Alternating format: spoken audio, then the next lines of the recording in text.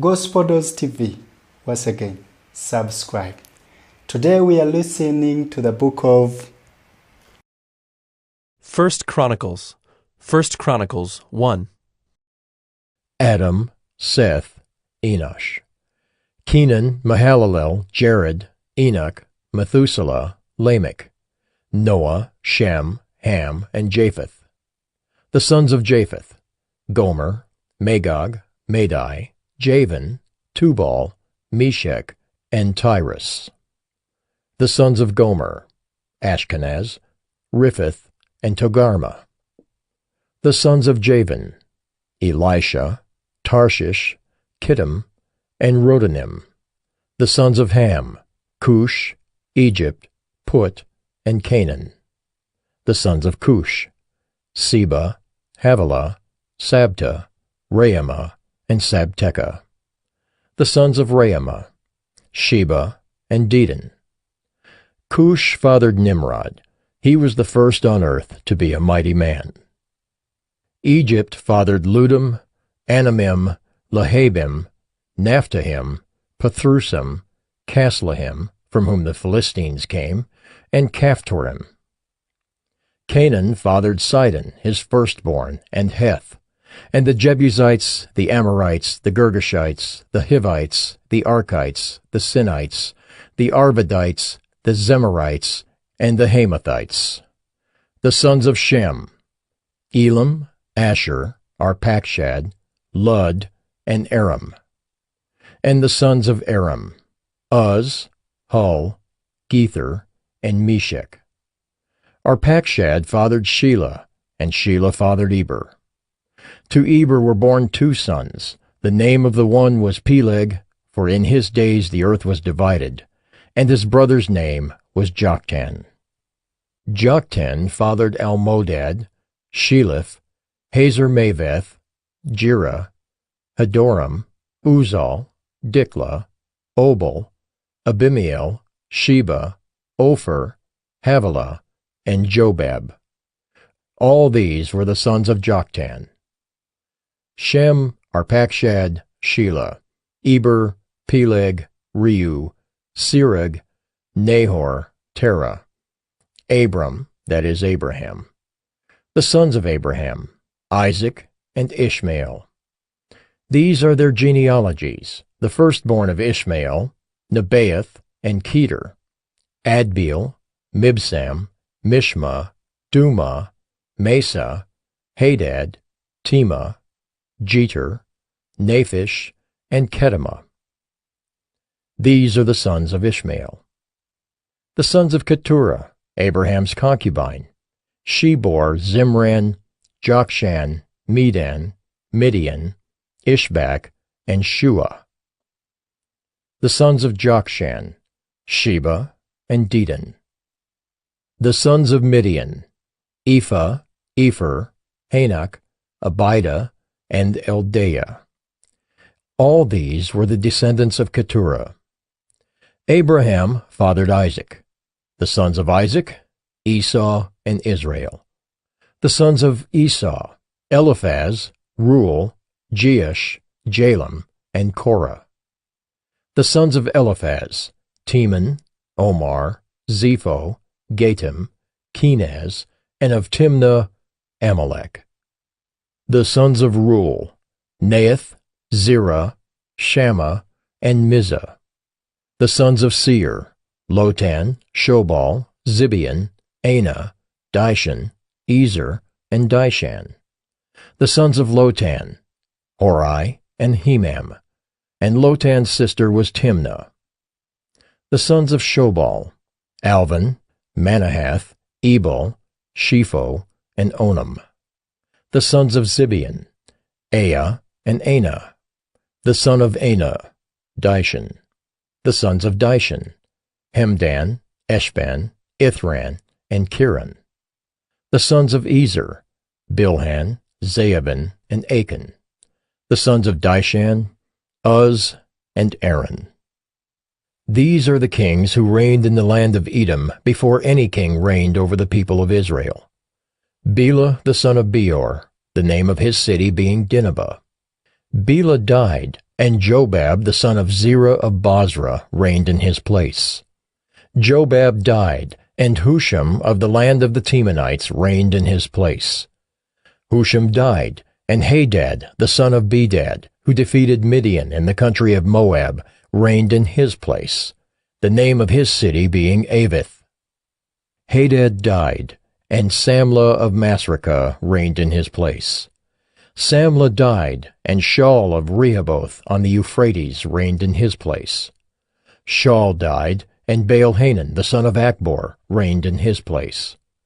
Baal-Hanan died, and Hadad reigned in his place, the name of his city being Pai. And his wife's name was Mehetabel, the daughter of Matred, the daughter of Mezahab. And Hadad died. The chiefs of Edom were chiefs Timnah, Alva, Jetheth, Aholabama, Elah, Pinan, Kenaz, Teman, Mibzar, Magdiel, and Iram. These are the chiefs of Edom.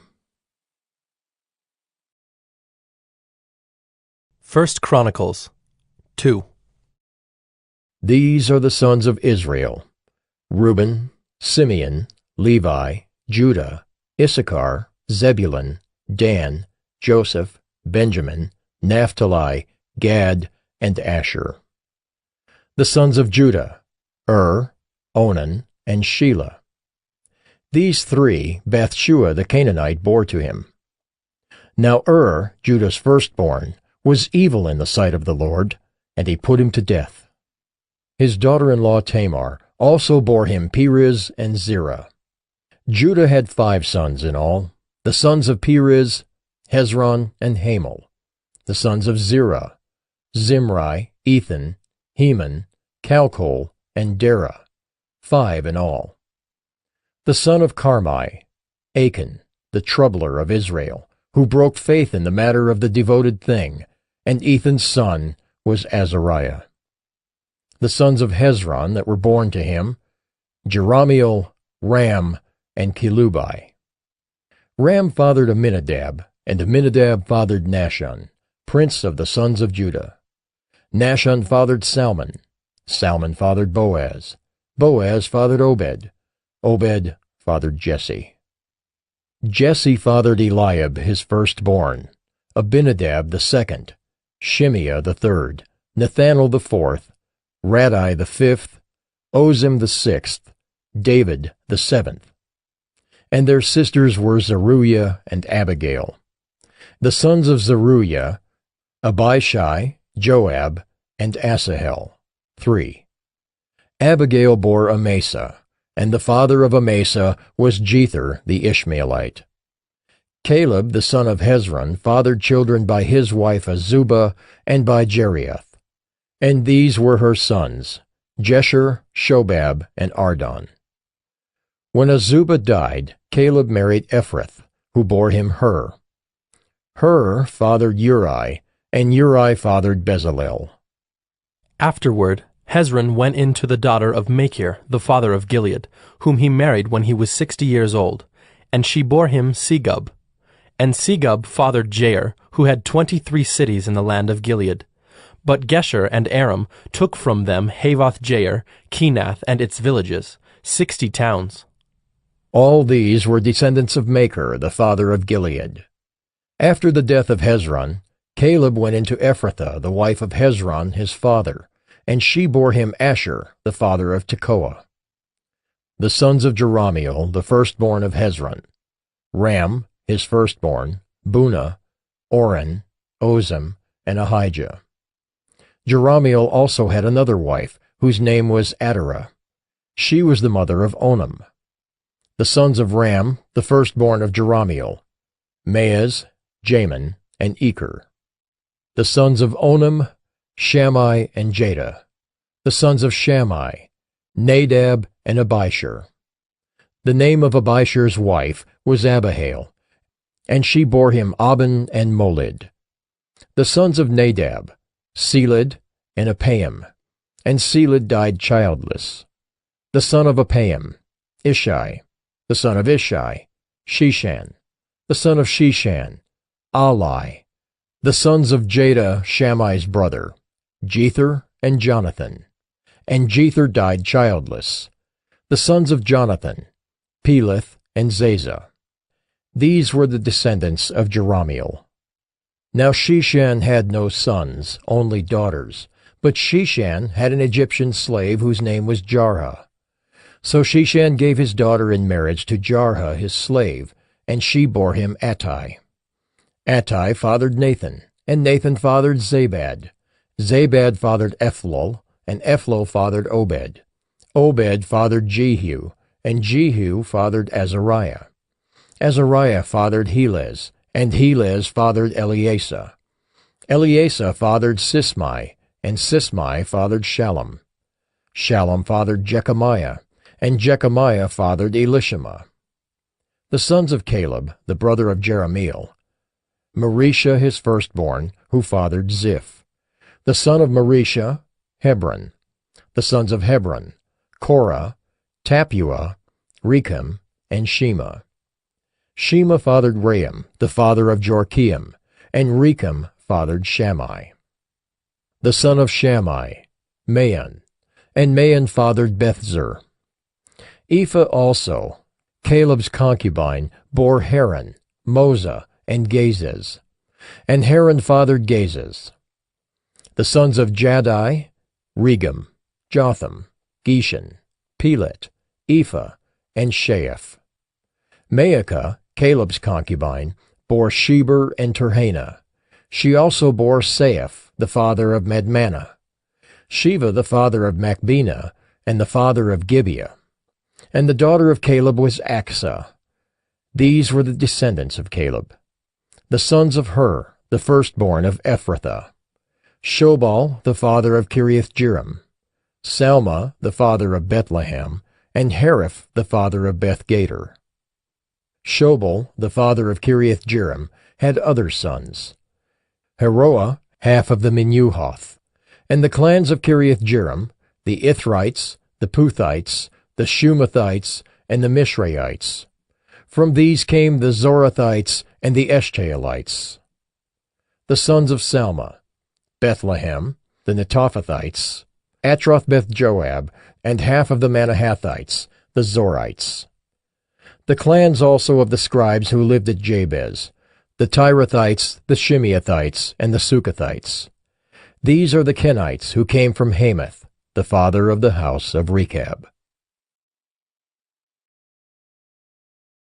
1 Chronicles 3. These are the sons of David who were born to him in Hebron: the firstborn, Amnon, by Ahinoam the Jezreelite; the second, Daniel, by Abigail the Carmelite; the third, Absalom, whose mother was Maacah, the daughter of Talmai, king of Geshur; the fourth, Adonijah, whose mother was Haggith; the fifth, Shephatiah, by Abital; the sixth, Ithream, by his wife Eglah.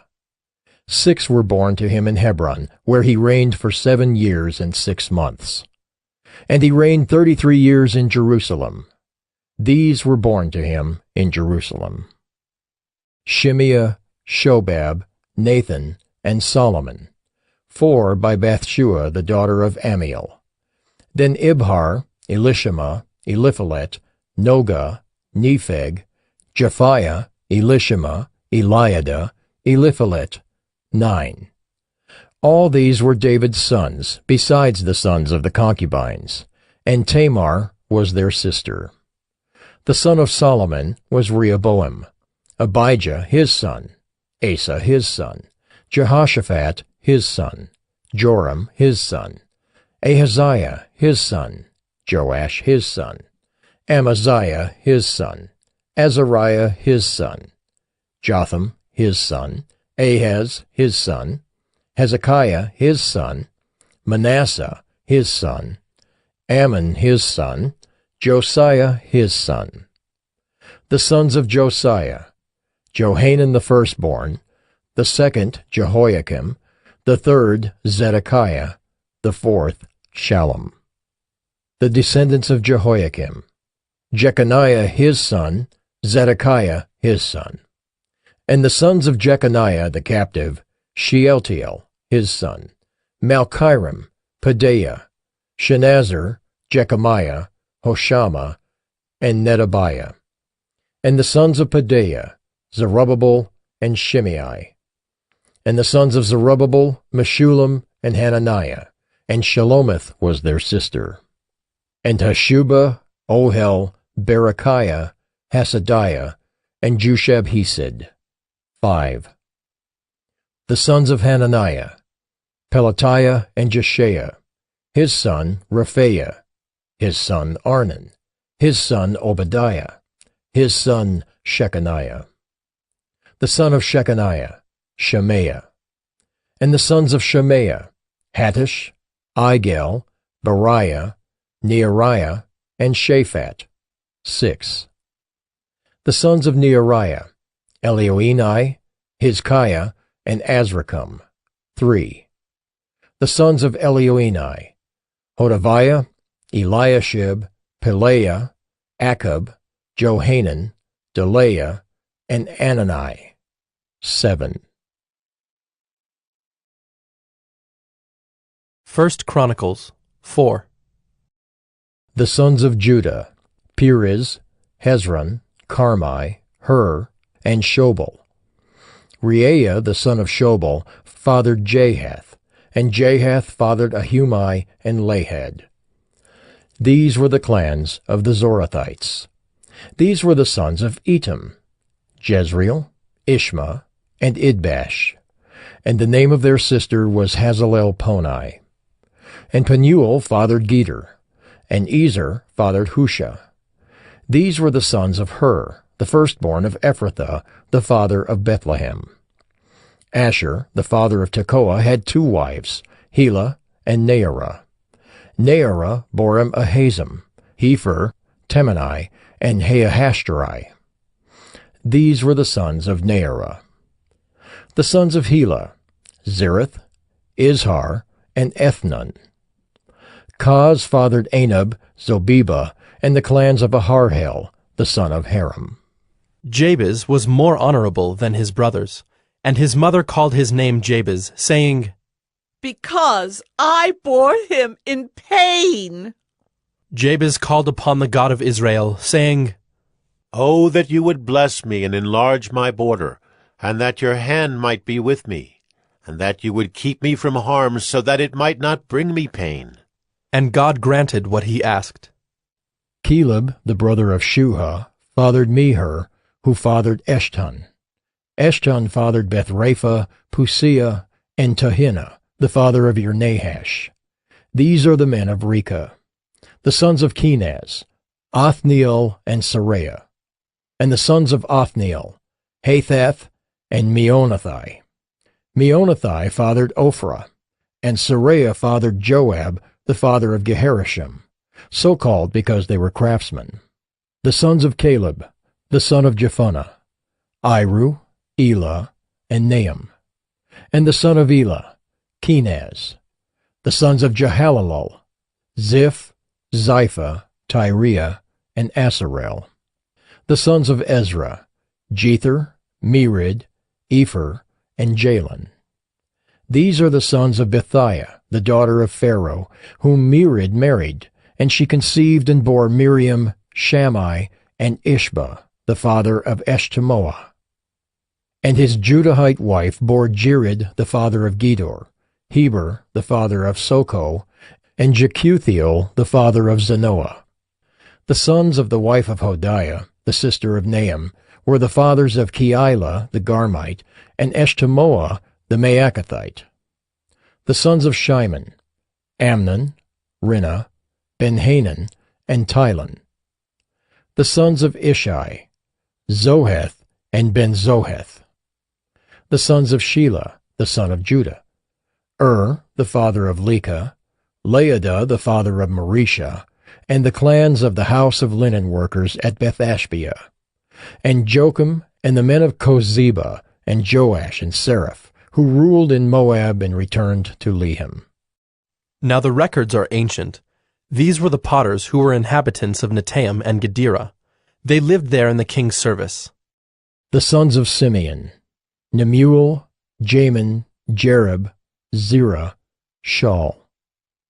Shallum was his son, Mibsam his son, Mishma his son. The sons of Mishma: Hamuel his son, Zachar his son, Shimei his son. Shimei had 16 sons and 6 daughters, but his brothers did not have many children, nor did all their clan multiply like the men of Judah. They lived in Beersheba, Moladah, Hazar-Shual, Bilhah, Ezim, Tolad, Bethuel, Hormah, Ziklag, Beth-Markaboth, Hazar-Susim, Beth-Barai, and Shearaim. These were their cities until David reigned.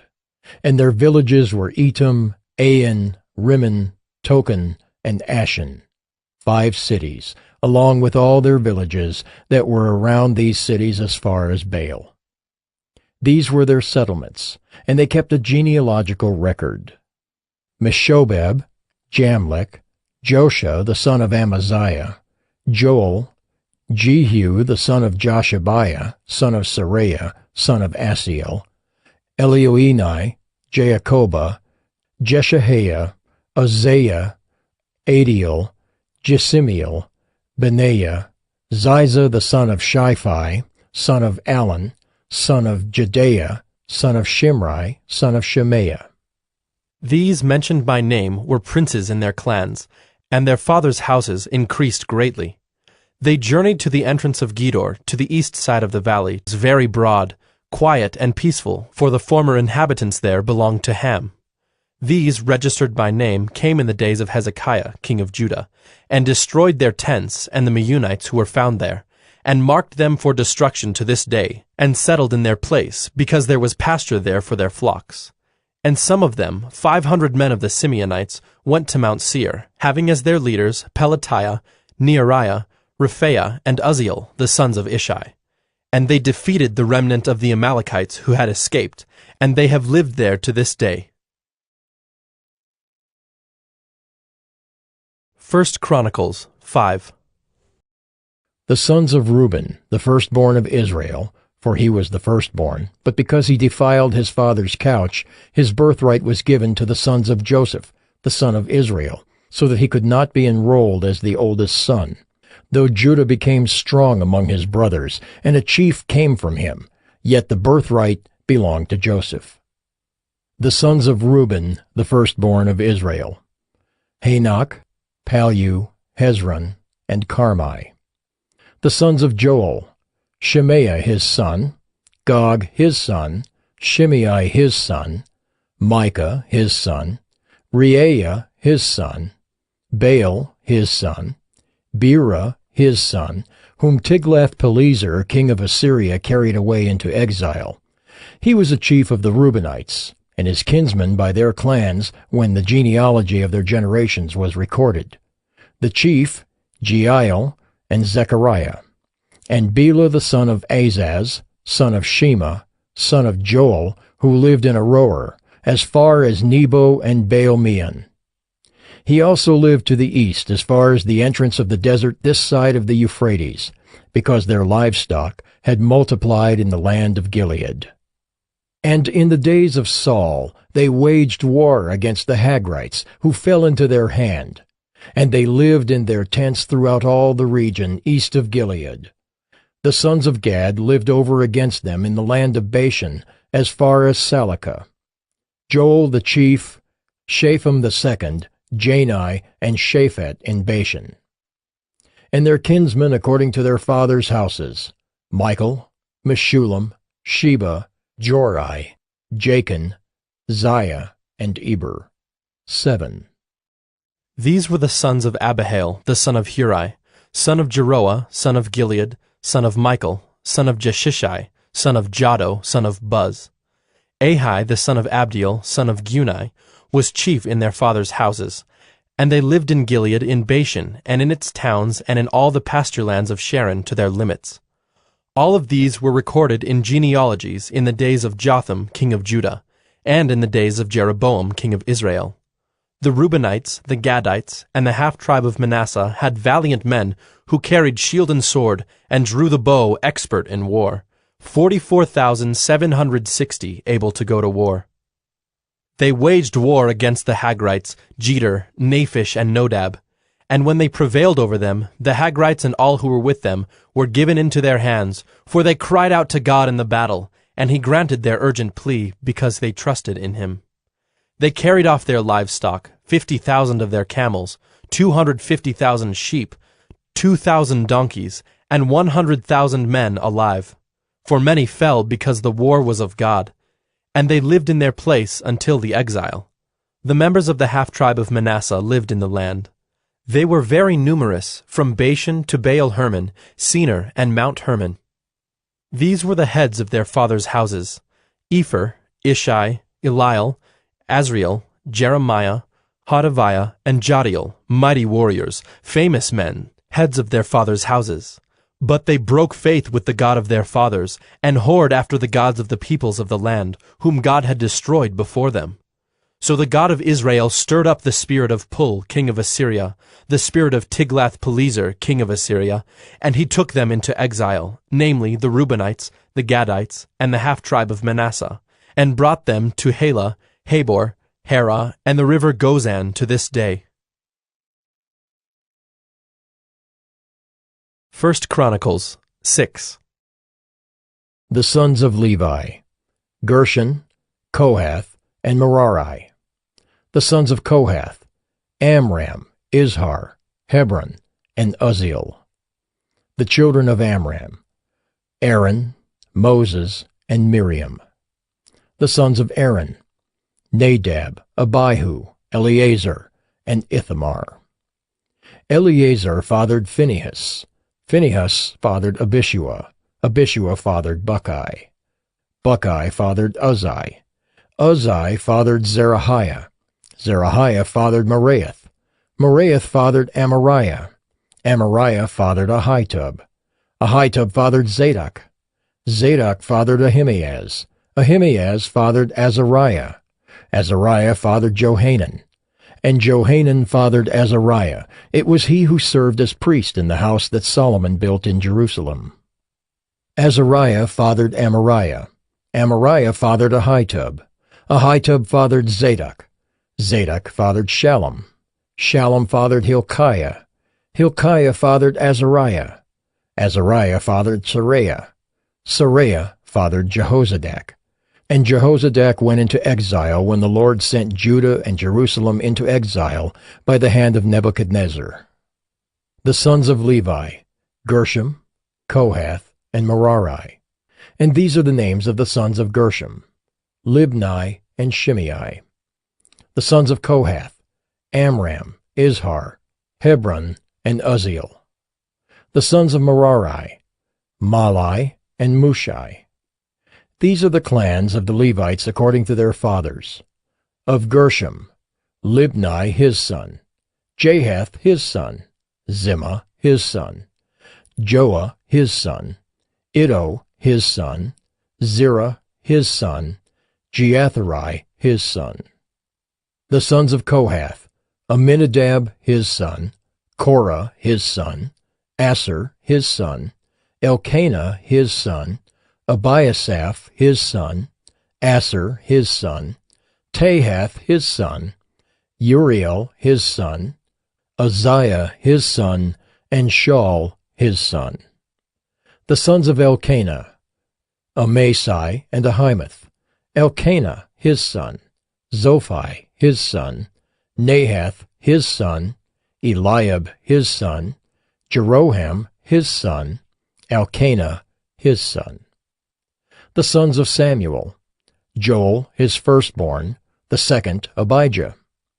The sons of Merari: Mahli, Libni his son, Shimei his son, Uzzah his son, Shimea his son, Haggiah his son, and Uzziah his son.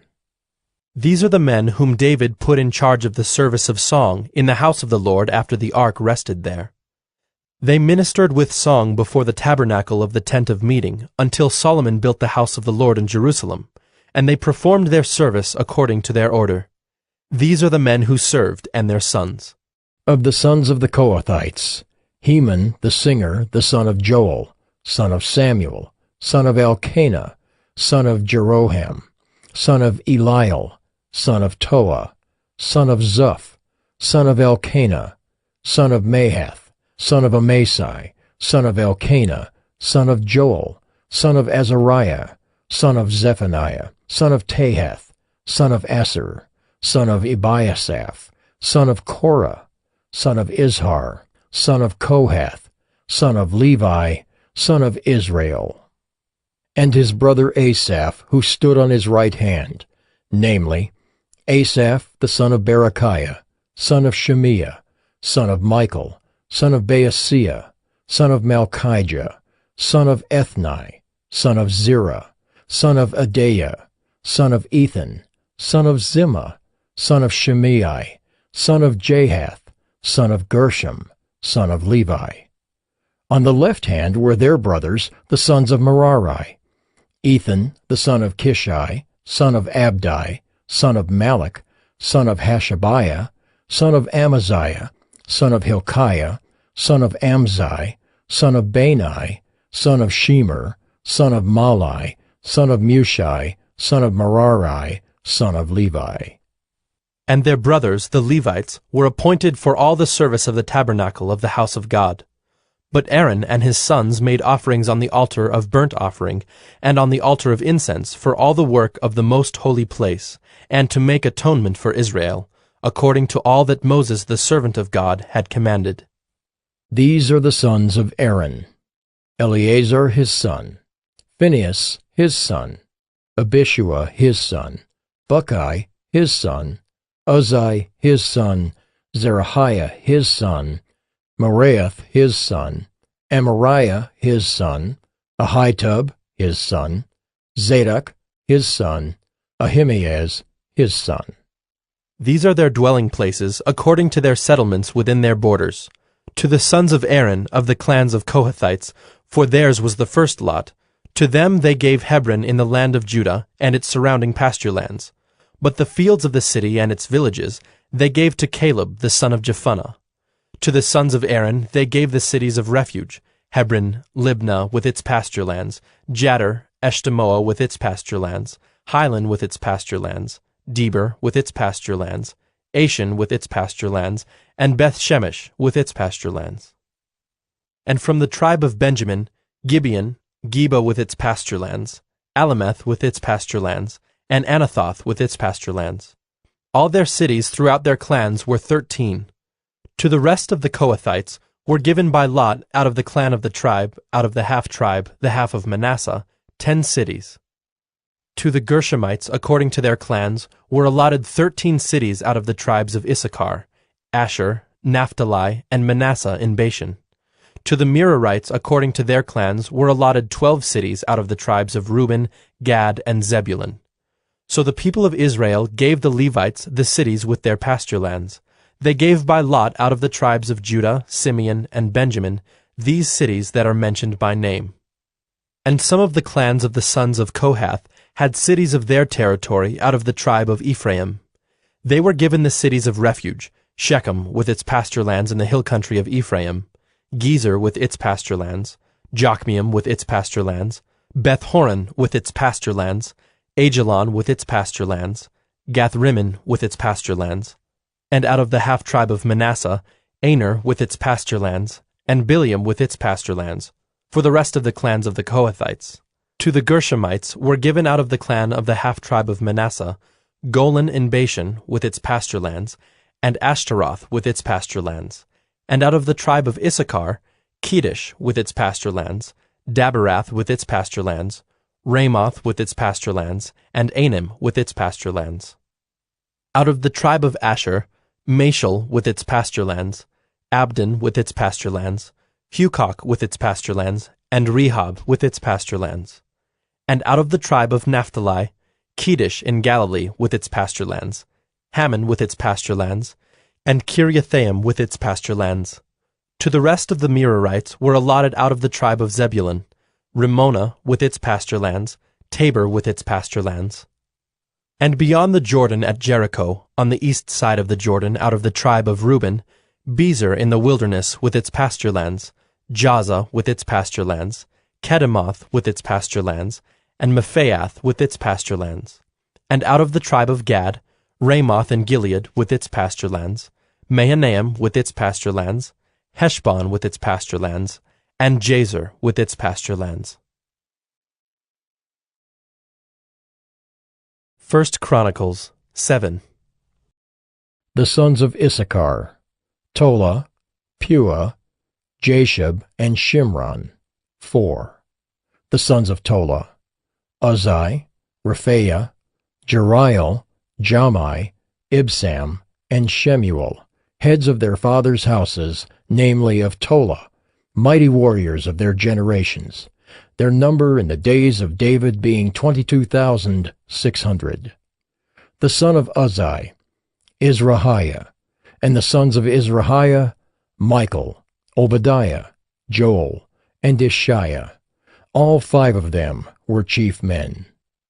And along with them, by their generations, according to their fathers' houses, were units of the army for war, 36,000, for they had many wives and sons.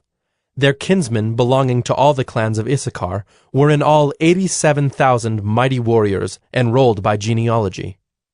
The sons of Benjamin, Bela, Becher, and Jediael, 3. The sons of Bela, Esbon, Uzai, Uzziel, Jeremoth, and Iri, 5, heads of fathers' houses, mighty warriors. And their enrollment by genealogies was 22,034. The sons of Becher, Zemira, Joash, Eliezer, Elioenai, Omri, Jeremoth, Abijah, Anathoth, and Alameth. All these were the sons of Becher, and their enrollment by genealogies according to their generations, as heads of their fathers' houses, mighty warriors, was 20,200.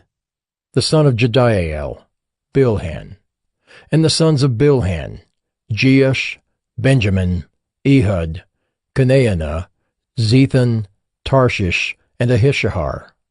All these were the sons of Jediael, according to the heads of their fathers' houses, mighty warriors, 17,200 able to go to war. And Shuppim and Huppim were the sons of Ir, Hushim the son of Aher. The sons of Naphtali, Jaziel, Gunai, Jezer, and Shallum, the descendants of Bilhah. The sons of Manasseh, Azriel, whom his Aramean concubine bore. She bore Machir, the father of Gilead. And Machir took a wife for Huppim and for Shuppim. The name of his sister was Maacah, and the name of the second was Zelophehad, and Zelophehad had daughters. And Maacah, the wife of Machir, bore a son, and she called his name Peresh. And the name of his brother was Sheresh, and his sons were Ulam and Racham. The son of Ulam, Bedan. These were the sons of Gilead, the son of Machir, son of Manasseh. And his sister Hamaleketh bore Ishad, Abiezer, and Mala. The sons of Shemida were Ahian, Shechem, Lichai, and Aniam. The sons of Ephraim, Shuthelah, and Bered his son, Tahath his son, Eliada his son, Tahath his son, Zabad his son, Shuthelah his son, and Ezer and Eliad, whom the men of Gath who were born in the land killed, because they came down to raid their livestock. And Ephraim their father mourned many days, and his brothers came to comfort him. And Ephraim went into his wife, and she conceived and bore a son. And he called his name Beriah, because disaster had befallen his house. His daughter was Shira, who built both lower and upper Beth-horon, and Uzzen-Sheerah. Repha was his son, Reseph his son, Tela his son, Tahan his son, Ladan his son, Ammihud his son, Elishama his son, Nun his son, Joshua his son. Their possessions and settlements were Bethel and its towns, and to the east Naaran, and to the west Gezer and its towns, Shechem and its towns, and Aiah and its towns. Also in possession of the Manassites, Bethshean and its towns, Taanach and its towns, Megiddo and its towns, Dor and its towns. In these lived the sons of Joseph, the son of Israel. The sons of Asher, Imnah, Ishva, Ishvi, Beriah, and their sister Serah. The sons of Beriah, Heber and Malchiel, who fathered Birzaith. Heber fathered Japhlet, Shomer, Hotham, and their sister Shua. The sons of Japhlet, Pesach, Bimhal, and Ashvath. These are the sons of Japhlet. The sons of Shemer his brother, Roga, Jehubbah, and Aram. The sons of Helam his brother, Zophah, Imnah, Shelesh, and Amal. The sons of Zophah, Sua, Harnepher, Shual, Beri, Imrah, Bezer, Had, Shammah, Shilshah, Ithran, and Bera. The sons of Jether, Jephunneh, Pispa, and Era. The sons of Ulla, Era, Haniel, and Raziah. All of these were men of Asher, heads of fathers' houses, approved, mighty warriors, chiefs of the princes. Their number enrolled by genealogies for service in war was 26,000 men. 1 Chronicles 8. Benjamin fathered Bela his firstborn, Ashbel the second, Ahara the third, Noha the fourth, and Rapha the fifth. And Bela had sons, Adar, Gera, Abihud, Abishua, Naaman, Ahoah, Gera, Shephuphon, and Huram. These are the sons of Ehud. They were heads of fathers' houses of the inhabitants of Geba, and they were carried into exile to Manahath. Naaman, Ahijah, and Gera, that is, Heglam, who fathered Uzzah and Ahiud. And Shaharaim fathered sons in the country of Moab, after he had sent away Hushim and Beerah his wives. He fathered sons by Hodesh his wife, Jobab, Zibiah, Mesha, Malcolm, Jeaz, Sakiah, and Mirma. These were his sons, heads of fathers' houses. He also fathered sons by Hushim, Abitub, and Elpaal. The sons of Elpaal, Eber, Misham, and Shemid, who built Ono and Lod with its towns, and Beriah and Shema. They were heads of fathers' houses of the inhabitants of Ajalon, who caused the inhabitants of Gath to flee. And Ahio, Shashak, and Jeremoth. Zebediah, Arad, Eder, Michael, Ishpa, and Joha were sons of Beriah. Zebediah, Meshullam, Hizkai, Heber, Ishmerai, Isliah, and Jobab were the sons of Elpaal. Jachim, Zichri, Zabdi, Elianai, Zilathai, Eliel, Adaiah, Bereah, and Shimrath were the sons of Shimei. Ishpan, Eber, Eliel, Abdon, Zichri, Hanan, Hananiah, Elam, Anthothijah, Ifdiah, and Penuel were the sons of Shashak. Shamsherai, Shehariah, Athaliah, Jearishiah, Elijah, and Zichri were the sons of Jeroham. These were the heads of fathers' houses according to their generations, chief men. These lived in Jerusalem. Jeiel, the father of Gibeon, lived in Gibeon, and the name of his wife was Maacah. His firstborn son, Abdon, then Zur, Kish, Baal, Nadab, Gedor, Ahio, Zecher, and Mikloth. He fathered Shemiah. Now these also lived opposite their kinsmen in Jerusalem with their kinsmen.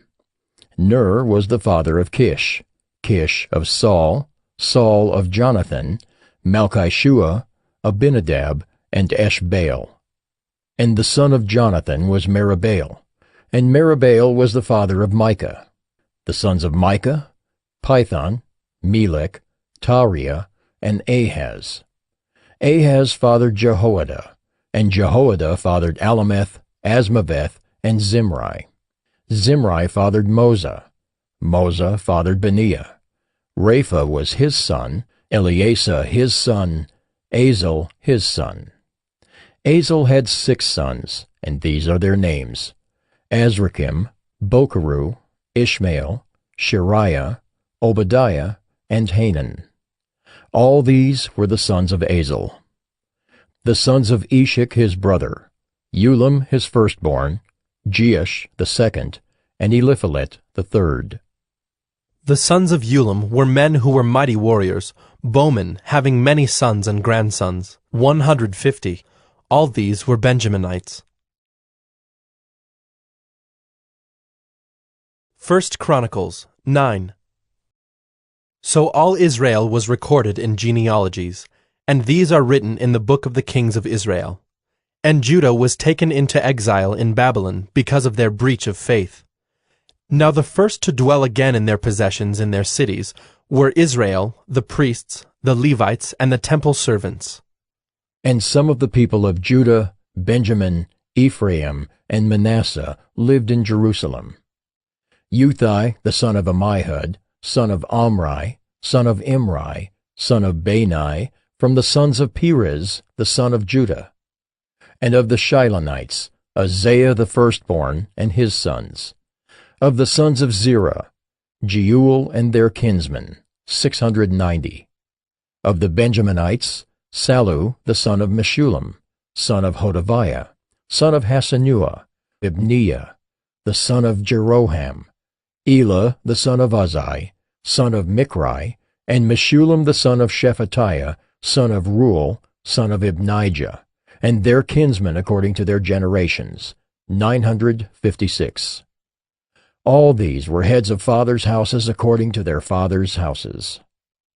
Of the priests, Jedaiah, Jehoiarib, Jachin, and Azariah the son of Hilkiah, son of Meshullam, son of Zadok, son of Meraioth, son of Ahitub, the chief officer of the house of God.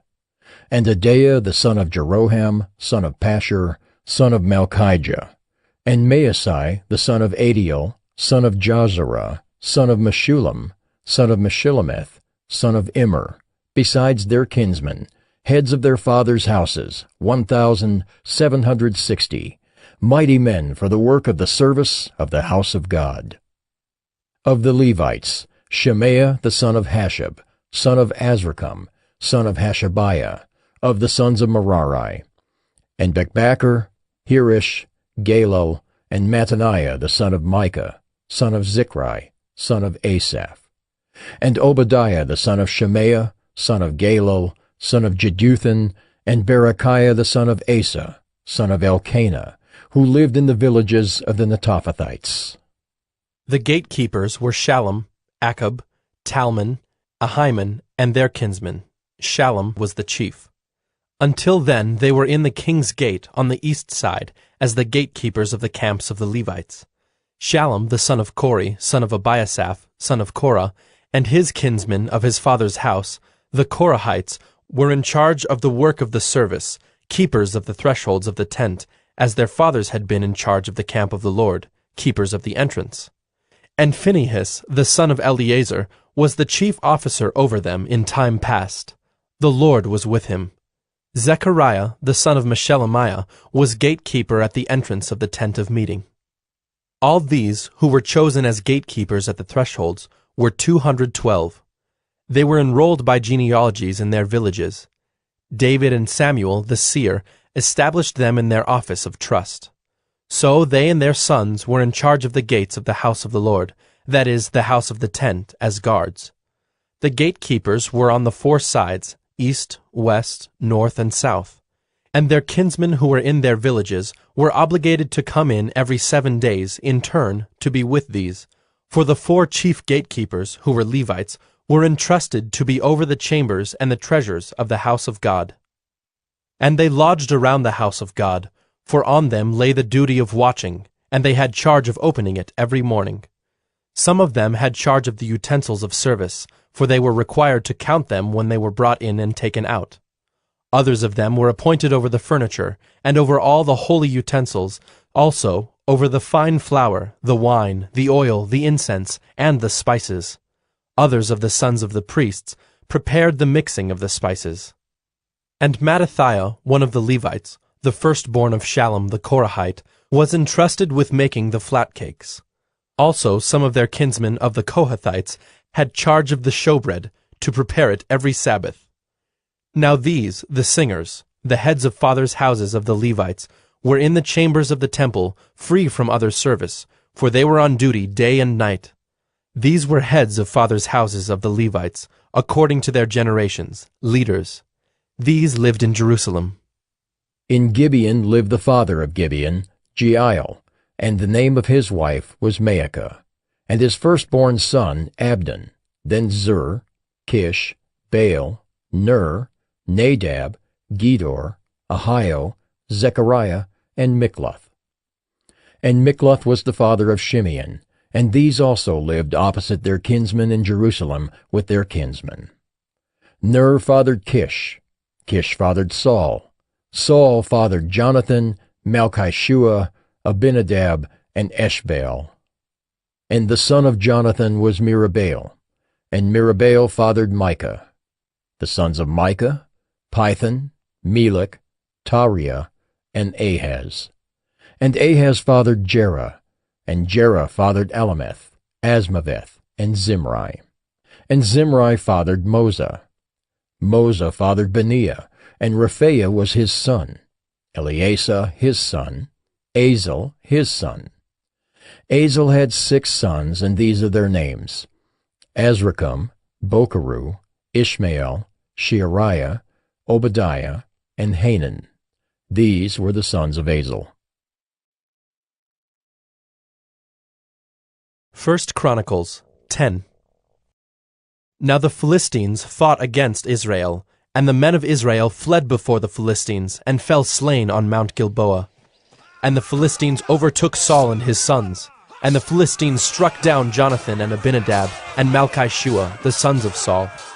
The battle pressed hard against Saul, and the archers found him, and he was wounded by the archers.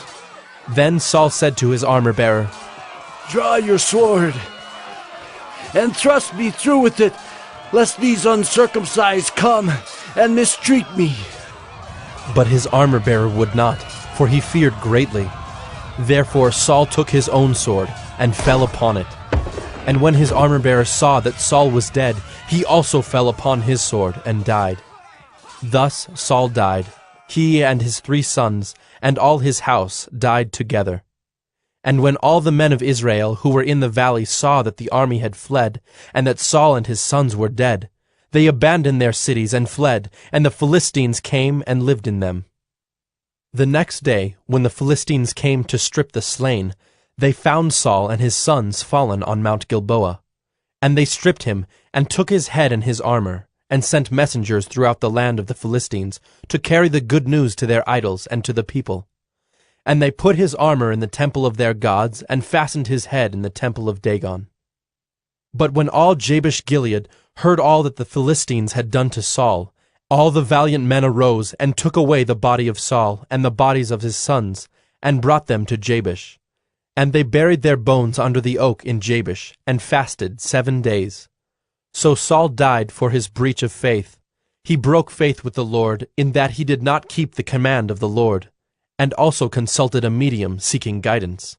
He did not seek guidance from the Lord. Therefore the Lord put him to death, and turned the kingdom over to David, the son of Jesse. 1 Chronicles 11. Then all Israel gathered together to David at Hebron, and said, "Behold, we are your bone and flesh. In times past, even when Saul was king, it was you who led out and brought in Israel. And the Lord your God said to you, 'You shall be shepherd of my people Israel, and you shall be prince over my people Israel.'" So all the elders of Israel came to the king at Hebron, and David made a covenant with them at Hebron before the Lord. And they anointed David king over Israel, according to the word of the Lord by Samuel. And David and all Israel went to Jerusalem, that is, Jebus, where the Jebusites were, the inhabitants of the land. The inhabitants of Jebus said to David, "You will not come in here." Nevertheless, David took the stronghold of Zion, that is, the city of David. David said, "Whoever strikes the Jebusites first shall be chief and commander."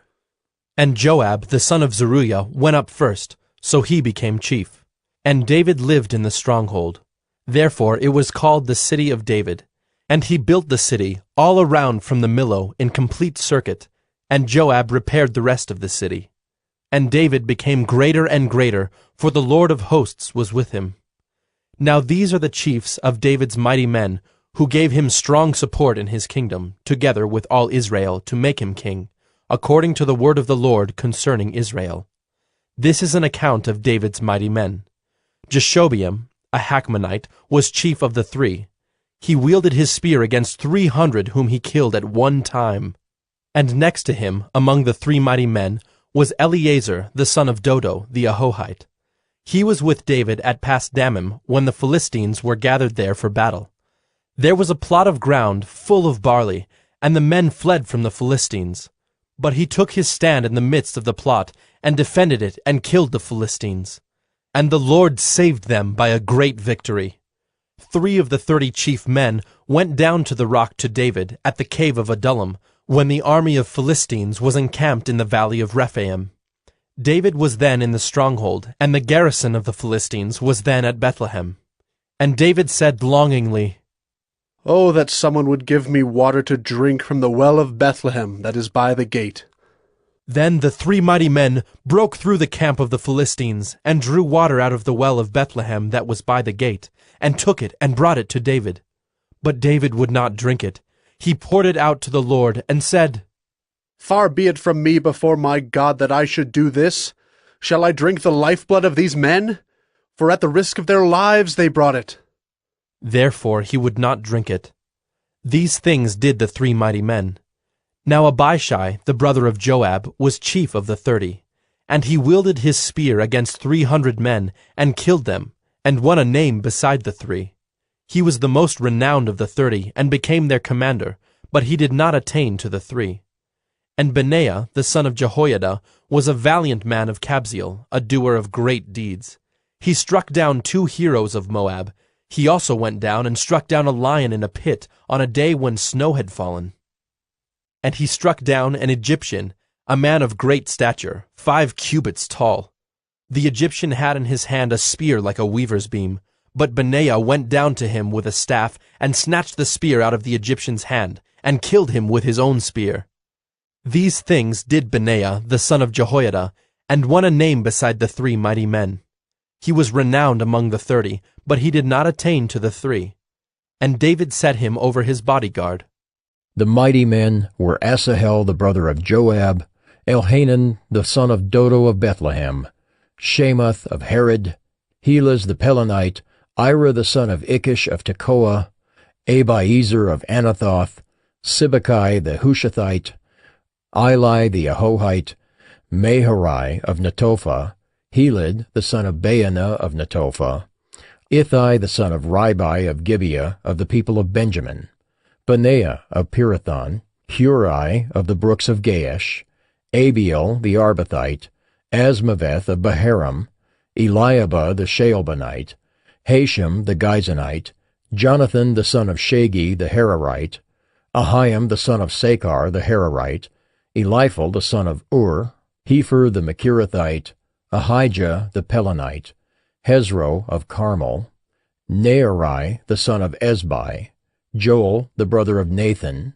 Mibhar the son of Hagri, Zelek the Ammonite, Naharai of Beeroth, the armor-bearer of Joab, the son of Zeruiah, Ira the Ithrite, Gareb the Ithrite, Uriah the Hittite, Zabad the son of Ali, Adonah the son of Shiza the Reubenite, a leader of the Reubenites, and 30 with him, Hanan the son of Maacah, and Joshaphat the Mithnite, Uzziah the Ashtorethite, Shema and Jeiel the sons of Hotham the Aroerite, Jedael the son of Shimri, and Joha his brother the Tizite, Eliel the Maavite, and Jerubai and Joshaviah the sons of Elnaam, and Ithma the Moabite, Eliel, and Obed, and Jaasiel the Mezobaite.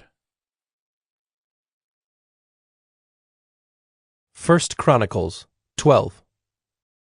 Now these are the men who came to David at Ziklag, while he could not move about freely because of Saul the son of Kish.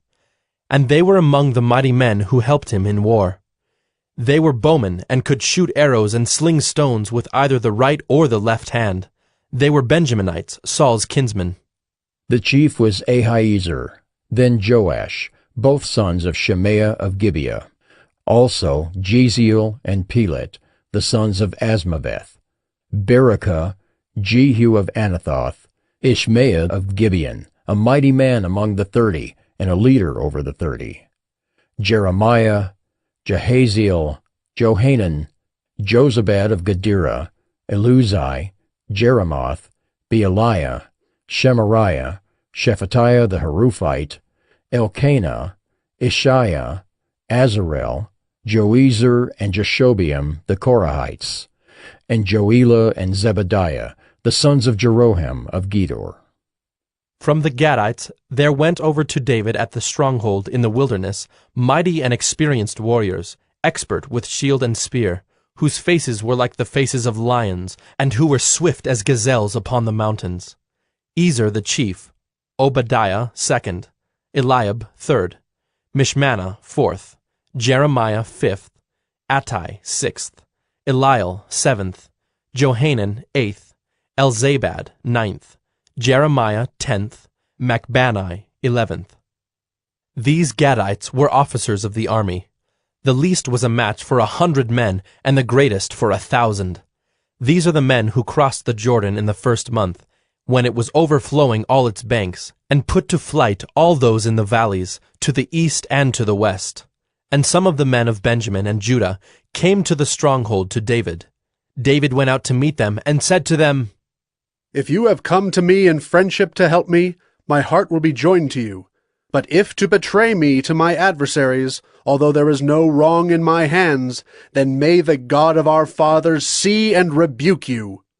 Then the Spirit clothed Amasai, chief of the 30, and he said, We are yours, O David, and with you, O son of Jesse. Peace, peace to you, and peace to your helpers, for your God helps you. Then David received them and made them officers of his troops. Some of the men of Manasseh deserted to David when he came with the Philistines for the battle against Saul. Yet he did not help them, for the rulers of the Philistines took counsel and sent him away, saying, At peril to our heads he will desert to his master Saul.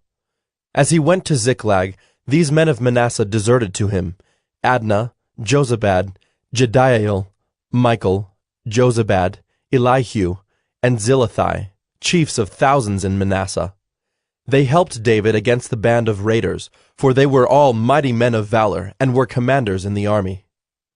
For from day to day men came to David to help him, until there was a great army, like an army of God. These are the numbers of the divisions of the armed troops who came to David in Hebron, to turn the kingdom of Saul over to him according to the word of the Lord. The men of Judah bearing shield and spear were 6,800 armed troops. Of the Simeonites, mighty men of valor for war, 7,100. Of the Levites, 4,600. The prince Jehoiada of the house of Aaron, and with him 3,700. Zadok, a young man mighty in valor, and 22 commanders from his own father's house. Of the Benjaminites, the kinsmen of Saul, 3,000, of whom the majority had to that point kept their allegiance to the house of Saul. Of the Ephraimites, 20,800 mighty men of valor, famous men in their fathers' houses. Of the half-tribe of Manasseh, 18,000 who were expressly named to come and make David king. Of Issachar, men who had understanding of the times to know what Israel ought to do, 200 chiefs, and all their kinsmen under their command. Of Zebulun, 50,000 seasoned troops, equipped for battle with all the weapons of war, to help David with singleness of purpose. Of Naphtali, 1,000 commanders, with whom were 37,000 men, armed with shield and spear. Of the Danites, 28,600 men, equipped for battle. Of Asher, 40,000 seasoned troops, ready for battle. Of the Reubenites and Gadites, and the half-tribe of Manasseh from beyond the Jordan, 120,000 men, armed with all the weapons of war. All these, men of war, arrayed in battle order, came to Hebron with full intent to make David king over all Israel. Likewise, all the rest of Israel were of a single mind to make David king. And they were there with David for 3 days, eating and drinking, for their brothers had made preparation for them. And also their relatives, from as far as Issachar and Zebulun and Naphtali, came bringing food on donkeys and on camels, and on mules and on oxen, abundant provisions of flour, cakes of figs, clusters of raisins, and wine and oil, oxen and sheep, for there was joy in Israel. 1 Chronicles 13. David consulted with the commanders of thousands and of hundreds, with every leader. And David said to all the assembly of Israel, If it seems good to you and from the Lord our God, let us send abroad to our brothers who remain in all the lands of Israel, as well as to the priests and Levites in the cities that have pasture lands, that they may be gathered to us. Then let us bring again the ark of our God to us, for we did not seek it in the days of Saul. All the assembly agreed to do so, for the thing was right in the eyes of all the people. So David assembled all Israel from the Nile of Egypt to Lebo-Hamath, to bring the ark of God from Kiriath-Jearim. And David and all Israel went up to Baalah, that is, to Kiriath-Jearim that belongs to Judah, to bring up from there the ark of God, which is called by the name of the Lord, who sits enthroned above the cherubim. And they carried the ark of God on a new cart from the house of Abinadab, and Uzzah and Ahio were driving the cart. And David and all Israel were rejoicing before God with all their might, with song and lyres and harps, and tambourines and cymbals and trumpets. And when they came to the threshing floor of Chidon, Uzzah put out his hand to take hold of the ark, for the oxen stumbled. And the anger of the Lord was kindled against Uzzah, and he struck him down because he put out his hand to the ark, and he died there before God. And David was angry because the Lord had broken out against Uzzah. And that place is called Perez Uzzah to this day. And David was afraid of God that day, and he said, How can I bring the ark of God home to me? So David did not take the ark home into the city of David, but took it aside to the house of Obed-Edom the Gittite. And the ark of God remained with the household of Obed-Edom in his house 3 months. And the Lord blessed the household of Obed-Edom and all that he had. 1 Chronicles 14. And Hiram, king of Tyre, sent messengers to David and cedar trees, also masons and carpenters, to build a house for him. And David knew that the Lord had established him as king over Israel, and that his kingdom was highly exalted for the sake of his people Israel. And David took more wives in Jerusalem, and David fathered more sons and daughters. These are the names of the children born to him in Jerusalem: Shemua, Shobab, Nathan, Solomon, Ibhar, Elishua, Elpelet, Noga, Nepheg, Japhiah, Elishama, Beeliada, and Eliphelet. When the Philistines heard that David had been anointed king over all Israel, all the Philistines went up to search for David. But David heard of it and went out against them. Now the Philistines had come and made a raid in the valley of Rephaim. And David inquired of God, Shall I go up against the Philistines? Will you give them into my hand? And the Lord said to him, Go up, and I will give them into your hand. And he went up to Baal-perazim, and David struck them down there. And David said, God has broken through my enemies by my hand, like a bursting flood. Therefore the name of that place is called Baal-perazim. And they left their gods there, and David gave command, and they were burned. And the Philistines yet again made a raid in the valley. And when David again inquired of God, God said to him, You shall not go up after them. Go around and come against them opposite the balsam trees. And when you hear the sound of marching in the tops of the balsam trees, then go out to battle, for God has gone out before you to strike down the army of the Philistines. And David did as God commanded him, and they struck down the Philistine army from Gibeon to Gezer. And the fame of David went out into all lands, and the Lord brought the fear of him upon all nations. 1 Chronicles 15. David built houses for himself in the city of David, and he prepared a place for the ark of God and pitched a tent for it. Then David said that no one but the Levites may carry the ark of God, for the Lord had chosen them to carry the ark of the Lord and to minister to him forever. And David assembled all Israel at Jerusalem to bring up the ark of the Lord to its place, which he had prepared for it. And David gathered together the sons of Aaron and the Levites.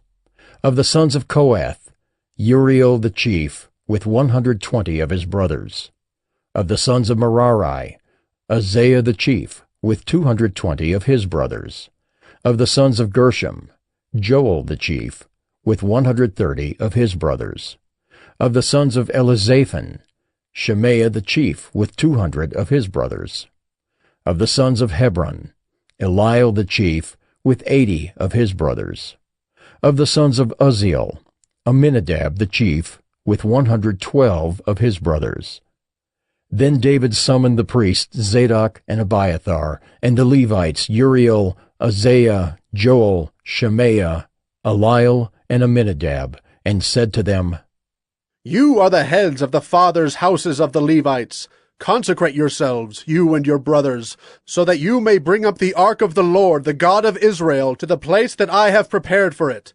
Because you did not carry it the first time, the Lord our God broke out against us, because we did not seek him according to the rule. So the priests and the Levites consecrated themselves to bring up the ark of the Lord, the God of Israel. And the Levites carried the ark of God on their shoulders with the poles, as Moses had commanded according to the word of the Lord.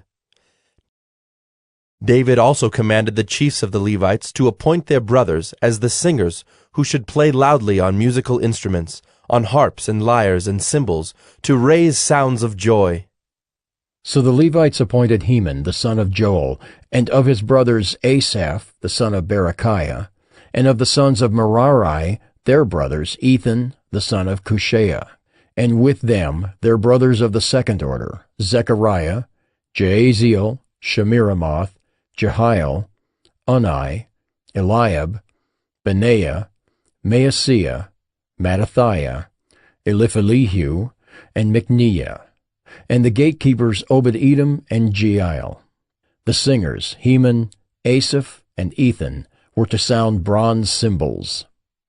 Zechariah, Aziel, Shemiramoth, Jehiel, Unai, Eliab, Maaseiah, and Benaiah were to play harps according to Alamoth. But Mattithiah, Eliphelehu, Micneiah, Obed-Edom, Jeiel, and Azaziah were to lead with lyres according to the Sheminith. Kenaniah, leader of the Levites in music, should direct the music, for he understood it. Berechiah and Elkanah were to be gatekeepers for the ark. Shebaniah, Joshaphat, Nethanel, Amasai, Zechariah, Benaiah, and Eleazar the priests should blow the trumpets before the ark of God.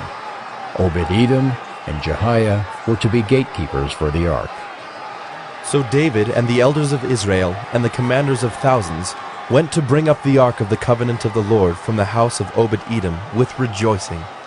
And because God helped the Levites who were carrying the ark of the covenant of the Lord, they sacrificed 7 bulls and 7 rams. David was clothed with a robe of fine linen, as also were all the Levites who were carrying the ark, and the singers, and Kenaniah the leader of the music of the singers.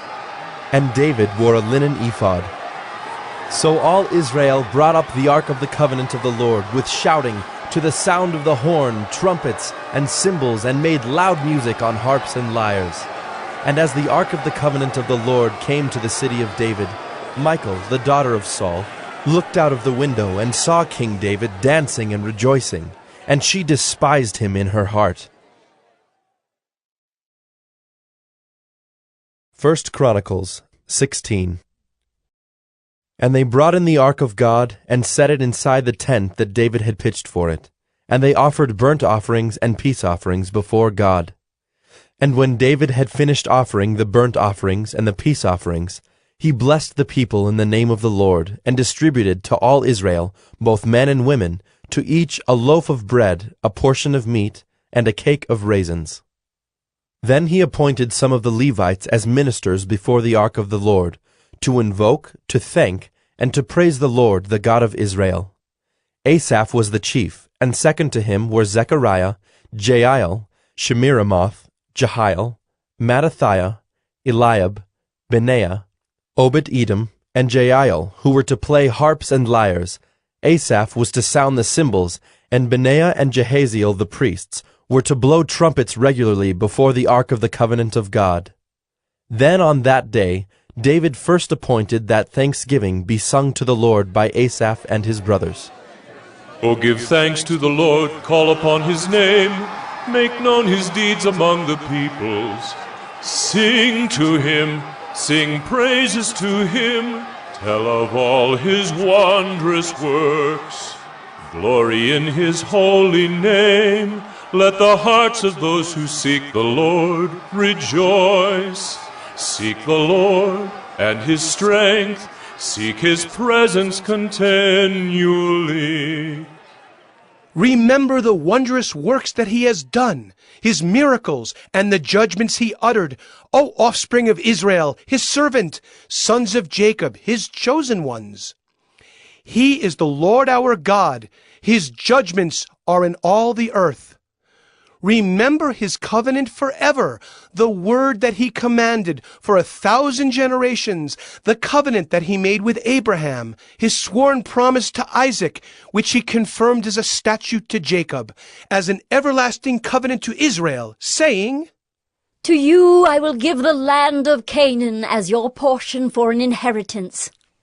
When you were few in number, and of little account, and sojourners in it, wandering from nation to nation, from one kingdom to another people, he allowed no one to oppress them. He rebuked kings on their account, saying, Touch not my anointed ones, do my prophets no harm. Sing to the Lord, all the earth. Tell of his salvation from day to day. Declare his glory among the nations, his marvelous works among all the peoples. For great is the Lord, and greatly to be praised, and he is to be held in awe above all gods. For all the gods of the peoples are idols, but the Lord made the heavens. Splendor and majesty are before him, strength and joy are in his place. Ascribe to the Lord, O clans of the peoples. Ascribe to the Lord glory and strength. Ascribe to the Lord the glory due his name. Bring an offering and come before him. Worship the Lord in the splendor of holiness. Tremble before him, all the earth. Yes, the world is established, it shall never be moved.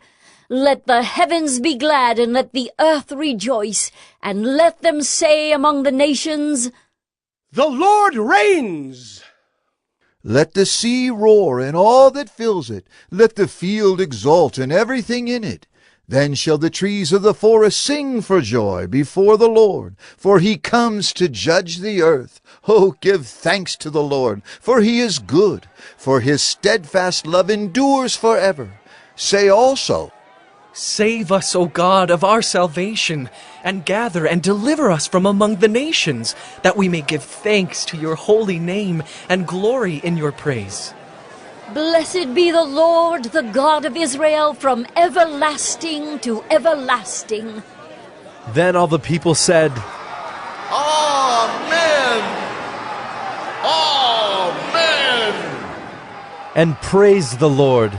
So David left Asaph and his brothers there before the ark of the covenant of the Lord, to minister regularly before the ark as each day required, and also Obed-Edom and his 68 brothers, while Obed-Edom, the son of Jeduthun, and Hosah were to be gatekeepers.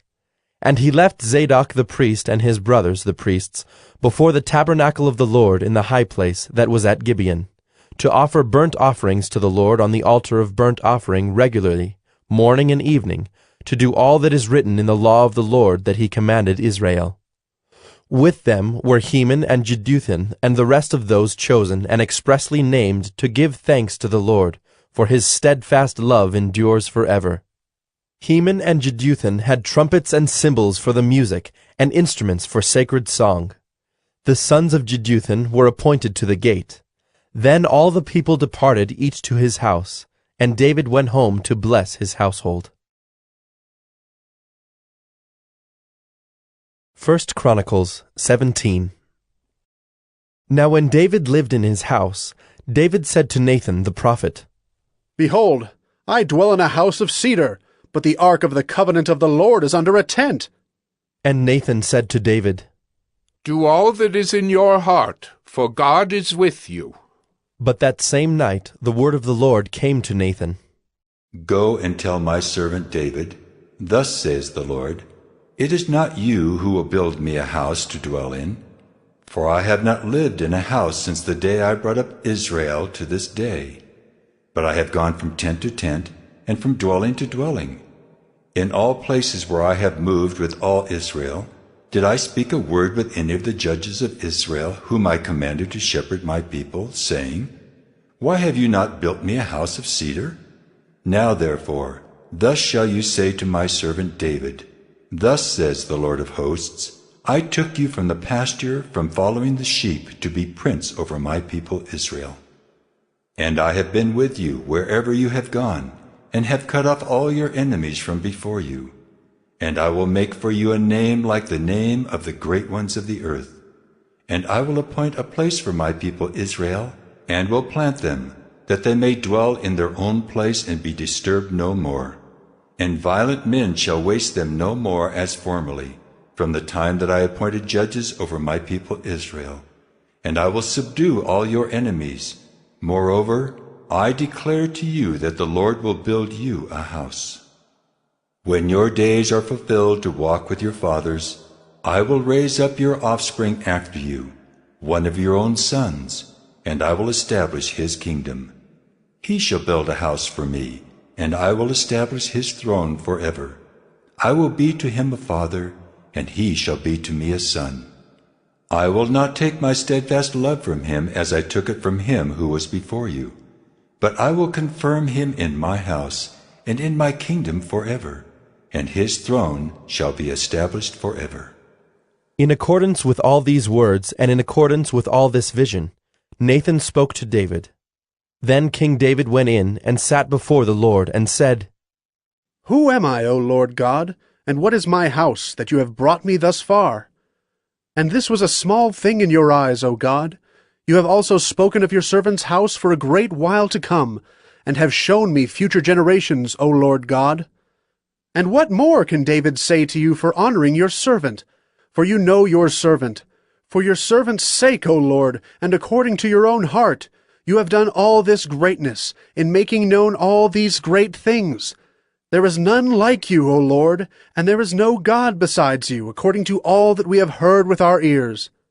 And who is like your people Israel, the one nation on earth whom God went to redeem to be his people, making for yourself a name for great and awesome things, in driving out nations before your people whom you redeemed from Egypt? And you made your people Israel to be your people forever, and you, O Lord, became their God. And now, O Lord, let the word that you have spoken concerning your servant and concerning his house be established forever, and do as you have spoken. And your name will be established and magnified forever, saying, The Lord of hosts, the God of Israel, is Israel's God, and the house of your servant David will be established before you. For you, my God, have revealed to your servant that you will build a house for him. Therefore your servant has found courage to pray before you. And now, O Lord, you are God, and you have promised this good thing to your servant. Now you have been pleased to bless the house of your servant, that it may continue forever before you. For it is you, O Lord, who have blessed, and it is blessed forever. 1 Chronicles 18. After this, David defeated the Philistines and subdued them, and he took Gath and its villages out of the hand of the Philistines. And he defeated Moab, and the Moabites became servants to David, and brought tribute. David also defeated Hadadezer, king of Zobah-Hamath, as he went to set up his monument at the river Euphrates. And David took from him 1,000 chariots, 7,000 horsemen, and 20,000 foot soldiers. And David hamstrung all the chariot horses, but left enough for 100 chariots. And when the Syrians of Damascus came to help Hadad-ezer, king of Zobah, David struck down 22,000 men of the Syrians. Then David put garrisons in Syria of Damascus, and the Syrians became servants to David and brought tribute. And the Lord gave victory to David wherever he went. And David took the shields of gold that were carried by the servants of Hadad-ezer, and brought them to Jerusalem. And from Tibhath and from Cun, cities of Hadad-ezer, David took a large amount of bronze. With it Solomon made the bronze sea, and the pillars and the vessels of bronze. When Tu, king of Hamath, heard that David had defeated the whole army of Hadad-ezer, king of Zobah, he sent his son Hadoram to King David to ask about his health and to bless him because he had fought against Hadad-ezer and defeated him. For Hadad-ezer had often been at war with Tu. And he sent all sorts of articles of gold, of silver, and of bronze. These also King David dedicated to the Lord, together with the silver and gold that he had carried off from all the nations, from Edom, Moab, the Ammonites, the Philistines, and Amalek. And Abishai, the son of Zeruiah, killed 18,000 Edomites in the valley of Salt. Then he put garrisons in Edom, and all the Edomites became David's servants. And the Lord gave victory to David wherever he went. So David reigned over all Israel, and he administered justice and equity to all his people. And Joab, the son of Zeruiah, was over the army, and Jehoshaphat, the son of Ahilud, was recorder. And Zadok, the son of Ahitub, and Ahimelech, the son of Abiathar, were priests. And Shavsha was secretary. And Benaiah, the son of Jehoiada, was over the Kerethites and the Pelethites. And David's sons were the chief officials in the service of the king. 1 Chronicles 19. Now after this, Nahash the king of the Ammonites died, and his son reigned in his place. And David said, I will deal kindly with Hanun the son of Nahash, for his father dealt kindly with me. So David sent messengers to console him concerning his father. And David's servants came to the land of the Ammonites to Hanun to console him. But the princes of the Ammonites said to Hanun, Do you think because David has sent comforters to you that he is honoring your father? Have not his servants come to you to search, and to overthrow, and to spy out the land? So Hanun took David's servants, and shaved them, and cut off their garments in the middle at their hips, and sent them away, and they departed. When David was told concerning the men, he sent messengers to meet them, for the men were greatly ashamed. And the king said, Remain at Jericho until your beards have grown, and then return. When the Ammonites saw that they had become a stench to David, Hanun and the Ammonites sent 1,000 talents of silver to hire chariots and horsemen from Mesopotamia, from Aram-Maacah, and from Zobah. They hired 32,000 chariots and the king of Maacah with his army, who came and encamped before Medeba. And the Ammonites were mustered from their cities and came to battle. When David heard of it, he sent Joab and all the army of the mighty men. And the Ammonites came out and drew up in battle array at the entrance of the city, and the kings who had come were by themselves in the open country. When Joab saw that the battle was set against him, both in front and in the rear, he chose some of the best men of Israel and arrayed them against the Syrians. The rest of his men he put in the charge of Abishai his brother, and they were arrayed against the Ammonites. And he said, If the Syrians are too strong for me, then you shall help me. But if the Ammonites are too strong for you, then I will help you. Be strong, and let us use our strength for our people and for the cities of our God, and may the Lord do what seems good to him. So Joab and the people who were with him drew near before the Syrians for battle, and they fled before him. And when the Ammonites saw that the Syrians fled, they likewise fled before Abishai, Joab's brother, and entered the city. Then Joab came to Jerusalem. But when the Syrians saw that they had been defeated by Israel, they sent messengers and brought out the Syrians who were beyond the Euphrates, with Shophach, the commander of the army of Hadad-ezer, at their head. And when it was told to David, he gathered all Israel together and crossed the Jordan and came to them, and drew up his forces against them. And when David set the battle in array against the Syrians, they fought with him. And the Syrians fled before Israel, and David killed of the Syrians the men of 7,000 chariots and 40,000 foot soldiers, and put to death also Shophach, the commander of their army. And when the servants of Hadad-ezer saw that they had been defeated by Israel, they made peace with David and became subject to him. So the Syrians were not willing to save the Ammonites any more. 1 Chronicles 20. In the spring of the year, the time when kings go out to battle, Joab led out the army and ravaged the country of the Ammonites, and came and besieged Rabbah. But David remained at Jerusalem. And Joab struck down Rabbah and overthrew it, and David took the crown of their king from his head. He found that it weighed a talent of gold, and in it was a precious stone. And it was placed on David's head. And he brought out the spoil of the city, a very great amount. And he brought out the people who were in it, and set them to labor with saws and iron picks and axes. And thus David did to all the cities of the Ammonites. Then David and all the people returned to Jerusalem. And after this there arose war with the Philistines at Gezer. Then Sibbecai the Hushathite struck down Sippai, who was one of the descendants of the giants, and the Philistines were subdued. And there was again war with the Philistines, and Elhanan the son of Jair struck down Lahmi the brother of Goliath the Gittite, the shaft of whose spear was like a weaver's beam. And there was again war at Gath, where there was a man of great stature who had 6 fingers on each hand and 6 toes on each foot, 24 in number, and he also was descended from the giants. And when he taunted Israel, Jonathan the son of Shimeah, David's brother, struck him down. These were descended from the giants in Gath, and they fell by the hand of David and by the hand of his servants. 1 Chronicles 21. Then Satan stood against Israel and incited David to number Israel. So David said to Joab and the commanders of the army, Go, number Israel, from Beersheba to Dan, and bring me a report, that I may know their number.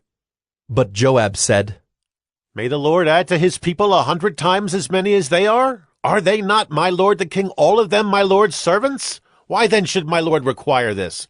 Why should it be a cause of guilt for Israel? But the king's word prevailed against Joab. So Joab departed and went throughout all Israel and came back to Jerusalem. And Joab gave the sum of the numbering of the people to David. In all Israel there were 1,100,000 men who drew the sword, and in Judah 470,000 who drew the sword. But he did not include Levi and Benjamin in the numbering, for the king's command was abhorrent to Joab. But God was displeased with this thing, and he struck Israel. And David said to God, I have sinned greatly in that I have done this thing. But now, please take away the iniquity of your servant, for I have acted very foolishly. And the Lord spoke to Gad, David's seer, saying, Go and say to David, Thus says the Lord, 3 things I offer you. Choose one of them, that I may do it to you. So Gad came to David and said to him, Thus says the Lord, choose what you will, either 3 years of famine, or 3 months of devastation by your foes while the sword of your enemies overtakes you, or else 3 days of the sword of the Lord, pestilence on the land, with the angel of the Lord destroying throughout all the territory of Israel. Now decide what answer I shall return to him who sent me. Then David said to Gad, I am in great distress. Let me fall into the hand of the Lord, for his mercy is very great, but do not let me fall into the hand of man. So the Lord sent a pestilence on Israel, and 70,000 men of Israel fell. And God sent the angel to Jerusalem to destroy it. But as he was about to destroy it, the Lord saw, and he relented from the calamity. And he said to the angel who was working destruction, It is enough. Now stay your hand. And the angel of the Lord was standing by the threshing floor of Ornan the Jebusite. And David lifted his eyes and saw the angel of the Lord standing between earth and heaven, and in his hand a drawn sword stretched out over Jerusalem. Then David and the elders, clothed in sackcloth, fell upon their faces. And David said to God, Was it not I who gave command to number the people? It is I who have sinned and done great evil. But these sheep, what have they done? Please let your hand, O Lord my God, be against me and against my father's house. But do not let the plague be on your people." Now the angel of the Lord had commanded Gad to say to David that David should go up and raise an altar to the Lord on the threshing floor of Ornan the Jebusite. So David went up at Gad's word which he had spoken in the name of the Lord. Now Ornan was threshing wheat. He turned and saw the angel, and his 4 sons who were with him hid themselves. As David came to Ornan, Ornan looked and saw David and went out from the threshing floor and paid homage to David with his face to the ground. And David said to Ornan, "Give me the site of the threshing floor that I may build on it an altar to the Lord. Give it to me at its full price, that the plague may be averted from the people." Then Ornan said to David, "Take it, and let my lord the king do what seems good to him. See, I give the oxen for burnt offerings, and the threshing sledges for the wood, and the wheat for a grain offering. I give it all." But King David said to Ornan, "No, but I will buy them for the full price. I will not take for the Lord what is yours, nor offer burnt offerings that cost me nothing." So David paid Ornan 600 shekels of gold by weight for the site. And David built there an altar to the Lord, and presented burnt offerings and peace offerings, and called on the Lord, and the Lord answered him with fire from heaven upon the altar of burnt offering. Then the Lord commanded the angel, and he put his sword back into its sheath. At that time, when David saw that the Lord had answered him at the threshing floor of Ornan the Jebusite, he sacrificed there. For the tabernacle of the Lord, which Moses had made in the wilderness, and the altar of burnt offering were at that time in the high place at Gibeon. But David could not go before it to inquire of God, for he was afraid of the sword of the angel of the Lord. 1 Chronicles 22. Then David said, "Here shall be the house of the Lord God, and here the altar of burnt offering for Israel." David commanded to gather together the resident aliens who were in the land of Israel, and he set stonecutters to prepare dressed stones for building the house of God. David also provided great quantities of iron for nails for the doors of the gates and for clamps, as well as bronze in quantities beyond weighing, and cedar timbers without number, for the Sidonians and Tyrians brought great quantities of cedar to David. For David said, "Solomon my son is young and inexperienced, and the house that is to be built for the Lord must be exceedingly magnificent, of fame and glory throughout all lands. I will therefore make preparation for it." So David provided materials in great quantity before his death. Then he called for Solomon his son, and charged him to build a house for the Lord, the God of Israel. David said to Solomon, "My son, I had it in my heart to build a house to the name of the Lord my God. But the word of the Lord came to me, saying, You have shed much blood, and have waged great wars. You shall not build a house to my name, because you have shed so much blood before me on the earth. Behold, a son shall be born to you who shall be a man of rest. I will give him rest from all his surrounding enemies. For his name shall be Solomon, and I will give peace and quiet to Israel in his days. He shall build a house for my name. He shall be my son, and I will be his father, and I will establish his royal throne in Israel forever.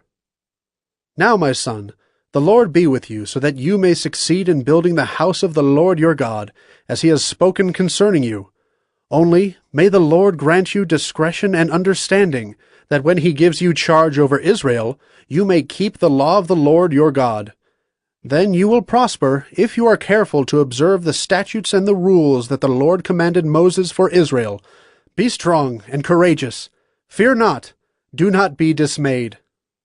With great pains I have provided for the house of the Lord 100,000 talents of gold, 1,000,000 talents of silver, and bronze and iron beyond weighing. For there is so much of it. Timber and stone, too, I have provided. To these you must add. You have an abundance of workmen, stone-cutters, masons, carpenters, and all kinds of craftsmen without number, skilled in working gold, silver, bronze, and iron. Arise and work. The Lord be with you." David also commanded all the leaders of Israel to help Solomon his son, saying, Is not the Lord your God with you? And has he not given you peace on every side? For he has delivered the inhabitants of the land into my hand, and the land is subdued before the Lord and his people. Now set your mind and heart to seek the Lord your God. Arise and build the sanctuary of the Lord God, so that the ark of the covenant of the Lord and the holy vessels of God may be brought into a house built for the name of the Lord. 1 Chronicles 23. When David was old and full of days, he made Solomon his son king over Israel. David assembled all the leaders of Israel and the priests and the Levites. The Levites, 30 years old and upward, were numbered, and the total was 38,000 men. 24,000 of these, David said, shall have charge of the work in the house of the Lord. 6,000 shall be officers and judges, 4,000 gatekeepers, and 4,000 shall offer praises to the Lord with the instruments that I have made for praise. And David organized them in divisions corresponding to the sons of Levi. Gershon, Kohath, and Merari. The sons of Gershon were Ladan and Shimei. The sons of Ladan, Jehiel the chief, and Zetham and Joel, 3. The sons of Shimei, Shelomoth, Haziel, and Haran, 3. These were the heads of the fathers' houses of Ladan. And the sons of Shimei, Jahath, Zina, and Jeush, and Beriah. These 4 were the sons of Shimei. Jahath was the chief, and Ziza the second, but Jeush and Beriah did not have many sons, therefore they became counted as a single father's house. The sons of Kohath, Amram, Izhar, Hebron, and Uzziel, 4. The sons of Amram, Aaron, and Moses. Aaron was set apart to dedicate the most holy things, that he and his sons forever should make offerings before the Lord, and minister to him, and pronounce blessings in his name forever. But the sons of Moses, the man of God, were named among the tribe of Levi. The sons of Moses, Gershom and Eliezer. The sons of Gershom, Shebuel the chief. The sons of Eliezer, Rehabiah the chief. Eliezer had no other sons, but the sons of Rehabiah were very many. The sons of Izhar, Shelomoth the chief. The sons of Hebron, Jeriah the chief, Amariah the second, Jehaziel the third, and Jekameam the fourth. The sons of Uzziel, Micah the chief, and Ishiah the second. The sons of Merari, Mahli and Mushi. The sons of Mahli, Eleazar and Kish. Eleazar died having no sons, but only daughters. Their kinsmen, the sons of Kish, married them. The sons of Mushi, Mahli, Eder, and Jeremoth, 3. These were the sons of Levi by their fathers' houses, the heads of fathers' houses, as they were listed according to the number of the names of the individuals from 20 years old and upward, who were to do the work for the service of the house of the Lord. For David said, The Lord, the God of Israel, has given rest to his people, and he dwells in Jerusalem forever. And so the Levites no longer need to carry the tabernacle or any of the things for its service. For by the last words of David, the sons of Levi were numbered from 20 years old and upward. For their duty was to assist the sons of Aaron for the service of the house of the Lord, having the care of the courts and the chambers, the cleansing of all that is holy, and any work for the service of the house of God. Their duty was also to assist with the showbread, the flour for the grain offering, the wafers of unleavened bread, the baked offering, the offering mixed with oil, and all measures of quantity or size. And they were to stand every morning, thanking and praising the Lord, and likewise at evening, and whenever burnt offerings were offered to the Lord on Sabbaths, new moons, and feast days, according to the number required of them, regularly before the Lord. Thus they were to keep charge of the tent of meeting and the sanctuary, and to attend the sons of Aaron their brothers for the service of the house of the Lord. 1 Chronicles 24. The divisions of the sons of Aaron were these: the sons of Aaron, Nadab, Abihu, Eleazar, and Ithamar. But Nadab and Abihu died before their father, and had no children. So Eleazar and Ithamar became the priests. With the help of Zadok of the sons of Eleazar, and Ahimelech of the sons of Ithamar, David organized them according to the appointed duties in their service. Since more chief men were found among the sons of Eleazar than among the sons of Ithamar, they organized them under 16 heads of fathers' houses of the sons of Eleazar and 8 of the sons of Ithamar. They divided them by lot, all alike, for there were sacred officers and officers of God among both the sons of Eleazar and the sons of Ithamar. And the scribe Shemaiah, the son of Nethanel, a Levite, recorded them in the presence of the king and the princes, and Zadok the priest, and Ahimelech the son of Abiathar, and the heads of the fathers' houses of the priests and of the Levites, one father's house being chosen for Eleazar, and one chosen for Ithamar.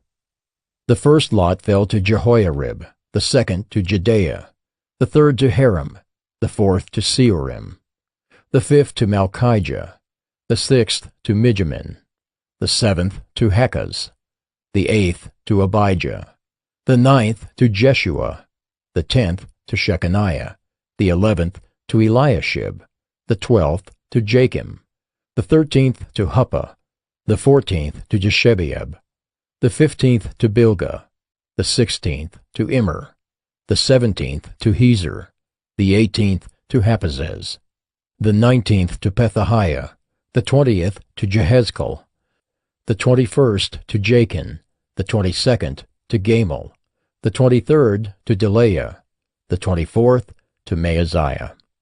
These had as their appointed duty in their service to come into the house of the Lord, according to the procedure established for them by Aaron their father, as the Lord God of Israel had commanded him.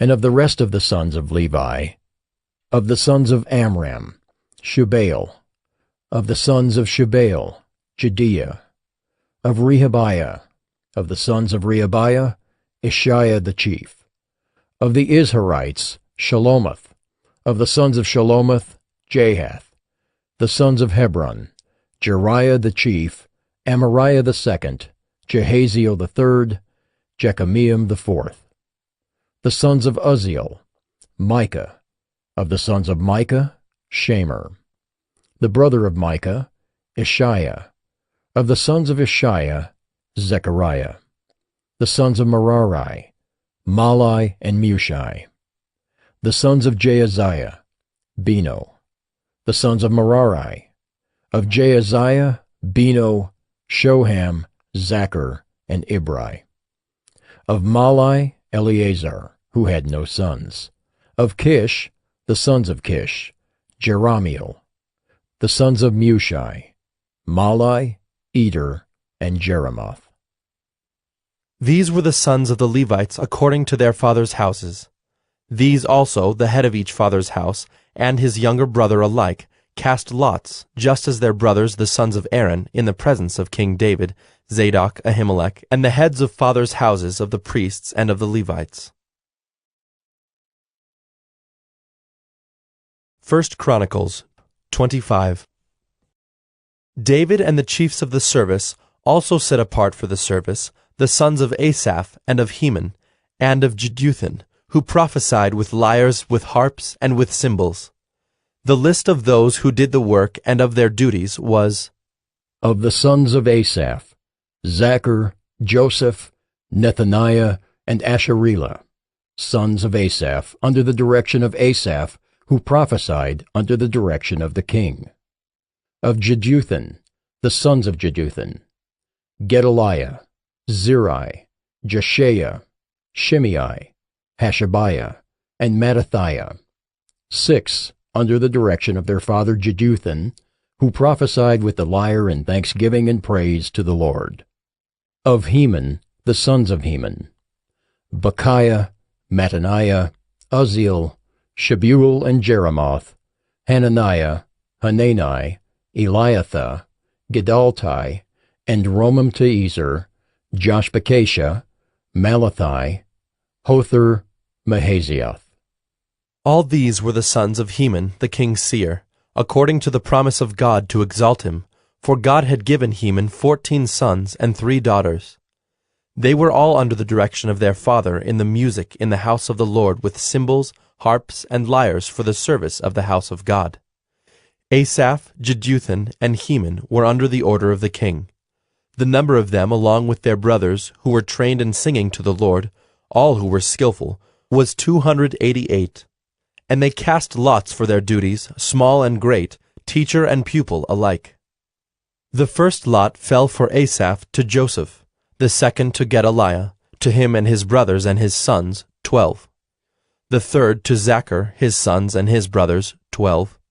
The fourth to Izri, his sons and his brothers, 12. The fifth to Nethaniah, his sons and his brothers, 12. The sixth to Bechiah, his sons and his brothers, 12. The seventh to Jesharela, his sons and his brothers, 12. The eighth to Jeshaiah, his sons and his brothers, 12. The ninth to Mattaniah, his sons and his brothers, 12. The 10th to Shimei, his sons and his brothers, 12. The 11th to Azarel, his sons and his brothers, 12. The 12th to Hashabiah, his sons and his brothers, 12. To the 13th Shubael, his sons and his brothers, 12.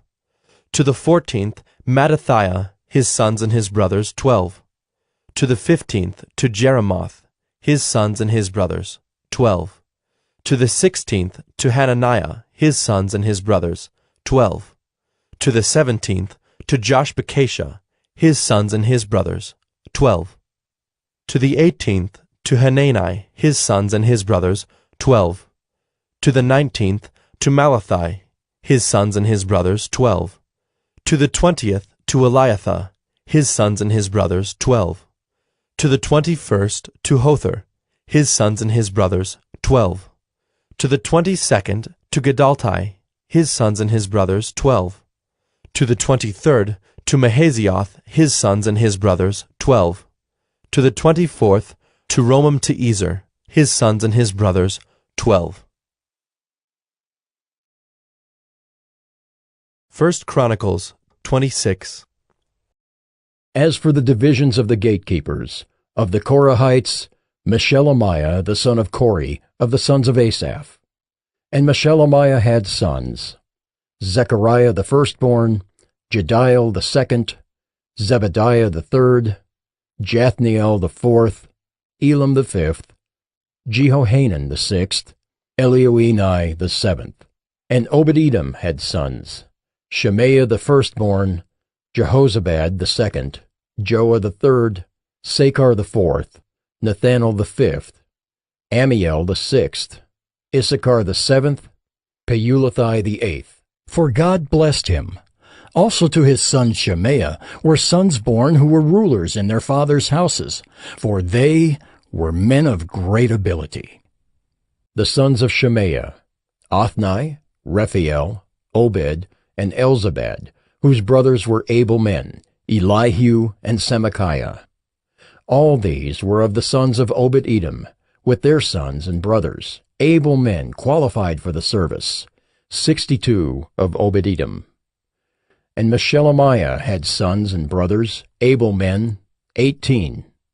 And Hosa of the sons of Merari had sons, Shimri the chief, for though he was not the firstborn, his father made him chief, Hilkiah the second, Tebaliah the third, Zechariah the fourth. All the sons and brothers of Hosa were 13.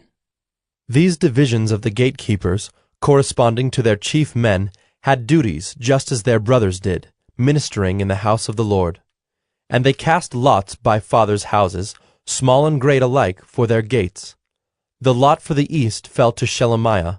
They cast lots also for his son Zechariah, a shrewd counselor, and his lot came out for the north. Obed-Edom's came out for the south, and to his sons was allotted the gatehouse.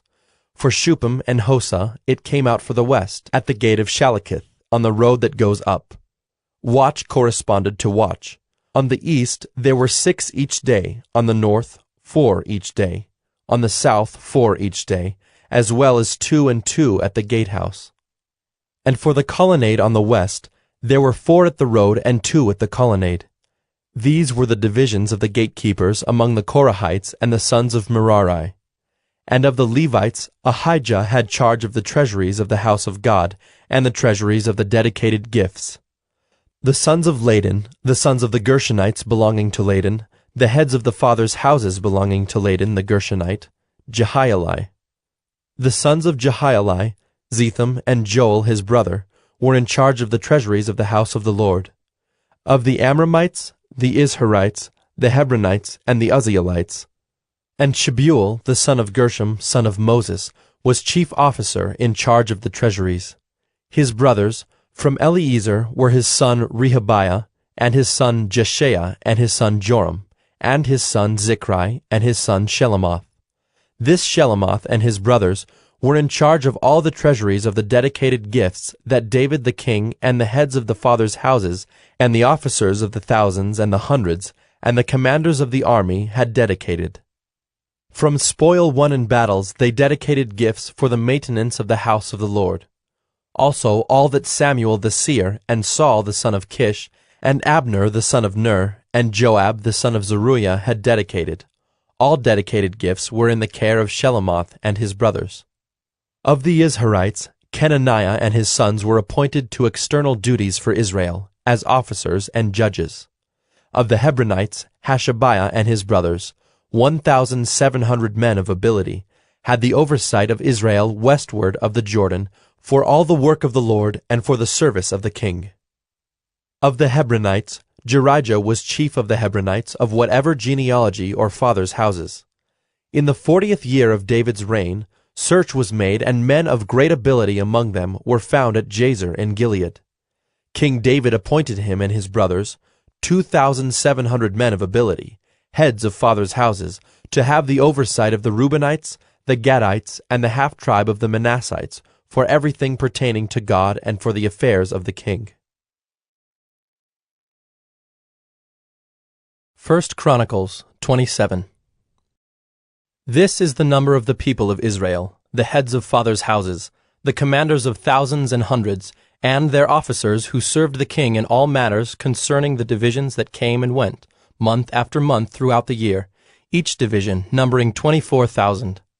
Jeshobeam the son of Zabdiel was in charge of the first division in the first month. In his division were 24,000. He was a descendant of Perez, and was chief of all the commanders. He served for the first month. Dodai the Ahohite was in charge of the division of the second month. In his division were 24,000. The third commander for the third month was Benaiah, the son of Jehoiada the chief priest. In his division were 24,000. This is the Benaiah who was a mighty man of the 30, and in command of the 30. Amizabad, his son, was in charge of his division. Asahel, the brother of Joab, was fourth for the fourth month, and his son Zebadiah after him. In his division were 24,000. The fifth commander for the fifth month was Shamhuth the Izrahite. In his division were 24,000. Sixth for the sixth month was Ira the son of Ikish the Tekoite. In his division were 24,000. Seventh for the seventh month was Helez the Pelonite of the sons of Ephraim. In his division were 24,000. Eighth for the eighth month was Sibbecai the Hushathite of the Zerahites. In his division were 24,000. Ninth for the ninth month was Abiezer of Anathoth, a Benjaminite. In his division were 24,000. 10th for the 10th month was Maharai of Netophah of the Zerahites. In his division were 24,000. 11th for the 11th month was Benaiah of Pirathon of the sons of Ephraim. In his division were 24,000. 12th for the 12th month was Heldai the Netophathite of Othniel. In his division were 24,000. Over the tribes of Israel. For the Reubenites, Eliezer the son of Zichri was chief officer. For the Simeonites, Shephatiah the son of Maacah. For Levi, Hashabiah the son of Kemuel. For Aaron, Zadok. For Judah, Elihu, one of David's brothers. For Issachar, Omri the son of Michael. For Zebulun, Ishmael the son of Obadiah. For Naphtali, Jeremoth the son of Azriel. For the Ephraimites, Hoshea the son of Azaziah. For the half-tribe of Manasseh, Joel the son of Pedaiah. For the half-tribe of Manasseh in Gilead, Iddo the son of Zechariah. For Benjamin, Jaaziel the son of Abner. For Dan, Azarel the son of Jeroham. These were the leaders of the tribes of Israel. David did not count those below 20 years of age, for the Lord had promised to make Israel as many as the stars of heaven. Joab the son of Zeruiah began to count, but did not finish. Yet wrath came upon Israel for this, and the number was not entered in the Chronicles of King David. Over the king's treasuries was Asmaveth the son of Adiel, and over the treasuries in the country, in the cities, in the villages, and in the towers was Jonathan the son of Uzziah. And over those who did the work of the field for tilling the soil was Ezra the son of Caleb. And over the vineyards was Shimei the Ramathite. And over the produce of the vineyards for the wine cellars was Zabdi the Shifmite. Over the olive and sycamore trees in the Shephelah was Baal-Hanan the Gederite. And over the stores of oil was Joash. Over the herds that pastured in Sharon was Shitrai the Sharonite. Over the herds in the valleys was Shaphat the son of Adlai. Over the camels was Obal the Ishmaelite. And over the donkeys was Jediah the Meronothite. Over the flocks was Jaziz the Hagrite. All these were stewards of King David's property. Jonathan, David's uncle, was a counselor, being a man of understanding and a scribe. He and Jehiel the son of Hachmoni attended the king's sons. Ahithophel was the king's counselor, and Hushai the Archite was the king's friend. Ahithophel was succeeded by Jehoiada the son of Benaiah and Abiathar. Joab was commander of the king's army. 1 Chronicles 28. David assembled at Jerusalem all the officials of Israel, the officials of the tribes, the officers of the divisions that served the king, the commanders of thousands, the commanders of hundreds, the stewards of all the property and livestock of the king and his sons, together with the palace officials, the mighty men, and all the seasoned warriors. Then King David rose to his feet and said, "Hear me, my brothers and my people. I had it in my heart to build a house of rest for the ark of the covenant of the Lord, and for the footstool of our God. And I made preparations for building. But God said to me, 'You may not build a house for my name, for you are a man of war, and have shed blood.' Yet the Lord God of Israel chose me from all my father's house to be king over Israel forever. For he chose Judah as leader, and in the house of Judah my father's house, and among my father's sons he took pleasure in me, to make me king over all Israel. And of all my sons, for the Lord has given me many sons, he has chosen Solomon my son to sit on the throne of the kingdom of the Lord over Israel. He said to me, 'It is Solomon your son who shall build my house and my courts, for I have chosen him to be my son, and I will be his father. I will establish his kingdom forever, if he continues strong in keeping my commandments and my rules, as he is today.' Now therefore, in the sight of all Israel, the assembly of the Lord, and in the hearing of our God, observe and seek out all the commandments of the Lord your God, that you may possess this good land, and leave it for an inheritance to your children after you forever. And you, Solomon my son, know the God of your father, and serve him with a whole heart and with a willing mind. For the Lord searches all hearts, and understands every plan and thought. If you seek him, he will be found by you, but if you forsake him, he will cast you off forever. Be careful now, for the Lord has chosen you to build a house for the sanctuary. Be strong, and do it." Then David gave Solomon his son the plan of the vestibule of the temple, and of its houses, its treasuries, its upper rooms, and its inner chambers, and of the room for the mercy seat, and the plan of all that he had in mind for the courts of the house of the Lord, all the surrounding chambers, the treasuries of the house of God, and the treasuries for dedicated gifts, for the divisions of the priests and of the Levites, and all the work of the service in the house of the Lord, for all the vessels for the service in the house of the Lord, the weight of gold for all golden vessels for each service, the weight of silver vessels for each service, the weight of the golden lampstands and their lamps, the weight of gold for each lampstand and its lamps, the weight of silver for a lampstand and its lamps, according to the use of each lampstand in the service, the weight of gold for each table for the showbread, the silver for the silver tables, and pure gold for the forks, the basins, and the cups, for the golden bowls and the weight of each, for the silver bowls and the weight of each, for the altar of incense made of refined gold and its weight.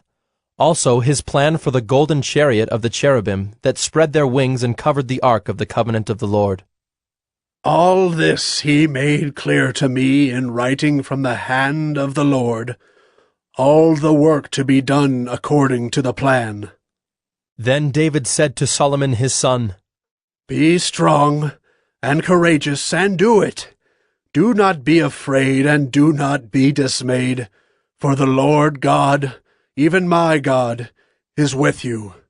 He will not leave you or forsake you, until all the work for the service of the house of the Lord is finished. And behold the divisions of the priests and the Levites, for all the service of the house of God. And with you in all the work will be every willing man, who has skill for any kind of service. Also the officers and all the people will be wholly at your command. 1 Chronicles 29. And David the king said to all the assembly, Solomon my son, whom alone God has chosen, is young and inexperienced, and the work is great, for the palace will not be for man, but for the Lord God. So I have provided for the house of my God, so far as I was able, the gold for the things of gold, the silver for the things of silver, and the bronze for the things of bronze, the iron for the things of iron, and wood for the things of wood, besides great quantities of onyx and stones for setting, antimony, colored stones, all sorts of precious stones and marble. Moreover, in addition to all that I have provided for the holy house, I have a treasure of my own of gold and silver, and because of my devotion to the house of my God, I give it to the house of my God. 3,000 talents of gold, of the gold of Ophir, and 7,000 talents of refined silver, for overlaying the walls of the house, and for all the work to be done by craftsmen, gold for the things of gold, and silver for the things of silver. Who then will offer willingly, consecrating himself today to the Lord? Then the leaders of fathers' houses made their freewill offerings, as did also the leaders of the tribes, the commanders of thousands and of hundreds, and the officers over the king's work. They gave for the service of the house of God 5,000 talents and 10,000 derricks of gold, 10,000 talents of silver, 18,000 talents of bronze, and 100,000 talents of iron. And whoever had precious stones gave them to the treasury of the house of the Lord, in the care of Jehiel the Gershonite. Then the people rejoiced because they had given willingly, for with a whole heart they had offered freely to the Lord. David the king also rejoiced greatly. Therefore David blessed the Lord in the presence of all the assembly. And David said, Blessed are you, O Lord, the God of Israel, our Father, forever and ever. Yours, O Lord, is the greatness and the power and the glory and the victory and the majesty. For all that is in the heavens and in the earth is yours. Yours is the kingdom, O Lord, and you are exalted as head above all. Both riches and honor come from you, and you rule over all. In your hand are power and might, and in your hand it is to make great and to give strength to all. And now we thank you, our God, and praise your glorious name. But who am I, and what is my people, that we should be able thus to offer willingly? For all things come from you, and of your own have we given you. For we are strangers before you, and sojourners, as all our fathers were. Our days on the earth are like a shadow, and there is no abiding. O Lord our God, all this abundance that we have provided for building you a house for your holy name comes from your hand, and is all your own. I know, my God, that you test the heart and have pleasure in uprightness. In the uprightness of my heart, I have freely offered all these things, and now I have seen your people who are present here, offering freely and joyously to you. O Lord, the God of Abraham, Isaac, and Israel, our fathers, keep forever such purposes and thoughts in the hearts of your people, and direct their hearts toward you. Grant to Solomon my son a whole heart, that he may keep your commandments, your testimonies, and your statutes, performing all, and that he may build the palace for which I have made provision. Then David said to all the assembly, Bless the Lord your God. And all the assembly blessed the Lord, the God of their fathers, and bowed their heads and paid homage to the Lord and to the king. And they offered sacrifices to the Lord, and on the next day offered burnt offerings to the Lord, 1,000 bulls, 1,000 rams, and 1,000 lambs, with their drink offerings and sacrifices in abundance for all Israel. And they ate and drank before the Lord on that day with great gladness. And they made Solomon the son of David king the second time, and they anointed him as prince for the Lord, and Zadok as priest. Then Solomon sat on the throne of the Lord as king in place of David his father. And he prospered, and all Israel obeyed him. All the leaders and the mighty men, and also all the sons of King David, pledged their allegiance to King Solomon. And the Lord made Solomon very great in the sight of all Israel, and bestowed on him such royal majesty as had not been on any king before him in Israel. Thus David the son of Jesse reigned over all Israel. The time that he reigned over Israel was 40 years. He reigned 7 years in Hebron, and 33 years in Jerusalem. Then he died at a good age, full of days, riches, and honor. And Solomon his son reigned in his place. Now the acts of King David, from first to last, are written in the Chronicles of Samuel the seer, and in the Chronicles of Nathan the prophet, and in the Chronicles of Gad the seer, with accounts of all his rule and his might, and of the circumstances that came upon him and upon Israel, and upon all the kingdoms of the countries.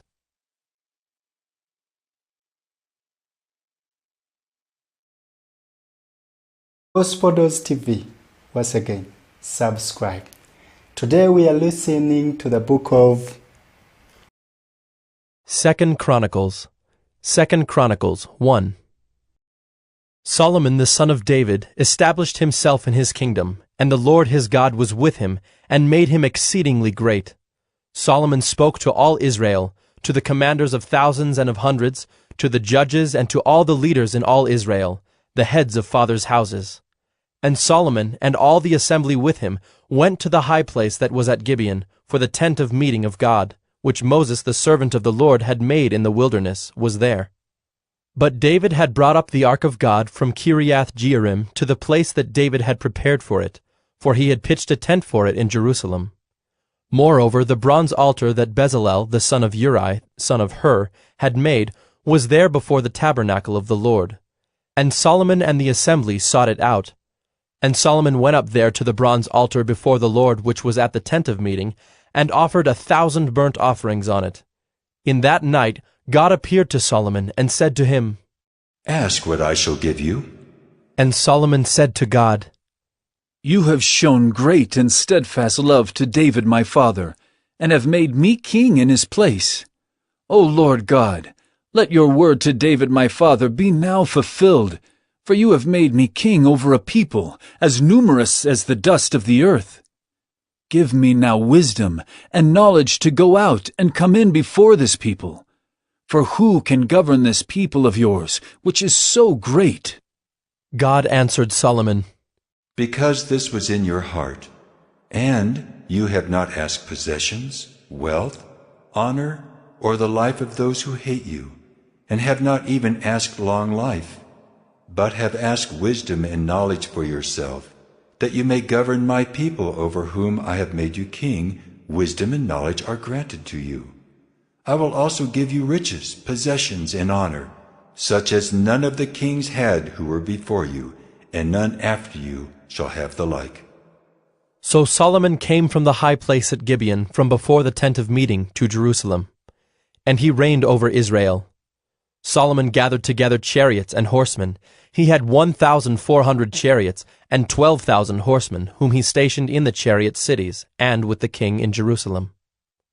And the king made silver and gold as common in Jerusalem as stone, and he made cedar as plentiful as the sycamore of the Shephelah. And Solomon's import of horses was from Egypt and Cush, and the king's traders would buy them from Cush for a price.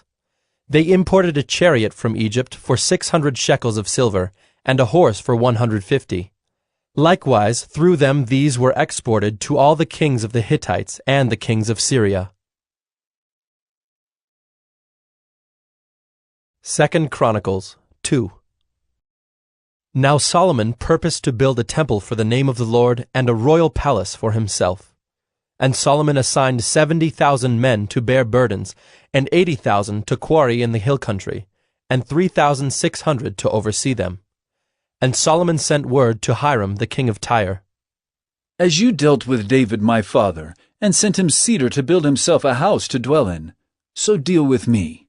Behold, I am about to build a house for the name of the Lord my God, and dedicate it to him for the burning of incense of sweet spices before him, and for the regular arrangement of the showbread, and for burnt offerings morning and evening, on the Sabbaths, and the new moons, and the appointed feasts of the Lord our God, as ordained forever for Israel. The house that I am to build will be great, for our God is greater than all gods. But who is able to build him a house, since heaven, even highest heaven, cannot contain him? Who am I to build a house for him, except as a place to make offerings before him? So now send me a man skilled to work in gold, silver, bronze, and iron, and in purple, crimson, and blue fabrics, trained also in engraving, to be with the skilled workers who are with me in Judah and Jerusalem, whom David my father provided. Send me also cedar, cypress, and algum timber from Lebanon, for I know that your servants know how to cut timber in Lebanon. And my servants will be with your servants, to prepare timber for me in abundance, for the house I am to build will be great and wonderful.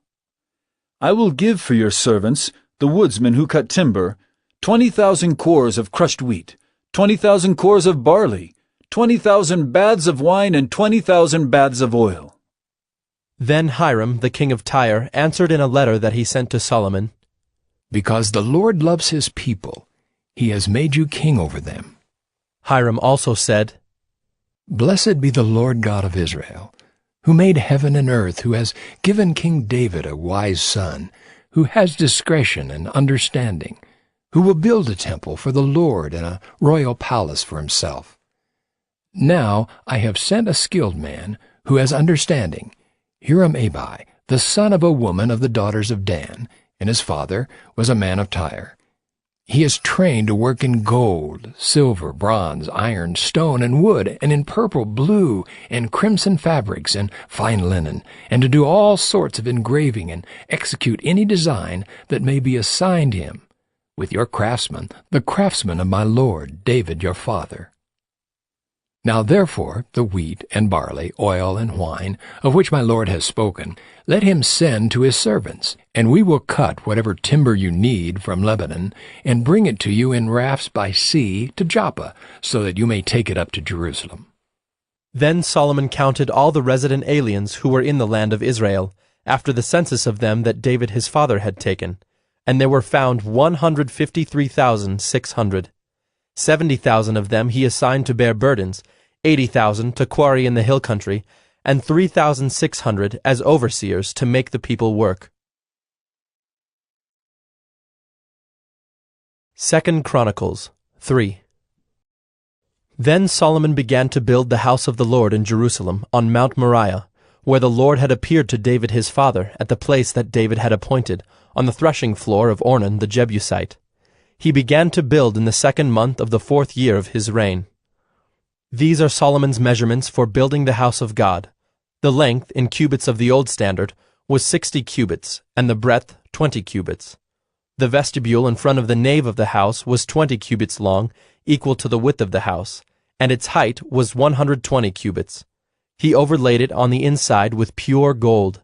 The nave he lined with cypress and covered it with fine gold, and made palms and chains on it. He adorned the house with settings of precious stones. The gold was gold of Parvaim. So he lined the house with gold, its beams, its thresholds, its walls, and its doors, and he carved cherubim on the walls. And he made the most holy place. Its length corresponding to the breadth of the house was 20 cubits, and its breadth was 20 cubits. He overlaid it with 600 talents of fine gold. The weight of gold for the nails was 50 shekels, and he overlaid the upper chambers with gold. In the most holy place he made 2 cherubim of wood and overlaid them with gold. The wings of the cherubim together extended 20 cubits. One wing of the one, of 5 cubits, touched the wall of the house, and its other wing, of 5 cubits, touched the wing of the other cherub. And of this cherub, one wing of 5 cubits touched the wall of the house, and the other wing, also of 5 cubits, was joined to the wing of the first cherub. The wings of these cherubim extended 20 cubits. The cherubim stood on their feet facing the nave. And he made the veil of blue and purple and crimson fabrics and fine linen, and he worked cherubim on it. In front of the house he made 2 pillars 35 cubits high, with a capital of 5 cubits on the top of each. He made chains like a necklace and put them on the tops of the pillars, and he made 100 pomegranates and put them on the chains. He set up the pillars in front of the temple, one on the south, the other on the north. That on the south he called Jachin, and that on the north Boaz. 2 Chronicles 4. He made an altar of bronze, 20 cubits long and 20 cubits wide and 10 cubits high. Then he made the sea of cast metal. It was round, 10 cubits from brim to brim, and 5 cubits high, and a line of 30 cubits measured its circumference. Under it were figures of gourds for 10 cubits, compassing the sea all around.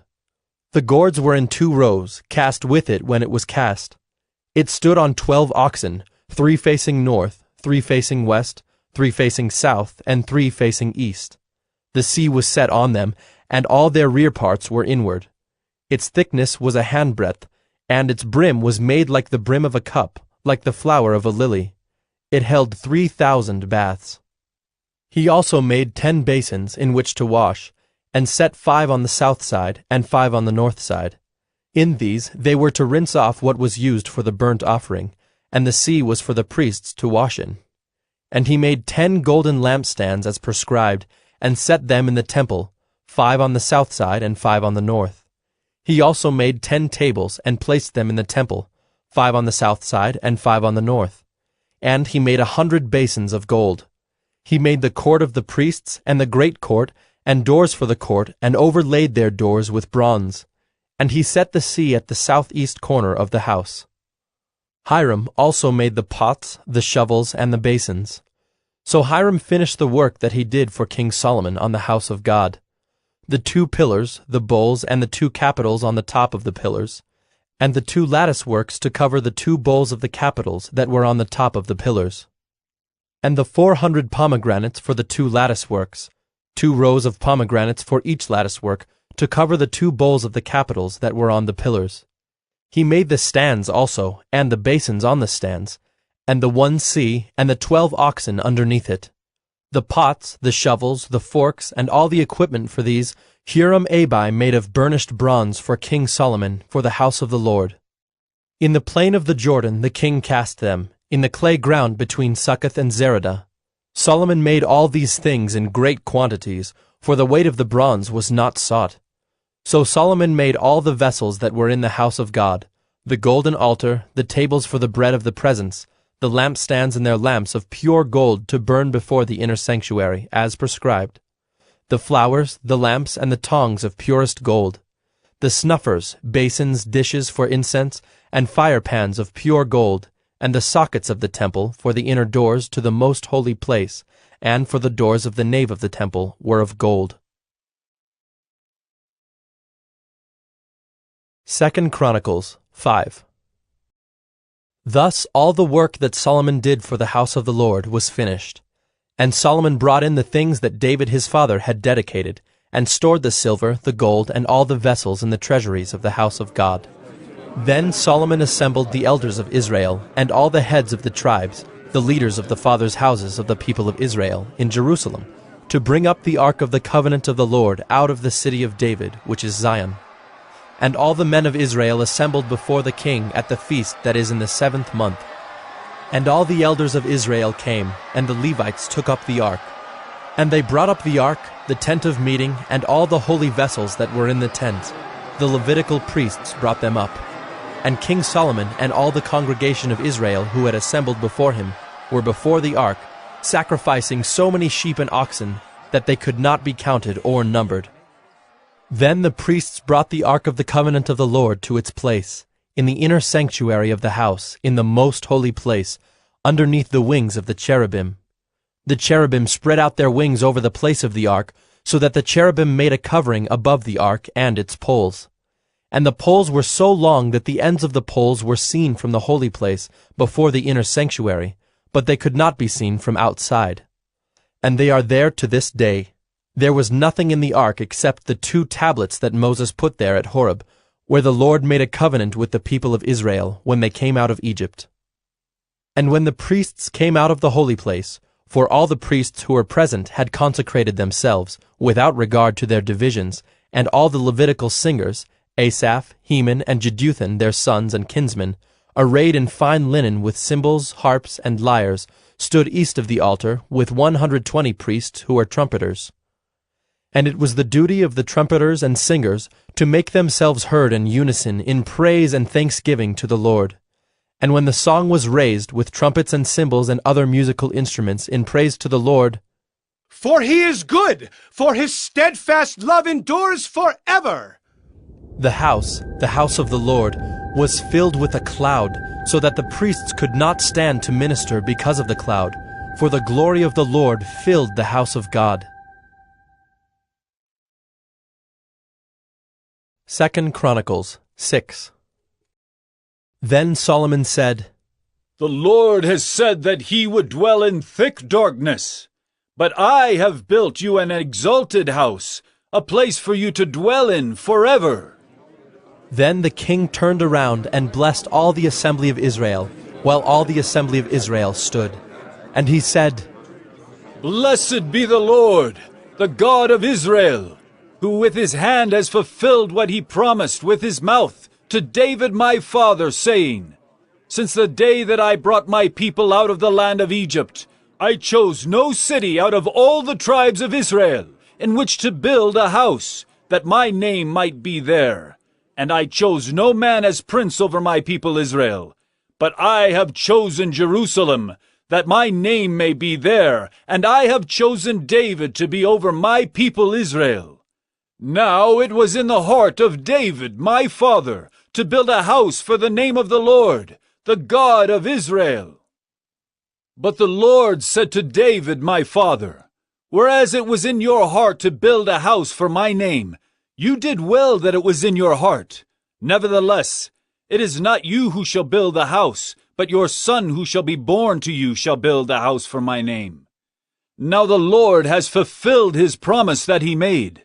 For I have risen in the place of David my father, and sit on the throne of Israel as the Lord promised. And I have built the house for the name of the Lord, the God of Israel. And there I have set the ark, in which is the covenant of the Lord that he made with the people of Israel. Then Solomon stood before the altar of the Lord in the presence of all the assembly of Israel, and spread out his hands. Solomon had made a bronze platform 5 cubits long, 5 cubits wide, and 3 cubits high, and had set it in the court, and he stood on it. Then he knelt on his knees in the presence of all the assembly of Israel, and spread out his hands toward heaven, and said, O Lord, God of Israel, there is no God like you, in heaven or on earth, keeping covenant and showing steadfast love to your servants, who walk before you with all their heart, who have kept with your servant David, my father, what you declared to him. You spoke with your mouth, and with your hand have fulfilled it this day. Now therefore, O Lord, God of Israel, keep for your servant David, my father, what you have promised him, saying, You shall not lack a man to sit before me on the throne of Israel, if only your sons pay close attention to their way, to walk in my law as you have walked before me. Now therefore, O Lord, God of Israel, let your word be confirmed, which you have spoken to your servant David. But will God indeed dwell with man on the earth? Behold, heaven and the highest heaven cannot contain you, how much less this house that I have built?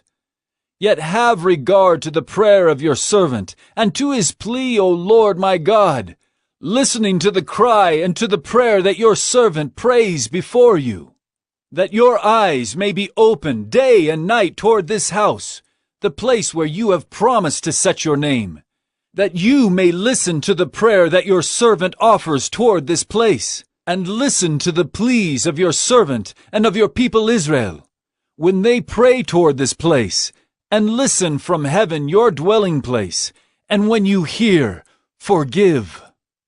If a man sins against his neighbor and is made to take an oath, and comes and swears his oath before your altar in this house, then hear from heaven and act and judge your servants, repaying the guilty by bringing his conduct on his own head, and vindicating the righteous by rewarding him according to his righteousness. If your people Israel are defeated before the enemy, because they have sinned against you, and they turn again and acknowledge your name, and pray and plead with you in this house, then hear from heaven and forgive the sin of your people Israel, and bring them again to the land that you gave to them and to their fathers. When heaven is shut up, and there is no rain, because they have sinned against you, if they pray toward this place and acknowledge your name, and turn from their sin, when you afflict them, then hear in heaven and forgive the sin of your servants, your people Israel, when you teach them the good way in which they should walk, and grant rain upon your land, which you have given to your people as an inheritance. If there is famine in the land, if there is pestilence, or blight, or mildew, or locust, or caterpillar, if their enemies besiege them in the land at their gates, whatever plague, whatever sickness there is, whatever prayer, whatever plea is made by any man or by all your people Israel, each knowing his own affliction and his own sorrow, and stretching out his hands toward this house, then hear from heaven your dwelling place, and forgive and render to each whose heart you know, according to all his ways. For you only know the hearts of the children of mankind, that they may fear you and walk in your ways all the days that they live, in the land that you gave to our fathers. Likewise, when a foreigner who is not of your people Israel comes from a far country for the sake of your great name and your mighty hand and your outstretched arm, when he comes and prays toward this house, hear from heaven your dwelling place, and do according to all for which the foreigner calls to you, in order that all the peoples of the earth may know your name and fear you, as do your people Israel, and that they may know that this house that I have built is called by your name. If your people go out to battle against their enemies, by whatever way you shall send them, and they pray to you toward this city that you have chosen, and the house that I have built for your name, then hear from heaven their prayer and their plea, and maintain their cause. If they sin against you, for there is no one who does not sin, and you are angry with them, and give them to an enemy, so that they are carried away captive to a land far or near, Yet if they turn their heart in the land to which they have been carried captive, and repent and plead with you in the land of their captivity, saying, We have sinned and have acted perversely and wickedly. If they repent with all their mind and with all their heart in the land of their captivity to which they were carried captive, and pray toward their land, which you gave to their fathers, the city that you have chosen, and the house that I have built for your name, then hear from heaven your dwelling place, their prayer and their pleas, and maintain their cause, and forgive your people who have sinned against you. Now, O my God, let your eyes be open, and your ears attentive to the prayer of this place. And now arise, O Lord God, and go to your resting place, you and the ark of your might. Let your priests, O Lord God, be clothed with salvation, and let your saints rejoice in your goodness. O Lord God, do not turn away the face of your anointed one. Remember your steadfast love for David, your servant. 2 Chronicles 7.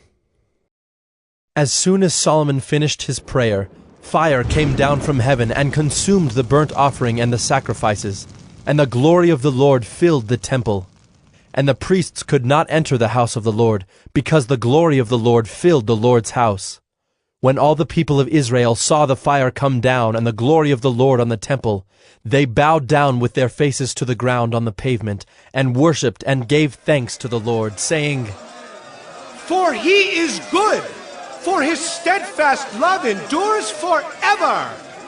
Then the king and all the people offered sacrifice before the Lord. King Solomon offered as a sacrifice 22,000 oxen and 120,000 sheep. So the king and all the people dedicated the house of God. The priests stood at their posts, the Levites also, with the instruments for music to the Lord that King David had made for giving thanks to the Lord. For his steadfast love endures forever. Whenever David offered praises by their ministry, opposite them the priests sounded trumpets, and all Israel stood. And Solomon consecrated the middle of the court that was before the house of the Lord, for there he offered the burnt offering and the fat of the peace offerings, because the bronze altar Solomon had made could not hold the burnt offering and the grain offering and the fat. At that time Solomon held the feast for 7 days, and all Israel with him, a very great assembly, from Lebo Hamath to the brook of Egypt. And on the 8th day they held a solemn assembly, for they had kept the dedication of the altar 7 days, and the feast 7 days. On the 23rd day of the 7th month he sent the people away to their homes, joyful and glad of heart for the prosperity that the Lord had granted to David and to Solomon and to Israel his people. Thus Solomon finished the house of the Lord and the king's house. All that Solomon had planned to do in the house of the Lord and in his own house he successfully accomplished. Then the Lord appeared to Solomon in the night and said to him, I have heard your prayer and have chosen this place for myself as a house of sacrifice. When I shut up the heavens so that there is no rain, or command the locusts to devour the land, or send pestilence among my people, if my people who are called by my name humble themselves, and pray, and seek my face, and turn from their wicked ways, then I will hear from heaven, and will forgive their sin, and heal their land. Now my eyes will be open, and my ears attentive to the prayer that is made in this place. For now I have chosen and consecrated this house, that my name may be there forever. My eyes and my heart will be there for all time. And as for you, if you will walk before me as David your father walked, doing according to all that I have commanded you, and keeping my statutes and my rules, then I will establish your royal throne, as I covenanted with David your father, saying, You shall not lack a man to rule Israel. But if you turn aside and forsake my statutes and my commandments that I have set before you, and go and serve other gods and worship them, then I will pluck you up from my land that I have given you, and this house that I have consecrated for my name, I will cast out of my sight, and I will make it a proverb and a byword among all peoples. And at this house which was exalted, everyone passing by will be astonished and say, Why has the Lord done thus to this land and to this house? Then they will say, Because they abandoned the Lord, the God of their fathers, who brought them out of the land of Egypt, and laid hold on other gods, and worshipped them, and served them. Therefore he has brought all this disaster on them. 2 Chronicles 8. At the end of 20 years, in which Solomon had built the house of the Lord and his own house, Solomon rebuilt the cities that Hiram had given to him, and settled the people of Israel in them. And Solomon went to Hamath-zobah and took it. He built Tadmor in the wilderness, and all the store cities that he built in Hamath. He also built Upper Beth-horon and Lower Beth-horon, fortified cities with walls, gates, and bars, and Baalath, and all the store cities that Solomon had, and all the cities for his chariots, and the cities for his horsemen, and whatever Solomon desired to build in Jerusalem, in Lebanon, and in all the land of his dominion. All the people who were left of the Hittites, the Amorites, the Perizzites, the Hivites, and the Jebusites who were not of Israel, from their descendants who were left after them in the land, whom the people of Israel had not destroyed, these Solomon drafted as forced labor, and so they are to this day. But of the people of Israel Solomon made no slaves for his work. They were soldiers, and his officers, the commanders of his chariots, and his horsemen. And these were the chief officers of King Solomon, 250, who exercised authority over the people. Solomon brought Pharaoh's daughter up from the city of David to the house that he had built for her, for he said, My wife shall not live in the house of David, king of Israel, for the places to which the ark of the Lord has come are holy. Then Solomon offered up burnt offerings to the Lord on the altar of the Lord that he had built before the vestibule, as the duty of each day required, offering according to the commandment of Moses for the Sabbaths, the new moons, and the 3 annual feasts, the feast of unleavened bread, the feast of weeks, and the feast of booths. According to the ruling of David his father, he appointed the divisions of the priests for their service, and the Levites for their offices of praise and ministry before the priests as the duty of each day required, and the gatekeepers in their divisions at each gate. For so David the man of God had commanded. And they did not turn aside from what the king had commanded the priests and Levites concerning any matter and concerning the treasuries. Thus was accomplished all the work of Solomon from the day the foundation of the house of the Lord was laid until it was finished. So the house of the Lord was completed. Then Solomon went to Ezion-Geber and Eloth on the shore of the sea in the land of Edom. And Hiram sent to him by the hand of his servants ships and servants familiar with the sea. And they went to Ophir together with the servants of Solomon, and brought from there 450 talents of gold, and brought it to King Solomon. 2 Chronicles 9. Now when the queen of Sheba heard of the fame of Solomon, she came to Jerusalem to test him with hard questions, having a very great retinue, and camels bearing spices, and very much gold and precious stones. And when she came to Solomon, she told him all that was on her mind. And Solomon answered all her questions. There was nothing hidden from Solomon that he could not explain to her. And when the queen of Sheba had seen the wisdom of Solomon, the house that he had built, the food of his table, the seating of his officials, and the attendance of his servants and their clothing, his cupbearers and their clothing, and his burnt offerings that he offered at the house of the Lord, there was no more breath in her. And she said to the king, The report was true that I heard in my own land of your words and of your wisdom. But I did not believe the reports until I came, and my own eyes had seen it. And behold, half the greatness of your wisdom was not told me. You surpass the report that I heard. Happy are your wives, happy are these your servants, who continually stand before you and hear your wisdom. Blessed be the Lord your God, who has delighted in you and set you on his throne as king for the Lord your God. Because your God loved Israel and would establish them forever, he has made you king over them, that you may execute justice and righteousness. Then she gave the king 120 talents of gold, and a very great quantity of spices and precious stones. There were no spices such as those that the queen of Sheba gave to King Solomon.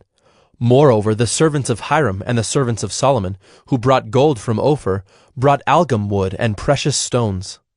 And the king made from the algum wood supports for the house of the Lord and for the king's house, lyres also, and harps for the singers. There never was seen the like of them before in the land of Judah. And King Solomon gave to the queen of Sheba all that she desired, whatever she asked, besides what she had brought to the king. So she turned and went back to her own land with her servants. Now the weight of gold that came to Solomon in 1 year was 666 talents of gold, besides that which the explorers and merchants brought. And all the kings of Arabia and the governors of the land brought gold and silver to Solomon. King Solomon made 200 large shields of beaten gold. 600 shekels of beaten gold went into each shield. And he made 300 shields of beaten gold. 300 shekels of gold went into each shield, and the king put them in the house of the forest of Lebanon. The king also made a great ivory throne and overlaid it with pure gold. The throne had 6 steps and a footstool of gold, which were attached to the throne, and on each side of the seat were armrests, and 2 lions standing beside the armrests. While 12 lions stood there, one on each end of a step on the 6 steps. Nothing like it was ever made for any kingdom. All King Solomon's drinking vessels were of gold, and all the vessels of the house of the forest of Lebanon were of pure gold. Silver was not considered as anything in the days of Solomon. For the king's ships went to Tarshish with the servants of Hiram. Once every 3 years the ships of Tarshish used to come, bringing gold, silver, ivory, apes, and peacocks. Thus King Solomon excelled all the kings of the earth in riches and in wisdom. And all the kings of the earth sought the presence of Solomon to hear his wisdom, which God had put into his mind. Every one of them brought his present, articles of silver and of gold, garments, myrrh, spices, horses and mules, so much year by year.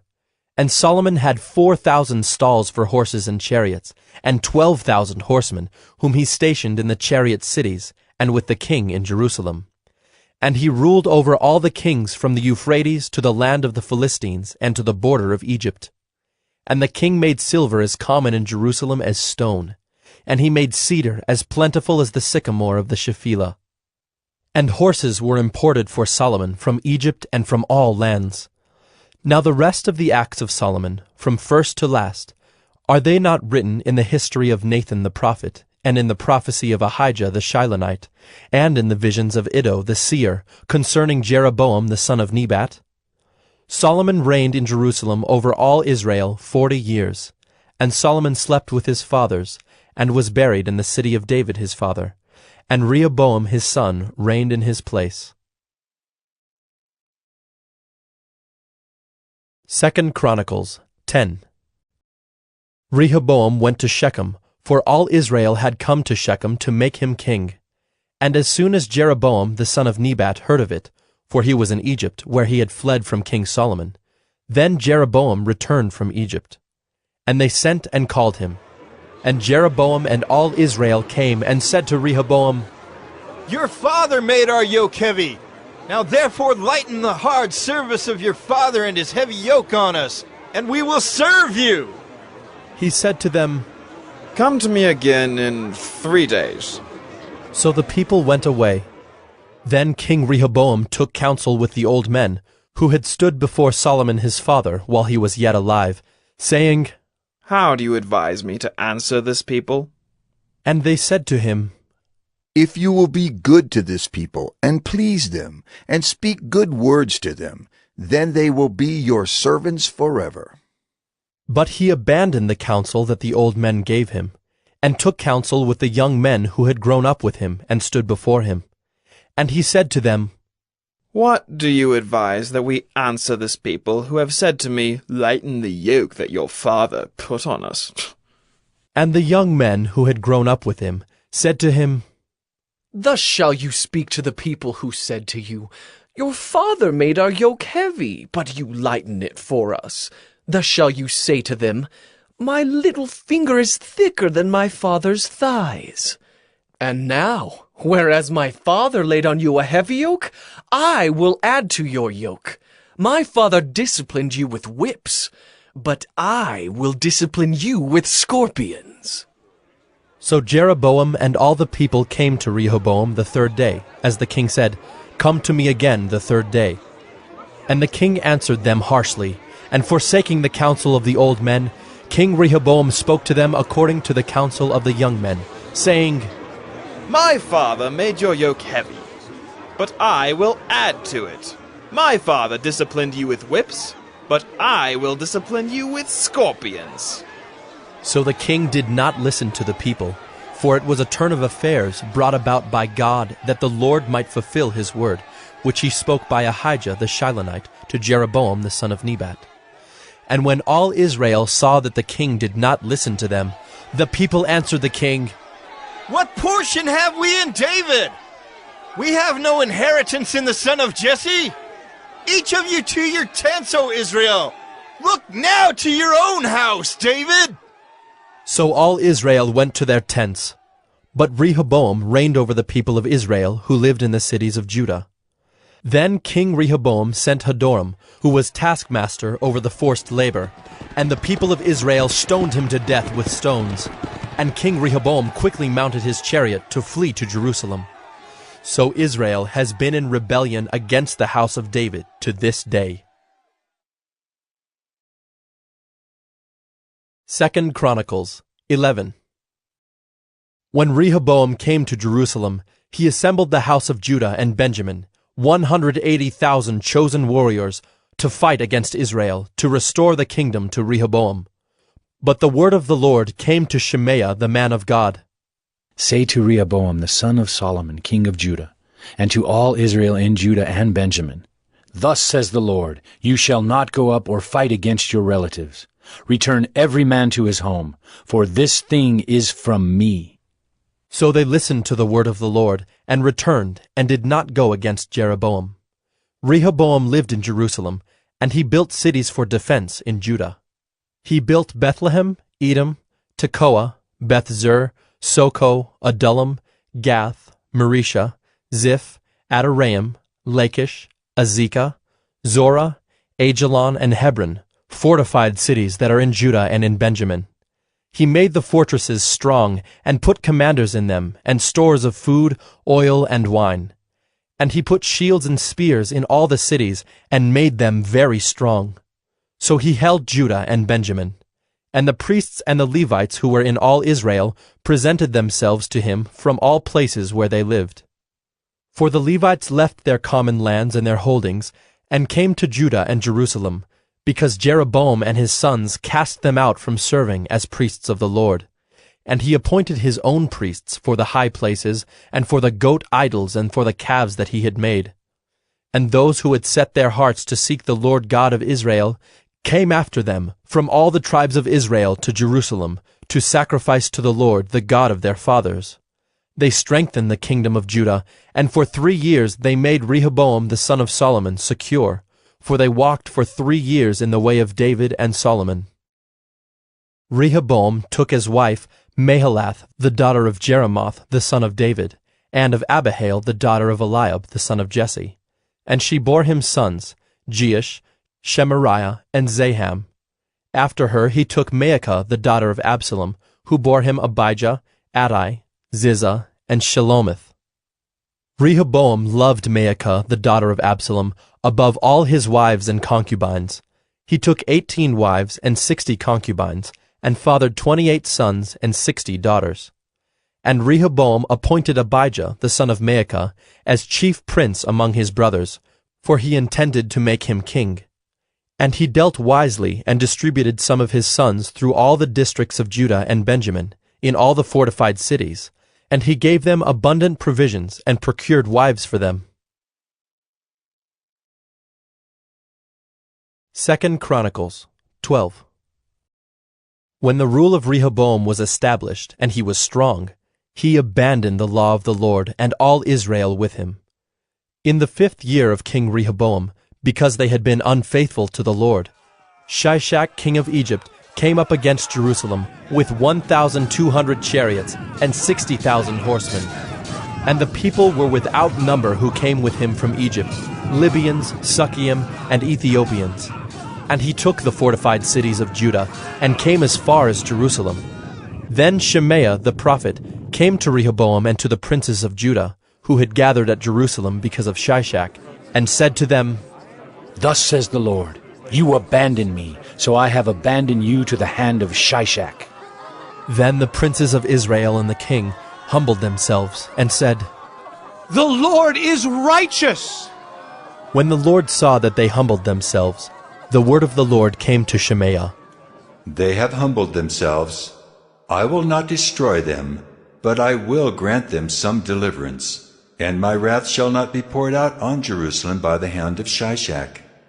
Nevertheless, they shall be servants to him, that they may know my service and the service of the kingdoms of the countries. So Shishak, king of Egypt, came up against Jerusalem. He took away the treasures of the house of the Lord and the treasures of the king's house. He took away everything. He also took away the shields of gold that Solomon had made, and King Rehoboam made in their place shields of bronze, and committed them to the hands of the officers of the guard, who kept the door of the king's house.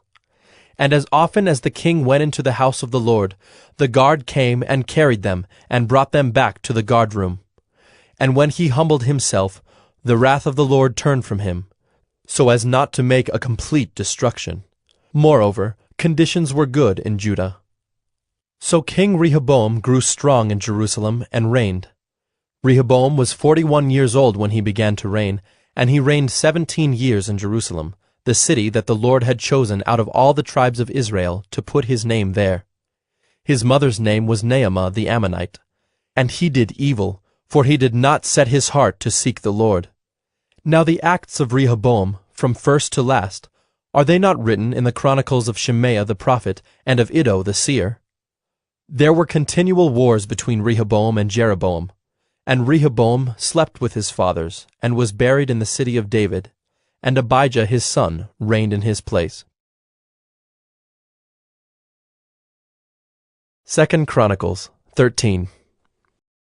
In the 18th year of King Jeroboam, Abijah began to reign over Judah.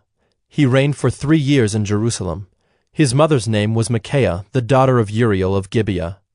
Now there was war between Abijah and Jeroboam. Abijah went out to battle, having an army of valiant men of war, 400,000 chosen men. And Jeroboam drew up his line of battle against him with 800,000 chosen mighty warriors.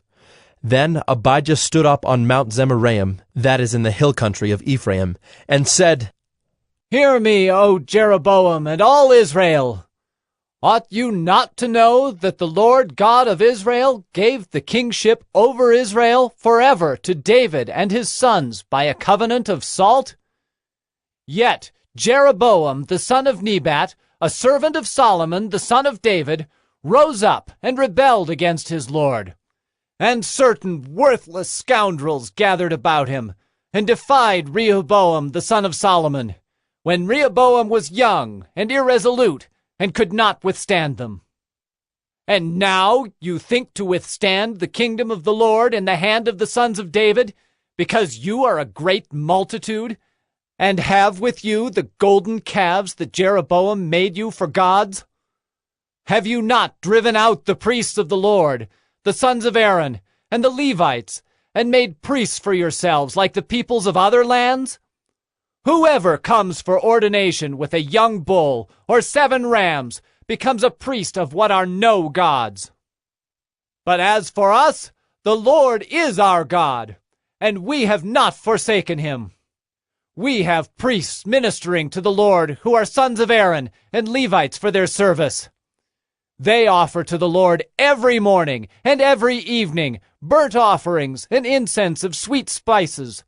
Set out the showbread on the table of pure gold, and care for the golden lampstand, that its lamps may burn every evening. For we keep the charge of the Lord our God, but you have forsaken him. Behold, God is with us at our head, and his priests with their battle trumpets to sound the call to battle against you. O sons of Israel, Do not fight against the Lord, the God of your fathers, for you cannot succeed. Jeroboam had sent an ambush around to come upon them from behind. Thus his troops were in front of Judah, and the ambush was behind them. And when Judah looked, behold, the battle was in front of and behind them. And they cried to the Lord, and the priests blew the trumpets.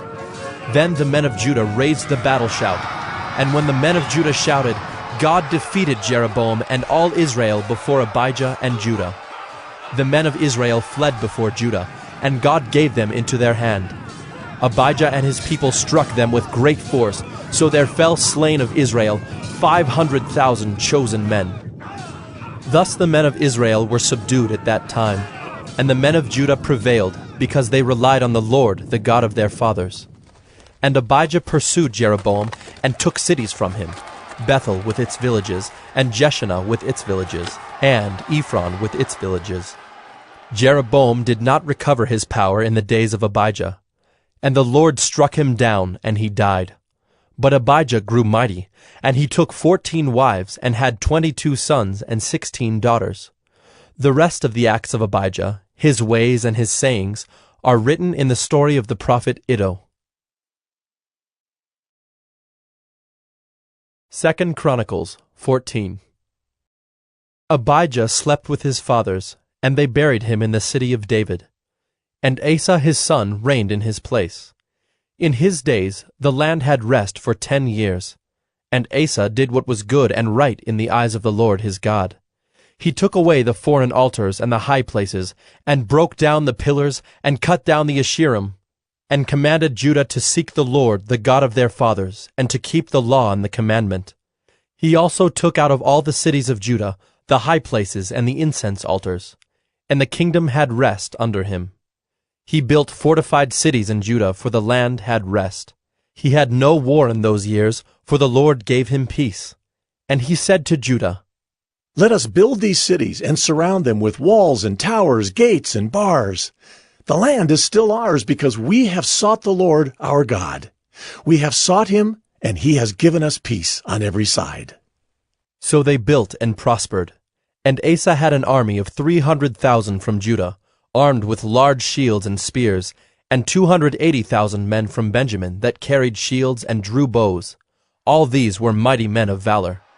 Zerah the Ethiopian came out against them with an army of 1,000,000 men and 300 chariots, and came as far as Maresha. And Asa went out to meet him, and they drew up their lines of battle in the valley of Zephathah at Maresha. And Asa cried to the Lord his God, O Lord, there is none like you to help between the mighty and the weak. Help us, O Lord our God, for we rely on you, and in your name we have come against this multitude. O Lord, you are our God. Let not man prevail against you. So the Lord defeated the Ethiopians before Asa and before Judah, and the Ethiopians fled. Asa and the people who were with him pursued them as far as Gerar, and the Ethiopians fell until none remained alive, for they were broken before the Lord and his army. The men of Judah carried away very much spoil, and they attacked all the cities around Gerar, for the fear of the Lord was upon them. They plundered all the cities, for there was much plunder in them. And they struck down the tents of those who had livestock, and carried away sheep in abundance and camels. Then they returned to Jerusalem. 2 Chronicles 15. The Spirit of God came upon Azariah the son of Oded, and he went out to meet Asa, and said to him, Hear me, Asa, and all Judah and Benjamin. The Lord is with you while you are with him. If you seek him, he will be found by you. But if you forsake him, he will forsake you. For a long time Israel was without the true God, and without a teaching priest, and without law. But when in their distress they turned to the Lord, the God of Israel, and sought him, he was found by them. In those times there was no peace to him who went out or to him who came in, for great disturbances afflicted all the inhabitants of the lands. They were broken in pieces. Nation was crushed by nation, and city by city, for God troubled them with every sort of distress. But you take courage. Do not let your hands be weak, for your work shall be rewarded. As soon as Asa heard these words, the prophecy of Azariah the son of Oded, he took courage and put away the detestable idols from all the land of Judah and Benjamin, and from the cities that he had taken in the hill country of Ephraim, and he repaired the altar of the Lord that was in front of the vestibule of the house of the Lord. And he gathered all Judah and Benjamin, and those from Ephraim, Manasseh, and Simeon, who were residing with them, for great numbers had deserted to him from Israel when they saw that the Lord his God was with him. They were gathered at Jerusalem in the 3rd month of the 15th year of the reign of Asa. They sacrificed to the Lord on that day from the spoil that they had brought, 700 oxen and 7,000 sheep. And they entered into a covenant to seek the Lord, the God of their fathers, with all their heart and with all their soul, but that whoever would not seek the Lord, the God of Israel, should be put to death, whether young or old, man or woman. They swore an oath to the Lord with a loud voice, and with shouting and with trumpets and with horns. And all Judah rejoiced over the oath, for they had sworn with all their heart, and had sought him with their whole desire. And he was found by them, and the Lord gave them rest all around. Even Maacah his mother, King Asa removed from being queen mother, because she had made a detestable image for Asherah. Asa cut down her image, crushed it, and burned it at the brook Kidron. But the high places were not taken out of Israel. Nevertheless, the heart of Asa was wholly true all his days. And he brought into the house of God the sacred gifts of his father, and his own sacred gifts, silver and gold and vessels. And there was no more war until the 35th year of the reign of Asa. 2 Chronicles 16. In the 36th year of the reign of Asa, Baasha, king of Israel, went up against Judah and built Ramah, that he might permit no one to go out or come in to Asa, king of Judah. Then Asa took silver and gold from the treasures of the house of the Lord, and the king's house, and sent them to Ben-Hadad, king of Syria, who lived in Damascus, saying, There is a covenant between me and you, as there was between my father and your father. Behold, I am sending to you silver and gold.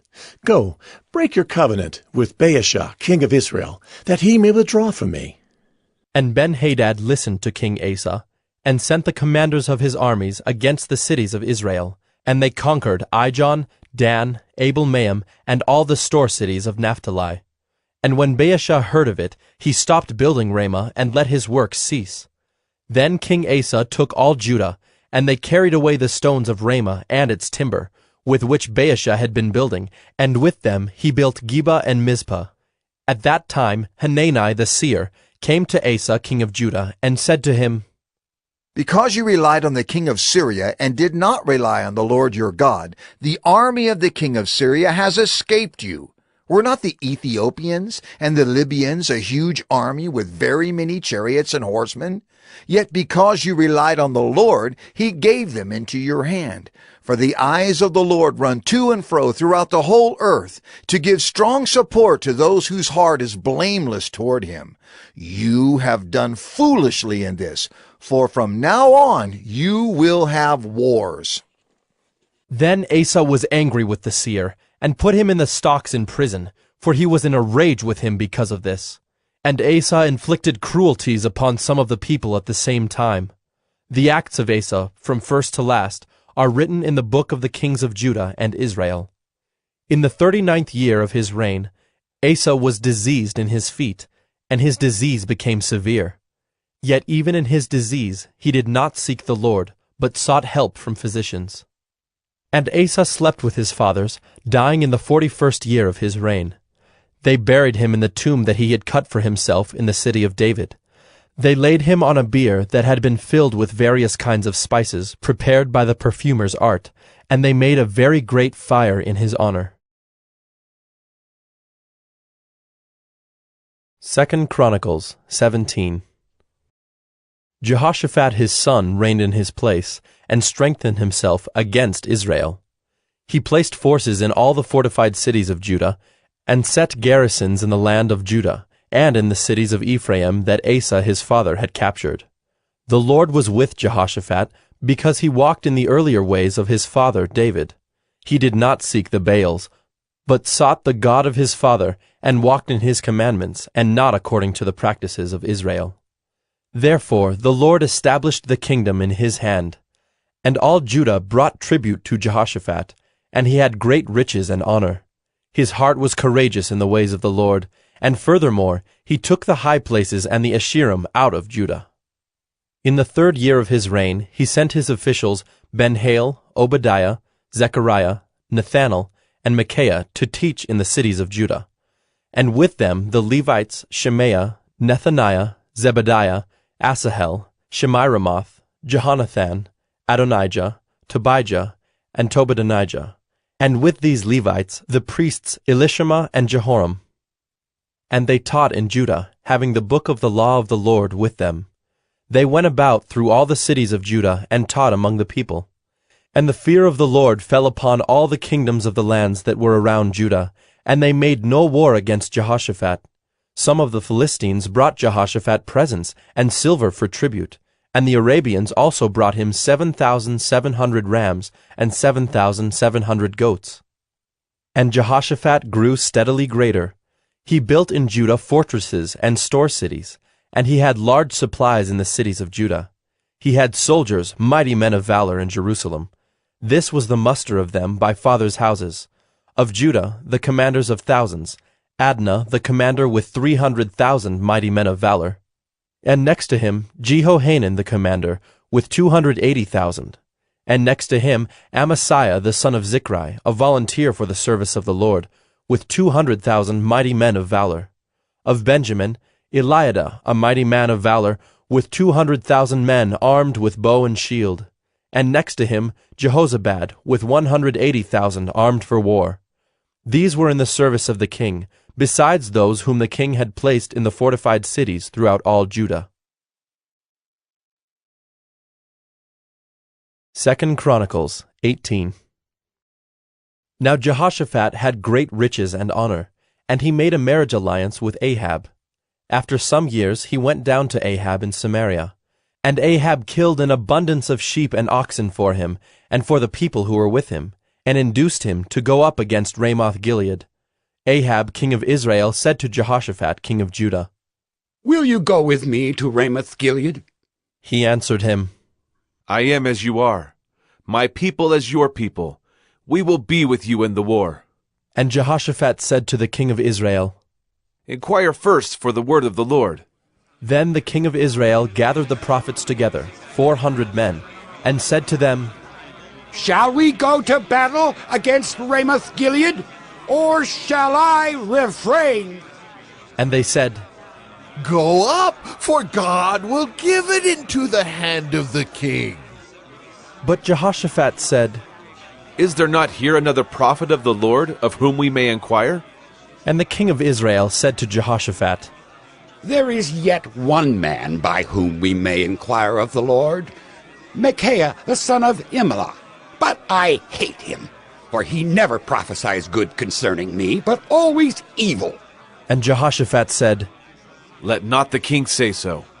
Then the king of Israel summoned an officer and said, "Bring quickly Micaiah the son of Imlah." Now the king of Israel and Jehoshaphat the king of Judah were sitting on their thrones, arrayed in their robes. And they were sitting at the threshing floor at the entrance of the gate of Samaria, and all the prophets were prophesying before them. And Zedekiah the son of Chenaanah made for himself horns of iron, and said, "Thus says the Lord, with these you shall push the Syrians until they are destroyed." And all the prophets prophesied so, and said, "Go up to Ramoth-Gilead and triumph. The Lord will give it into the hand of the king." And the messenger who went to summon Micaiah said to him, "Behold, the words of the prophets with one accord are favorable to the king. Let your word be like the word of one of them, and speak favorably." But Micaiah said, "As the Lord lives, what my God says, that I will speak." And when he had come to the king said to him, "Micaiah, shall we go to Ramoth-Gilead to battle, or shall I refrain?" And he answered, "Go up and triumph. They will be given into your hand." But the king said to him, How many times shall I make you swear that you speak to me nothing but the truth in the name of the Lord? And he said, I saw all Israel scattered on the mountains, as sheep that have no shepherd. And the Lord said, These have no master. Let each return to his home in peace. And the king of Israel said to Jehoshaphat, Did I not tell you that he would not prophesy good concerning me, but evil? And Micaiah said, Therefore, hear the word of the Lord. I saw the Lord sitting on his throne, and all the host of heaven standing on his right hand and on his left. And the Lord said, Who will entice Ahab the king of Israel, that he may go up and fall at Ramoth-Gilead? And one said one thing, and another said another. Then a spirit came forward and stood before the Lord, saying, I will entice him. And the Lord said to him, By what means? And he said, I will go out, and will be a lying spirit in the mouth of all his prophets. And he said, You are to entice him, and you shall succeed. Go out and do so. Now therefore, behold, the Lord has put a lying spirit in the mouth of these your prophets. The Lord has declared disaster concerning you. Then Zedekiah the son of Chenaanah came near and struck Micaiah on the cheek, and said, Which way did the Spirit of the Lord go from me to speak to you? And Micaiah said, Behold, you shall see on that day when you go into an inner chamber to hide yourself. And the king of Israel said, Seize Micaiah, and take him back to Ammon, the governor of the city, and to Joash the king's son, and say, Thus says the king, Put this fellow in prison and feed him with meager rations of bread and water until I return in peace. And Micaiah said, If you return in peace, the Lord has not spoken by me. And he said, Hear, all you peoples! So the king of Israel and Jehoshaphat the king of Judah went up to Ramoth-Gilead. And the king of Israel said to Jehoshaphat, I will disguise myself and go into battle, but you wear your robes. And the king of Israel disguised himself, and they went into battle. Now the king of Syria had commanded the captains of his chariots, Fight with neither small nor great, but only with the king of Israel. As soon as the captains of the chariots saw Jehoshaphat, they said, It is the king of Israel! So they turned to fight against him. And Jehoshaphat cried out, and the Lord helped him. God drew them away from him. For as soon as the captains of the chariots saw that it was not the king of Israel, they turned back from pursuing him. But a certain man drew his bow at random, and struck the king of Israel between the scale armor and the breastplate. Therefore he said to the driver of his chariot, Turn around and carry me out of the battle, for I am wounded. And the battle continued that day, and the king of Israel was propped up in his chariot facing the Syrians until evening. Then at sunset he died. 2 Chronicles 19. Jehoshaphat the king of Judah returned in safety to his house in Jerusalem. But Jehu the son of Hanani the seer went out to meet him and said to King Jehoshaphat, Should you help the wicked and love those who hate the Lord? Because of this, wrath has gone out against you from the Lord. Nevertheless, some good is found in you, for you destroyed the Asherahs out of the land, and have set your heart to seek God. Jehoshaphat lived at Jerusalem, and he went out again among the people, from Beersheba to the hill country of Ephraim, and brought them back to the Lord, the God of their fathers. He appointed judges in the land, in all the fortified cities of Judah, city by city, and said to the judges, Consider what you do, for you judge not for man, but for the Lord. He is with you in giving judgment. Now then, let the fear of the Lord be upon you. Be careful what you do, for there is no injustice with the Lord our God, or partiality, or taking bribes. Moreover, in Jerusalem, Jehoshaphat appointed certain Levites and priests and heads of families of Israel to give judgment for the Lord and to decide disputed cases. They had their seat at Jerusalem. And he charged them, Thus you shall do in the fear of the Lord, in faithfulness, and with your whole heart. Whenever a case comes to you from your brothers who live in their cities, concerning bloodshed, law or commandment, statutes or rules, then you shall warn them, that they may not incur guilt before the Lord, and wrath may not come upon you and your brothers. Thus you shall do, and you will not incur guilt. And behold, Amariah the chief priest is over you in all matters of the Lord, and Zebadiah the son of Ishmael, the governor of the house of Judah, in all the king's matters, and the Levites will serve you as officers. Deal courageously, and may the Lord be with the upright. 2 Chronicles 20. After this, the Moabites and Ammonites, and with them some of the Meunites, came against Jehoshaphat for battle. Some men came and told Jehoshaphat, A great multitude is coming against you from Edom, from beyond the sea, and behold, they are in Hazazon Tamar. that is, En-gedi. Then Jehoshaphat was afraid, and set his face to seek the Lord, and proclaimed a fast throughout all Judah. And Judah assembled to seek help from the Lord. From all the cities of Judah they came to seek the Lord. And Jehoshaphat stood in the assembly of Judah and Jerusalem, in the house of the Lord before the new court, and said, O Lord, God of our fathers, are you not God in heaven? You rule over all the kingdoms of the nations. In your hand are power and might, so that none is able to withstand you. Did you not, our God, drive out the inhabitants of this land before your people Israel, and give it forever to the descendants of Abraham your friend? And they have lived in it, and have built for you in it a sanctuary for your name, saying, If disaster comes upon us, the sword, judgment, or pestilence, or famine, we will stand before this house and before you, for your name is in this house, and cry out to you in our affliction, and you will hear and save. And now behold, the men of Ammon and Moab and Mount Seir, whom you would not let Israel invade when they came from the land of Egypt, and whom they avoided and did not destroy. Behold, they reward us by coming to drive us out of your possession, which you have given us to inherit. O our God, will you not execute judgment on them? For we are powerless against this great horde that is coming against us. We do not know what to do, but our eyes are on you. Meanwhile, all Judah stood before the Lord, with their little ones, their wives, and their children.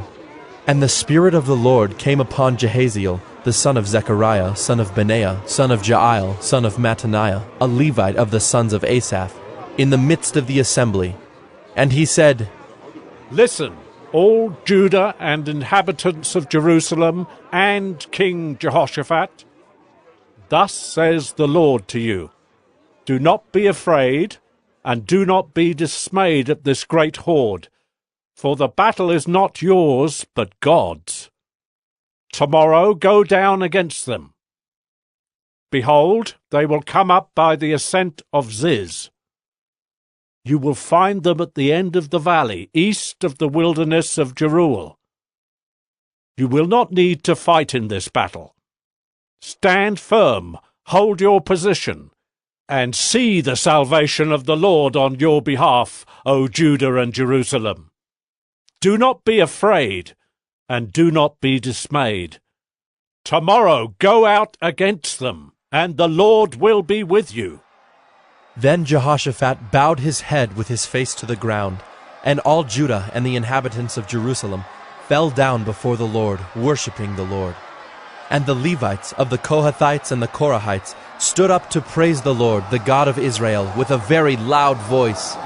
And they rose early in the morning and went out into the wilderness of Tekoa. And when they went out, Jehoshaphat stood and said, Hear me, Judah and inhabitants of Jerusalem. Believe in the Lord your God, and you will be established. Believe his prophets, and you will succeed. And when he had taken counsel with the people, he appointed those who were to sing to the Lord and praise him in holy attire, as they went before the army, and say, Give thanks to the Lord, for his steadfast love endures forever. And when they began to sing and praise, the Lord set an ambush against the men of Ammon, Moab, and Mount Seir, who had come against Judah, so that they were routed. For the men of Ammon and Moab rose against the inhabitants of Mount Seir, devoting them to destruction. And when they had made an end of the inhabitants of Seir, they all helped to destroy one another. When Judah came to the watchtower of the wilderness, they looked toward the horde, and behold, there were dead bodies lying on the ground. None had escaped. When Jehoshaphat and his people came to take their spoil, they found among them, in great numbers, goods, clothing, and precious things, which they took for themselves until they could carry no more. They were 3 days in taking the spoil, it was so much. On the 4th day they assembled in the valley of Berachah, for there they blessed the Lord. Therefore the name of that place has been called the Valley of Berachah to this day. Then they returned, every man of Judah and Jerusalem, and Jehoshaphat at their head, returning to Jerusalem with joy, for the Lord had made them rejoice over their enemies. They came to Jerusalem with harps and lyres and trumpets to the house of the Lord. And the fear of God came on all the kingdoms of the countries when they heard that the Lord had fought against the enemies of Israel. So the realm of Jehoshaphat was quiet, for his God gave him rest all around. Thus Jehoshaphat reigned over Judah. He was 35 years old when he began to reign, and he reigned 25 years in Jerusalem. His mother's name was Azubah, the daughter of Shilhi. He walked in the way of Asa his father, and did not turn aside from it, doing what was right in the sight of the Lord. The high places, however, were not taken away. The people had not yet set their hearts upon the God of their fathers. Now the rest of the acts of Jehoshaphat, from first to last, are written in the Chronicles of Jehu the son of Hanani, which are recorded in the book of the kings of Israel. After this, Jehoshaphat king of Judah joined with Ahaziah king of Israel, who acted wickedly. He joined him in building ships to go to Tarshish, and they built the ships in Ezion-Geber. Then Eliezer the son of Dodavehu of Marisha prophesied against Jehoshaphat, saying, Because you have joined with Ahaziah, the Lord will destroy what you have made. And the ships were wrecked and were not able to go to Tarshish. 2 Chronicles 21. Jehoshaphat slept with his fathers, and was buried with his fathers in the city of David, and Jehoram his son reigned in his place. He had brothers, the sons of Jehoshaphat, Azariah, Jehiel, Zechariah, Azariah, Michael, and Shephatiah. All these were the sons of Jehoshaphat, king of Israel. Their father gave them great gifts of silver, gold, and valuable possessions, together with fortified cities in Judah, but he gave the kingdom to Jehoram, because he was the firstborn. When Jehoram had ascended the throne of his father and was established, he killed all his brothers with the sword, and also some of the princes of Israel. Jehoram was 32 years old when he became king, and he reigned 8 years in Jerusalem. And he walked in the way of the kings of Israel, as the house of Ahab had done, for the daughter of Ahab was his wife. And he did what was evil in the sight of the Lord. Yet the Lord was not willing to destroy the house of David, because of the covenant that he had made with David, and since he had promised to give a lamp to him and to his sons forever. In his days Edom revolted from the rule of Judah, and set up a king of their own. Then Jehoram passed over with his commanders and all his chariots, and he rose by night and struck the Edomites who had surrounded him and his chariot commanders. So Edom revolted from the rule of Judah to this day. At that time Libnah also revolted from his rule, because he had forsaken the Lord, the God of his fathers. Moreover, he made high places in the hill country of Judah, and led the inhabitants of Jerusalem into whoredom, and made Judah go astray. And a letter came to him from Elijah the prophet, saying, Thus says the Lord, the God of David your father, because you have not walked in the ways of Jehoshaphat your father, or in the ways of Asa king of Judah, but have walked in the way of the kings of Israel, and have enticed Judah and the inhabitants of Jerusalem into whoredom, as the house of Ahab led Israel into whoredom. And also you have killed your brothers of your father's house, who are better than yourself. Behold, the Lord will bring a great plague on your people, your children, your wives, and all your possessions. And you yourself will have a severe sickness with a disease of your bowels, until your bowels come out because of the disease, day by day. And the Lord stirred up against Jehoram the anger of the Philistines and of the Arabians who are near the Ethiopians. And they came up against Judah and invaded it, and carried away all the possessions they found that belonged to the king's house, and also his sons and his wives, so that no son was left to him except Jehoahaz, his youngest son. And after all this, the Lord struck him in his bowels with an incurable disease. In the course of time, at the end of 2 years, his bowels came out because of the disease, and he died in great agony. His people made no fire in his honor, like the fires made for his fathers. He was 32 years old when he began to reign, and he reigned 8 years in Jerusalem. And he departed with no one's regret. They buried him in the city of David, but not in the tombs of the kings. 2 Chronicles 22. And the inhabitants of Jerusalem made Ahaziah his youngest son king in his place, for the band of men that came with the Arabians to the camp had killed all the older sons. So Ahaziah the son of Jehoram king of Judah reigned. Ahaziah was 22 years old when he began to reign, and he reigned 1 year in Jerusalem. His mother's name was Athaliah, the granddaughter of Omri. He also walked in the ways of the house of Ahab, for his mother was his counselor in doing wickedly. He did what was evil in the sight of the Lord, as the house of Ahab had done. For after the death of his father, they were his counselors to his undoing. He even followed their counsel, and went with Jehoram the son of Ahab, king of Israel, to make war against Hazael, king of Syria, at Ramoth-Gilead. And the Syrians wounded Joram, and he returned to be healed in Jezreel of the wounds that he had received at Ramah, when he fought against Hazael, king of Syria. And Ahaziah the son of Jehoram, king of Judah, went down to see Joram the son of Ahab in Jezreel, because he was wounded. But it was ordained by God that the downfall of Ahaziah should come about through his going to visit Joram. For when he came there, he went out with Jehoram to meet Jehu the son of Nimshi, whom the Lord had anointed to destroy the house of Ahab. And when Jehu was executing judgment on the house of Ahab, he met the princes of Judah and the sons of Ahaziah's brothers, who attended Ahaziah, and he killed them. He searched for Ahaziah, and he was captured while hiding in Samaria, and he was brought to Jehu and put to death. They buried him, for they said, "He is the grandson of Jehoshaphat, who sought the Lord with all his heart." And the house of Ahaziah had no one able to rule the kingdom.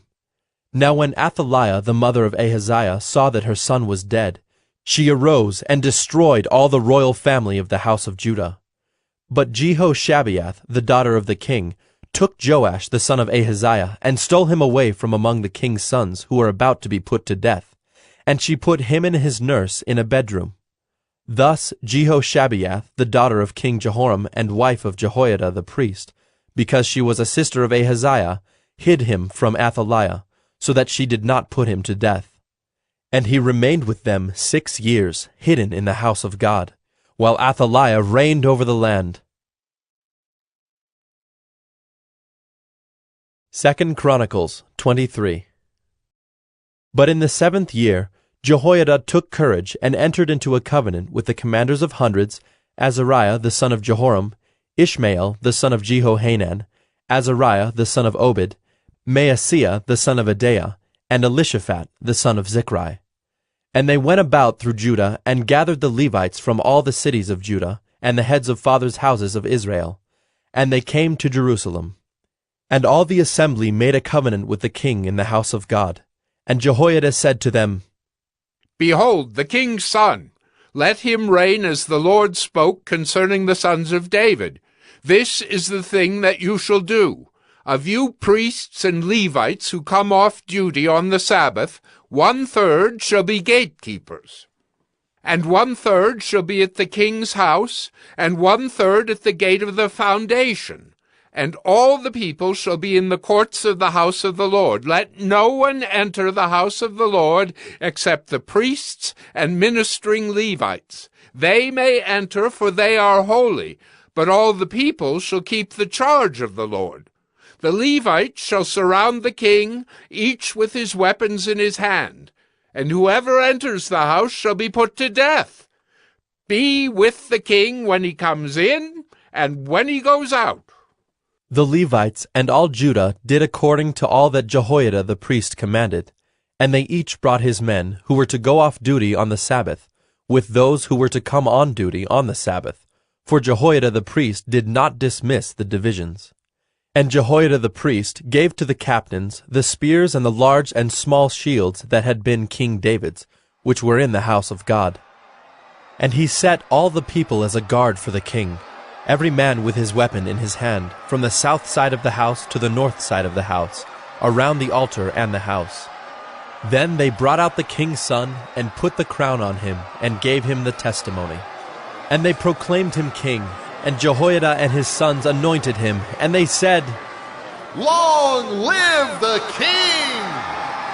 And when Athaliah heard the noise of the people running and praising the king, she went into the house of the Lord to the people. And when she looked, there was the king standing by his pillar at the entrance, and the captains and the trumpeters beside the king, and all the people of the land rejoicing and blowing trumpets, and the singers with their musical instruments leading in the celebration. And Athaliah tore her clothes and cried, "Treason! Treason!" Then Jehoiada the priest brought out the captains who were set over the army, saying to them, "Bring her out between the ranks, and anyone who follows her is to be put to death with the sword." For the priest said, "Do not put her to death in the house of the Lord." So they laid hands on her, and she went into the entrance of the horse gate of the king's house, and they put her to death there. And Jehoiada made a covenant between himself and all the people and the king, that they should be the Lord's people. Then all the people went to the house of Baal and tore it down. His altars and his images they broke in pieces, and they killed Mattan the priest of Baal before the altars. And Jehoiada posted watchmen for the house of the Lord, under the direction of the Levitical priests and the Levites, whom David had organized to be in charge of the house of the Lord, to offer burnt offerings to the Lord, as it is written in the law of Moses, with rejoicing and with singing, according to the order of David. He stationed the gatekeepers at the gates of the house of the Lord, so that no one should enter who was in any way unclean. And he took the captains, the nobles, the governors of the people, and all the people of the land, and they brought the king down from the house of the Lord, marching through the upper gate to the king's house. And they set the king on the royal throne.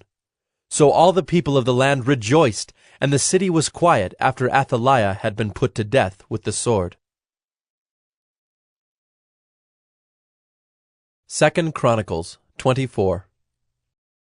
Joash was 7 years old when he began to reign, and he reigned 40 years in Jerusalem. His mother's name was Zibiah of Beersheba. And Joash did what was right in the eyes of the Lord all the days of Jehoiada the priest. Jehoiada got for him 2 wives, and he had sons and daughters. After this, Joash decided to restore the house of the Lord. And he gathered the priests and the Levites, and said to them, "Go out to the cities of Judah, and gather from all Israel money to repair the house of your God from year to year, and see that you act quickly." But the Levites did not act quickly. So the king summoned Jehoiada the chief, and said to him, "Why have you not required the Levites to bring in from Judah and Jerusalem the tax levied by Moses, the servant of the Lord, and the congregation of Israel for the tent of testimony?" For the sons of Athaliah, that wicked woman, had broken into the house of God, and had also used all the dedicated things of the house of the Lord for the Baals. So the king commanded, and they made a chest and set it outside the gate of the house of the Lord. And proclamation was made throughout Judah and Jerusalem to bring in for the Lord the tax that Moses, the servant of God, laid on Israel in the wilderness. And all the princes and all the people rejoiced and brought their tax and dropped it into the chest until they had finished. And whenever the chest was brought to the king's officers by the Levites, when they saw that there was much money in it, the king's secretary and the officer of the chief priest would come and empty the chest and take it and return it to its place. Thus they did day after day, and collected money in abundance. And the king and Jehoiada gave it to those who had charge of the work of the house of the Lord. And they hired masons and carpenters to restore the house of the Lord, and also workers in iron and bronze to repair the house of the Lord. So those who were engaged in the work labored, and the repairing went forward in their hands, and they restored the house of God to its proper condition and strengthened it. And when they had finished, they brought the rest of the money before the king and Jehoiada, and with it were made utensils for the house of the Lord, both for the service and for the burnt offerings, and dishes for incense, and vessels of gold and silver. And they offered burnt offerings in the house of the Lord regularly all the days of Jehoiada. But Jehoiada grew old and full of days, and died. He was 130 years old at his death. And they buried him in the city of David among the kings, because he had done good in Israel and toward God and his house. Now after the death of Jehoiada, the princes of Judah came and paid homage to the king. Then the king listened to them. And they abandoned the house of the Lord, the God of their fathers, and served the Asherim and the idols. And wrath came upon Judah and Jerusalem for this guilt of theirs. Yet he sent prophets among them to bring them back to the Lord. These testified against them, but they would not pay attention. Then the Spirit of God clothed Zechariah, the son of Jehoiada the priest, and he stood above the people and said to them, Thus says God, why do you break the commandments of the Lord, so that you cannot prosper? Because you have forsaken the Lord, he has forsaken you. But they conspired against him, and by command of the king they stoned him with stones in the court of the house of the Lord. Thus Joash the king did not remember the kindness that Jehoiada, Zechariah's father, had shown him, but killed his son. And when he was dying, he said, May the Lord see and avenge. At the end of the year, the army of the Syrians came up against Joash. They came to Judah and Jerusalem and destroyed all the princes of the people from among the people, and sent all their spoil to the king of Damascus. Though the army of the Syrians had come with few men, the Lord delivered into their hand a very great army, because Judah had forsaken the Lord, the God of their fathers. Thus they executed judgment on Joash. When they had departed from him, leaving him severely wounded, his servants conspired against him because of the blood of the son of Jehoiada the priest, and killed him on his bed. So he died, and they buried him in the city of David, but they did not bury him in the tombs of the kings. Those who conspired against him were Zabad the son of Shimeath the Ammonite, and Jehozabad the son of Shimrith the Moabite. Accounts of his sons and of the many oracles against him and of the rebuilding of the house of God are written in the story of the book of the kings. And Amaziah his son reigned in his place. 2 Chronicles 25. Amaziah was 25 years old when he began to reign, and he reigned 29 years in Jerusalem. His mother's name was Jehoaddan of Jerusalem. And he did what was right in the eyes of the Lord, yet not with the whole heart. And as soon as the royal power was firmly his, he killed his servants who had struck down the king his father. But he did not put their children to death, according to what is written in the law in the book of Moses, where the Lord commanded, Fathers shall not die because of their children, nor children die because of their fathers, but each one shall die for his own sin. Then Amaziah assembled the men of Judah, and set them by fathers' houses, under commanders of thousands and of hundreds, for all Judah and Benjamin. He mustered those 20 years old and upward, and found that they were 300,000 choice men, fit for war, able to handle spear and shield.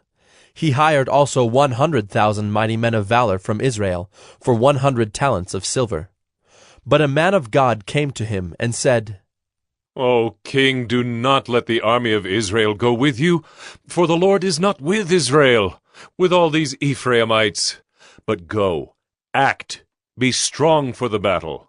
Why should you suppose that God will cast you down before the enemy? For God has power to help or to cast down. And Amaziah said to the man of God, But what shall we do about the 100 talents that I have given to the army of Israel? The man of God answered, The Lord is able to give you much more than this. Then Amaziah discharged the army that had come to him from Ephraim to go home again. And they became very angry with Judah, and returned home in fierce anger. But Amaziah took courage, and led out his people, and went to the valley of Salt, and struck down 10,000 men of Seir. The men of Judah captured another 10,000 alive, and took them to the top of a rock, and threw them down from the top of the rock, and they were all dashed to pieces. But the men of the army, whom Amaziah sent back, not letting them go with him to battle, raided the cities of Judah, from Samaria to Beth-horon, and struck down 3,000 people in them, and took much spoil. After Amaziah came from striking down the Edomites, he brought the gods of the men of Seir, and set them up as his gods, and worshipped them, making offerings to them. Therefore the Lord was angry with Amaziah, and sent to him a prophet, who said to him, Why have you sought the gods of a people who did not deliver their own people from your hand? But as he was speaking, the king said to him, Have we made you a royal counselor? Stop! Why should you be struck down? So the prophet stopped, but said, I know that God has determined to destroy you, because you have done this and have not listened to my counsel. Then Amaziah king of Judah took counsel and sent to Joash the son of Jehoahaz, son of Jehu, king of Israel, saying, Come, let us look one another in the face. And Joash the king of Israel sent word to Amaziah king of Judah, A thistle on Lebanon sent to a cedar on Lebanon, saying, Give your daughter to my son for a wife. And a wild beast of Lebanon passed by and trampled down the thistle. You say, See, I have struck down Edom, and your heart has lifted you up in boastfulness. But now stay at home. Why should you provoke trouble so that you fall, you and Judah with you? But Amaziah would not listen, for it was of God, in order that he might give them into the hand of their enemies, because they had sought the gods of Edom. So Joash king of Israel went up, and he and Amaziah king of Judah faced one another in battle at Beth-shemesh, which belongs to Judah. And Judah was defeated by Israel, and every man fled to his home. And Joash king of Israel captured Amaziah king of Judah, the son of Joash, son of Ahaziah, at Beth-shemesh, and brought him to Jerusalem, and broke down the wall of Jerusalem for 400 cubits, from the Ephraim gate to the corner gate. And he seized all the gold and silver, and all the vessels that were found in the house of God, in the care of Obed-Edom. He seized also the treasuries of the king's house, also hostages, and he returned to Samaria. Amaziah the son of Joash, king of Judah, lived 15 years after the death of Joash the son of Jehoahaz, king of Israel. Now the rest of the deeds of Amaziah, from first to last, are they not written in the book of the kings of Judah and Israel? From the time when he turned away from the Lord, they made a conspiracy against him in Jerusalem, and he fled to Lachish. But they sent after him to Lachish, and put him to death there. And they brought him upon horses, and he was buried with his fathers in the city of David. 2 Chronicles 26. And all the people of Judah took Uzziah, who was 16 years old, and made him king instead of his father Amaziah. He built Eloth and restored it to Judah, after the king slept with his fathers. Uzziah was 16 years old when he began to reign, and he reigned 52 years in Jerusalem. His mother's name was Jechaliah of Jerusalem. And he did what was right in the eyes of the Lord, according to all that his father Amaziah had done. He set himself to seek God in the days of Zechariah, who instructed him in the fear of God. And as long as he sought the Lord, God made him prosper. He went out and made war against the Philistines, and broke through the wall of Gath, and the wall of Jabneh, and the wall of Ashdod. And he built cities in the territory of Ashdod, and elsewhere among the Philistines. God helped him against the Philistines and against the Arabians who lived in Gerbaal, and against the Meunites. The Ammonites paid tribute to Uzziah, and his fame spread even to the border of Egypt, for he became very strong. Moreover, Uzziah built towers in Jerusalem at the corner gate, and at the valley gate, and at the angle, and fortified them. And he built towers in the wilderness, and cut out many cisterns, for he had large herds, both in the Shephelah and in the plain. And he had farmers and vine dressers in the hills and in the fertile lands, for he loved the soil.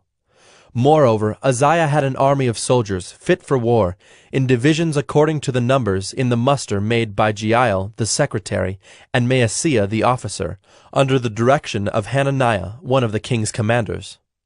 The whole number of the heads of fathers' houses of mighty men of valor was 2,600.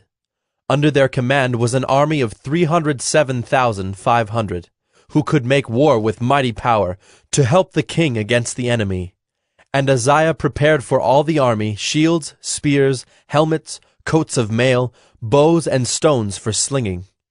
In Jerusalem he made engines, invented by skillful men, to be on the towers and the corners, to shoot arrows and great stones. And his fame spread far, for he was marvelously helped, till he was strong. But when he was strong, he grew proud to his destruction. For he was unfaithful to the Lord his God, and entered the temple of the Lord to burn incense on the altar of incense. But Azariah the priest went in after him, with 80 priests of the Lord who were men of valor. And they withstood King Uzziah, and said to him, It is not for you, Uzziah, to burn incense to the Lord, but for the priests, the sons of Aaron, who are consecrated to burn incense. Go out of the sanctuary, for you have done wrong, and it will bring you no honor from the Lord God. Then Uzziah was angry.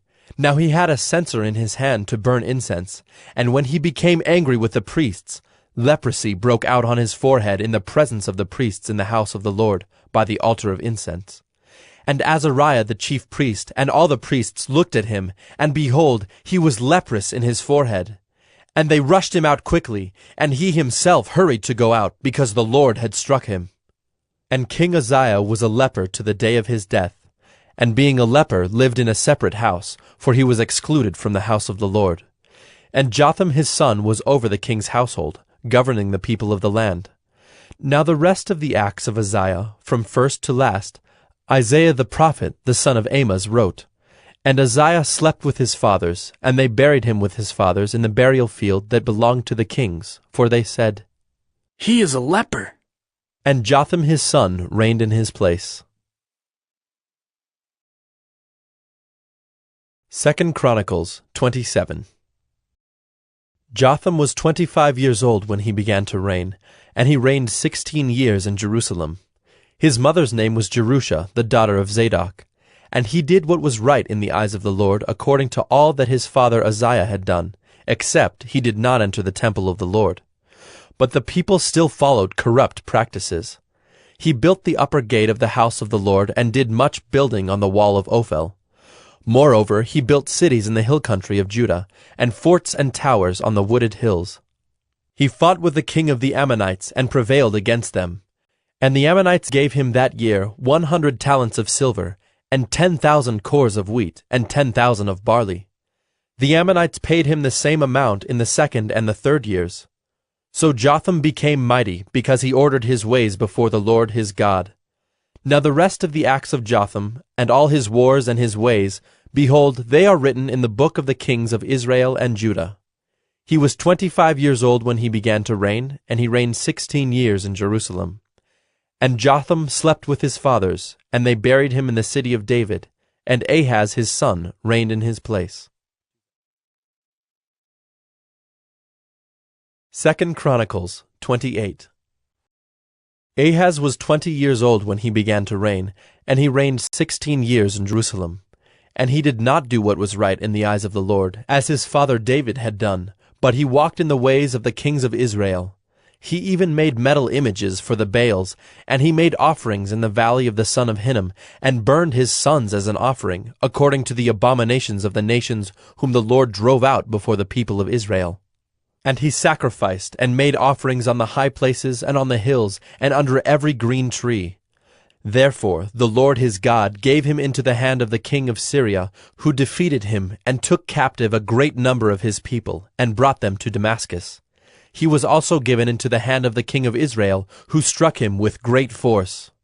For Pekah the son of Remaliah killed 120,000 from Judah in one day, all of them men of valor, because they had forsaken the Lord, the God of their fathers. And Zichri, a mighty man of Ephraim, killed Maaseiah the king's son, and Azrikam the commander of the palace, and Elkanah the next in authority to the king. The men of Israel took captive 200,000 of their relatives, women, sons, and daughters. They also took much spoil from them and brought the spoil to Samaria. But a prophet of the Lord was there, whose name was Oded, and he went out to meet the army that came to Samaria, and said to them, Behold, because the Lord, the God of your fathers, was angry with Judah, he gave them into your hand, but you have killed them in a rage that has reached up to heaven. And now you intend to subjugate the people of Judah and Jerusalem, male and female, as your slaves. Have you not sins of your own against the Lord your God? Now hear me, and send back the captives from your relatives whom you have taken, for the fierce wrath of the Lord is upon you. Certain chiefs also of the men of Ephraim, Azariah the son of Johanan, Berechiah the son of Meshillemoth, Jehizkiah the son of Shallum, and Amasa the son of Hadlai, stood up against those who were coming from the war, and said to them, You shall not bring the captives in here, for you propose to bring upon us guilt against the Lord in addition to our present sins and guilt. For our guilt is already great, and there is fierce wrath against Israel. So the armed men left the captives and the spoil before the princes and all the assembly. And the men who have been mentioned by name rose and took the captives, and with the spoil they clothed all who were naked among them. They clothed them, gave them sandals, provided them with food and drink, and anointed them. And carrying all the feeble among them on donkeys, they brought them to their kinsfolk at Jericho, the city of palm trees. Then they returned to Samaria. At that time King Ahaz sent to the king of Assyria for help, for the Edomites had again invaded and defeated Judah and carried away captives. And the Philistines had made raids on the cities in the Shephelah and the Negeb of Judah, and had taken Bethshemesh, Ajalon, Gederoth, Soko with its villages, Timnah with its villages, and Gimzo with its villages, and they settled there. For the Lord humbled Judah because of Ahaz king of Israel, for he had made Judah act sinfully and had been very unfaithful to the Lord. So Tiglath-Pileser king of Assyria came against him and afflicted him instead of strengthening him. For Ahaz took a portion from the house of the Lord and the house of the king and of the princes, and gave tribute to the king of Assyria, but it did not help him. In the time of his distress he became yet more faithless to the Lord, this same king Ahaz, for he sacrificed to the gods of Damascus that had defeated him, and said, Because the gods of the kings of Syria helped them, I will sacrifice to them that they may help me. But they were the ruin of him and of all Israel. And Ahaz gathered together the vessels of the house of God, and cut in pieces the vessels of the house of God. And he shut up the doors of the house of the Lord, and he made himself altars in every corner of Jerusalem. In every city of Judah he made high places to make offerings to other gods, provoking to anger the Lord, the God of his fathers. Now the rest of his acts and all his ways, from first to last, behold, they are written in the book of the kings of Judah and Israel. And Ahaz slept with his fathers, and they buried him in the city in Jerusalem, for they did not bring him into the tombs of the kings of Israel. And Hezekiah his son reigned in his place. 2 Chronicles 29. Hezekiah began to reign when he was 25 years old, and he reigned 29 years in Jerusalem. His mother's name was Abijah, the daughter of Zechariah. And he did what was right in the eyes of the Lord, according to all that David his father had done. In the first year of his reign, in the first month, he opened the doors of the house of the Lord and repaired them. He brought in the priests and the Levites and assembled them in the square on the east, and said to them, Hear me, Levites. Now consecrate yourselves, and consecrate the house of the Lord, the God of your fathers, and carry out the filth from the holy place. For our fathers have been unfaithful, and have done what was evil in the sight of the Lord our God. They have forsaken him, and have turned away their faces from the habitation of the Lord, and turned their backs. They also shut the doors of the vestibule, and put out the lamps, and have not burned incense or offered burnt offerings in the holy place to the God of Israel. Therefore the wrath of the Lord came on Judah and Jerusalem, and he has made them an object of horror, of astonishment, and of hissing, as you see with your own eyes. For behold, our fathers have fallen by the sword, and our sons and our daughters and our wives are in captivity for this. Now it is in my heart to make a covenant with the Lord, the God of Israel, in order that his fierce anger may turn away from us. My sons, do not now be negligent, for the Lord has chosen you to stand in his presence, to minister to him, and to be his ministers, and make offerings to him." Then the Levites arose, Mahath the son of Amasai, and Joel the son of Azariah, of the sons of the Kohathites, and of the sons of Merari, Kish the son of Abdi, and Azariah the son of Jehalelel, and of the Gershonites, Joah the son of Zimmah, and Eden the son of Joah, and of the sons of Elizaphan, Shimri and Jeuel, and of the sons of Asaph, Zechariah and Mattaniah, and of the sons of Heman, Jehuel and Shimei, and of the sons of Jeduthun, Shemaiah and Uzziel. They gathered their brothers and consecrated themselves, and went in as the king had commanded by the words of the Lord, to cleanse the house of the Lord. The priests went into the inner part of the house of the Lord to cleanse it, and they brought out all the uncleanness that they found in the temple of the Lord into the court of the house of the Lord. And the Levites took it and carried it out to the brook Kidron. They began to consecrate on the 1st day of the 1st month, and on the 8th day of the month they came to the vestibule of the Lord. Then for 8 days they consecrated the house of the Lord, and on the 16th day of the 1st month they finished. Then they went in to Hezekiah the king, and said, "We have cleansed all the house of the Lord, the altar of burnt offering, and all its utensils, and the table for the showbread, and all its utensils. All the utensils that King Ahaz discarded in his reign, when he was faithless, we have made ready and consecrated, and behold, they are before the altar of the Lord." Then Hezekiah the king rose early and gathered the officials of the city, and went up to the house of the Lord. And they brought 7 bulls, 7 rams, 7 lambs, and 7 male goats for a sin offering for the kingdom, and for the sanctuary, and for Judah. And he commanded the priests, the sons of Aaron, to offer them on the altar of the Lord. So they slaughtered the bulls, and the priests received the blood and threw it against the altar. And they slaughtered the rams, and their blood was thrown against the altar. And they slaughtered the lambs, and their blood was thrown against the altar. Then the goats for the sin offering were brought to the king and the assembly, and they laid their hands on them. And the priests slaughtered them, and made a sin offering with their blood on the altar, to make atonement for all Israel. For the king commanded that the burnt offering and the sin offering should be made for all Israel. And he stationed the Levites in the house of the Lord with cymbals, harps, and lyres, according to the commandment of David, and of Gad the king's seer, and of Nathan the prophet, for the commandment was from the Lord through his prophets. The Levites stood with the instruments of David, and the priests with the trumpets. Then Hezekiah commanded that the burnt offering be offered on the altar. And when the burnt offering began, the song to the Lord began also, and the trumpets, accompanied by the instruments of David, king of Israel. The whole assembly worshipped, and the singers sang, and the trumpeters sounded. All this continued until the burnt offering was finished. When the offering was finished, the king and all who were present with him bowed themselves and worshipped. And Hezekiah the king and the officials commanded the Levites to sing praises to the Lord with the words of David and of Asaph the seer. And they sang praises with gladness, and they bowed down and worshipped. Then Hezekiah said, "You have now consecrated yourselves to the Lord. Come near, bring sacrifices and thank offerings to the house of the Lord." And the assembly brought sacrifices and thank offerings, and all who were of a willing heart brought burnt offerings. The number of the burnt offerings that the assembly brought was 70 bulls, 100 rams, and 200 lambs. All these were for a burnt offering to the Lord. And the consecrated offerings were 600 bulls and 3,000 sheep. But the priests were too few and could not flay all the burnt offerings. So until other priests had consecrated themselves, their brothers the Levites helped them until the work was finished. For the Levites were more upright in heart than the priests in consecrating themselves.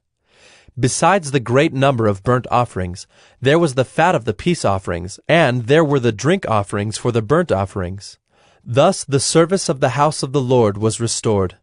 And Hezekiah and all the people rejoiced because God had prepared for the people, for the thing came about suddenly. 2 Chronicles 30. Hezekiah sent to all Israel and Judah, and wrote letters also to Ephraim and Manasseh, that they should come to the house of the Lord at Jerusalem, to keep the Passover to the Lord the God of Israel. For the king and his princes and all the assembly in Jerusalem had taken counsel to keep the Passover in the 2nd month, for they could not keep it at that time, because the priests had not consecrated themselves in sufficient number, nor had the people assembled in Jerusalem. And the plan seemed right to the king and all the assembly. So they decreed to make a proclamation throughout all Israel, from Beersheba to Dan, that the people should come and keep the Passover to the Lord the God of Israel at Jerusalem, for they had not kept it as often as prescribed. So couriers went throughout all Israel and Judah, with letters from the king and his princes, as the king had commanded, saying, O people of Israel, return to the Lord, the God of Abraham, Isaac, and Israel, that he may turn again to the remnant of you who have escaped from the hand of the kings of Assyria. Do not be like your fathers and your brothers, who were faithless to the Lord God of their fathers, so that he made them a desolation, as you see. Do not now be stiff-necked as your fathers were, but yield yourselves to the Lord, and come to his sanctuary, which he has consecrated forever, and serve the Lord your God, that his fierce anger may turn away from you. For if you return to the Lord, your brothers and your children will find compassion with their captors, and return to this land. For the Lord your God is gracious and merciful, and will not turn away his face from you, if you return to him. So the couriers went from city to city through the country of Ephraim and Manasseh, and as far as Zebulun, but they laughed them to scorn and mocked them. However, some men of Asher, of Manasseh, and of Zebulun humbled themselves and came to Jerusalem. The hand of God was also on Judah to give them one heart to do what the king and the princes commanded by the word of the Lord. And many people came together in Jerusalem to keep the feast of unleavened bread in the 2nd month, a very great assembly. They set to work and removed the altars that were in Jerusalem, and all the altars for burning incense they took away and threw into the Kidron Valley. And they slaughtered the Passover lamb on the 14th day of the 2nd month. And the priests and the Levites were ashamed, so that they consecrated themselves and brought burnt offerings into the house of the Lord. They took their accustomed posts according to the law of Moses, the man of God. The priests threw the blood that they received from the hand of the Levites. For there were many in the assembly who had not consecrated themselves. Therefore the Levites had to slaughter the Passover lamb for everyone who was not clean, to consecrate it to the Lord. For a majority of the people, many of them from Ephraim, Manasseh, Issachar, and Zebulun, had not cleansed themselves, yet they ate the Passover otherwise than as prescribed. For Hezekiah had prayed for them, saying, May the good Lord pardon everyone who sets his heart to seek God, the Lord, the God of his fathers, even though not according to the sanctuary's rules of cleanness. And the Lord heard Hezekiah and healed the people. And the people of Israel who were present at Jerusalem kept the feast of unleavened bread 7 days with great gladness. And the Levites and the priests praised the Lord day by day, singing with all their might to the Lord. And Hezekiah spoke encouragingly to all the Levites, who showed good skill in the service of the Lord. So they ate the food of the festival for 7 days, sacrificing peace offerings and giving thanks to the Lord, the God of their fathers. Then the whole assembly agreed together to keep the feast for another 7 days. So they kept it for another 7 days with gladness. For Hezekiah, king of Judah, gave the assembly 1,000 bulls and 7,000 sheep for offerings, and the princes gave the assembly 1,000 bulls and 10,000 sheep. And the priests consecrated themselves in great numbers. The whole assembly of Judah, and the priests and the Levites, and the whole assembly that came out of Israel, and the sojourners who came out of the land of Israel, and the sojourners who lived in Judah, rejoiced. So there was great joy in Jerusalem, for since the time of Solomon, the son of David. 2 Chronicles 31. Now when all this was finished, all Israel who were present went out to the cities of Judah, and broke in pieces the pillars, and cut down the Asherim, and broke down the high places and the altars throughout all Judah and Benjamin, and in Ephraim and Manasseh, until they had destroyed them all. Then all the people of Israel returned to their cities, every man to his possession. And Hezekiah appointed the divisions of the priests and of the Levites, division by division, each according to his service, the priests and the Levites, for burnt offerings and peace offerings, to minister in the gates of the camp of the Lord, and to give thanks and praise. The contribution of the king from his own possessions was for the burnt offerings, the burnt offerings of morning and evening, and the burnt offerings for the Sabbaths, the new moons, and the appointed feasts, as it is written in the law of the Lord. And he commanded the people who lived in Jerusalem to give the portion due to the priests and the Levites, that they might give themselves to the law of the Lord. As soon as the command was spread abroad, the people of Israel gave in abundance the first fruits of grain, wine, oil, honey, and of all the produce of the field. And they brought in abundantly the tithe of everything. And the people of Israel and Judah who lived in the cities of Judah also brought in the tithe of cattle and sheep, and the tithe of the dedicated things that had been dedicated to the Lord their God, and laid them in heaps. In the 3rd month they began to pile up the heaps, and finished them in the 7th month. When Hezekiah and the princes came and saw the heaps, they blessed the Lord and his people Israel. And Hezekiah questioned the priests and the Levites about the heaps. Azariah the chief priest, who was of the house of Zadok, answered him, Since they began to bring the contributions into the house of the Lord, we have eaten, and have had enough, and have plenty left. For the Lord has blessed his people, so that we have this large amount left. Then Hezekiah commanded them to prepare chambers in the house of the Lord, and they prepared them. And they faithfully brought in the contributions, the tithes, and the dedicated things. The chief officer in charge of them was Conaniah the Levite, with Shimei his brother as second. While Jehiel, Azaziah, Nahath, Asahel, Jeremoth, Jozabad, Eliel, Ismachiah, Mahath, and Benaiah were overseers assisting Conaniah and Shimei his brother, by the appointment of Hezekiah the king, and Azariah the chief officer of the house of God. And Kori the son of Imnah the Levite, keeper of the east gate, was over the freewill offerings to God, to apportion the contribution reserved for the Lord and the most holy offerings.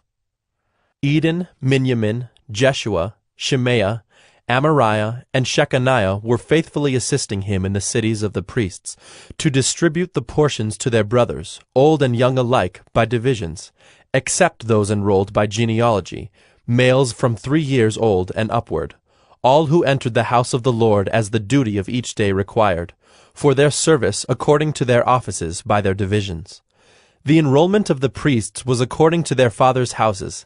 That of the Levites from 20 years old and upward was according to their offices by their divisions. They were enrolled with all their little children, their wives, their sons, and their daughters, the whole assembly, for they were faithful in keeping themselves holy. And for the sons of Aaron, the priests who were in the fields of common land belonging to their cities, there were men in the several cities who were designated by name to distribute portions to every male among the priests, and to everyone among the Levites who was enrolled. Thus Hezekiah did throughout all Judah, and he did what was good and right and faithful before the Lord his God. And every work that he undertook in the service of the house of God, and in accordance with the law and the commandments, seeking his God, he did with all his heart, and prospered. 2 Chronicles 32.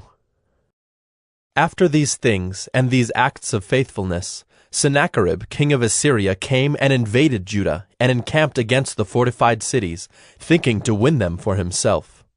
And when Hezekiah saw that Sennacherib had come and intended to fight against Jerusalem, he planned with his officers and his mighty men to stop the water of the springs that were outside the city, and they helped him.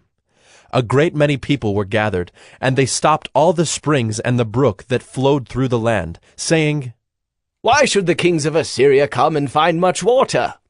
He set to work resolutely, and built up all the wall that was broken down, and raised towers upon it, And outside it he built another wall, and he strengthened the Millo in the city of David. He also made weapons and shields in abundance. And he set combat commanders over the people, and gathered them together to him in the square at the gate of the city, and spoke encouragingly to them, saying, Be strong and courageous. Do not be afraid or dismayed before the king of Assyria and all the horde that is with him, for there are more with us than with him. With him is an arm of flesh, but with us is the Lord our God, to help us and to fight our battles. And the people took confidence from the words of Hezekiah king of Judah. After this, Sennacherib king of Assyria, who was besieging Lachish with all his forces, sent his servants to Jerusalem to Hezekiah king of Judah, and to all the people of Judah who were in Jerusalem, saying, Thus says Sennacherib, king of Assyria, on what are you trusting that you endure the siege in Jerusalem? Is not Hezekiah misleading you, that he may give you over to die by famine and by thirst, when he tells you, The Lord our God will deliver us from the hand of the king of Assyria? Has not the same Hezekiah taken away his high places and his altars, and commanded Judah and Jerusalem? Before one altar you shall worship, and on it you shall burn your sacrifices. Do you not know what I and my fathers have done to all the peoples of other lands? Were the gods of the nations of those lands at all able to deliver their lands out of my hand? Who among all the gods of those nations that my fathers devoted to destruction was able to deliver his people from my hand, that your God should be able to deliver you from my hand? Now therefore, do not let Hezekiah deceive you or mislead you in this fashion, and do not believe him. For no God of any nation or kingdom has been able to deliver his people from my hand or from the hand of my fathers. How much less will your God deliver you out of my hand? And his servants said still more against the Lord God and against his servant Hezekiah. And he wrote letters to cast contempt on the Lord, the God of Israel, and to speak against him, saying, Like the gods of the nations of the lands who have not delivered their people from my hands, so the God of Hezekiah will not deliver his people from my hand. And they shouted it with a loud voice in the language of Judah to the people of Jerusalem who were on the wall, to frighten and terrify them, in order that they might take the city. And they spoke of the God of Jerusalem as they spoke of the gods of the peoples of the earth, which are the work of men's hands. Then Hezekiah the king and Isaiah the prophet, the son of Amoz, prayed because of this, and cried to heaven.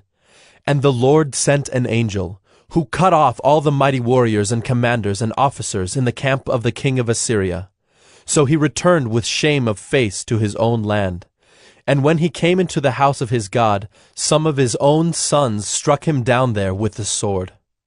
So the Lord saved Hezekiah and the inhabitants of Jerusalem from the hand of Sennacherib king of Assyria, and from the hand of all his enemies, and he provided for them on every side. And many brought gifts to the Lord to Jerusalem, and precious things to Hezekiah king of Judah, so that he was exalted in the sight of all nations from that time onward. In those days Hezekiah became sick, and was at the point of death. And he prayed to the Lord, and he answered him, and gave him a sign. But Hezekiah did not make return according to the benefit done to him, for his heart was proud. Therefore wrath came upon him and Judah and Jerusalem. But Hezekiah humbled himself for the pride of his heart, both he and the inhabitants of Jerusalem, so that the wrath of the Lord did not come upon them in the days of Hezekiah. And Hezekiah had very great riches and honor, and he made for himself treasuries for silver, for gold, for precious stones, for spices, for shields, and for all kinds of costly vessels. Storehouses also for the yield of grain, wine, and oil, and stalls for all kinds of cattle and sheepfolds. He likewise provided cities for himself, and flocks and herds in abundance, for God had given him very great possessions. This same Hezekiah closed the upper outlet of the waters of Gihon, and directed them down to the west side of the city of David. And Hezekiah prospered in all his works, and so in the matter of the envoys of the princes of Babylon, who had been sent to him to inquire about the sign that had been done in the land. God left him to himself, in order to test him and to know all that was in his heart. Now the rest of the acts of Hezekiah and his good deeds, behold, they are written in the vision of Isaiah the prophet, the son of Amoz, in the book of the kings of Judah and Israel. And Hezekiah slept with his fathers, and they buried him in the upper part of the tombs of the sons of David, and all Judah and the inhabitants of Jerusalem did him honor at his death. And Manasseh his son reigned in his place. 2 Chronicles 33. Manasseh was 12 years old when he began to reign, and he reigned 55 years in Jerusalem. And he did what was evil in the sight of the Lord, according to the abominations of the nations whom the Lord drove out before the people of Israel. For he rebuilt the high places that his father Hezekiah had broken down, and he erected altars to the Baals, and made Asherahs, and worshipped all the host of heaven, and served them. And he built altars in the house of the Lord, of which the Lord had said, In Jerusalem shall my name be forever. And he built altars for all the host of heaven in the two courts of the house of the Lord. And he burned his sons as an offering in the valley of the son of Hinnom, and used fortune-telling and omens and sorcery, and dealt with mediums and with necromancers. He did much evil in the sight of the Lord, provoking him to anger. And the carved image of the idol that he had made, he set in the house of God, of which God said to David and to Solomon his son, In this house, and in Jerusalem, which I have chosen out of all the tribes of Israel, I will put my name forever, and I will no more remove the foot of Israel from the land that I appointed for your fathers, if only they will be careful to do all that I have commanded them, all the law, the statutes, and the rules given through Moses. Manasseh led Judah and the inhabitants of Jerusalem astray, to do more evil than the nations whom the Lord destroyed before the people of Israel. The Lord spoke to Manasseh and to his people, but they paid no attention. Therefore the Lord brought upon them the commanders of the army of the king of Assyria, who captured Manasseh with hooks, and bound him with chains of bronze, and brought him to Babylon.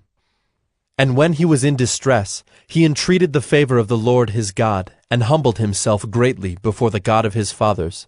He prayed to him, and God was moved by his entreaty, and heard his plea, and brought him again to Jerusalem into his kingdom. Then Manasseh knew that the Lord was God. Afterward he built an outer wall for the city of David, west of Gihon, in the valley, and for the entrance into the fish gate, and carried it around Ophel, and raised it to a very great height. He also put commanders of the army in all the fortified cities in Judah. And he took away the foreign gods and the idol from the house of the Lord, and all the altars that he had built on the mountain of the house of the Lord and in Jerusalem, and he threw them outside of the city. He also restored the altar of the Lord, and offered on it sacrifices of peace offerings and of thanksgiving, and he commanded Judah to serve the Lord, the God of Israel. Nevertheless, the people still sacrificed at the high places, but only to the Lord their God. Now the rest of the acts of Manasseh, and his prayer to his God, and the words of the seers who spoke to him in the name of the Lord, the God of Israel, behold, they are in the Chronicles of the kings of Israel. And his prayer, and how God was moved by his entreaty, and all his sin and his faithlessness, and the sites on which he built high places and set up the Asherim and the images, before he humbled himself, behold, they are written in the Chronicles of the seers. So Manasseh slept with his fathers, and they buried him in his house, and Amon his son reigned in his place. Amon was 22 years old when he began to reign, and he reigned 2 years in Jerusalem. And he did what was evil in the sight of the Lord, as Manasseh his father had done. Amon sacrificed to all the images that Manasseh his father had made, and served them. And he did not humble himself before the Lord, as Manasseh his father had humbled himself. But this Amon incurred guilt more and more, and his servants conspired against him, and put him to death in his house.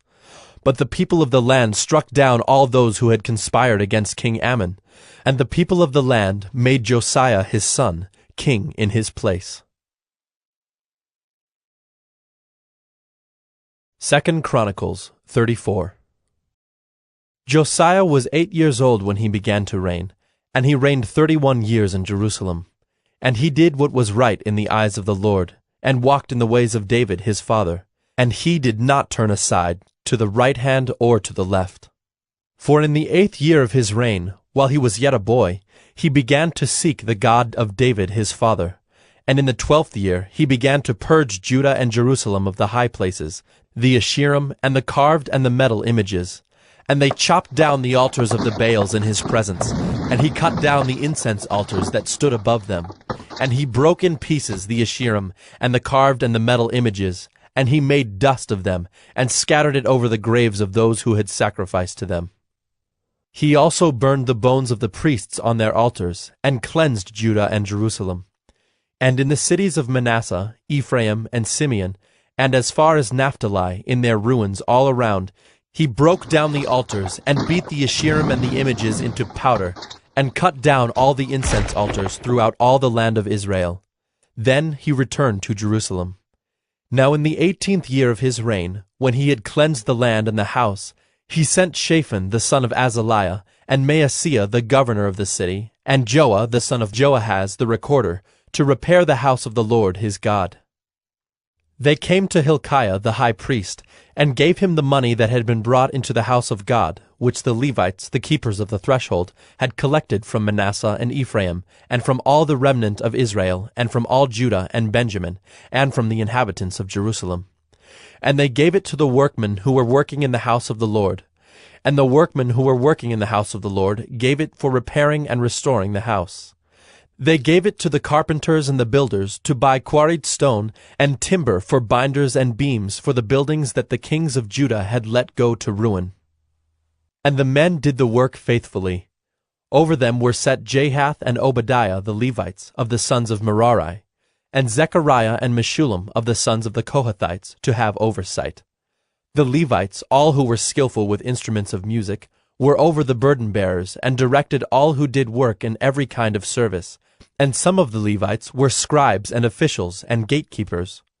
While they were bringing out the money that had been brought into the house of the Lord, Hilkiah the priest found the book of the law of the Lord given through Moses. Then Hilkiah answered and said to Shaphan the secretary, I have found the book of the law in the house of the Lord. And Hilkiah gave the book to Shaphan. Shaphan brought the book to the king, and further reported to the king, All that was committed to your servants they are doing.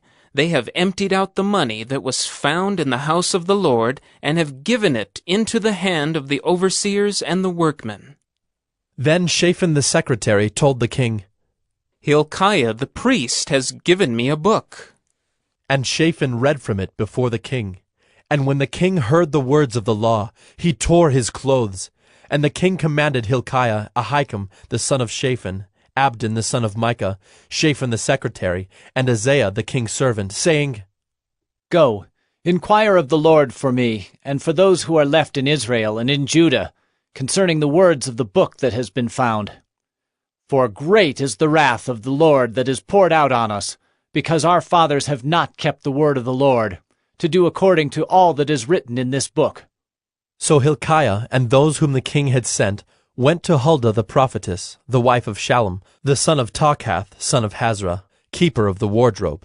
Now she lived in Jerusalem in the 2nd quarter, and spoke to her to that effect. And she said to them, Thus says the Lord, the God of Israel, Tell the man who sent you to me, Thus says the Lord, Behold, I will bring disaster upon this place and upon its inhabitants, all the curses that are written in the book that was read before the king of Judah, because they have forsaken me and have made offerings to other gods, that they might provoke me to anger with all the works of their hands. Therefore my wrath will be poured out on this place, and will not be quenched. But to the king of Judah, who sent you to inquire of the Lord, thus shall you say to him, Thus says the Lord, the God of Israel, regarding the words that you have heard, because your heart was tender, and you humbled yourself before God when you heard his words against this place and its inhabitants, and you have humbled yourself before me, and have torn your clothes and wept before me, I also have heard you, declares the Lord. Behold, I will gather you to your fathers, and you shall be gathered to your grave in peace, and your eyes shall not see all the disaster that I will bring upon this place and its inhabitants. And they brought back word to the king. Then the king sent and gathered together all the elders of Judah and Jerusalem. And the king went up to the house of the Lord, with all the men of Judah and the inhabitants of Jerusalem, and the priests and the Levites, all the people, both great and small. And he read in their hearing all the words of the book of the covenant that had been found in the house of the Lord. And the king stood in his place, and made a covenant before the Lord, to walk after the Lord, and to keep his commandments and his testimonies and his statutes, with all his heart and all his soul, to perform the words of the covenant that were written in this book. Then he made all who were present in Jerusalem and in Benjamin join in it. And the inhabitants of Jerusalem did according to the covenant of God, the God of their fathers. And Josiah took away all the abominations from all the territory that belonged to the people of Israel, and made all who were present in Israel serve the Lord their God. All his days they did not turn away from following the Lord, the God of their fathers. 2 Chronicles 35. Josiah kept a Passover to the Lord in Jerusalem, and they slaughtered the Passover lamb on the 14th day of the first month. He appointed the priests to their offices, and encouraged them in the service of the house of the Lord. And he said to the Levites who taught all Israel, and who were holy to the Lord, Put the holy ark in the house that Solomon, the son of David, king of Israel, built. You need not carry it on your shoulders. Now serve the Lord your God and his people Israel. Prepare yourselves according to your fathers' houses by your divisions, as prescribed in the writing of David, king of Israel, and the document of Solomon his son. And stand in the holy place according to the groupings of the fathers' houses of your brothers the lay people, and according to the division of the Levites by fathers' households. And slaughter the Passover lamb, and consecrate yourselves, and prepare for your brothers, to do according to the word of the Lord by Moses. Then Josiah contributed to the lay people, as Passover offerings for all who were present, lambs and young goats from the flock, to the number of 30,000 and 3,000 bulls. These were from the king's possessions. And his officials contributed willingly to the people, to the priests, and to the Levites. Hilkiah, Zechariah, and Jehiel, the chief officers of the house of God, gave to the priests for the Passover offerings 2,600 Passover lambs and 300 bulls. Conaniah also, and Shemaiah and Nethanel his brothers, and Hashabiah and Jeiel and Jozabad, the chiefs of the Levites, gave to the Levites for the Passover offerings 5,000 lambs and young goats and 500 bulls. When the service had been prepared for, the priests stood in their place, and the Levites in their divisions, according to the king's command. And they slaughtered the Passover lamb, and the priests threw the blood that they received from them, while the Levites flayed the sacrifices. And they set aside the burnt offerings that they might distribute them, according to the groupings of the fathers' houses of the lay people, to offer to the Lord as it is written in the book of Moses. And so they did with the bulls. And they roasted the Passover lamb with fire, according to the rule. And they boiled the holy offerings in pots, in cauldrons, and in pans, and carried them quickly to all the lay people. And afterward they prepared for themselves and for the priests, because the priests, the sons of Aaron, were offering the burnt offerings and the fat parts until night. So the Levites prepared for themselves and for the priests, the sons of Aaron. The singers, the sons of Asaph, were in their place according to the command of David, and Asaph and Heman and Jeduthun the king's seer. And the gatekeepers were at each gate. They did not need to depart from their service, for their brothers the Levites prepared for them. So all the service of the Lord was prepared that day, to keep the Passover and to offer burnt offerings on the altar of the Lord, according to the command of King Josiah. And the people of Israel who were present kept the Passover at that time, and the feast of unleavened bread 7 days. No Passover like it had been kept in Israel since the days of Samuel the prophet.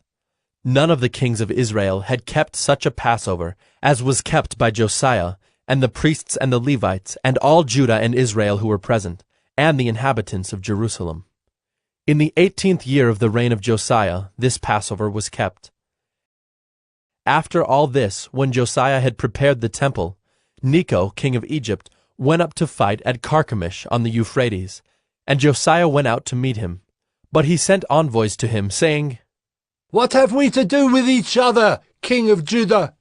I am not coming against you this day, but against the house with which I am at war.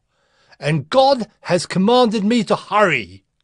Cease opposing God, who is with me, lest he destroy you." Nevertheless, Josiah did not turn away from him, but disguised himself in order to fight with him. He did not listen to the words of Necho from the mouth of God, but came to fight in the plain of Megiddo. And the archers shot King Josiah. And the king said to his servants, "Take me away, for I am badly wounded." So his servants took him out of the chariot, and carried him in his second chariot, and brought him to Jerusalem. And he died, and was buried in the tombs of his fathers. All Judah and Jerusalem mourned for Josiah. Jeremiah also uttered a lament for Josiah, and all the singing men and singing women have spoken of Josiah in their laments to this day.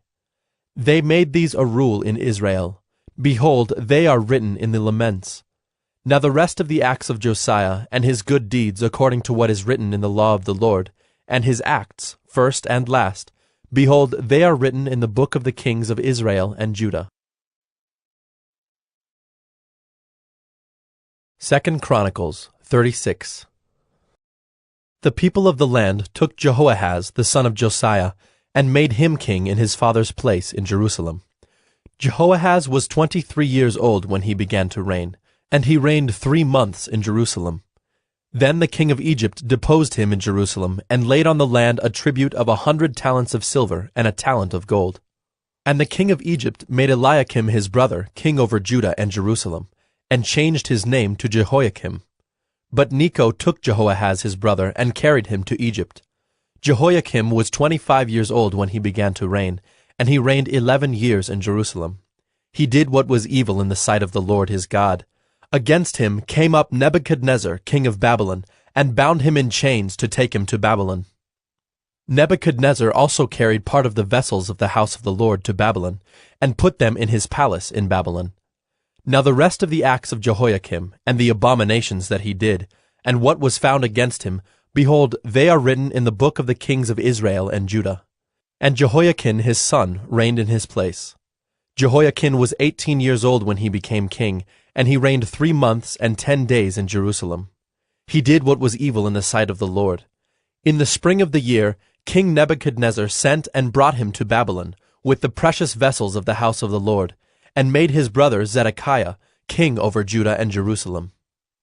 Zedekiah was 21 years old when he began to reign, and he reigned 11 years in Jerusalem. He did what was evil in the sight of the Lord his God. He did not humble himself before Jeremiah the prophet, who spoke from the mouth of the Lord. He also rebelled against King Nebuchadnezzar, who had made him swear by God. He stiffened his neck and hardened his heart against turning to the Lord, the God of Israel. All the officers of the priests and the people likewise were exceedingly unfaithful, following all the abominations of the nations. And they polluted the house of the Lord that he had made holy in Jerusalem. The Lord, the God of their fathers, sent persistently to them by his messengers, because he had compassion on his people and on his dwelling place. But they kept mocking the messengers of God, despising his words and scoffing at his prophets, until the wrath of the Lord rose against his people, until there was no remedy.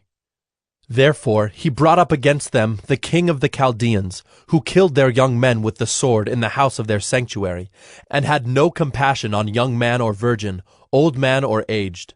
He gave them all into his hand, and all the vessels of the house of God, great and small, and the treasures of the house of the Lord, and the treasures of the king and of his princes, all these he brought to Babylon. And they burned the house of God, and broke down the wall of Jerusalem, and burned all its palaces with fire, and destroyed all its precious vessels. He took into exile in Babylon those who had escaped from the sword, and they became servants to him and to his sons, until the establishment of the kingdom of Persia, to fulfill the word of the Lord by the mouth of Jeremiah, until the land had enjoyed its Sabbaths. All the days that it lay desolate, it kept Sabbath, to fulfill 70 years. Now in the first year of Cyrus king of Persia, that the word of the Lord by the mouth of Jeremiah might be fulfilled, the Lord stirred up the spirit of Cyrus king of Persia, so that he made a proclamation throughout all his kingdom, and also put it in writing.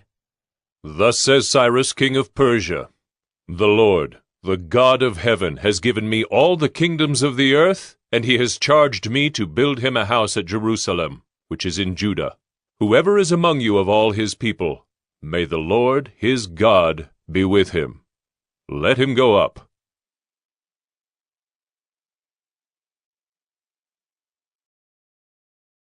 Gospodos TV, once again, subscribe.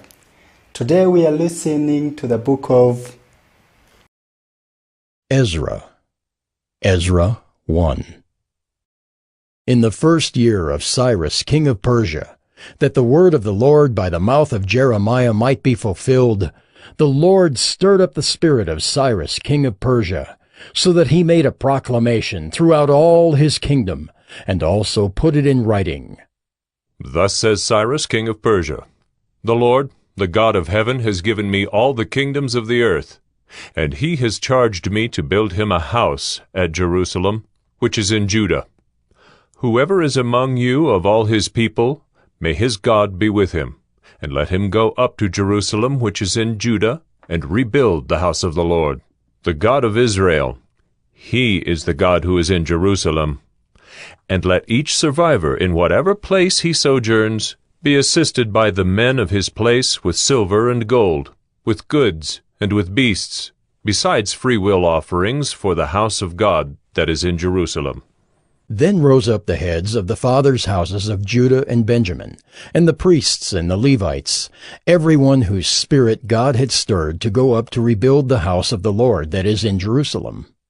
And all who were about them aided them with vessels of silver, with gold, with goods, with beasts, and with costly wares, besides all that was freely offered. Cyrus the king also brought out the vessels of the house of the Lord that Nebuchadnezzar had carried away from Jerusalem, and placed in the house of his gods. Cyrus king of Persia brought these out in the charge of Mithredath the treasurer, who counted them out to Sheshbazzar, the prince of Judah. And this was the number of them: 30 basins of gold, 1,000 basins of silver, 29 censers, 30 bowls of gold, 410 bowls of silver, and 1,000 other vessels. All the vessels of gold and of silver were 5,400. All these did Sheshbazzar bring up when the exiles were brought up from Babylonia to Jerusalem.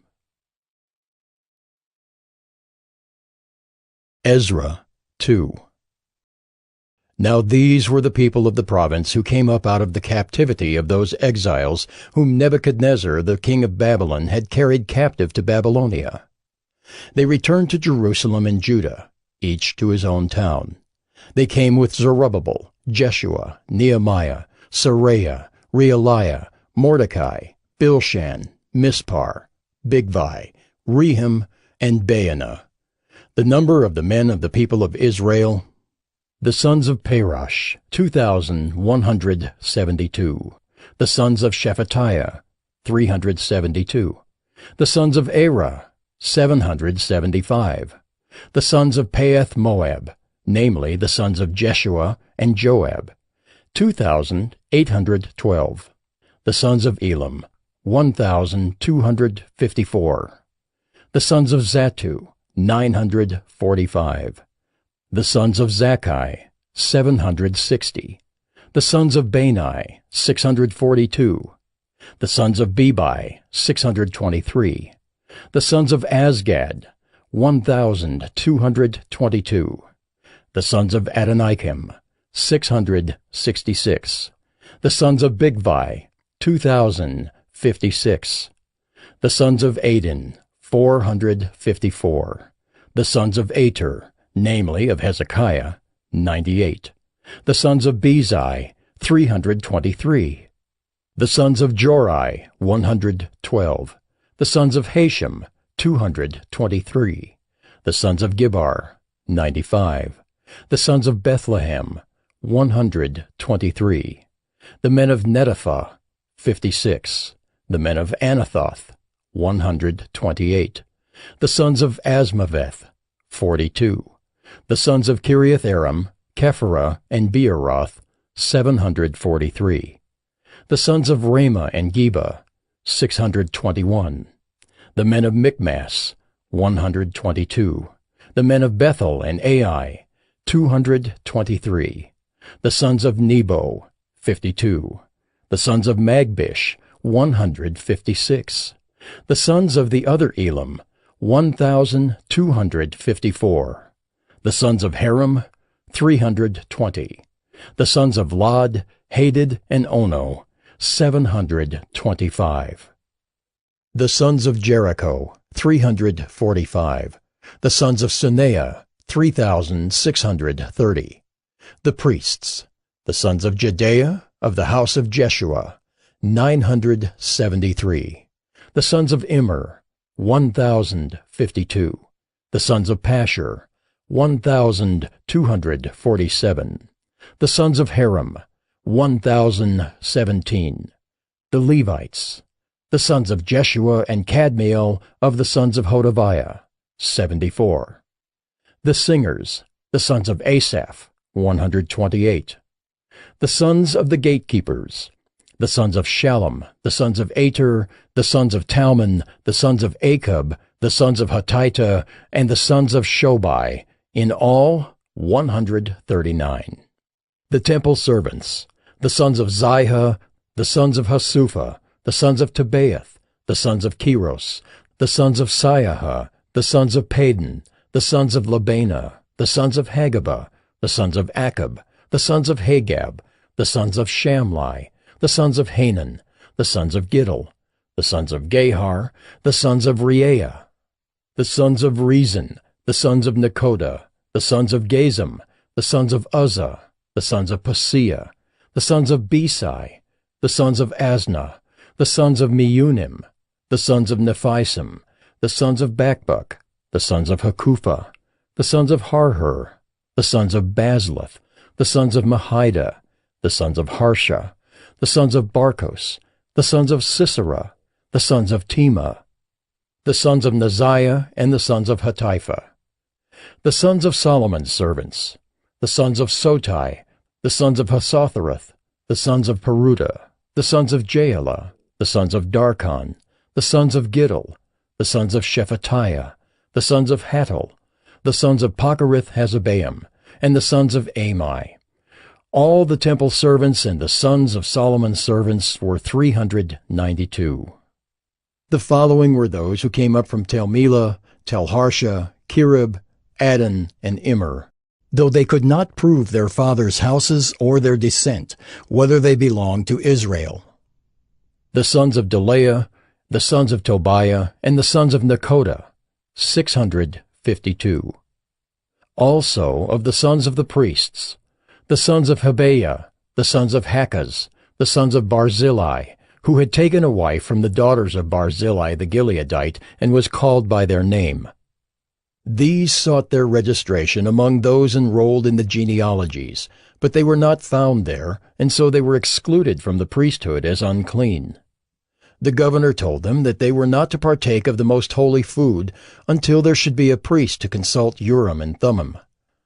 The whole assembly together was 42,360, besides their male and female servants, of whom there were 7,337, and they had 200 male and female singers. Their horses were 736, their mules were 245, their camels were 435, and their donkeys were 6,720. Some of the heads of families, when they came to the house of the Lord that is in Jerusalem, made free will offerings for the house of God to erect it on its site. According to their ability, they gave to the treasury of the work 61,000 derricks of gold, 5,000 minas of silver, and 100 priests' garments. Now the priests, the Levites, some of the people, the singers, the gatekeepers, and the temple servants lived in their towns, and all the rest of Israel in their towns. Ezra 3. When the 7th month came, and the children of Israel were in the towns, the people gathered as one man to Jerusalem. Then arose Jeshua the son of Jozadak with his fellow priests, and Zerubbabel the son of Shealtiel with his kinsmen. And they built the altar of the God of Israel, to offer burnt offerings on it, as it is written in the law of Moses, the man of God. They set the altar in its place, for fear was on them because of the peoples of the lands, and they offered burnt offerings on it to the Lord, burnt offerings morning and evening. And they kept the Feast of Booths, as it is written, and offered the daily burnt offerings by number according to the rule, as each day required. And after that the regular burnt offerings, the offerings at the new moon, and at all the appointed feasts of the Lord, and the offerings of everyone who made a free will offering to the Lord. From the first day of the 7th month they began to offer burnt offerings to the Lord. But the foundation of the temple of the Lord was not yet laid. So they gave money to the masons and the carpenters, and food, drink, and oil to the Sidonians and the Tyrians, to bring cedar trees from Lebanon to the sea, to Joppa, according to the grant that they had from Cyrus king of Persia.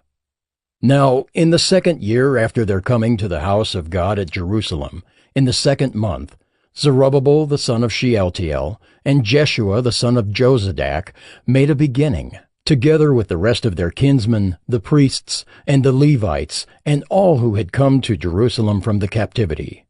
They appointed the Levites from 20 years old and upward to supervise the work of the house of the Lord. And Jeshua with his sons and his brothers, and Kadmiel and his sons, the sons of Judah, together supervised the workmen in the house of God, along with the sons of Henadad and the Levites, their sons and brothers.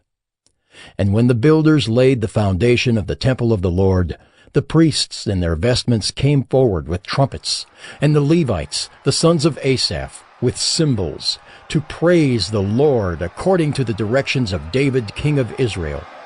And they sang responsively, praising and giving thanks to the Lord. For he is good, for his steadfast love endures forever toward Israel. And all the people shouted with a great shout when they praised the Lord, because the foundation of the house of the Lord was laid. But many of the priests and Levites and heads of fathers' houses, old men who had seen the first house, wept with a loud voice when they saw the foundation of this house being laid, though many shouted aloud for joy, so that the people could not distinguish the sound of the joyful shout from the sound of the people's weeping. For the people shouted with a great shout, and the sound was heard far away. Ezra 4. Now when the adversaries of Judah and Benjamin heard that the returned exiles were building a temple to the Lord, the God of Israel, they approached Zerubbabel and the heads of fathers' houses, and said to them, Let us build with you, for we worship your God as you do. And we have been sacrificing to him ever since the days of Esarhaddon, king of Assyria, who brought us here.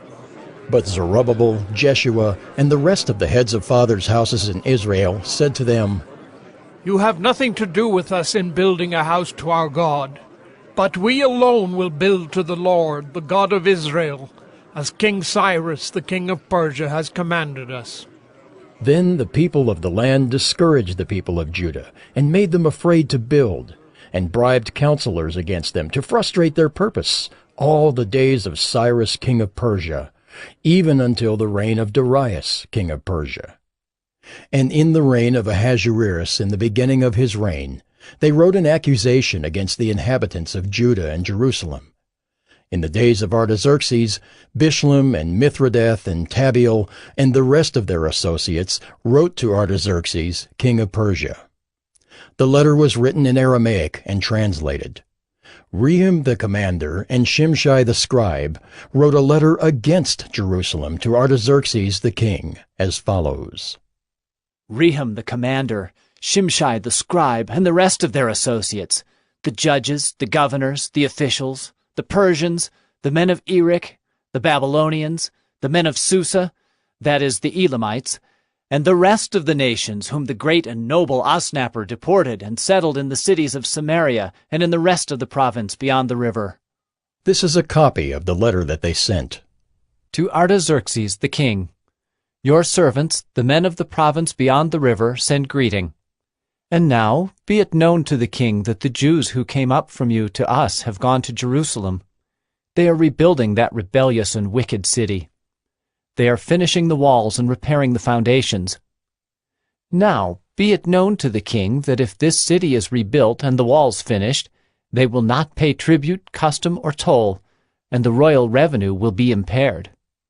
Now, because we eat the salt of the palace, and it is not fitting for us to witness the king's dishonor, therefore we send and inform the king, in order that search may be made in the book of the records of your fathers. You will find in the book of the records and learn that this city is a rebellious city, hurtful to kings and provinces, and that sedition was stirred up in it from of old. That was why this city was laid waste. We make known to the king that if this city is rebuilt and its walls finished, you will then have no possession in the province beyond the river. The king sent an answer. To Rehum the commander and Shimshai the scribe, and the rest of their associates who live in Samaria, and in the rest of the province beyond the river, greeting. And now the letter that you sent to us has been plainly read before me. And I made a decree, and search has been made, and it has been found that this city from of old has risen against kings, and that rebellion and sedition have been made in it. And mighty kings have been over Jerusalem, who ruled over the whole province beyond the river, to whom tribute, custom, and toll were paid. Therefore make a decree that these men be made to cease, and that this city be not rebuilt, until a decree is made by me. And take care not to be slack in this matter. Why should damage grow to the hurt of the king? Then, when the copy of King Artaxerxes' letter was read before Rehum and Shimshai the scribe and their associates, they went in haste to the Jews at Jerusalem, and by force and power made them cease. Then the work on the house of God that is in Jerusalem stopped, and it ceased until the 2nd year of the reign of Darius, king of Persia. Ezra 5. Now the prophets Haggai and Zechariah the son of Iddo prophesied to the Jews who were in Judah and Jerusalem in the name of the God of Israel who was over them. Then Zerubbabel the son of Shealtiel and Jeshua the son of Jozadak arose and began to rebuild the house of God that is in Jerusalem, and the prophets of God were with them, supporting them. At the same time, Tattenai, the governor of the province beyond the river, and Shethar-Bozenai and their associates came to them and spoke to them thus. Who gave you a decree to build this house and to finish this structure? They also asked them this. What are the names of the men who are building this building? But the eye of their God was on the elders of the Jews, and they did not stop them until the report should reach Darius, and then an answer be returned by letter concerning it. This is a copy of the letter that Tattenai, the governor of the province beyond the river, and Shethar-Bozenai and his associates, the governors who were in the province beyond the river, sent to Darius the king. They sent him a report in which was written as follows. To Darius the king, all peace. Be it known to the king that we went to the province of Judah, to the house of the great God. It is being built with huge stones, and timber is laid in the walls. This work goes on diligently and prospers in their hands. Then we asked those elders and spoke to them thus. Who gave you a decree to build this house and to finish this structure? We also asked them their names, for your information, that we might write down the names of their leaders. And this was their reply to us. We are the servants of the God of heaven and earth, and we are rebuilding the house that was built many years ago, which a great king of Israel built and finished. But because our fathers had angered the God of heaven, he gave them into the hand of Nebuchadnezzar, king of Babylon, the Chaldean, who destroyed this house and carried away the people to Babylonia. However, in the first year of Cyrus, king of Babylon, Cyrus the king made a decree that this house of God should be rebuilt, and the gold and silver vessels of the house of God, which Nebuchadnezzar had taken out of the temple that was in Jerusalem and brought into the temple of Babylon. These Cyrus the king took out of the temple of Babylon, and they were delivered to one whose name was Sheshbazzar, whom he had made governor. And he said to him, "Take these vessels, go and put them in the temple that is in Jerusalem, and let the house of God be rebuilt on its site." Then this Sheshbazzar came and laid the foundations of the house of God that is in Jerusalem. And from that time until now it has been in building, and it is not yet finished. Therefore, if it seems good to the king, let search be made in the royal archives there in Babylon to see whether a decree was issued by Cyrus the king for the rebuilding of this house of God in Jerusalem. And let the king send us his pleasure in this matter. Ezra 6. Then Darius the king made a decree, and search was made in Babylonia, in the house of the archives where the documents were stored. And in Ecbatana, the capital that is in the province of Media, a scroll was found on which this was written. A record. In the first year of Cyrus the king issued a decree. Concerning the house of God at Jerusalem, let the house be rebuilt, the place where sacrifices were offered, and let its foundations be retained. Its height shall be 60 cubits, and its breadth 60 cubits, with 3 layers of great stones, and 1 layer of timber. Let the cost be paid from the royal treasury. And also let the gold and silver vessels of the house of God, which Nebuchadnezzar took out of the temple that is in Jerusalem, and brought to Babylon, be restored and brought back to the temple that is in Jerusalem, each to its place. You shall put them in the house of God.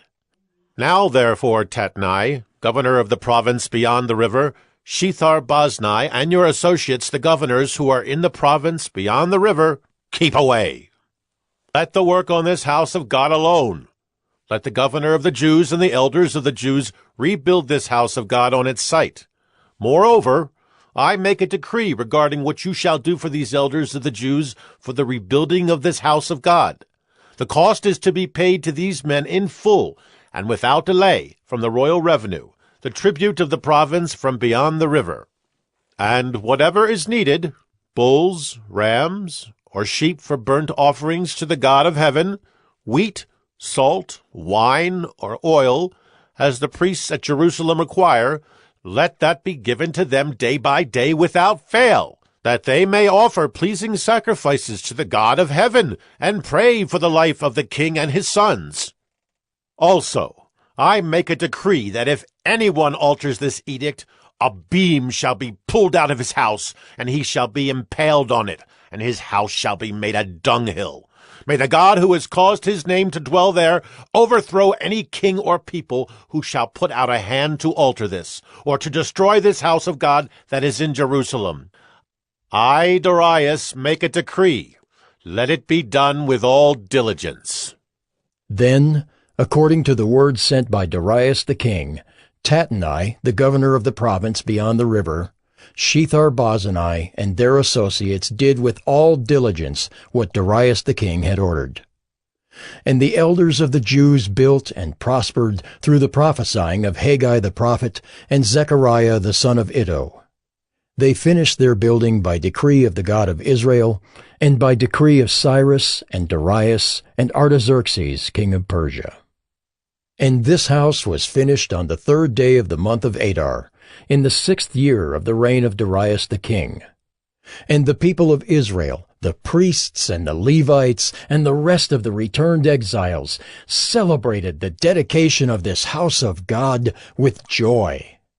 They offered at the dedication of this house of God 100 bulls, 200 rams, 400 lambs, and as a sin offering for all Israel, 12 male goats, according to the number of the tribes of Israel.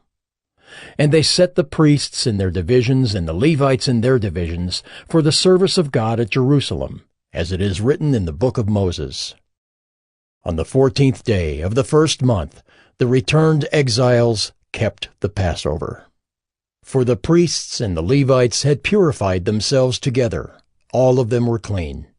So they slaughtered the Passover lamb for all the returned exiles, for their fellow priests, and for themselves.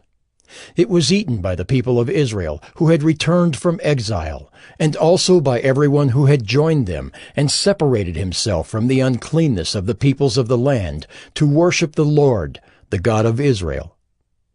And they kept the feast of unleavened bread 7 days with joy. For the Lord had made them joyful, and had turned the heart of the king of Assyria to them, so that he aided them in the work of the house of God, the God of Israel.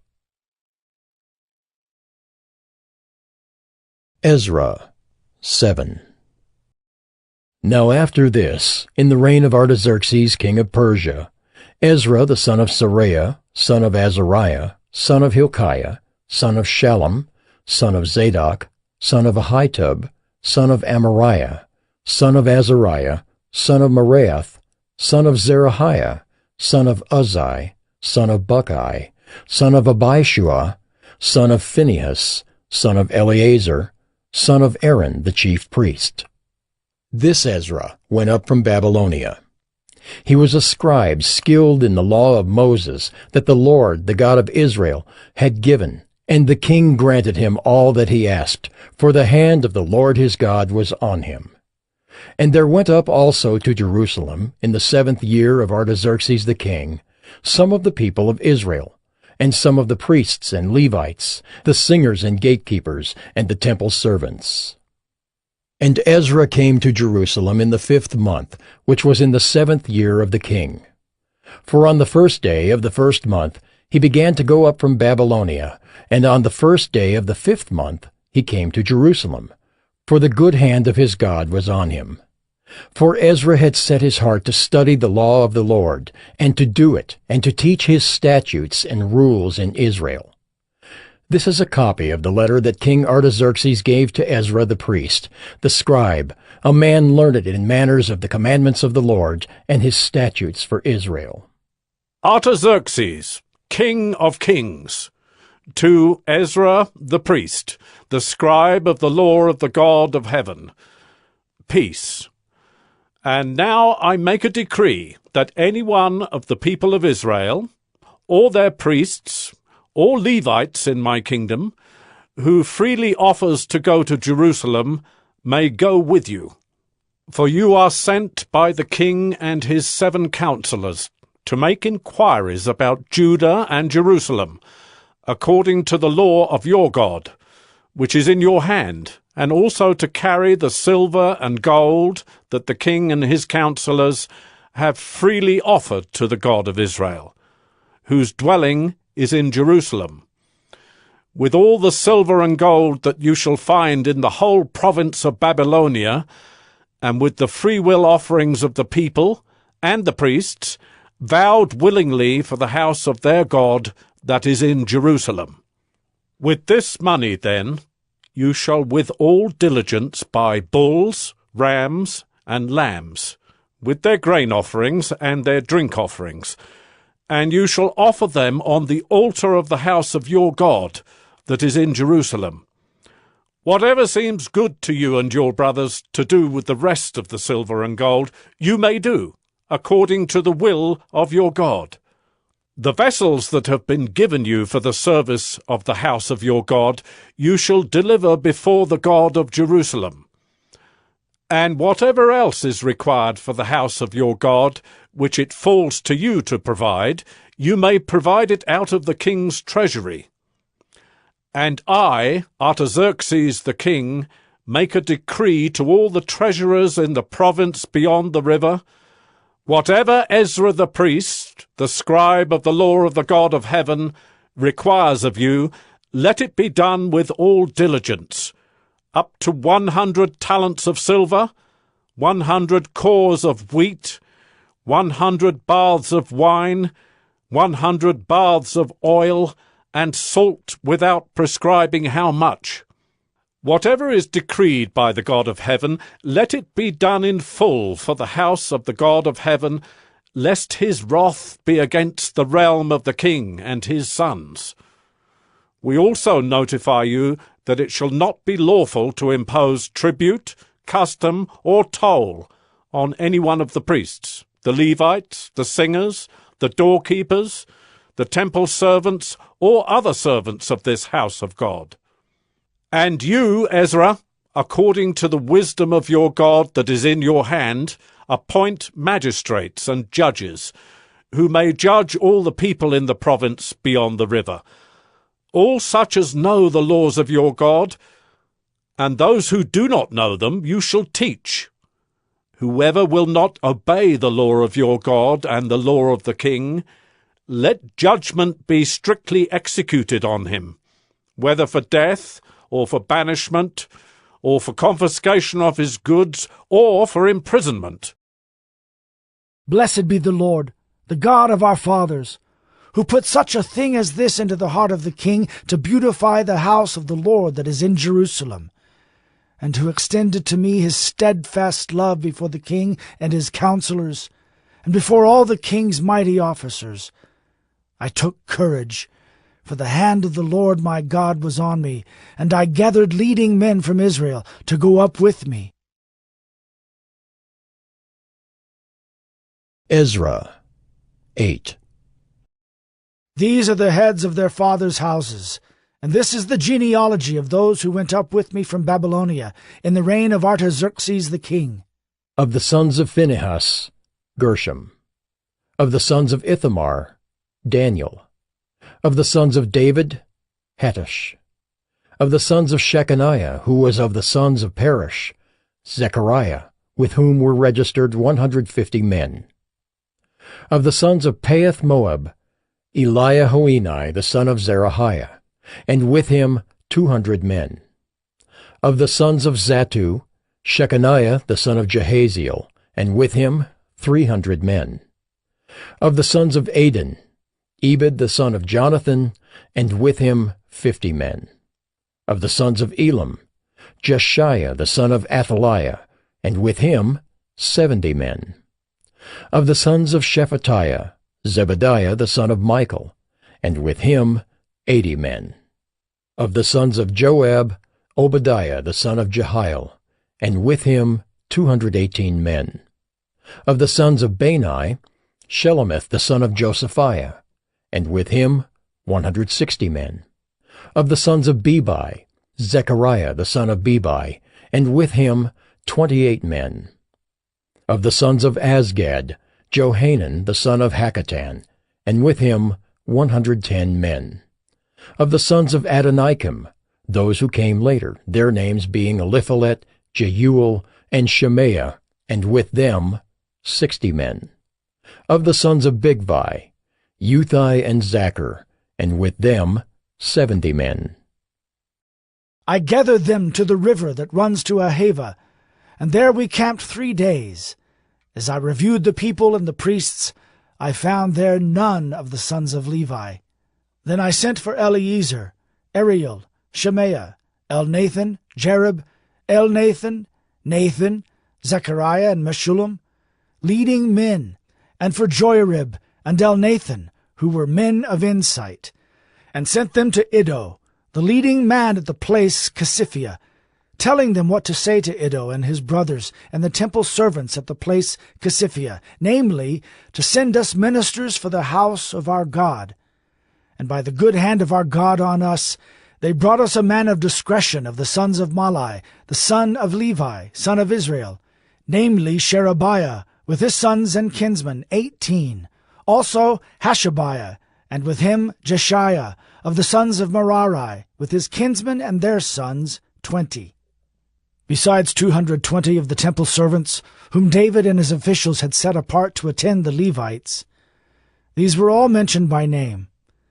Then I proclaimed a fast there, at the river Ahava, that we might humble ourselves before our God, to seek from him a safe journey for ourselves, our children, and all our goods. For I was ashamed to ask the king for a band of soldiers and horsemen to protect us against the enemy in our way, since we had told the king, "The hand of our God is for good on all who seek him, and the power of his wrath is against all who forsake him." So we fasted and implored our God for this, and he listened to our entreaty. Then I set apart 12 of the leading priests, Sherebiah, Hashabiah, and 10 of their kinsmen with them. And I weighed out to them the silver and the gold and the vessels, the offering for the house of our God, that the king and his counselors and his lords and all Israel there present had offered. I weighed out into their hands 650 talents of silver, and silver vessels worth 200 talents, and 100 talents of gold, 20 bowls of gold worth 1,000 derricks, and 2 vessels of fine bright bronze as precious as gold. And I said to them, "You are holy to the Lord, and the vessels are holy, and the silver and the gold are a free will offering to the Lord, the God of your fathers. Guard them and keep them until you weigh them before the chief priests and the Levites and the heads of fathers' houses in Israel at Jerusalem, within the chambers of the house of the Lord." So the priests and the Levites took over the weight of the silver and the gold and the vessels to bring them to Jerusalem, to the house of our God. Then we departed from the river Ahava on the 12th day of the first month to go to Jerusalem. The hand of our God was on us, and he delivered us from the hand of the enemy and from ambushes by the way. We came to Jerusalem, and there we remained 3 days. On the 4th day, within the house of our God, the silver and the gold and the vessels were weighed into the hands of Meremoth, the priest, son of Uriah, and with him was Eleazar, the son of Phinehas, and with them were the Levites, Jozabad, the son of Jeshua, and Noadiah, the son of Benui. The whole was counted and weighed, and the weight of everything was recorded. At that time those who had come from captivity, the returned exiles, offered burnt offerings to the God of Israel, 12 bulls for all Israel, 96 rams, 77 lambs, and as a sin offering 12 male goats. All of this was a burnt offering to the Lord. They also delivered the king's commissions to the king's satraps, and to the governors of the province beyond the river, and they aided the people in the house of God. Ezra 9. After these things had been done, the officials approached me and said, "The people of Israel and the priests and the Levites have not separated themselves from the peoples of the lands with their abominations, from the Canaanites, the Hittites, the Perizzites, the Jebusites, the Ammonites, the Moabites, the Egyptians, and the Amorites. For they have taken some of their daughters to be wives for themselves and for their sons, so that the holy race has mixed itself with the peoples of the lands. And in this faithlessness the hand of the officials and chief men has been foremost." As soon as I heard this, I tore my garment and my cloak, and pulled hair from my head and beard, and sat appalled. Then all who trembled at the words of the God of Israel, because of the faithlessness of the returned exiles, gathered around me while I sat appalled until the evening sacrifice. And at the evening sacrifice I rose from my fasting, with my garment and my cloak torn, and fell upon my knees and spread out my hands to the Lord my God, saying, "O my God, I am ashamed, and blush to lift my face to you, my God, for our iniquities have risen higher than our heads, and our guilt has mounted up to the heavens. From the days of our fathers to this day we have been in great guilt, and for our iniquities we, our kings and our priests, have been given into the hand of the kings of the lands, to the sword, to captivity, to plundering, and to utter shame, as it is today. But now, for a brief moment, favor has been shown by the Lord our God, to leave us a remnant and to give us a secure hold within his holy place, that our God may brighten our eyes and grant us a little reviving in our slavery. For we are slaves. Yet our God has not forsaken us in our slavery, but has extended to us his steadfast love before the kings of Persia, to grant us some reviving, to set up the house of our God, to repair its ruins, and to give us protection in Judea and Jerusalem. And now, O our God, what shall we say after this? For we have forsaken your commandments, which you commanded by your servants, the prophets, saying, The land that you are entering, to take possession of it, is a land impure with the impurity of the peoples of the lands, with their abominations that have filled it from end to end with their uncleanness. Therefore do not give your daughters to their sons, neither take their daughters for your sons, and never seek their peace or prosperity, that you may be strong, and eat the good of the land, and leave it for an inheritance to your children forever. And after all that has come upon us for our evil deeds and for our great guilt, seeing that you, our God, have punished us less than our iniquities deserved, and have given us such a remnant as this, shall we break your commandments again, and intermarry with the peoples who practice these abominations? Would you not be angry with us until you consumed us, so that there should be no remnant, nor any to escape? O Lord, the God of Israel, you are just, for we are left a remnant that has escaped, as it is today. Behold, we are before you in our guilt, for none can stand before you because of this. Ezra 10. While Ezra prayed and made confession, weeping and casting himself down before the house of God, a very great assembly of men, women, and children gathered to him out of Israel, for the people wept bitterly. And Shechaniah the son of Jehiel, of the sons of Elam, addressed Ezra. We have broken faith with our God, and have married foreign women from the peoples of the land. But even now there is hope for Israel in spite of this. Therefore, let us make a covenant with our God to put away all these wives and their children, according to the counsel of my Lord, and of those who tremble at the commandment of our God, and let it be done according to the law. Arise, for it is your task, and we are with you. Be strong and do it. Then Ezra arose and made the leading priests and Levites and all Israel take oath that they would do as had been said. So they took the oath. Then Ezra withdrew from before the house of God, and went to the chamber of Jehohanan the son of Eliashib, where he spent the night, neither eating bread nor drinking water, for he was mourning over the faithlessness of the exiles. And a proclamation was made throughout Judah and Jerusalem to all the returned exiles, that they should assemble at Jerusalem, and that if anyone did not come within 3 days, by order of the officials and the elders, all his property should be forfeited, and he himself banned from the congregation of the exiles. Then all the men of Judah and Benjamin assembled at Jerusalem within the 3 days.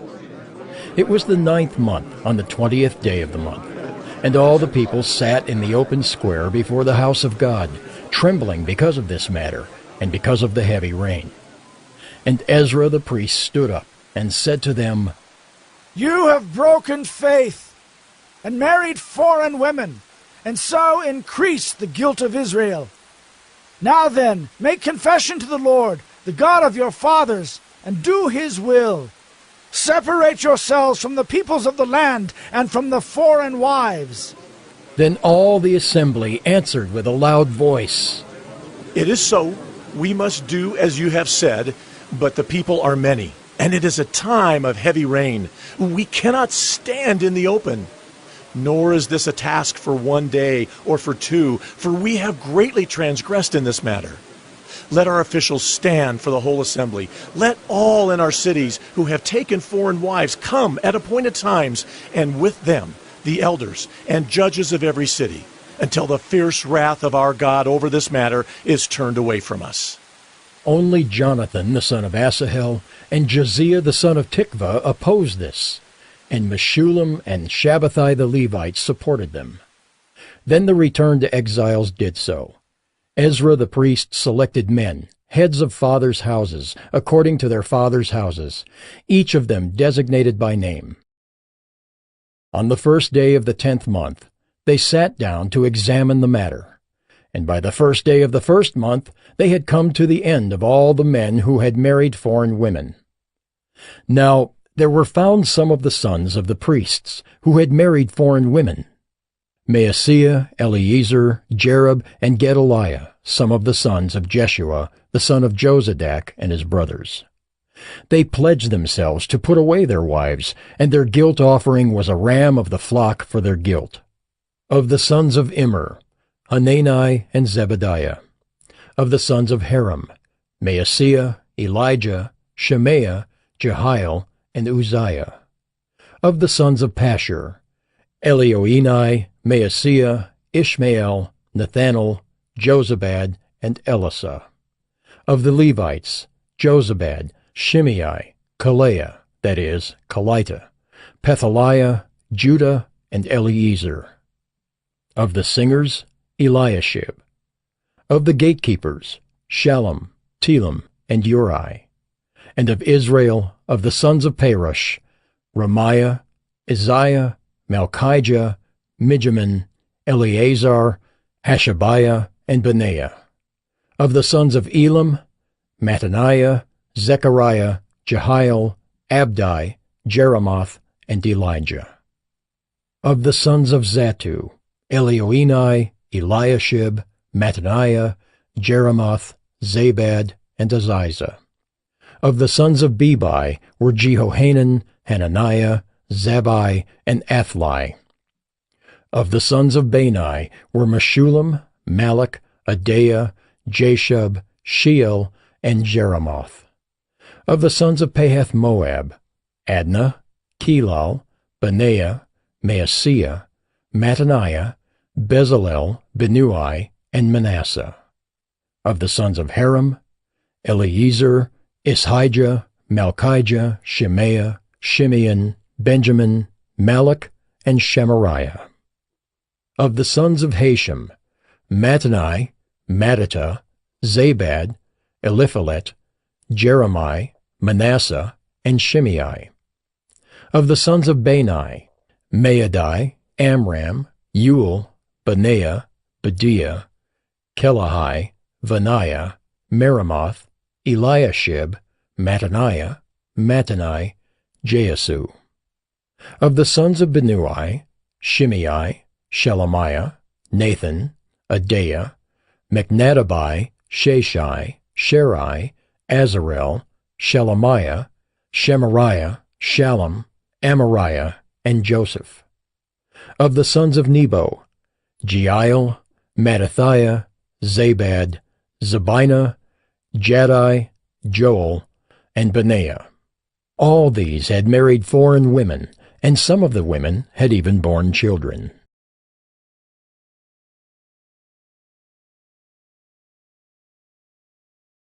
Gospodos TV, once again, subscribe. Today we are listening to the book of Nehemiah. Nehemiah 1. The words of Nehemiah, the son of Hakaliah. Now it happened in the month of Kislev in the 20th year, as I was in Susa the capital, that Hanani, one of my brothers, came with certain men from Judah. And I asked them concerning the Jews who escaped, who had survived the exile, and concerning Jerusalem. And they said to me, The remnant there in the province who had survived the exile is in great trouble and shame. The wall of Jerusalem is broken down, and its gates are destroyed by fire. As soon as I heard these words, I sat down and wept and mourned for days. And I continued fasting and praying before the God of heaven. And I said, O Lord God of heaven, the great and awesome God who keeps covenant and steadfast love with those who love him and keep his commandments, let your ear be attentive and your eyes open to hear the prayer of your servant, that I now pray before you day and night for the people of Israel, your servants, confessing the sins of the people of Israel, which we have sinned against you. Even I and my father's house have sinned. We have acted very corruptly against you, and have not kept the commandments, the statutes, and the rules that you commanded your servant Moses. Remember the word that you commanded your servant Moses, saying, If you are unfaithful, I will scatter you among the peoples. But if you return to me and keep my commandments and do them, though your outcasts are in the uttermost parts of heaven, from there I will gather them and bring them to the place that I have chosen to make my name dwell there. They are your servants and your people, whom you have redeemed by your great power and by your strong hand. O Lord, let your ear be attentive to the prayer of your servant, and to the prayer of your servants who delight to fear your name, and give success to your servant today, and grant him mercy in the sight of this man. Now I was cupbearer to the king. Nehemiah 2. In the month of Nisan, in the 20th year of King Artaxerxes, when wine was before him, I took up the wine and gave it to the king. Now I had not been sad in his presence. And the king said to me, Why is your face sad, seeing you are not sick? This is nothing but sadness of the heart. Then I was very much afraid. I said to the king, Let the king live forever. Why should not my face be sad when the city, the place of my father's graves, lies in ruins, and its gates have been destroyed by fire? Then the king said to me, What are you requesting? So I prayed to the God of heaven, and I said to the king, If it pleases the king, and if your servant has found favor in your sight, that you send me to Judah, to the city of my father's graves, that I may rebuild it. And the king said to me, the queen sitting beside him, How long will you be gone, and when will you return? So it pleased the king to send me when I had given him a time. And I said to the king, If it pleases the king, let letters be given me to the governors of the province beyond the river, that they may let me pass through until I come to Judah, and a letter to Asaph, the keeper of the king's forest, that he may give me timber to make beams for the gates of the fortress of the temple, and for the wall of the city, and for the house that I shall occupy. And the king granted me what I asked, for the good hand of my God was upon me. Then I came to the governors of the province beyond the river, and gave them the king's letters. Now the king had sent with me officers of the army and horsemen. But when Sanballat the Horonite and Tobiah the Ammonite servant heard this, it displeased them greatly that someone had come to seek the welfare of the people of Israel. So I went to Jerusalem, and was there 3 days.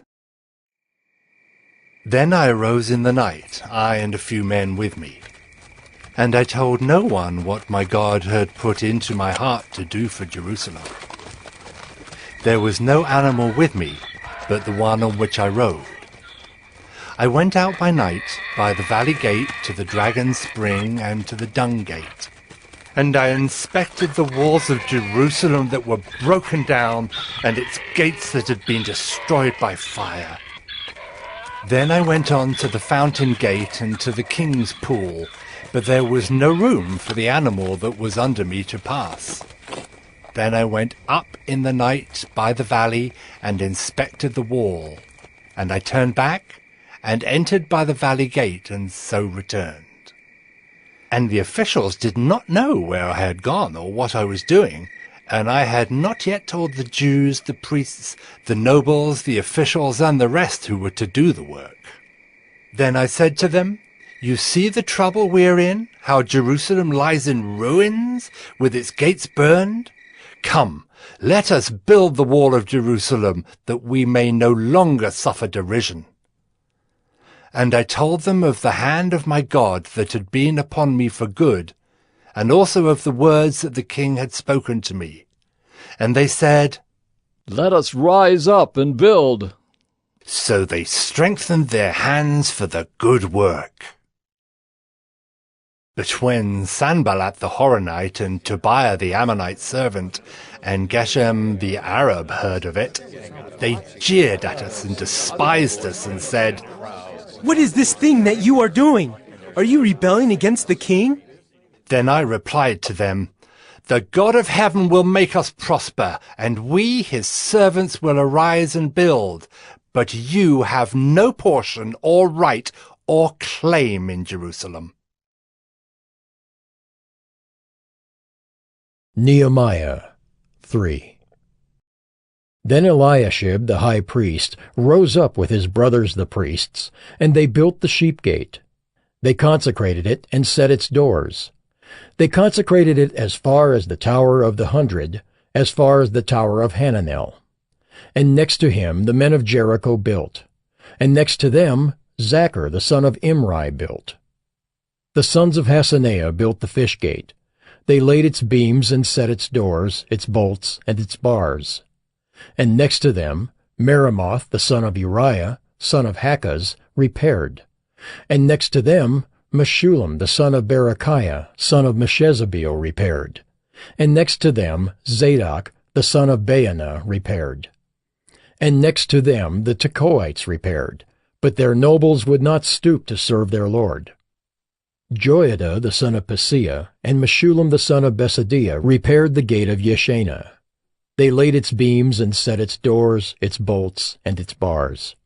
And next to them repaired Melatiah the Gibeonite and Jadon the Meronothite, the men of Gibeon and of Mizpah, the seat of the governor of the province beyond the river. Next to them Uzziel the son of Harhaiah, goldsmiths, repaired. Next to him Hananiah, one of the perfumers, repaired, and they restored Jerusalem as far as the broad wall. Next to them Rephaiah the son of Hur, ruler of half the district of Jerusalem, repaired. Next to them Jedaiah the son of Harumaph repaired, opposite his house. And next to him Haddish the son of Hashabniah repaired. Malchijah the son of Haram and Hashab the son of Pahath-Moab repaired another section and the tower of the ovens. Next to him Shallum the son of Halahesh, ruler of half the district of Jerusalem, repaired, he and his daughters. Hanan and the inhabitants of Zanoah repaired the valley gate. They rebuilt it and set its doors, its bolts, and its bars, and repaired 1,000 cubits of the wall, as far as the dung gate. Malchijah the son of Rechab, ruler of the district of Beth-Hakerem, repaired the dung gate. He rebuilt it and set its doors, its bolts, and its bars. And Shallum the son of Colhozah, ruler of the district of Mizpah, repaired the fountain gate. He rebuilt it and covered it and set its doors, its bolts, and its bars.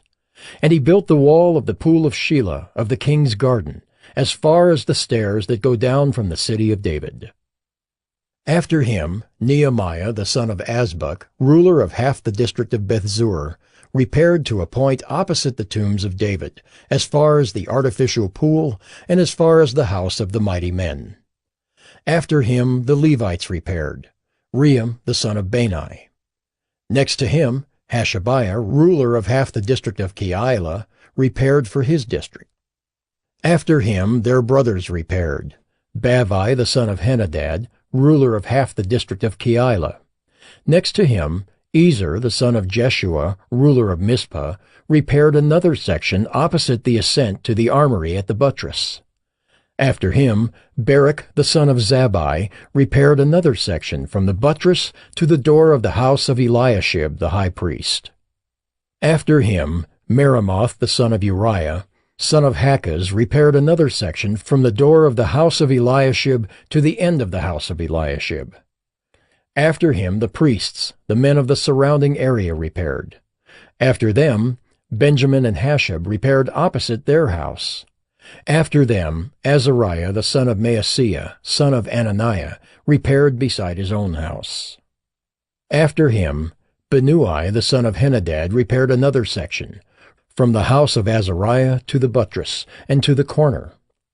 Palal the son of Uzai repaired opposite the buttress, and the tower projecting from the upper house of the king at the court of the guard. After him, Pedaiah the son of Parosh, and the temple servants living on Ophel, repaired to a point opposite the water gate on the east, and the projecting tower. After him the Tekoites repaired another section opposite the great projecting tower, as far as the wall of Ophel. Above the horse gate the priests repaired, each one opposite his own house. After them Zadok the son of Immer repaired opposite his own house. After him Shemaiah the son of Shechaniah, the keeper of the east gate, repaired. After him Hananiah the son of Shelemiah and Hanan the sixth son of Zalaph repaired another section. After him Meshullam the son of Berechiah repaired opposite his chamber. After him Malchijah, one of the goldsmiths, repaired as far as the house of the temple servants and of the merchants, opposite the muster gate, and to the upper chamber of the corner. And between the upper chamber of the corner and the sheep gate, the goldsmiths and the merchants repaired. Nehemiah 4.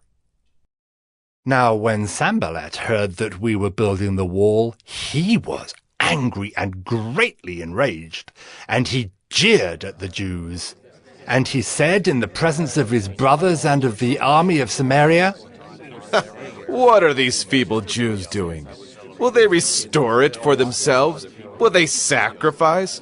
Will they finish up in a day? Will they revive the stones out of the heaps of rubbish, and burn ones at that?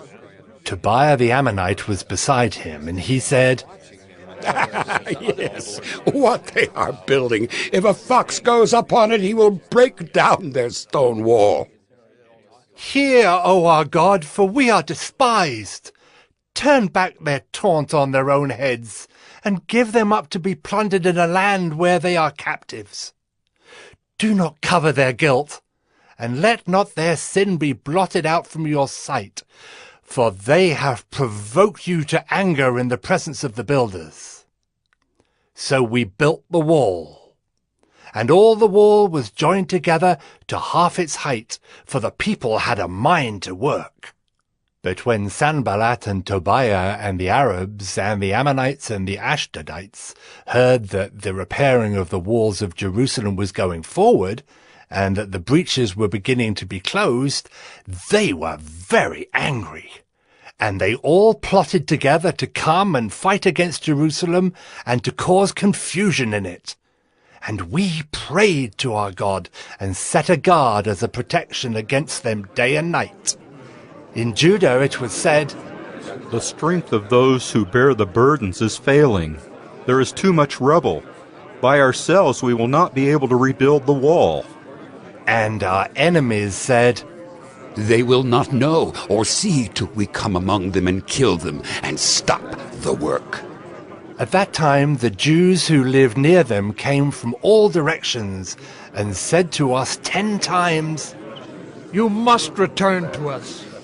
So in the lowest parts of the space behind the wall, in open places, I stationed the people by their clans, with their swords, their spears, and their bows. And I looked and arose and said to the nobles, and to the officials, and to the rest of the people, Do not be afraid of them. Remember the Lord, who is great and awesome, and fight for your brothers, your sons, your daughters, your wives, and your homes. When our enemies heard that it was known to us and that God had frustrated their plan, we all returned to the wall, each to his work. From that day on, half of my servants worked on construction, and half held the spears, shields, bows, and coats of mail. And the leaders stood behind the whole house of Judah, who were building on the wall. Those who carried burdens were loaded in such a way that each labored on the work with one hand and held his weapon with the other. And each of the builders had his sword strapped at his side while he built. The man who sounded the trumpet was beside me. And I said to the nobles and to the officials and to the rest of the people, "The work is great and widely spread, and we are separated on the wall, far from one another. In the place where you hear the sound of the trumpet, rally to us there. Our God will fight for us." So we labored at the work, and half of them held the spears from the break of dawn until the stars came out. I also said to the people at that time, "Let every man and his servant pass the night within Jerusalem, that they may be a guard for us by night, and may labor by day. So neither I nor my brothers, nor my servants, nor the men of the guard who followed me, none of us took off our clothes. Each kept his weapon at his right hand." Nehemiah 5. Now there arose a great outcry of the people and of their wives against their Jewish brothers. For there were those who said, "With our sons and our daughters, we are many. So let us get grain that we may eat and keep alive." There were also those who said, "We are mortgaging our fields, our vineyards, and our houses to get grain because of the famine." And there were those who said, "We have borrowed money for the king's tax on our fields and our vineyards. Now our flesh is as the flesh of our brothers, our children are as their children. Yet we are forcing our sons and our daughters to be slaves, and some of our daughters have already been enslaved, but it is not in our power to help it, for other men have our fields and our vineyards." I was very angry when I heard their outcry and these words. I took counsel with myself, and I brought charges against the nobles and the officials. I said to them, "You are exacting interest each from his brother." And I held a great assembly against them, and said to them, "We, as far as we are able, have brought back our Jewish brothers who have been sold to the nations, but you even sell your brothers that they may be sold to us." They were silent, and could not find a word to say. So I said, "The thing that you are doing is not good. Ought you not to walk in the fear of our God to prevent the taunts of the nations our enemies? Moreover, I and my brothers and my servants are lending them money and grain. Let us abandon this exacting of interest. Return to them this very day their fields, their vineyards, their olive orchards, and their houses, and the percentage of money, grain, wine, and oil that you have been exacting from them." Then they said, "We will restore these and require nothing from them. We will do as you say." And I called the priests and made them swear to do as they had promised. I also shook out the fold of my garment and said, "So may God shake out every man from his house and from his labor who does not keep this promise. So may he be shaken out and emptied." And all the assembly said, "Amen." Amen. And praised the Lord. And the people did as they had promised. Moreover, from the time that I was appointed to be their governor in the land of Judah, from the 20th year to the 32nd year of Artaxerxes the king, 12 years, neither I nor my brothers ate the food allowance of the governor. The former governors who were before me laid heavy burdens on the people, and took from them for their daily ration 40 shekels of silver. Even their servants lorded it over the people. But I did not do so, because of the fear of God. I also persevered in the work on this wall, and we acquired no land, and all my servants were gathered there for the work. Moreover, there were at my table 150 men, Jews and officials, besides those who came to us from the nations that were around us. Now what was prepared at my expense for each day was 1 ox and 6 choice sheep and birds, and every 10 days all kinds of wine in abundance. Yet for all this, I did not demand the food allowance of the governor, because the service was too heavy on this people. Remember, for my good, O my God, all that I have done for this people. Nehemiah 6.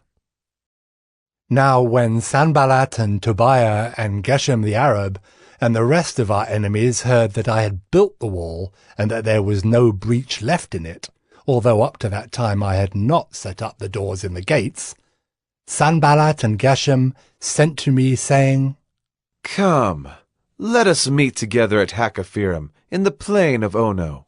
But they intended to do me harm. And I sent messengers to them, saying, I am doing a great work, and I cannot come down.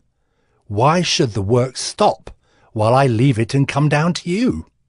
And they sent to me 4 times in this way, and I answered them in the same manner.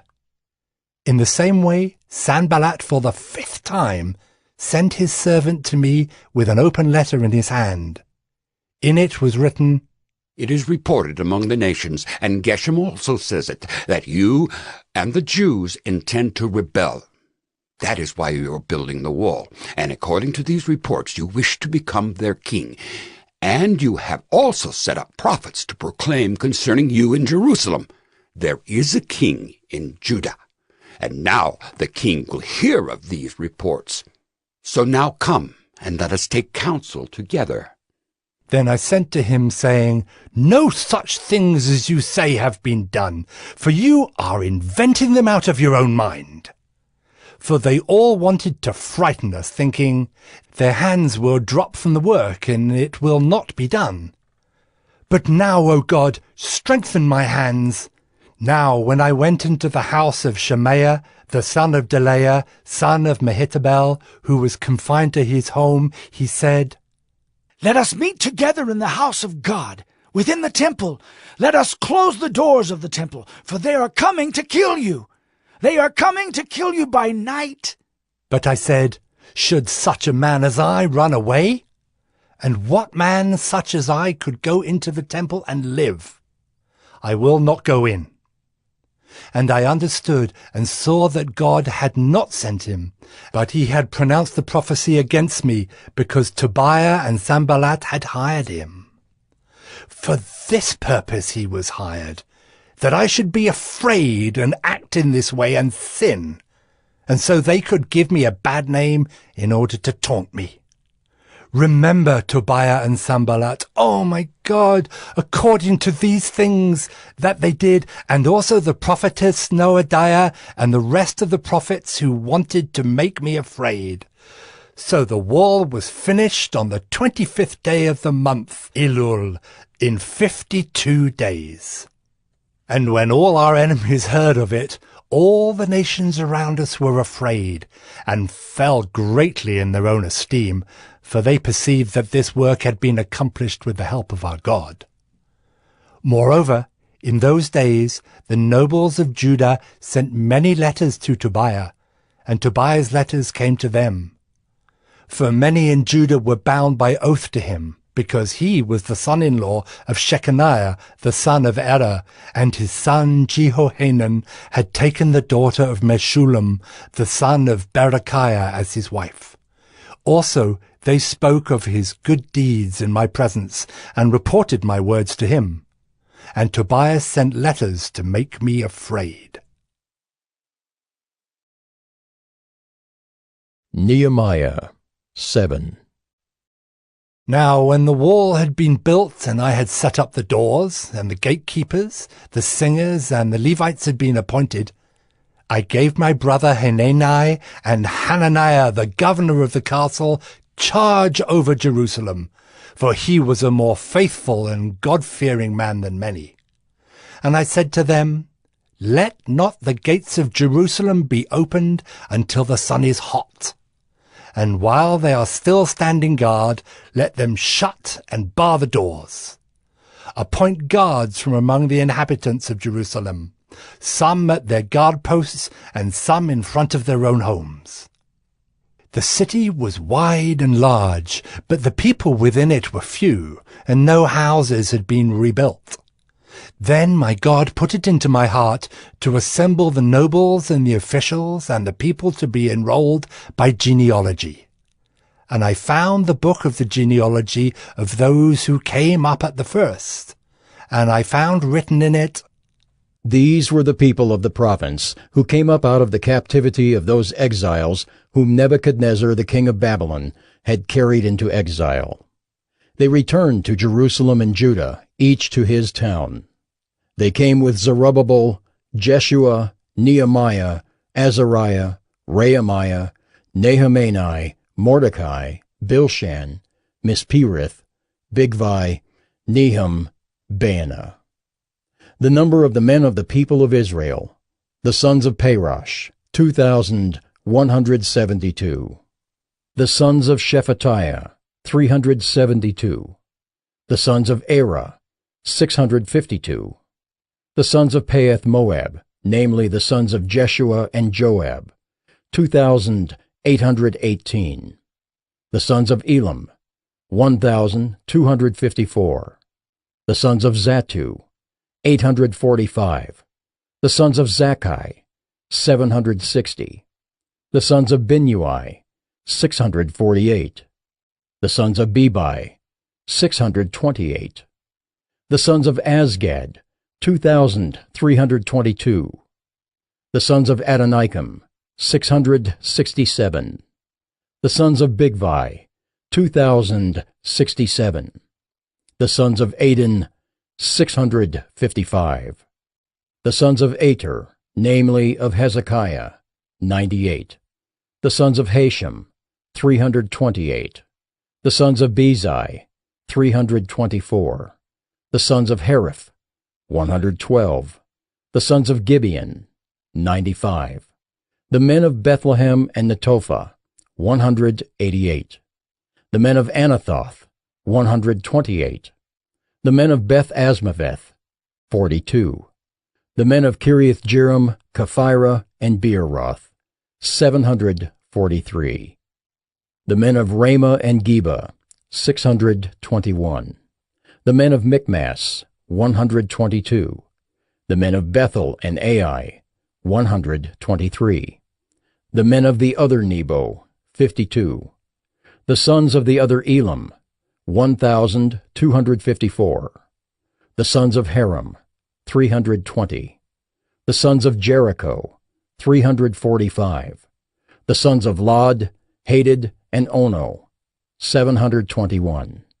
The sons of Sineah, 3,930. The priests.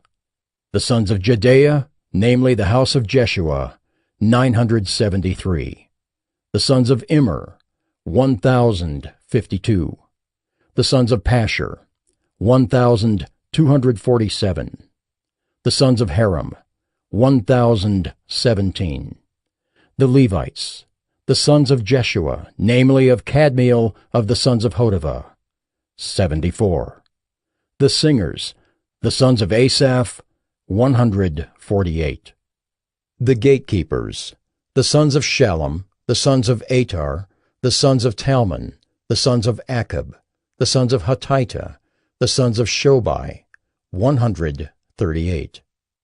The temple servants, the sons of Ziha, the sons of Hasupha, the sons of Tebaoth, the sons of Kiros, the sons of Siah, the sons of Padon, the sons of Labana, the sons of Hagabah, the sons of Shalmai, the sons of Hanan, the sons of Giddel, the sons of Gahar, the sons of Reaiah, the sons of Rezin, the sons of Nekoda, the sons of Gazim, the sons of Uzzah, the sons of Paseah, the sons of Besai, the sons of Meunim, the sons of Nephushim, the sons of Bakbuk, the sons of Hekupha, the sons of Harhur, the sons of Bazlith, the sons of Mahida, the sons of Harsha, the sons of Barkos, the sons of Sisera, the sons of Tema, the sons of Neziah, the sons of Hatipha. The sons of Solomon's servants, the sons of Sotai, the sons of Sophereth, the sons of Perida, the sons of Jaala, the sons of Darkon, the sons of Giddel, the sons of Shephatiah, the sons of Hattil, the sons of Pokereth-Hazzebaim, the sons of Ammon. All the temple servants and the sons of Solomon's servants were 392. The following were those who came up from Tel-Melah, Tel-Harsha, Kerub, Addan, and Immer, but they could not prove their fathers' houses nor their descent, whether they belonged to Israel. The sons of Delaiah, the sons of Tobiah, the sons of Nekoda, 642. Also, of the priests, the sons of Hobaiah, the sons of Hakkaz, the sons of Barzillai, who had taken a wife of the daughters of Barzillai the Gileadite, and was called by their name. These sought their registration among those enrolled in the genealogies, but it was not found there, so they were excluded from the priesthood as unclean. The governor told them that they were not to partake of the most holy food until a priest with Urim and Thummim should arise. The whole assembly together was 42,360, besides their male and female servants, of whom there were 7,337. And they had 245 singers, male and female. Their horses were 736, their mules 245, their camels 435, and their donkeys 6,720. Now some of the heads of fathers' houses gave to the work. The governor gave to the treasury 1,000 derricks of gold, 50 basins, 30 priests' garments, and 500 minas of silver. And some of the heads of fathers' houses gave into the treasury of the work 20,000 derricks of gold, and 2,200 minas of silver. And what the rest of the people gave was 20,000 derricks of gold, 2,000 minas of silver, and 67 priests' garments. So the priests, the Levites, the gatekeepers, the singers, some of the people, the temple servants, and all Israel lived in their towns. And when the 7th month had come, the people of Israel were in their towns. Nehemiah 8. And all the people gathered as one man into the square before the water gate. And they told Ezra the scribe to bring the book of the law of Moses that the Lord had commanded Israel. So Ezra the priest brought the law before the assembly, both men and women, and all who could understand what they heard, on the first day of the 7th month. And he read from it, facing the square before the water gate, from early morning until midday, in the presence of the men and the women and those who could understand. And the ears of all the people were attentive to the book of the law. And Ezra the scribe stood on a wooden platform that they had made for the purpose. And beside him stood Mattithiah, Shema, Anaiah, Uriah, Hilkiah, and Maaseiah on his right hand, and Pedaiah, Mishael, Malchijah, Hashem, Hashbaddanah, Zechariah, and Meshullam on his left hand. And Ezra opened the book in the sight of all the people, for he was above all the people. And as he opened it, all the people stood. And Ezra blessed the Lord, the great God, and all the people answered, Amen! Amen! Lifting up their hands. And they bowed their heads and worshipped the Lord with their faces to the ground. Also, Jeshua, Bani, Sherebiah, Jamin, Akkub, Shabbathai, Hodiah, Maaseiah, Kelita, Azariah, Jozabad, Hanan, Pelaliah, the Levites, helped the people to understand the law, while the people remained in their places. They read from the book from the law of God clearly, and they gave the sense, so that the people understood the reading. And Nehemiah, who was the governor, and Ezra the priest and scribe, and the Levites who taught the people, said to all the people, This day is holy to the Lord your God. Do not mourn or weep. For all the people wept as they heard the words of the law. Then he said to them, Go your way. Eat the fat and drink sweet wine, and send portions to anyone who has nothing ready. For this day is holy to our Lord. And do not be grieved, for the joy of the Lord is your strength. So the Levites calmed all the people, saying, Be quiet, for this day is holy. Do not be grieved. And all the people went their way to eat and drink and to send portions and to make great rejoicing, because they had understood the words that were declared to them. On the second day, the heads of fathers' houses of all the people, with the priests and the Levites, came together to Ezra the scribe in order to study the words of the law. And they found it written in the law that the Lord had commanded by Moses that the people of Israel should dwell in booths during the feast of the 7th month, and that they should proclaim it and publish it in all their towns and in Jerusalem. Go out to the hills and bring branches of olive, wild olive, myrtle, palm, and other leafy trees to make booths, as it is written.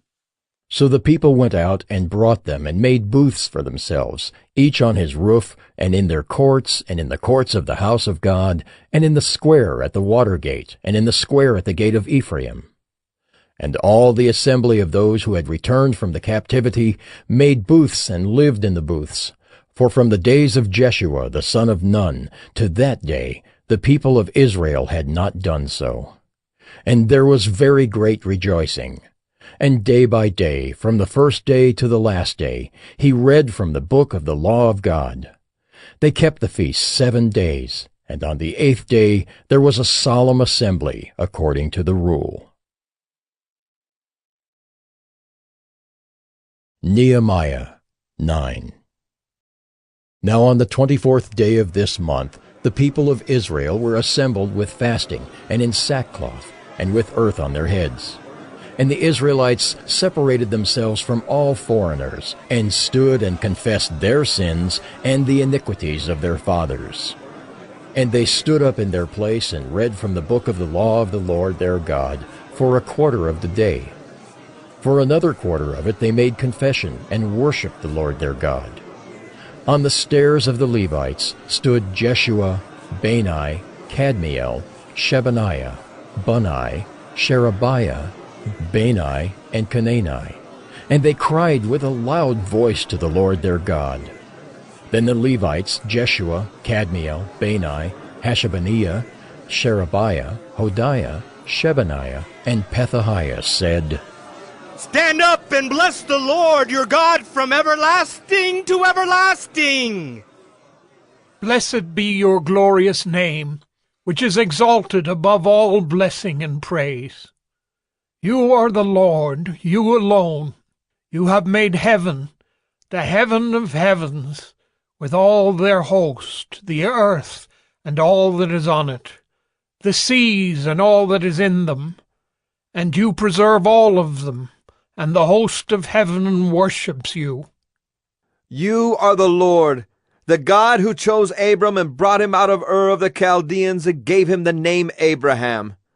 You found his heart faithful before you, and made with him the covenant to give to his offspring the land of the Canaanite, the Hittite, the Amorite, the Perizzite, the Jebusite, and the Girgashite.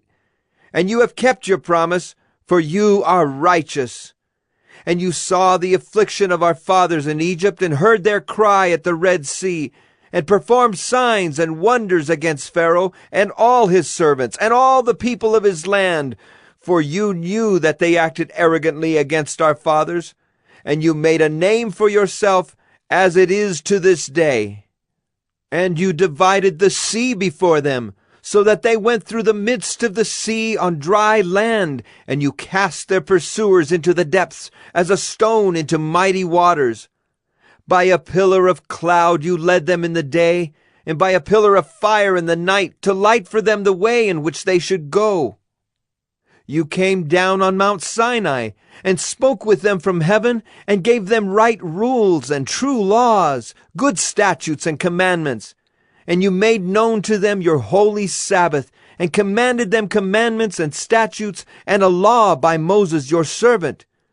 You gave them bread from heaven for their hunger, and brought water for them out of the rock for their thirst. And you told them to go in to possess the land that you had sworn to give them. But they and our fathers acted presumptuously, and stiffened their neck and did not obey your commandments. They refused to obey and were not mindful of the wonders that you performed among them. But they stiffened their neck and appointed a leader to return to their slavery in Egypt. But you are a God ready to forgive, gracious and merciful, slow to anger and abounding in steadfast love, and did not forsake them. Even when they had made for themselves a golden calf and said, "This is your God, who brought you up out of Egypt," and had committed great blasphemies, you in your great mercies did not forsake them in the wilderness. The pillar of cloud to lead them in the way did not depart from them by day, nor the pillar of fire by night to light for them the way by which they should go. You gave your good Spirit to instruct them, and did not withhold your manna from their mouth, and gave them water for their thirst. 40 years you sustained them in the wilderness, and they lacked nothing. Their clothes did not wear out, and their feet did not swell. And you gave them kingdoms and peoples, and allotted to them every corner. So they took possession of the land of Sihon, king of Heshbon, and the land of Og, king of Bashan. You multiplied their children as the stars of heaven, and you brought them into the land that you had told their fathers to enter and possess. So the descendants went in and possessed the land, and you subdued before them the inhabitants of the land, the Canaanites, and gave them into their hand with their kings and the peoples of the land, that they might do with them as they would. And they captured fortified cities and a rich land, and took possession of houses full of all good things, cisterns already hewn, vineyards, olive orchards, and fruit trees in abundance. So they ate and were filled and became fat, and delighted themselves in your great goodness. Nevertheless, they were disobedient and rebelled against you, and cast your law behind their back, and killed your prophets, who had warned them in order to turn them back to you, and they committed great blasphemies. Therefore you gave them into the hand of their enemies, who made them suffer. And in the time of their suffering they cried out to you, and you heard them from heaven, and according to your great mercies you gave them saviors, who saved them from the hand of their enemies. But after they had rest, they did evil again before you, and you abandoned them to the hand of their enemies, so that they had dominion over them. Yet when they turned and cried to you, you heard from heaven, and many times you delivered them according to your mercies. And you warned them in order to turn them back to your law. Yet they acted presumptuously and did not obey your commandments, but sinned against your rules, which if a person does them, he shall live by them. And they turned a stubborn shoulder and stiffened their neck and would not obey. Many years you bore with them and warned them by your Spirit through your prophets. Yet they would not give ear. Therefore you gave them into the hand of the peoples of the lands. Nevertheless, in your great mercies you did not make an end of them or forsake them, for you are a gracious and merciful God. Now, therefore, our God, the great, the mighty, and the awesome God, who keeps covenant and steadfast love, let not all the hardship seem little to you that has come upon us, upon our kings, our princes, our priests, our prophets, our fathers, and all your people, since the time of the kings of Assyria until this day. Yet you have been righteous in all that has come upon us. For you have dealt faithfully, and we have acted wickedly. Our kings, our princes, our priests, and our fathers have not kept your law, or paid attention to your commandments and your warnings that you gave them. Even in their own kingdom, and amid your great goodness that you gave them, and in the large and rich land that you set before them, they did not serve you, or turn from their wicked works. Behold, we are slaves this day, in the land that you gave to our fathers to enjoy its fruit and its good gifts. Behold, we are slaves, and its rich yield goes to the kings whom you have set over us because of our sins. They rule over our bodies and over our livestock as they please, and we are in great distress. Because of all this, we make a firm covenant in writing. On the sealed document are the names of our princes, our Levites, and our priests. Nehemiah 10. On the seals are the names of Nehemiah the governor, the son of Hakaliah, Zedekiah, Sariah, Azariah, Jeremiah, Pashur, Amariah, Malchijah, Haddish, Shebaniah, Malach, Haram, Meremoth, Obadiah, Daniel, Ginnathan, Barak, Meshullam, Abijah, Mijamin, Maaziah, Bilgai, Shemaiah. These are the priests. And the Levites, Jeshua the son of Azaniah, Binnui of the sons of Henadad, Kadmiel, and their brothers Shebaniah, Hodiah, Kelita, Pelaiah, Hanan, Micah, Rehob, Hashabiah, Zachar, Sherebiah, Shebaniah, Hodiah, Bani, Beninu.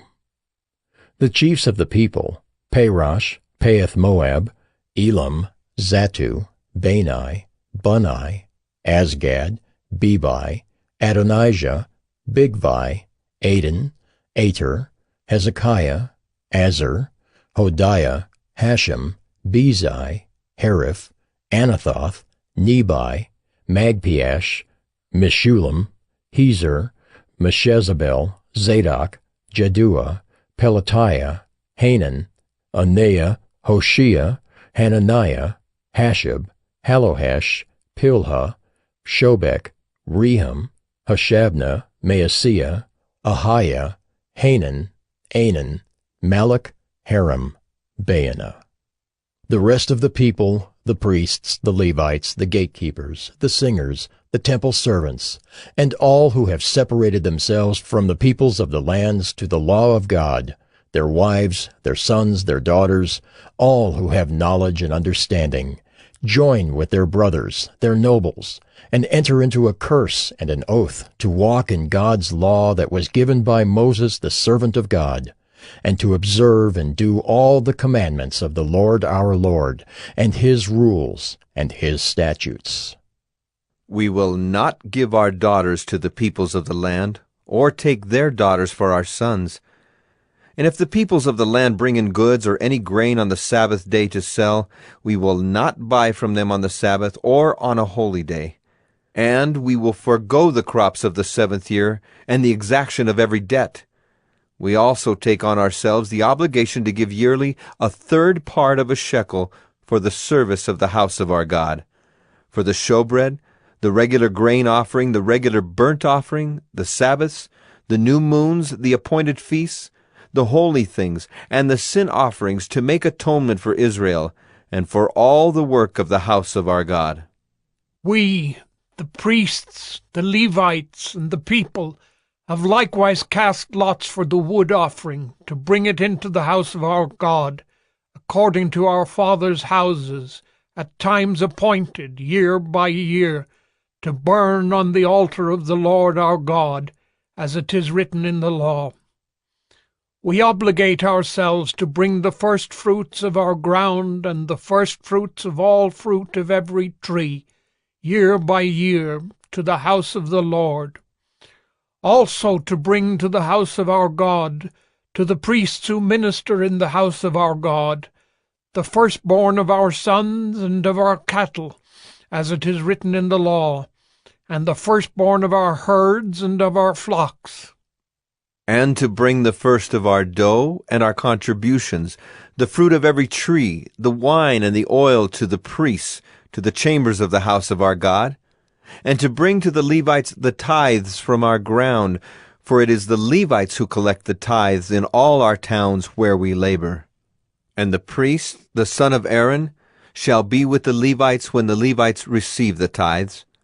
And the Levites shall bring up the tithe of the tithes to the house of our God, to the chambers of the storehouse. For the people of Israel and the sons of Levi shall bring the contribution of grain, wine, and oil to the chambers, where the vessels of the sanctuary are, as well as the priests who minister, and the gatekeepers, and the singers. We will not neglect the house of our God. Nehemiah 11. Now the leaders of the people lived in Jerusalem, and the rest of the people cast lots to bring 1 out of 10 to live in Jerusalem the holy city, while 9 out of 10 remained in the other towns. And the people blessed all the men who willingly offered to live in Jerusalem. These are the chiefs of the province who lived in Jerusalem. But in the towns of Judah, everyone lived on his property in their towns. Israel, the priests, the Levites, the temple servants, and the descendants of Solomon's servants. And in Jerusalem lived certain of the sons of Judah and of the sons of Benjamin. Of the sons of Judah, Athaiah the son of Uzziah, son of Zechariah, son of Amariah, son of Shephatiah, son of Mahalalel, of the sons of Perez, and Maaseiah the son of Barak, son of Colholza, son of Hosea, son of Adaiah, son of Joiarib, son of Zechariah, son of the Shilonite. All the sons of Perez who lived in Jerusalem were 468 valiant men. And these are the sons of Benjamin: Sallu, the son of Meshullam, son of Joed, son of Pedaiah, son of Kolaiah, son of Maaseiah, son of Ithiel, son of Jeshaiah, and his brothers, men of valor, 928.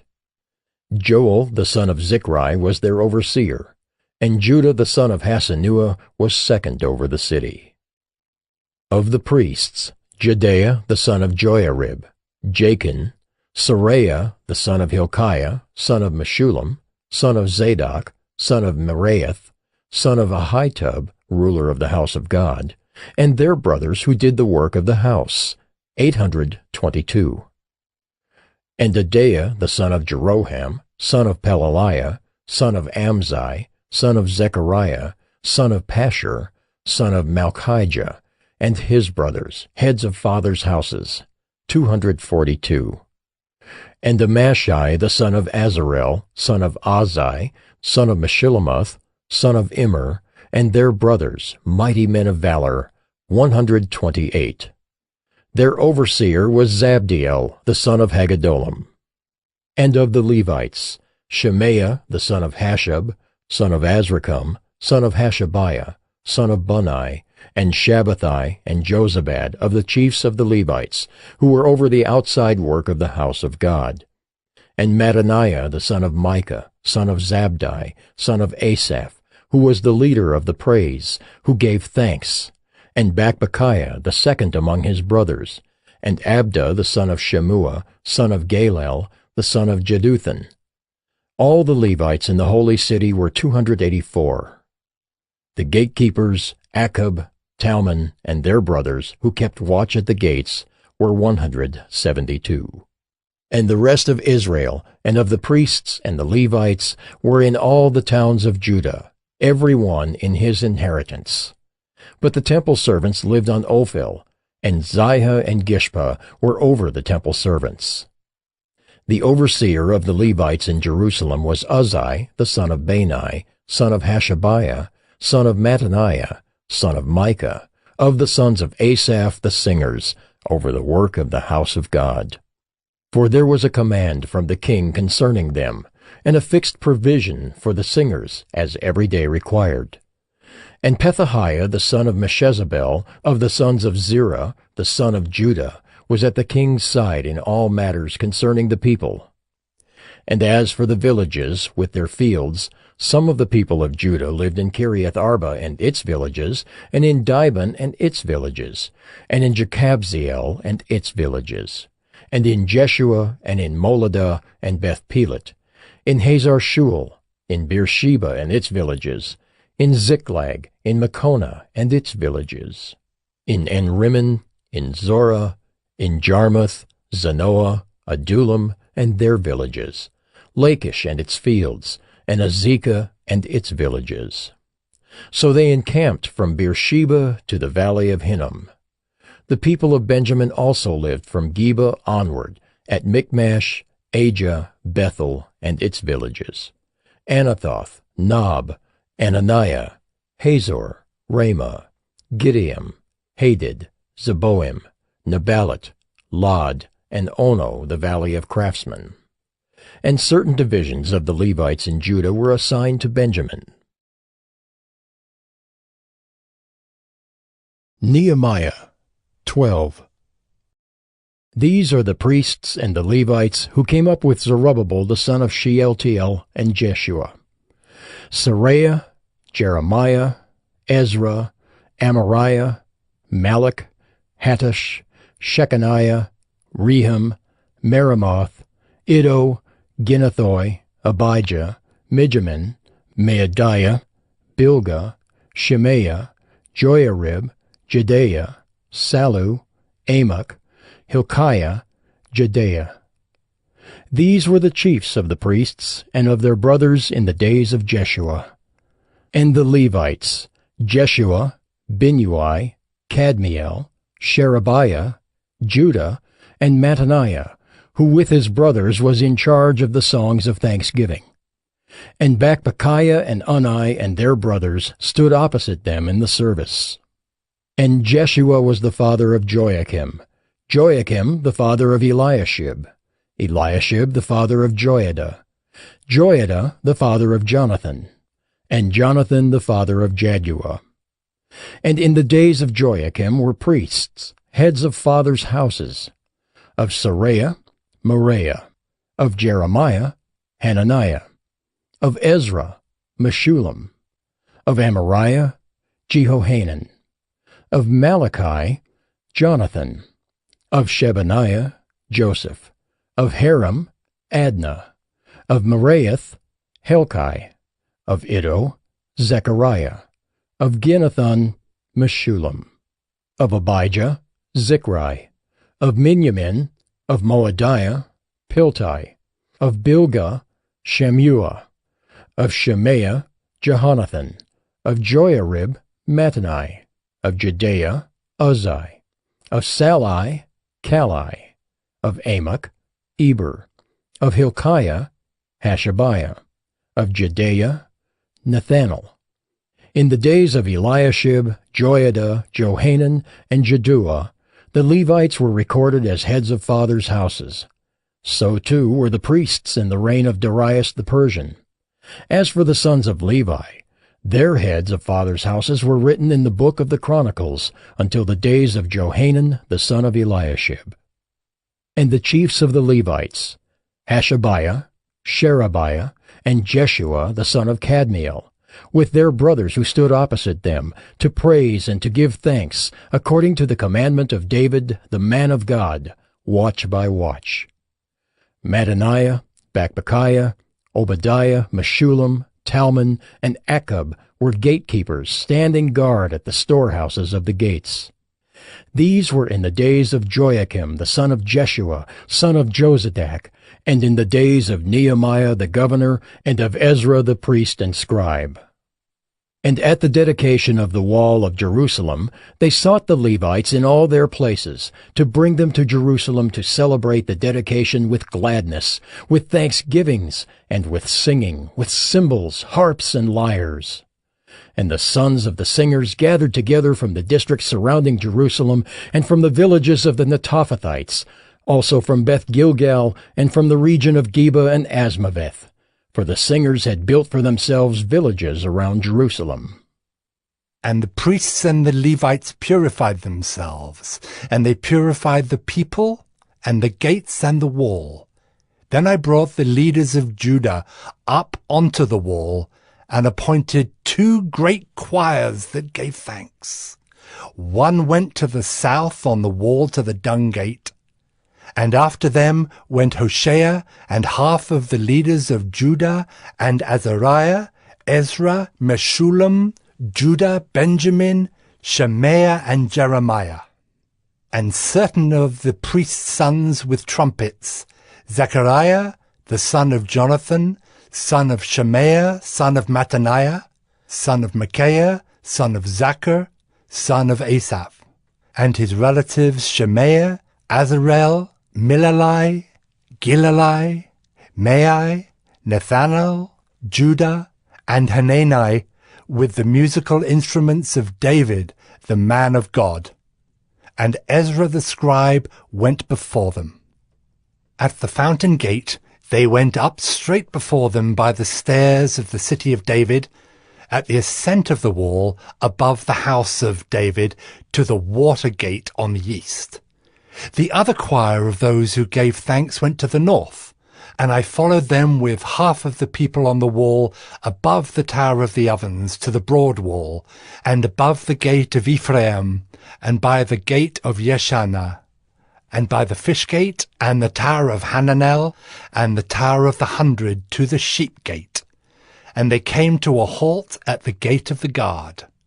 So both choirs of those who gave thanks stood in the house of God, and I and half of the officials with me, and the priests Eliakim, Maaseiah, Miniamin, Micaiah, Elioenai, Zechariah, and Hananiah with trumpets, and Maaseiah, Shemaiah, Eleazar, Uzai, Jehohanan, Malchijah, Elum, and Ezer. And the singers sang with Jezrahiah as their leader. And they offered great sacrifices that day and rejoiced, for God had made them rejoice with great joy. The women and children also rejoiced. And the joy of Jerusalem was heard far away. On that day men were appointed over the storerooms, the contributions, the firstfruits, and the tithes, to gather into them the portions required by the law for the priests and for the Levites according to the fields of the towns. For Judah rejoiced over the priests and the Levites who ministered. And they performed the service of their God and the service of purification, as did the singers and the gatekeepers, according to the command of David and his son Solomon. For long ago, in the days of David and Asaph, there were directors of the singers, and there were songs of praise and thanksgiving to God. And all Israel in the days of Zerubbabel and in the days of Nehemiah gave the daily portions for the singers and the gatekeepers. And they set apart that which was for the Levites, and the Levites set apart that which was for the sons of Aaron. Nehemiah 13. On that day they read from the book of Moses in the hearing of the people. And in it was found written that no Ammonite or Moabite should ever enter the assembly of God, for they did not meet the people of Israel with bread and water, but hired Balaam against them to curse them. Yet our God turned the curse into a blessing. As soon as the people heard the law, they separated from Israel all those of foreign descent. Now before this, Eliashib the priest, who was appointed over the chambers of the house of our God, and who was related to Tobiah, prepared for Tobiah a large chamber where they had previously put the grain offering, the frankincense, the vessels, and the tithes of grain, wine, and oil, which were given by commandment to the Levites, singers, and gatekeepers, and the contributions for the priests.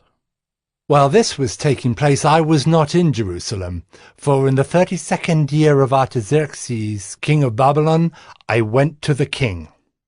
And after some time I asked leave of the king, and came to Jerusalem. And I then discovered the evil that Eliashib had done for Tobiah, preparing for him a chamber in the courts of the house of God. And I was very angry, and I threw all the household furniture of Tobiah out of the chamber. Then I gave orders, and they cleansed the chambers, and I brought back there the vessels of the house of God, with the grain offering and the frankincense. I also found out that the portions of the Levites had not been given to them, so that the Levites and the singers who did the work had fled each to his field. So I confronted the officials and said, "Why is the house of God forsaken?" And I gathered them together and set them in their stations. Then all Judah brought the tithe of the grain, wine, and oil into the storehouses. And I appointed as treasurers over the storehouses Shelemiah the priest, Zadok the scribe, and Pedaiah of the Levites, and as their assistant Hanan the son of Zakkur, son of Mattaniah, for they were considered reliable, and their duty was to distribute to their brothers. Remember me, O my God, concerning this, and do not wipe out my good deeds that I have done for the house of my God and for his service. In those days I saw in Judah people treading winepresses on the Sabbath, and bringing in heaps of grain and loading them on donkeys, and also wine, grapes, figs, and all kinds of loads, which they brought into Jerusalem on the Sabbath day. And I warned them on the day when they sold food. Tyrians also, who lived in the city, brought in fish and all kinds of goods, and sold them on the Sabbath to the people of Judah, in Jerusalem itself. Then I confronted the nobles of Judah and said to them, "What is this evil thing that you are doing, profaning the Sabbath day? Did not your fathers act in this way? And did not our God bring all this disaster on us and on this city? Now you are bringing more wrath on Israel by profaning the Sabbath." As soon as it began to grow dark at the gates of Jerusalem before the Sabbath, I commanded that the doors should be shut, and gave orders that they should not be opened until after the Sabbath. And I stationed some of my servants at the gates, that no load might be brought in on the Sabbath day. Then the merchants and sellers of all kinds of wares lodged outside Jerusalem once or twice. But I warned them and said to them, "Why do you lodge outside the wall? If you do so again, I will lay hands on you." From that time on, they did not come on the Sabbath. Then I commanded the Levites that they should purify themselves and come and guard the gates to keep the Sabbath day holy. Remember this also in my favor, O my God, and spare me according to the greatness of your steadfast love. In those days also I saw the Jews who had married women of Ashdod, Ammon, and Moab, and half of their children spoke the language of Ashdod, and they could not speak the language of Judah, but only the language of each people. And I confronted them, and cursed them, and beat some of them, and pulled out their hair. And I made them take oath in the name of God, saying, "You shall not give your daughters to their sons, or take their daughters for your sons or for yourselves." Did not Solomon, king of Israel, sin on account of such women? Among the many nations there was no king like him, and he was beloved by his God, and God made him king over all Israel. Nevertheless, foreign women made even him to sin. Shall we then listen to you and do all this great evil and act treacherously against our God by marrying foreign women? And one of the sons of Jehoiada, the son of Eliashib the high priest, was the son-in-law of Sanballat the Horonite. Therefore I chased him from me. Remember them, O my God, because they have desecrated the priesthood and the covenant of the priesthood and the Levites. Thus I cleansed them from everything foreign, and I established the duties of the priests and Levites, each in his work, and I provided for the wood offering at appointed times and for the first fruits. Remember me, O my God, for good.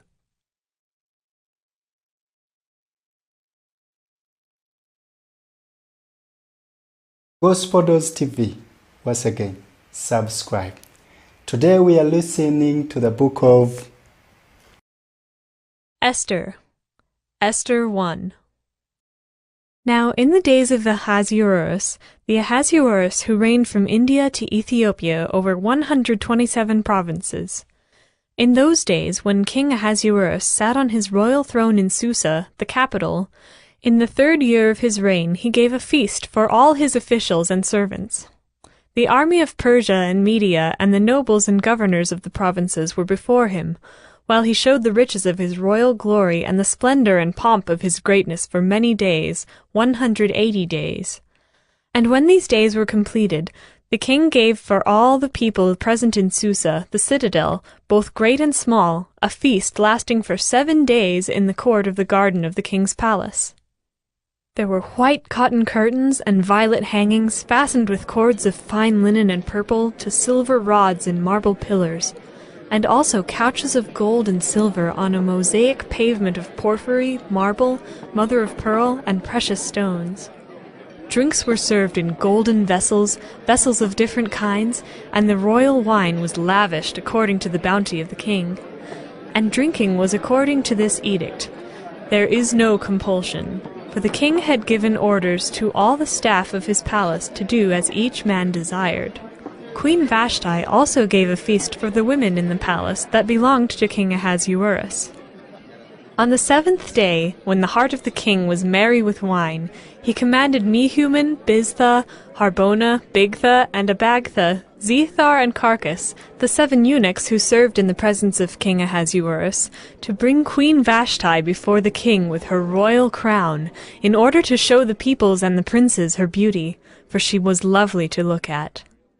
But Queen Vashti refused to come at the king's command delivered by the eunuchs. At this, the king became enraged, and his anger burned within him. Then the king said to the wise men who knew the times, for this was the king's procedure toward all who were versed in law and judgment, the men next to him being Karshina, Shethar, Admatha, Tarshish, Meres, Marsina, and Memucan, the 7 princes of Persia and Media, who saw the king's face and sat first in the kingdom.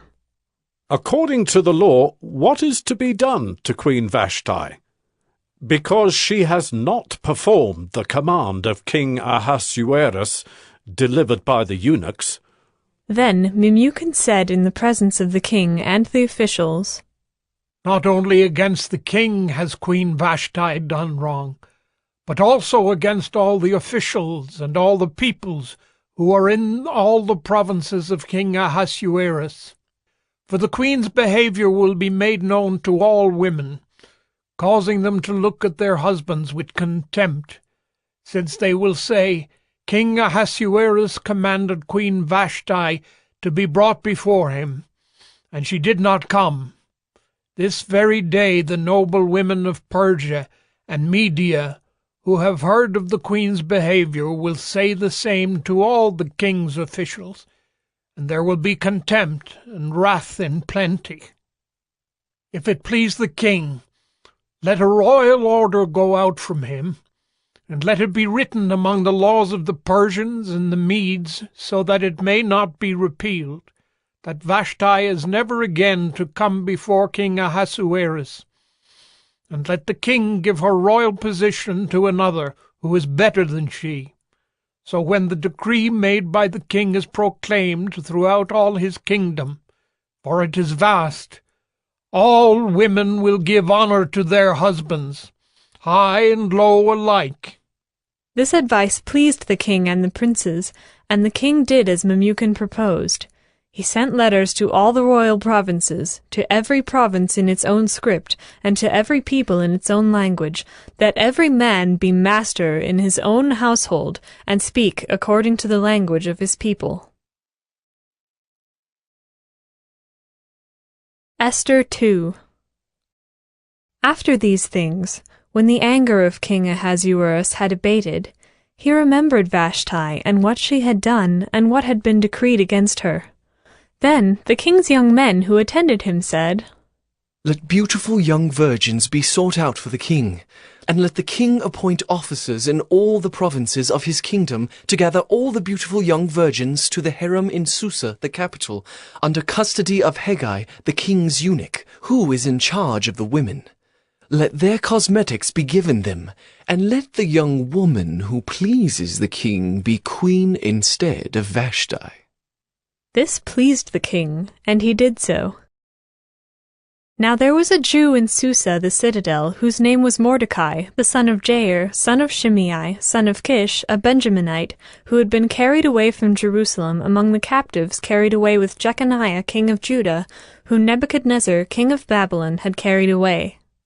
He was bringing up Hadassah, that is, Esther, the daughter of his uncle, for she had neither father nor mother. The young woman had a beautiful figure and was lovely to look at, and when her father and her mother died, Mordecai took her as his own daughter. So when the king's order and his edict were proclaimed, and when many young women were gathered in Susa the citadel in custody of Hegai, Esther also was taken into the king's palace and put in custody of Hegai, who had charge of the women.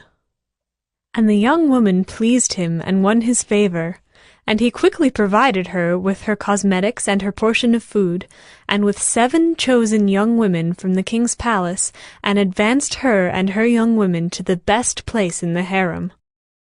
Esther had not made known her people or kindred, for Mordecai had commanded her not to make it known.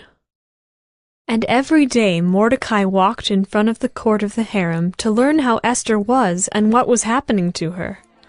Now when the turn came for each young woman to go into King Ahasuerus, after being 12 months under the regulations for the women, since this was the regular period of their beautifying, 6 months with oil of myrrh and 6 months with spices and ointments for women. When the young woman went in to the king in this way, she was given whatever she desired to take with her from the harem to the king's palace.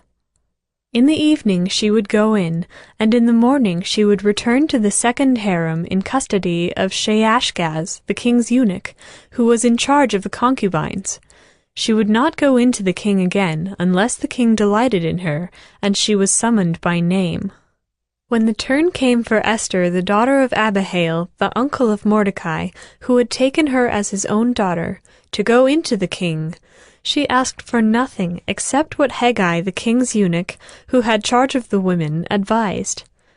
Now Esther was winning favor in the eyes of all who saw her, and when Esther was taken to King Ahasuerus into his royal palace, in the 10th month, which is the month of Tebeth, in the 7th year of his reign, the king loved Esther more than all the women, and she won grace and favor in his sight more than all the virgins, so that he set the royal crown on her head, and made her queen instead of Vashti. Then the king gave a great feast for all his officials and servants. It was Esther's feast. He also granted a remission of taxes to the provinces, and gave gifts with royal generosity. Now when the virgins were gathered together the second time, Mordecai was sitting at the king's gate. Esther had not made known her kindred or her people, as Mordecai had commanded her, for Esther obeyed Mordecai just as when she was brought up by him. In those days, as Mordecai was sitting at the king's gate, Bigthan and Teresh, 2 of the king's eunuchs who guarded the threshold, became angry, and sought to lay hands on King Ahasuerus. And this came to the knowledge of Mordecai, and he told it to Queen Esther, and Esther told the king in the name of Mordecai. When the affair was investigated and found to be so, the men were both hanged on the gallows, and it was recorded in the book of the Chronicles in the presence of the king. Esther 3. After these things, King Ahasuerus promoted Haman the Agagite, the son of Hammedatha, and advanced him, and set his throne above all the officials who were with him. And all the king's servants who were at the king's gate bowed down and paid homage to Haman, for the king had so commanded concerning him. But Mordecai did not bow down or pay homage. Then the king's servants who were at the king's gate said to Mordecai, "Why do you transgress the king's command?" And when they spoke to him day after day, and he would not listen to them, they told Haman, in order to see whether Mordecai's words would stand, for he had told them that he was a Jew. And when Haman saw that Mordecai did not bow down or pay homage to him, Haman was filled with fury. But he disdained to lay hands on Mordecai alone. So, as they had made known to him the people of Mordecai, Haman sought to destroy all the Jews, the people of Mordecai, throughout the whole kingdom of Ahasuerus. In the 1st month, which is the month of Nisan, in the 12th year of King Ahasuerus, they cast pure, that is, they cast lots, before Haman day after day. And they cast it month after month, till the 12th month, which is the month of Adar. Then Haman said to King Ahasuerus, There is a certain people scattered abroad and dispersed among the peoples in all the provinces of your kingdom. Their laws are different from those of every other people, and they do not keep the king's laws, so that it is not to the king's profit to tolerate them. If it please the king, let it be decreed that they be destroyed, and I will pay 10,000 talents of silver into the hands of those who have charge of the king's business, that they may put it into the king's treasuries. So the king took his signet ring from his hand and gave it to Haman the Agagite, the son of Hammedatha, the enemy of the Jews. And the king said to Haman, The money is given to you, the people also, to do with them as it seems good to you. Then the king's scribes were summoned on the 13th day of the 1st month, and an edict, according to all that Haman commanded, was written to the king's satraps and to the governors over all the provinces and to the officials of all the peoples, to every province in its own script and every people in its own language.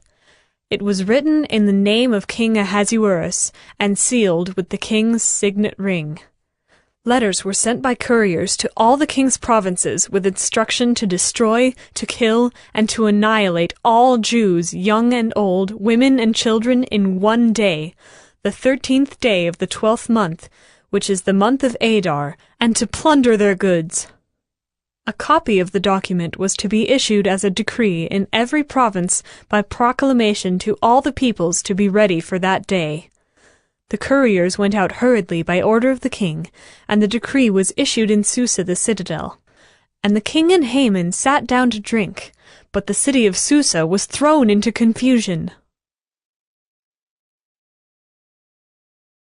Esther 4. When Mordecai learned all that had been done, Mordecai tore his clothes and put on sackcloth and ashes, and went out into the midst of the city, and he cried out with a loud and bitter cry. He went up to the entrance of the king's gate, for no one was allowed to enter the king's gate clothed in sackcloth. And in every province, wherever the king's command and his decree reached, there was great mourning among the Jews, with fasting and weeping and lamenting, and many of them lay in sackcloth and ashes. When Esther's young women and her eunuchs came and told her, the queen was deeply distressed.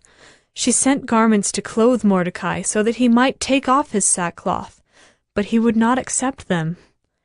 Then Esther called for Hathach, one of the king's eunuchs, who had been appointed to attend her, and ordered him to go to Mordecai to learn what this was and why it was.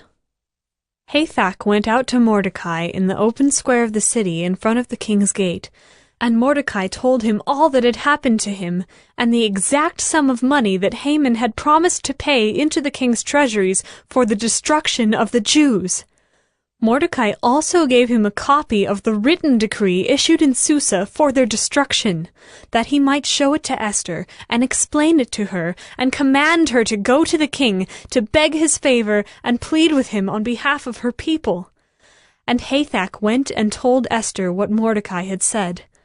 Then Esther spoke to Hathach and commanded him to go to Mordecai and say, All the king's servants and the people of the king's provinces know that if any man or woman goes to the king inside the inner court without being called, there is but one law, to be put to death except the one to whom the king holds out the golden scepter so that he may live. But as for me, I have not been called to come into the king these 30 days. And they told Mordecai what Esther had said. Then Mordecai told them to reply to Esther. Do not think to yourself that in the king's palace you will escape any more than all the other Jews. For if you keep silent at this time, relief and deliverance will rise for the Jews from another place. but you and your father's house will perish. And who knows whether you have not come to the kingdom for such a time as this?" Then Esther told them to reply to Mordecai, "Go, gather all the Jews to be found in Susa, and hold a fast on my behalf. And do not eat or drink for 3 days, night or day. I and my young women will also fast as you do. Then I will go to the king, though it is against the law, and if I perish, I perish." Mordecai then went away and did everything as Esther had ordered him. Esther 5. On the 3rd day, Esther put on her royal robes and stood in the inner court of the king's palace in front of the king's quarters, while the king was sitting on his royal throne inside the throne room opposite the entrance to the palace. And when the king saw Queen Esther standing in the court, she won favor in his sight, and he held out to Esther the golden scepter that was in his hand. Then Esther approached and touched the tip of the scepter, and the king said to her, "What is it, Queen Esther? What is your request? It shall be given you, even to the half of my kingdom." And Esther said, "If it please the king, let the king and Haman come today to a feast that I have prepared for the king." Then the king said, "Bring Haman quickly, so that we may do as Esther has asked." So the king and Haman came to the feast that Esther had prepared. And as they were drinking wine after the feast, the king said to Esther, "What is your wish? It shall be granted you. And what is your request? Even to the half of my kingdom it shall be fulfilled." Then Esther answered, "My wish and my request is, if I have found favor in the sight of the king, and if it please the king to grant my wish and fulfill my request, let the king and Haman come to the feast that I will prepare for them, and tomorrow I will do as the king has said." And Haman went out that day joyful and glad of heart. But when Haman saw Mordecai in the king's gate, that he neither rose nor trembled before him, he was filled with wrath against Mordecai. Nevertheless, Haman restrained himself and went home, and he sent and brought his friends and his wife Zeresh. And Haman recounted to them the splendor of his riches, the number of his sons, all the promotions with which the king had honored him, and how he had advanced him above the officials and the servants of the king. Then Haman said, "Even Queen Esther, let no one but me come with the king to the feast she prepared. And tomorrow also I am invited by her together with the king. Yet all this is worth nothing to me, so long as I see Mordecai the Jew sitting at the king's gate." Then his wife Zeresh and all his friends said to him, "Let a gallows 50 cubits high be made, and in the morning tell the king to have Mordecai hanged upon it. Then go joyfully with the king to the feast." This idea pleased Haman, and he had the gallows made. Esther 6. On that night the king could not sleep, and he gave orders to bring the book of memorable deeds, the Chronicles, and they were read before the king. And it was found written how Mordecai had told about Bigthana and Teresh, 2 of the king's eunuchs who guarded the threshold, and who had sought to lay hands on King Ahasuerus. And the king said, "What honor or distinction has been bestowed on Mordecai for this?" The king's young men who attended him said, "Nothing has been done for him." And the king said, "Who is in the court?" Now Haman had just entered the outer court of the king's palace to speak to the king about having Mordecai hanged on the gallows that he had prepared for him. And the king's young men told him, "Haman is there, standing in the court." And the king said, "Let him come in." So Haman came in, and the king said to him, "What should be done to the man whom the king delights to honor?" And Haman said to himself, Whom would the king delight to honor more than me? And Haman said to the king, For the man whom the king delights to honor, let royal robes be brought, which the king has worn, and the horse that the king has ridden, and on whose head a royal crown is set. And let the robes and the horse be handed over to one of the king's most noble officials. Let them dress the man whom the king delights to honor, and let them lead him on the horse through the square of the city, proclaiming before him, Thus shall it be done to the man whom the king delights to honor. Then the king said to Haman, Hurry, take the robes and the horse, as you have said, and do so to Mordecai the Jew, who sits at the king's gate. Leave out nothing that you have mentioned. So Haman took the robes and the horse, and he dressed Mordecai and led him through the square of the city, proclaiming before him, Thus shall it be done to the man whom the king delights to honor. Then Mordecai returned to the king's gate. But Haman hurried to his house, mourning and with his head covered. And Haman told his wife Zeresh and all his friends everything that had happened to him.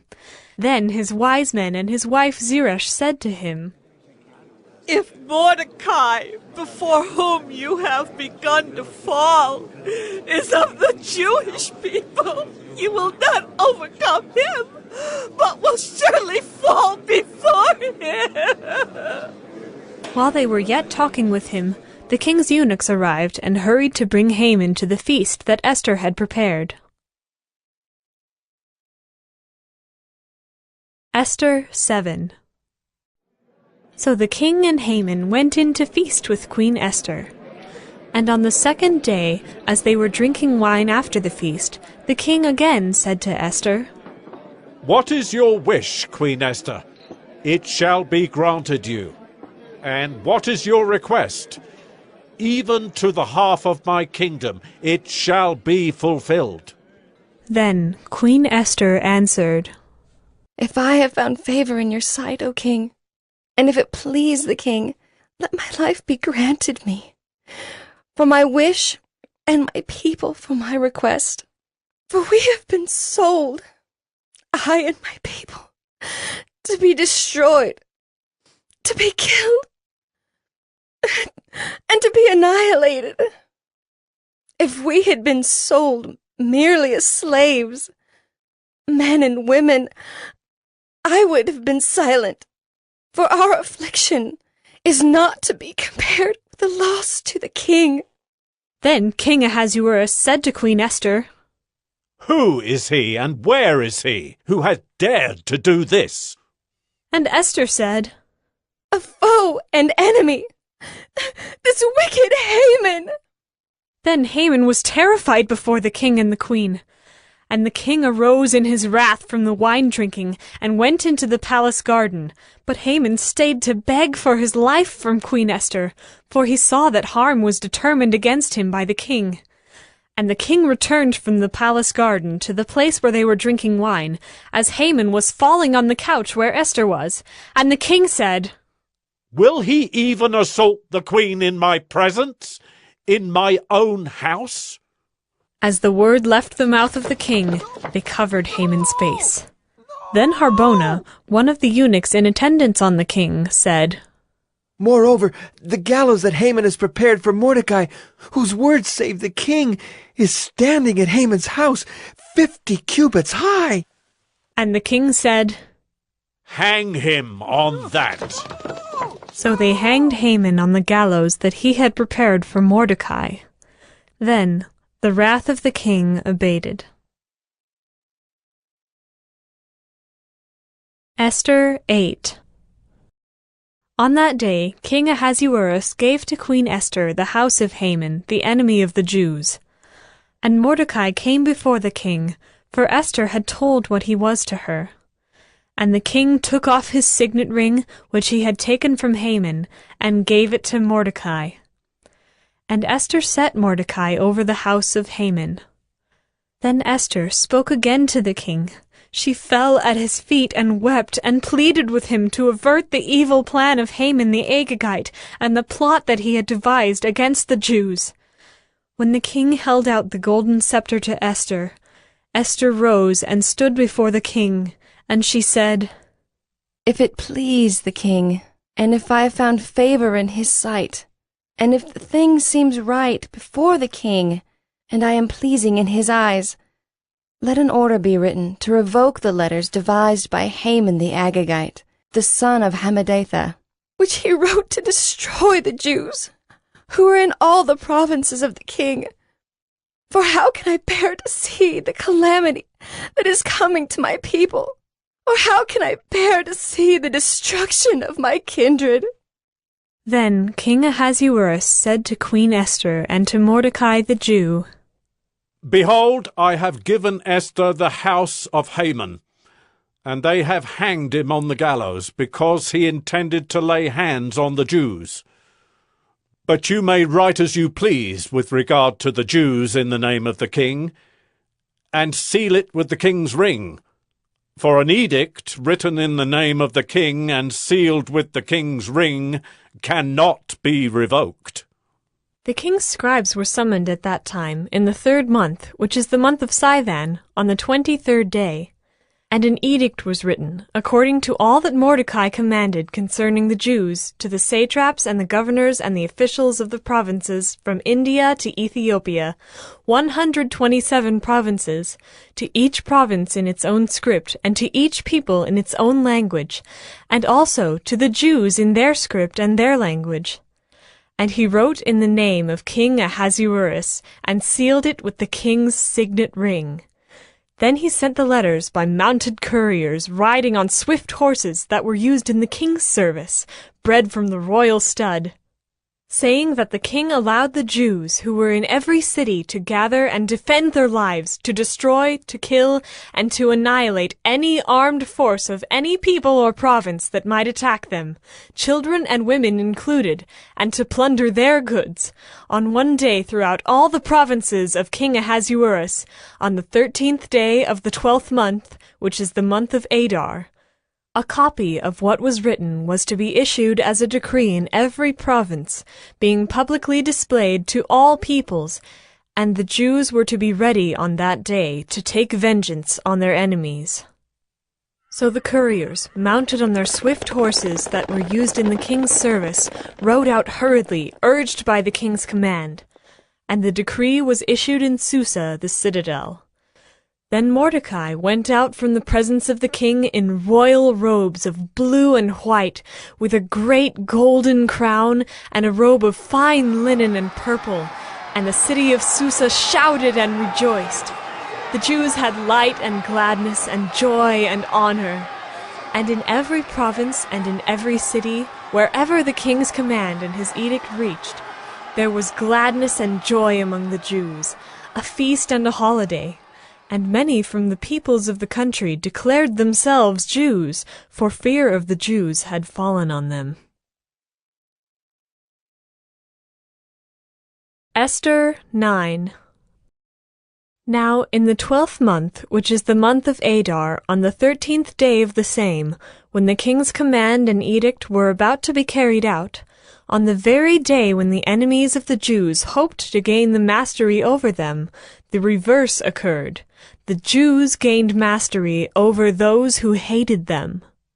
The Jews gathered in their cities throughout all the provinces of King Ahasuerus to lay hands on those who sought their harm.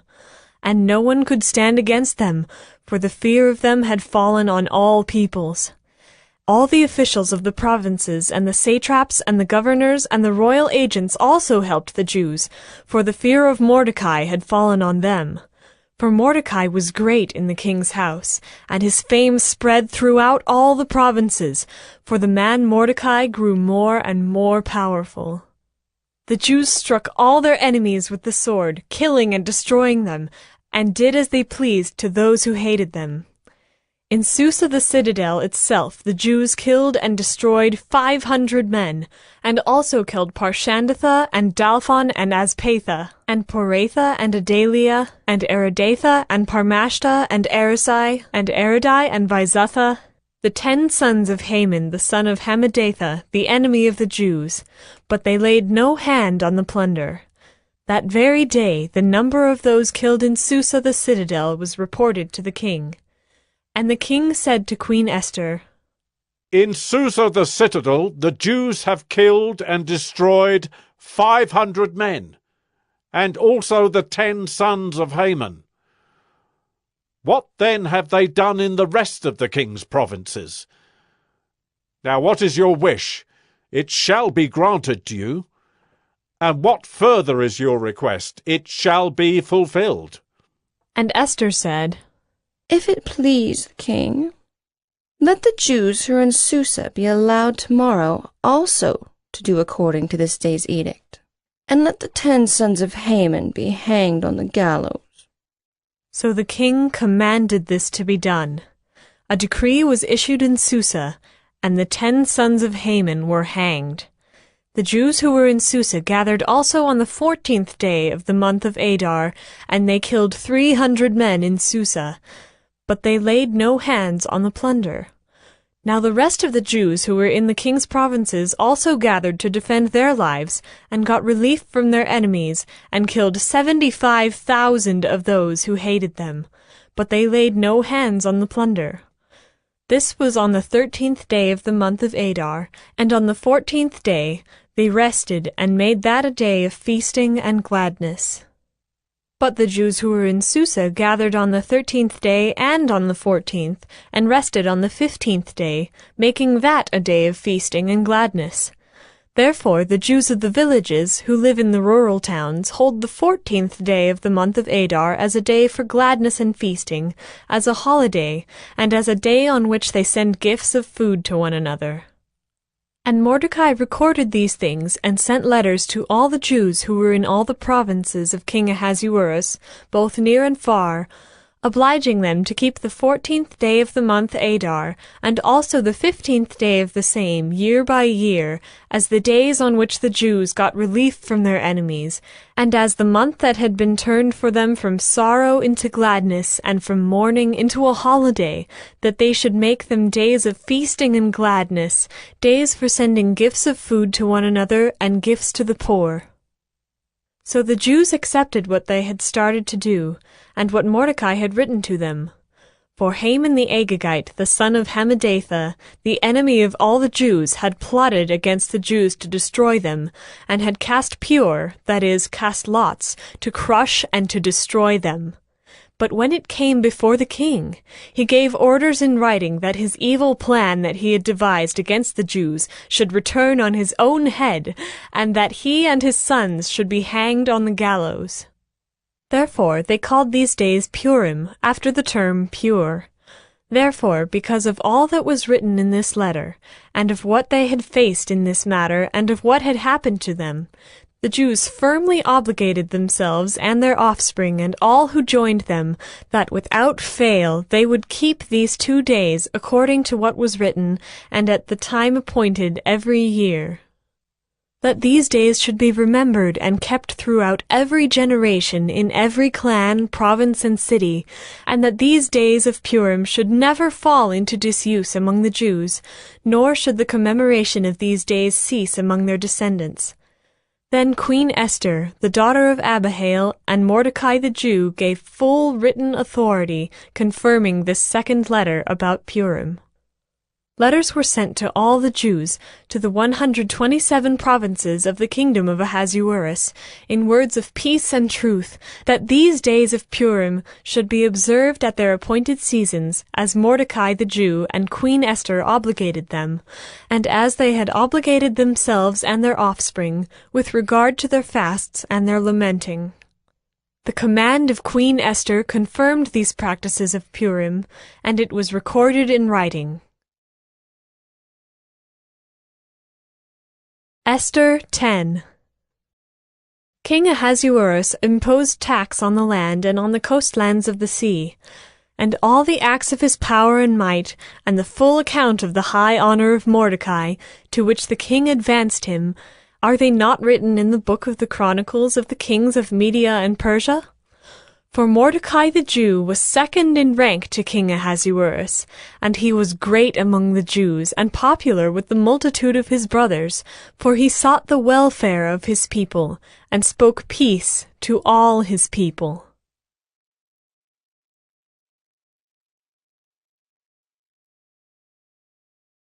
Gospodos TV, once again, subscribe. Today we are listening to the book of Job. Job 1. There was a man in the land of Uz, whose name was Job, and that man was blameless and upright, one who feared God and turned away from evil. There were born to him 7 sons and 3 daughters. He possessed 7,000 sheep, 3,000 camels, 500 yoke of oxen, and 500 female donkeys, and very many servants, so that this man was the greatest of all the people of the East. His sons used to go and hold a feast in the house of each one on his day, and they would send and invite their 3 sisters to eat and drink with them. And when the days of the feast had run their course, Job would send and consecrate them, and he would rise early in the morning and offer burnt offerings according to the number of them all. For Job said, It may be that my children have sinned, and cursed God in their hearts. Thus Job did continually. Now there was a day when the sons of God came to present themselves before the Lord, and Satan also came among them. The Lord said to Satan, From where have you come? Satan answered the Lord, and said, From going to and fro on the earth, and from walking up and down on it. And the Lord said to Satan, Have you considered my servant Job, that there is none like him on the earth? A blameless and upright man, who fears God and turns away from evil. Then Satan answered the Lord, and said, Does Job fear God for no reason? Have you not put a hedge around him and his house and all that he has on every side? You have blessed the work of his hands, and his possessions have increased in the land. But stretch out your hand and touch all that he has, and he will curse you to your face. And the Lord said to Satan, Behold, all that he has is in your hand. Only against him do not stretch out your hand. So Satan went out from the presence of the Lord. Now there was a day when his sons and daughters were eating and drinking wine in their oldest brother's house. And there came a messenger to Job, and said, The oxen were plowing, and the donkeys feeding beside them, and the Sabaeans fell upon them, and took them, and struck down the servants with the edge of the sword, and I alone have escaped to tell you. While he was yet speaking, there came another, and said, The fire of God fell from heaven and burned up the sheep and the servants, and consumed them, and I alone have escaped to tell you. While he was yet speaking, there came another, and said, The Chaldeans formed 3 groups and made a raid on the camels and took them and struck down the servants with the edge of the sword, and I alone have escaped to tell you. While he was yet speaking, there came another, and said, Your sons and daughters were eating and drinking wine in their oldest brother's house, and behold, a great wind came across the wilderness and struck the 4 corners of the house, and it fell upon the young people, and they are dead. And I alone have escaped to tell you. Then Job arose and tore his robe, and shaved his head, and fell on the ground and worshipped. And he said, Naked I came from my mother's womb, and naked shall I return. The Lord gave, and the Lord has taken away. Blessed be the name of the Lord. In all this, Job did not sin or charge God with wrong. Job 2. Again, there was a day when the sons of God came to present themselves before the Lord, and Satan also came among them to present himself before the Lord. And the Lord said to Satan, From where have you come? Satan answered the Lord and said, From going to and fro on the earth, and from walking up and down on it. And the Lord said to Satan, Have you considered my servant Job, that there is none like him on the earth, a blameless and upright man, who fears God and turns away from evil? He still holds fast his integrity, although you incited me against him to destroy him without reason. Then Satan answered the Lord and said, Skin for skin. All that a man has, he will give for his life. But stretch out your hand and touch his bone and his flesh, and he will curse you to your face. And the Lord said to Satan, Behold, he is in your hand. Only spare his life. So Satan went out from the presence of the Lord, and struck Job with loathsome sores from the sole of his foot to the crown of his head. And he took a piece of broken pottery with which to scrape himself while he sat in the ashes. Then his wife said to him, Do you still hold fast your integrity? Curse God and die. But he said to her, You speak as one of the foolish women would speak. Shall we receive good from God, and shall we not receive evil? In all this, Job did not sin with his lips. Now when Job's 3 friends heard of all this evil that had come upon him, they came each from his own place, Eliphaz the Temanite, Bildad the Shuhite, and Zophar the Naamathite. They made an appointment together to come to show him sympathy and comfort him. And when they saw him from a distance, they did not recognize him. And they raised their voices and wept, and they tore their robes and sprinkled dust on their heads toward heaven. And they sat with him on the ground 7 days and 7 nights, and no one spoke a word to him, for they saw that his suffering was very great. Job 3.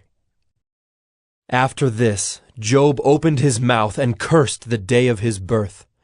And Job said, Let the day perish on which I was born, and the night that said, A man is conceived, let that day be darkness. May God above not seek it, nor light shine upon it. Let gloom and deep darkness claim it. Let clouds dwell upon it. Let the blackness of the day terrify it.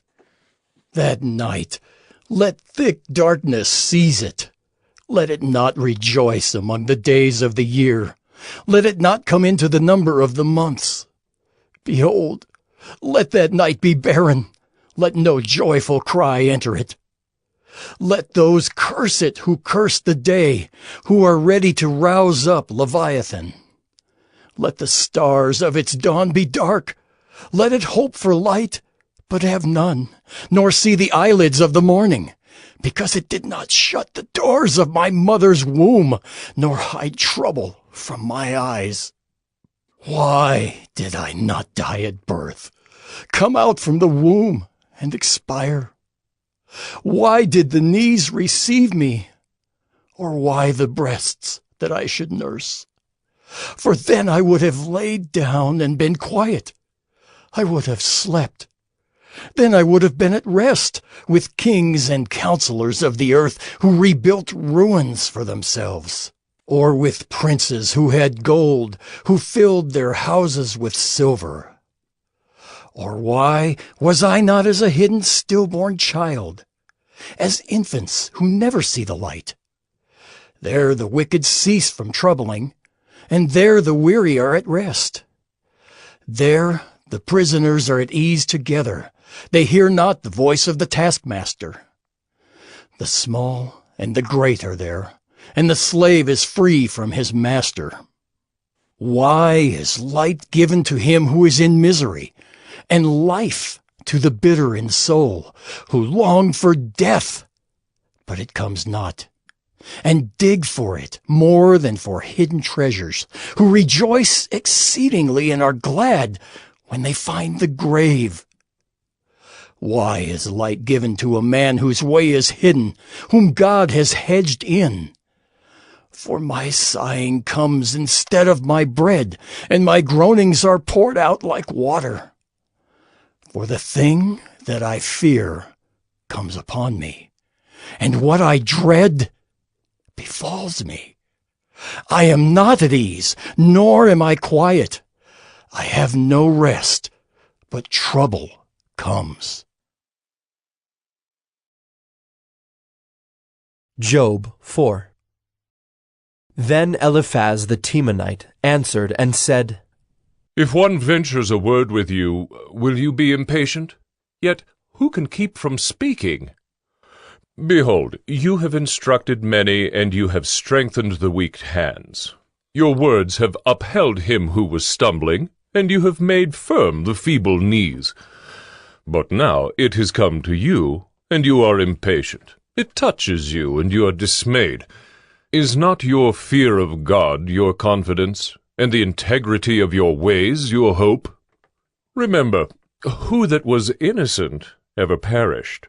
Or where were the upright cut off? As I have seen, those who plow iniquity and sow trouble reap the same. By the breath of God they perish, and by the blast of his anger they are consumed.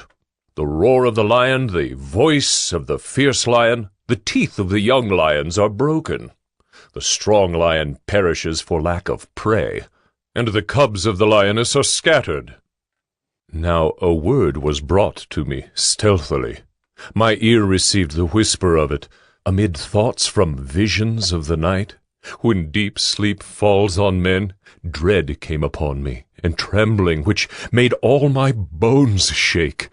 A spirit glided past my face. The hair of my flesh stood up.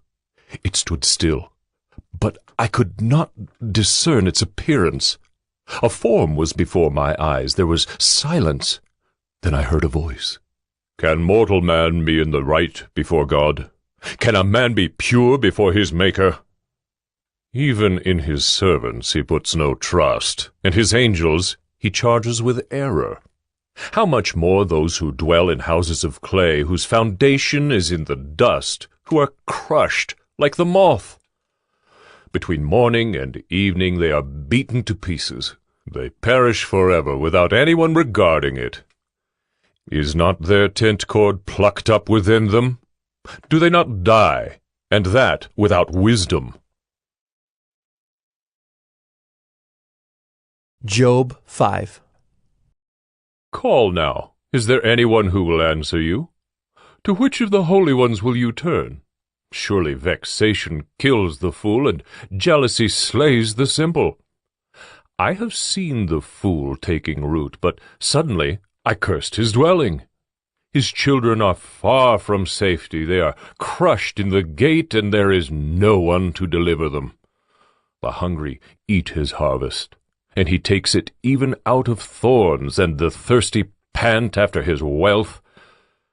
For affliction does not come from the dust, nor does trouble sprout from the ground, but man is born to trouble as the sparks fly upward. As for me, I would seek God, and to God would I commit my cause, who does great things and unsearchable, marvelous things without number. He gives rain on the earth and sends waters on the fields. He sets on high those who are lowly, and those who mourn are lifted to safety. He frustrates the devices of the crafty so that their hands achieve no success. He catches the wise in their own craftiness, and the schemes of the wily are brought to a quick end. They meet with darkness in the daytime and grope at noonday as in the night. But he saves the needy from the sword of their mouth and from the hand of the mighty, so the poor have hope, and injustice shuts her mouth. Behold, blessed is the one whom God reproves. Therefore despise not the discipline of the Almighty. For he wounds, but he binds up. He shatters, but his hands heal. He will deliver you from 6 troubles. In 7 no evil shall touch you. In famine he will redeem you from death, and in war from the power of the sword. You shall be hidden from the lash of the tongue, and shall not fear destruction when it comes. At destruction and famine you shall laugh, and shall not fear the beasts of the earth. For you shall be in league with the stones of the field, and the beasts of the field shall be at peace with you. You shall know that your tent is at peace, and you shall inspect your fold and miss nothing. You shall know also that your offspring shall be many, and your descendants as the grass of the earth. You shall come to your grave in ripe old age, like a sheaf gathered up in its season. Behold, this we have searched out. It is true. Hear, and know it for your good. Job 6. Then Job answered and said, Oh, that my vexation were weighed, and all my calamity laid, or the ox low over his fodder. Can that which is tasteless be eaten without salt, or is there any taste in the juice of the mallow? My appetite refuses to touch them. They are as food that is loathsome to me. Oh, that I might have my request, and that God would fulfill my hope, that it would please God to crush me, that he would let loose his hand and cut me off. This would be my comfort. I would even exult in pain unsparing, for I have not denied the words of the Holy One. What is my strength that I should wait? And what is my end that I should be patient? Is my strength the strength of stones, or is my flesh bronze? Have I any help in me when resource is driven from me? He who withholds kindness from a friend forsakes the fear of the Almighty.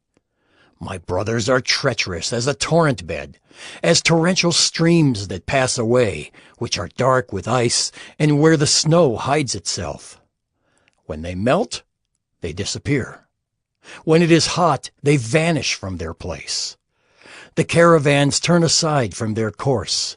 They go up into the waste and perish. The caravans of Tema look. The travelers of Sheba hope. They are ashamed because they were confident. They come there and are disappointed.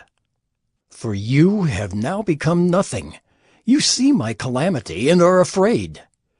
Have I said, make me a gift, or from your wealth offer a bribe for me? Or deliver me from the adversary's hand? Or redeem me from the hand of the ruthless? Teach me, and I will be silent. Make me understand how I have gone astray. How forceful are upright words! But what does reproof from you reprove? Do you think that you can reprove words when the speech of a despairing man is wind? You would even cast lots over the fatherless and bargain over your friend. But now be pleased to look at me, for I will not lie to your face. Please turn, let no injustice be done. Turn now, my vindication is at stake. Is there any injustice on my tongue? Cannot my palate discern the cause of calamity? Job 7. Has not man a hard service on earth, and are not his days like the days of a hired hand? Like a slave who longs for the shadow, and like a hired hand who looks for his wages. So I am allotted months of emptiness, and nights of misery are apportioned to me. When I lie down, I say, when shall I arise? But the night is long, and I am full of tossing till the dawn. My flesh is clothed with worms and dirt. My skin hardens, then breaks out afresh. My days are swifter than a weaver's shuttle, and come to their end without hope. Remember that my life is a breath. My eye will never again see good. The eye of him who sees me will behold me no more. While your eyes are on me, I shall be gone.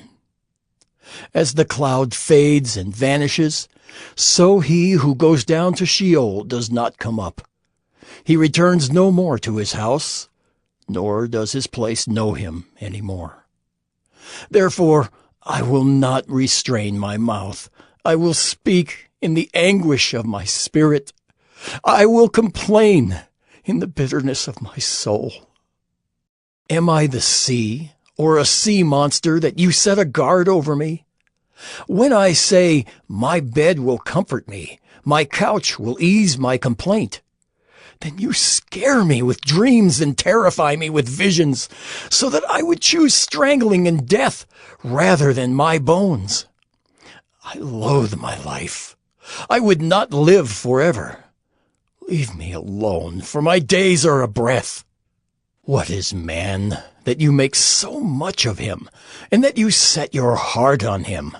Visit him every morning, and test him every moment. How long will you not look away from me, nor leave me alone till I swallow my spit? If I sin, what do I do to you, you watcher of mankind?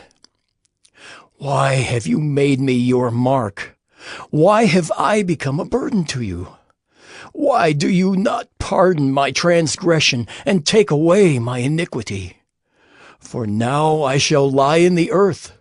You will seek me, but I shall not be. Job 8.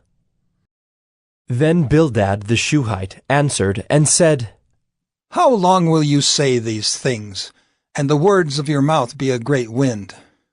Does God pervert justice, or does the Almighty pervert the right? If your children have sinned against him, he has delivered them into the hand of their transgression. If you will seek God and plead with the Almighty for mercy, if you are pure and upright, surely then he will rouse himself for you and restore your rightful habitation. And though your beginning was small, your latter days will be very great. For inquire, please, of bygone ages, and consider what the fathers have searched out. For we are but of yesterday, and know nothing. For our days on earth are a shadow. Will they not teach you and tell you and utter words out of their understanding? Can papyrus grow where there is no marsh? Can reeds flourish where there is no water? While yet in flower and not cut down, they wither before any other plant. Such are the paths of all who forget God. The hope of the godless shall perish. His confidence is severed, and his trust is a spider's web. He leans against his house, but it does not stand. He lays hold of it, but it does not endure. He is a lush plant before the sun, and his shoots spread over his garden. His roots entwine the stone heap. He looks upon a house of stones. If he is destroyed from his place, then it will deny him, saying, I have never seen you. Behold, this is the joy of his way, and out of the soil others will spring. Behold, God will not reject a blameless man, nor take the hand of evildoers. He will yet fill your mouth with laughter and your lips with shouting. Those who hate you will be clothed with shame, and the tent of the wicked will be no more. Job 9. Then Job answered and said, Truly, I know that it is so. But how can a man be in the right before God? If one wished to contend with him, one could not answer him once in 1,000 times. He is wise in heart and mighty in strength. Who has hardened himself against him and succeeded? He who removes mountains, and they know it not when he overturns them in his anger. Who shakes the earth out of its place, and its pillars tremble. Who commands the sun, and it does not rise. Who seals up the stars? Who alone stretched out the heavens and trampled the waves of the sea? Who made the Bear and Orion, the Pleiades, and the chambers of the south? Who does great things beyond searching out, and marvelous things beyond number? Behold, he passes by me, and I see him not. He moves on, but I do not perceive him. Behold, he snatches away. Who can turn him back? Who will say to him, What are you doing? God will not turn back his anger. Beneath him bowed the helpers of Rahab. How then can I answer him, choosing my words with him? Though I am in the right, I cannot answer him. I must appeal for mercy to my accuser. If I summoned him and he answered me, I would not believe that he was listening to my voice. For he crushes me with a tempest and multiplies my wounds without cause. He will not let me get my breath, but fills me with bitterness. If it is a contest of strength, behold, he is mighty. If it is a matter of justice, who can summon him? Though I am in the right, my own mouth would condemn me. Though I am blameless, he would prove me perverse. I am blameless. I regard not myself. I loathe my life. It is all one. Therefore I say, he destroys both the blameless and the wicked. When disaster brings sudden death, he mocks at the calamity of the innocent. The earth is given into the hand of the wicked. He covers the faces of its judges. If it is not he, who then is it? My days are swifter than a runner. They flee away. They see no good. They go by like skiffs of reed, like an eagle swooping on the prey. If I say, I will forget my complaint, I will put off my sad face and be of good cheer, I become afraid of all my suffering, for I know you will not hold me innocent. I shall be condemned. Why then do I labor in vain?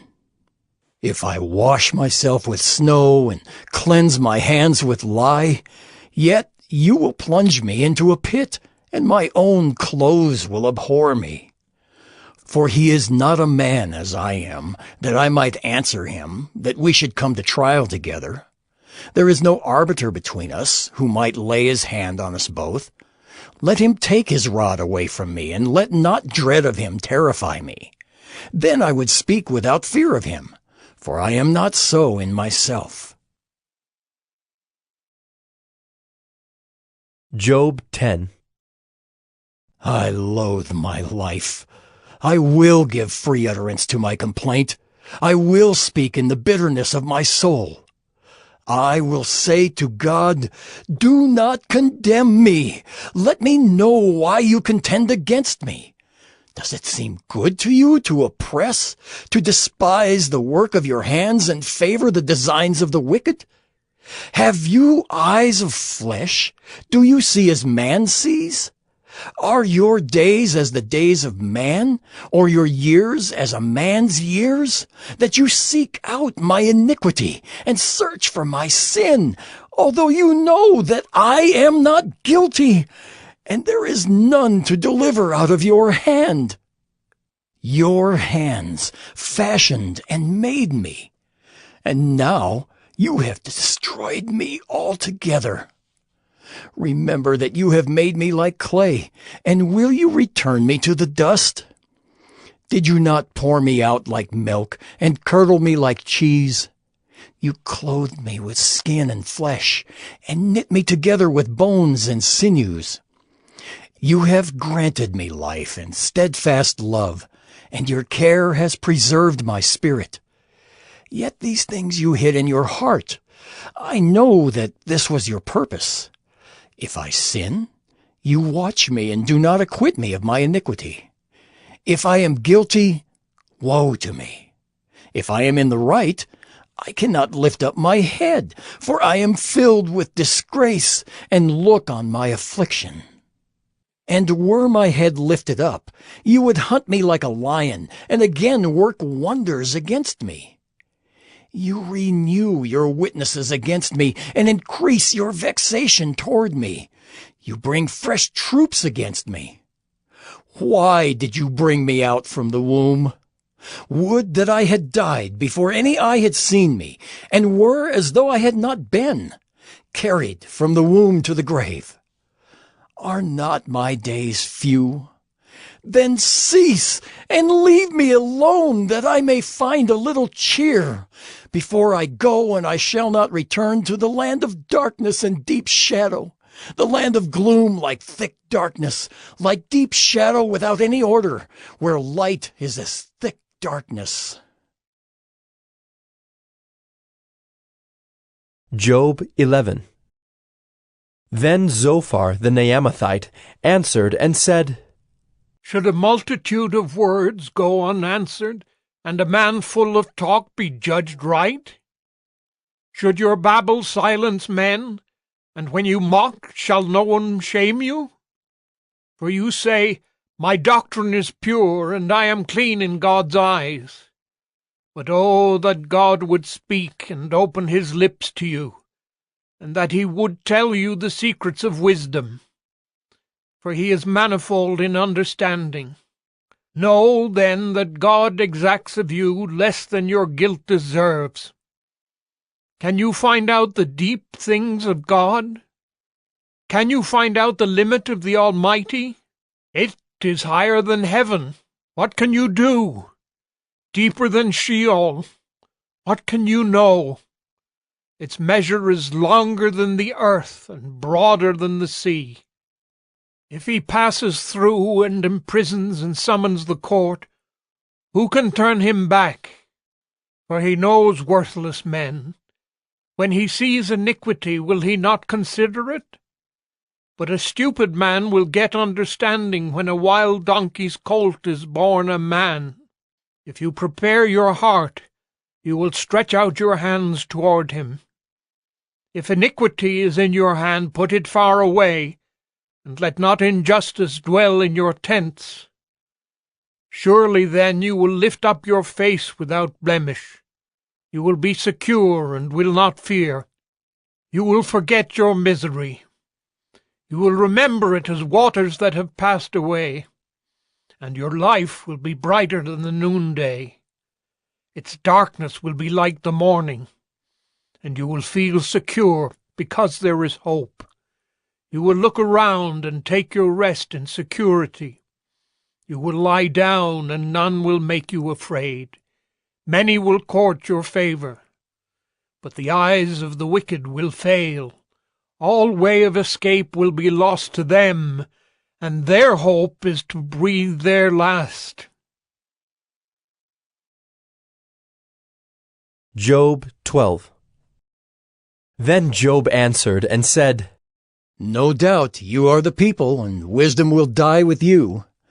But I have understanding as well as you. I am not inferior to you. Who does not know such things as these? I am a laughingstock to my friends. I, who called to God and he answered me, a just and blameless man, am a laughingstock. In the thought of one who is at ease, there is contempt for misfortune. It is ready for those whose feet slip. The tents of robbers are at peace, and those who provoke God are secure, who bring their God in their hand. But ask the beasts, and they will teach you, the birds of the heavens, and they will tell you, or the bushes of the earth, and they will teach you, and the fish of the sea will declare to you. Who among all these does not know that the hand of the Lord has done this? In his hand is the life of every living thing, and the breath of all mankind. Does not the ear test words as the palate tastes food? Wisdom is with the aged, and understanding in length of days. With God are wisdom and might. He has counsel and understanding. If he tears down, none can rebuild. If he shuts a man in, none can open. If he withholds the waters, they dry up. If he sends them out, they overwhelm the land. With him are strength and sound wisdom. The deceived and the deceiver are his. He leads counselors away stripped, and judges he makes fools. He looses the bonds of kings and binds a waistcloth on their hips. He leads priests away stripped and overthrows the mighty. He deprives of speech those who are trusted and takes away the discernment of the elders. He pours contempt on princes and loosens the belt of the strong. He uncovers the deeps out of darkness and brings deep darkness to light. He makes nations great, and he destroys them. He enlarges nations and leads them away. He takes away understanding from the chiefs of the people of the earth and makes them wander in a pathless waste. They grope in the dark without light, and he makes them stagger like a drunken man. Job 13. Behold, my eye has seen all this, my ear has heard and understood it. What you know, I also know. I am not inferior to you. But I would speak to the Almighty, and I desire to argue my case with God. As for you, you whitewash with lies. Worthless physicians are you all.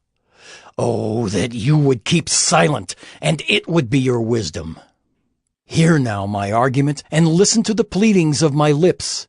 Will you speak falsely for God and speak deceitfully for him? Will you show partiality toward him?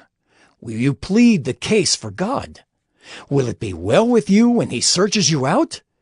Or can you deceive him as one deceives a man?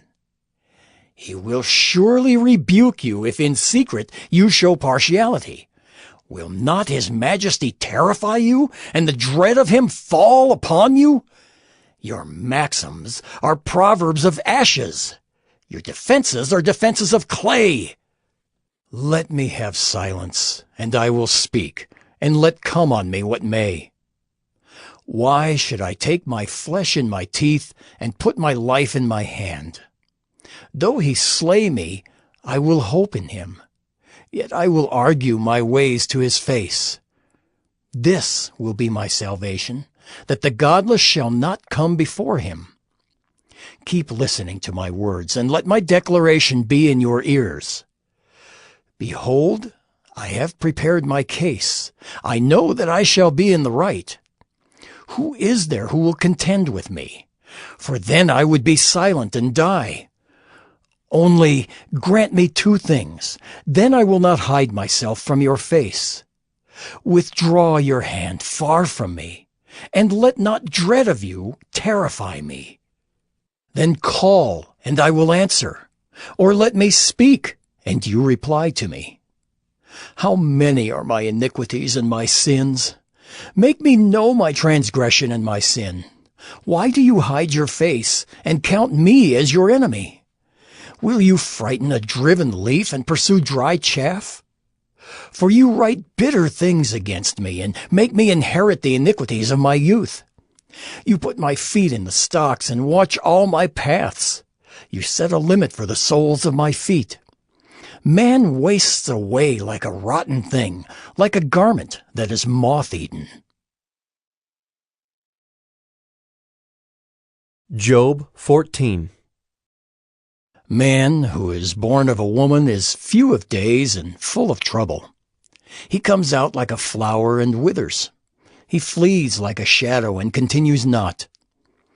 And do you open your eyes on such a one and bring me into judgment with you? Who can bring a clean thing out of an unclean? There is not one.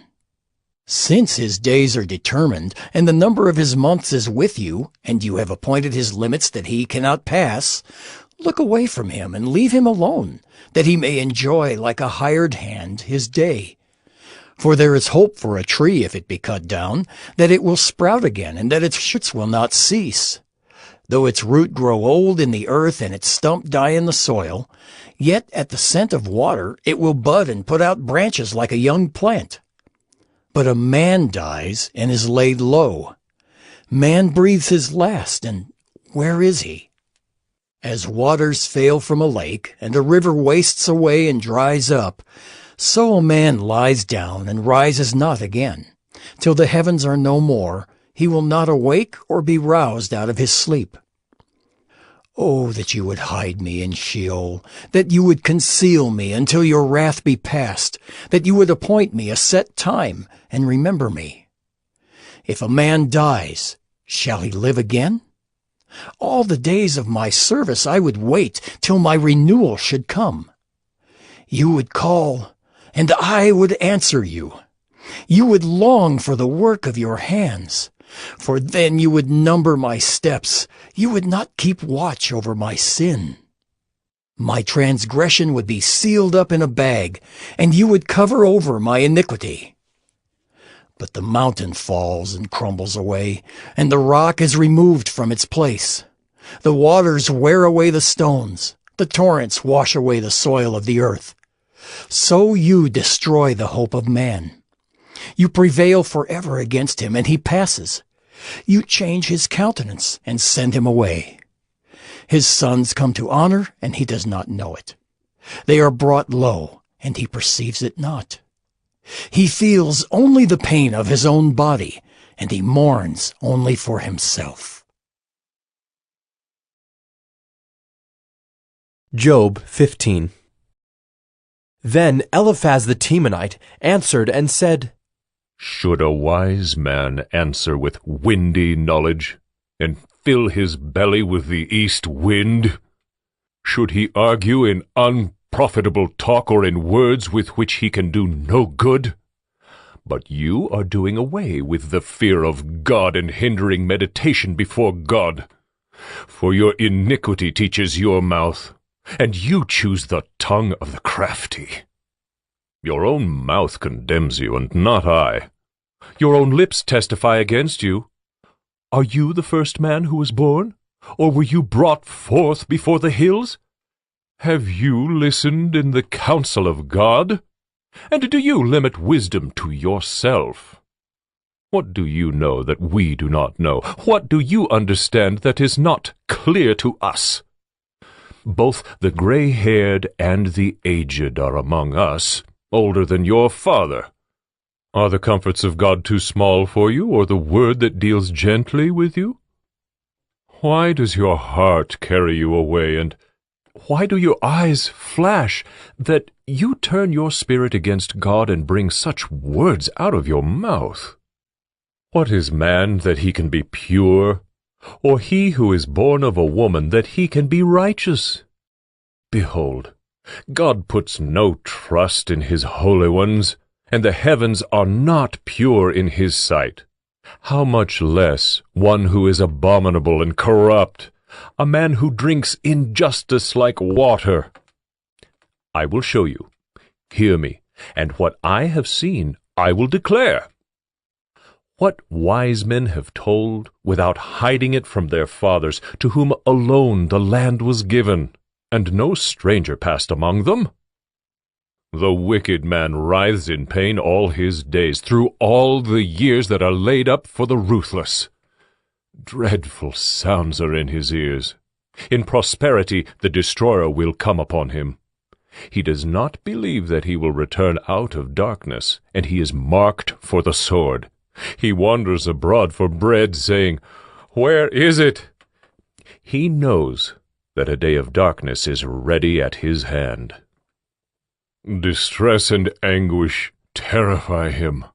They prevail against him like a king ready for battle.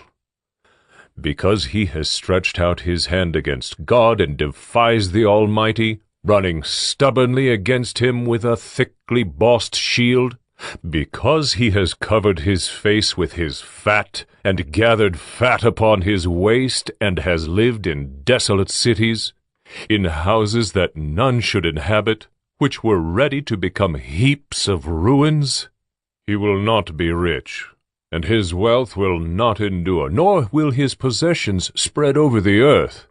He will not depart from darkness. The flame will dry up his shoots, and by the breath of his mouth he will depart. Let him not trust in emptiness, deceiving himself. For emptiness will be his payment. It will be paid in full before his time, and his branch will not be green. He will shake off his unripe grape like the vine, and cast off his blossom like the olive tree. For the company of the godless is barren, and fire consumes the tents of bribery.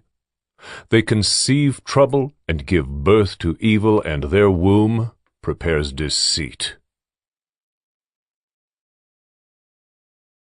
Job 16. Then Job answered and said, I have heard many such things. Miserable comforters are you all. Shall windy words have an end? Or what provokes you that you answer? I also could speak as you do if you were in my place. I could join words together against you and shake my head at you. I could strengthen you with my mouth, and the solace of my lips would assuage your pain. If I speak, my pain is not assuaged, and if I forbear, how much of it leaves me? Surely now God has worn me out. He has made desolate all my company.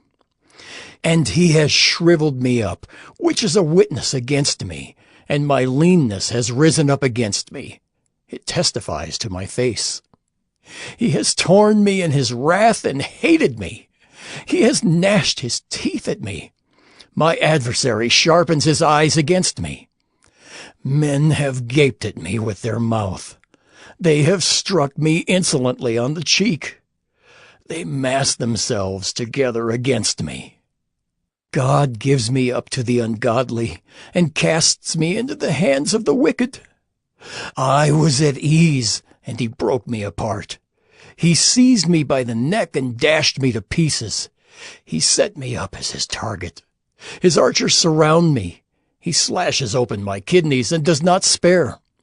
He pours out my gall on the ground. He breaks me with breach upon breach. He runs upon me like a warrior. I have sewed sackcloth upon my skin and have laid my strength in the dust. My face is red with weeping, and on my eyelids is deep darkness, although there is no violence in my hands, and my prayer is pure.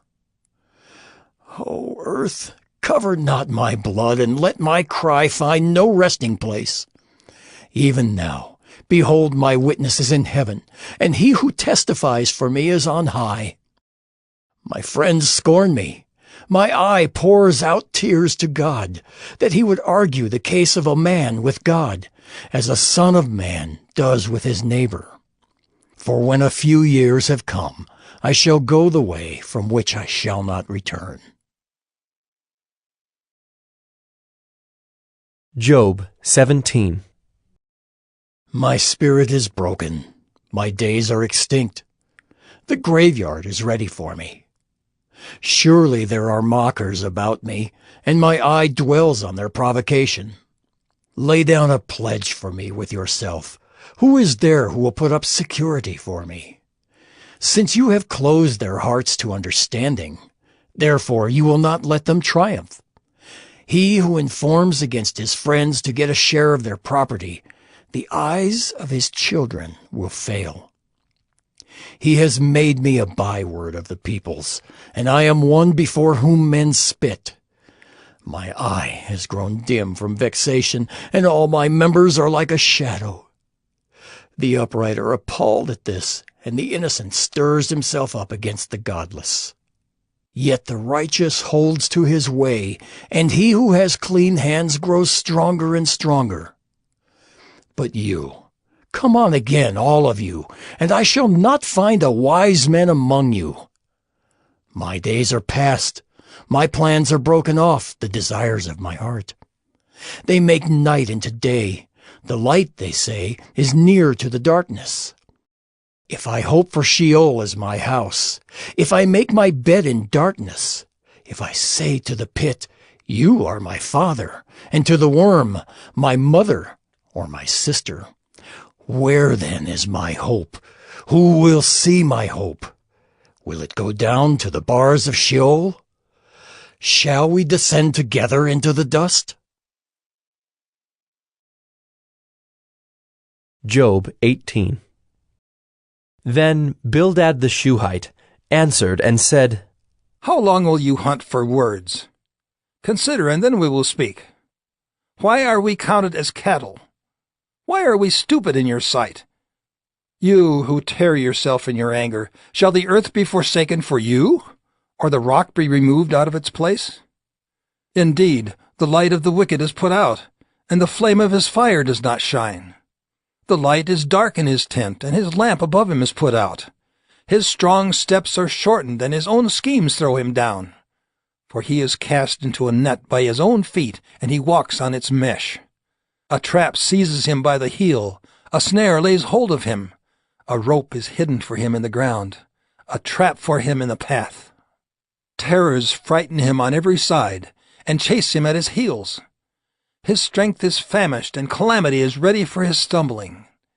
It consumes the parts of his skin, the firstborn of death consumes his limbs. He is torn from the tent in which he trusted, and is brought to the king of terrors. In his tent dwells that which is none of his. Sulphur is scattered over his habitation.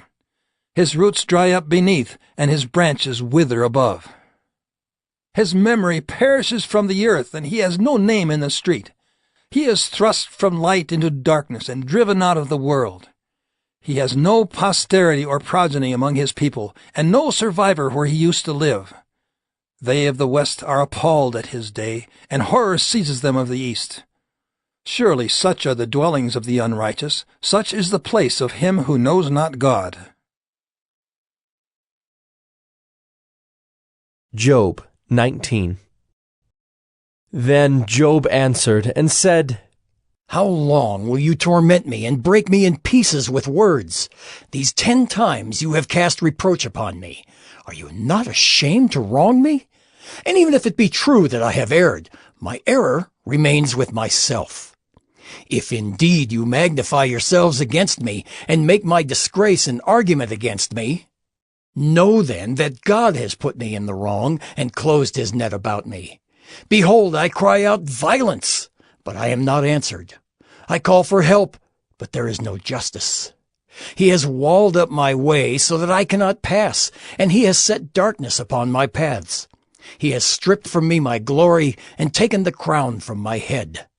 He breaks me down on every side, and I am gone, and my hope has he pulled up like a tree. He has kindled his wrath against me and counts me as his adversary. His troops come on together. They have cast up their siege ramp against me and encamp around my tent.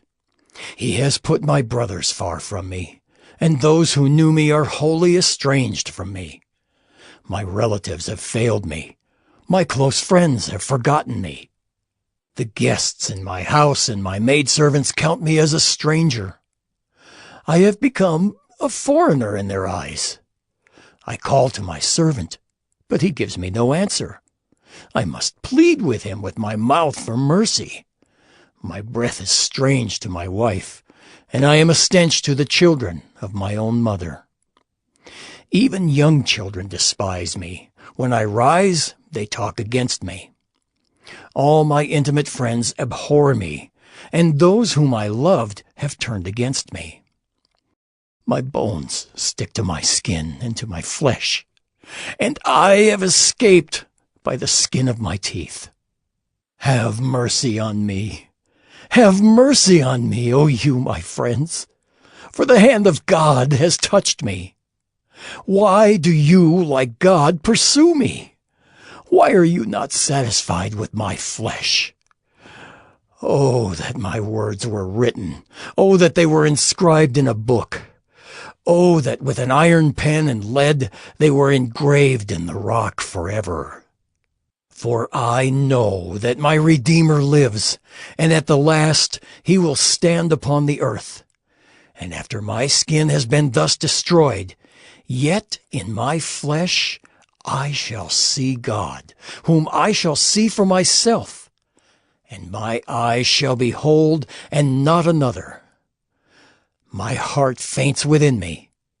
If you say, How we will pursue him, and the root of the matter is found in him, be afraid of the sword, for wrath brings the punishment of the sword, that you may know there is a judgment. Job 20. Then Zophar the Naamathite answered and said, Therefore my thoughts answer me, because of my haste within me. I hear censure that insults me, and out of my understanding a spirit answers me. Do you not know this from of old, since man was placed on earth, that the exulting of the wicked is short, and the joy of the godless but for a moment? Though his height mount up to the heavens, and his head reach to the clouds, he will perish forever like his own dung. Those who have seen him will say, Where is he? He will fly away like a dream and not be found. He will be chased away like a vision of the night. The eye that saw him will see him no more, nor will his place any more behold him. His children will seek the favor of the poor, and his hands will give back his wealth. His bones are full of his youthful vigor, but it will lie down with him in the dust. Though evil is sweet in his mouth, though he hides it under his tongue, though he is loath to let it go and holds it in his mouth, yet his food is turned in his stomach. It is the venom of cobras within him. He swallows down riches and vomits them up again. God casts them out of his belly. He would suck the poison of cobras. The tongue of a viper will kill him. He will not look upon the rivers, the streams flowing with honey and curds. He will give back the fruit of his toil, and will not swallow it down. From the profit of his trading he will get no enjoyment, for he has crushed and abandoned the poor. He has seized a house that he did not build. Because he knew no contentment in his belly, he will not let anything in which he delights escape him. There was nothing left after he had eaten. Therefore his prosperity will not endure. In the fullness of his sufficiency he will be in distress. The hand of everyone in misery will come against him. To fill his belly to the full, God will send his burning anger against him, and rain it upon him into his body. He will flee from an iron weapon. A bronze arrow will strike him through. It is drawn forth and comes out of his body. The glittering point comes out of his gallbladder. Terrors come upon him. Utter darkness is laid up for his treasures. A fire not fanned will devour him. What is left in his tent will be consumed. The heavens will reveal his iniquity, and the earth will rise up against him. The possessions of his house will be carried away, dragged off in the day of God's wrath. This is the wicked man's portion from God, the heritage decreed for him by God. Job 21. Then Job answered and said, Keep listening to my words, and let this be your comfort. Bear with me, and I will speak, and after I have spoken, mock on. As for me, is my complaint against man? Why should I not be impatient? Look at me and be appalled, and lay your hand over your mouth. When I remember, I am dismayed, and shuddering seizes my flesh. Why do the wicked live, reach old age, and grow mighty in power? Their offspring are established in their presence, and their descendants before their eyes. Their houses are safe from fear, and no rod of God is upon them. Their bull breeds without fail. Their cow calves and does not miscarry.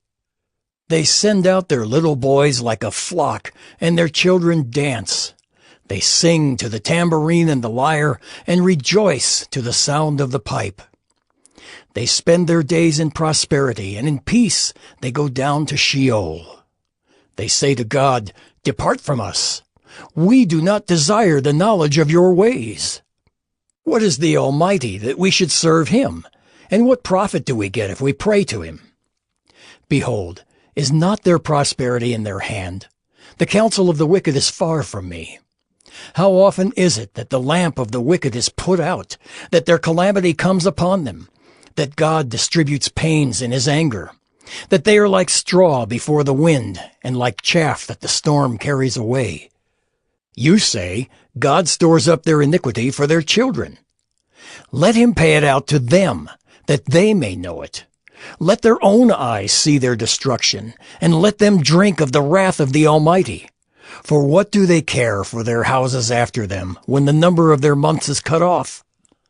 Will any teach God knowledge, seeing that he judges those who are on high? One dies in his full vigor, being wholly at ease and secure, his pails full of milk and the marrow of his bones moist.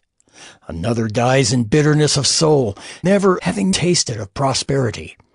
They lie down alike in the dust, and the worms cover them. Behold, I know your thoughts and your schemes to wrong me. For you say, where is the house of the prince? Where is the tent in which the wicked lived? Have you not asked those who travel the roads, and do you not accept their testimony that the evil man is spared in the day of calamity, that he is rescued in the day of wrath? Who declares his way to his face, and who repays him for what he has done? When he is carried to the grave, watch is kept over his tomb. The clods of the valley are sweet to him. All mankind follows after him, and those who go before him are innumerable. How then will you comfort me with empty nothings? There is nothing left of your answers but falsehood. Job 22. Then Eliphaz the Temanite answered and said, Can a man be profitable to God? Surely he who is wise is profitable to himself. Is it any pleasure to the Almighty if you are in the right? Or is it gain to him if you make your ways blameless? Is it for your fear of him that he reproves you and enters into judgment with you? Is not your evil abundant? There is no end to your iniquities. For you have exacted pledges of your brothers for nothing, and stripped the naked of their clothing. You have given no water to the weary to drink, and you have withheld bread from the hungry. The man with power possessed the land, and the favored man lived in it. You have sent widows away empty, and the arms of the fatherless were crushed. Therefore, snares are all around you, and sudden terror overwhelms you, or darkness so that you cannot see, and a flood of water covers you. Is not God high in the heavens? See the highest stars, how lofty they are? But you say, What does God know? Can he judge through the deep darkness? Thick clouds veil him so that he does not see, and he walks on the vault of heaven. Will you keep to the old way that wicked men have trod? They were snatched away before their time. Their foundation was washed away.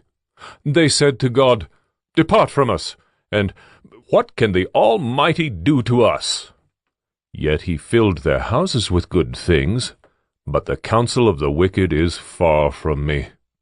The righteous see it and are glad. The innocent one mocks at them, saying, Surely our adversaries are cut off, and what they left the fire has consumed. Agree with God, and be at peace. Thereby good will come to you.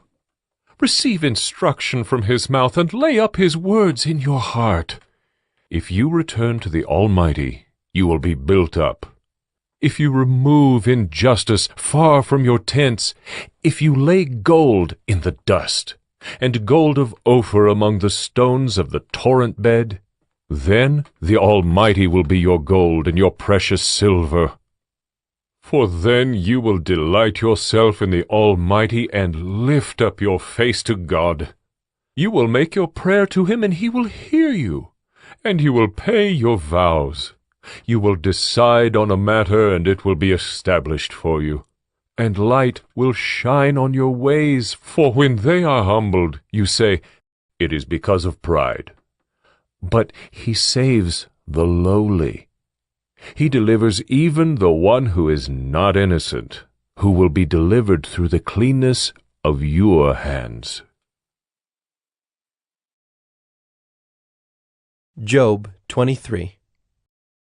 Then Job answered and said, Today also my complaint is bitter.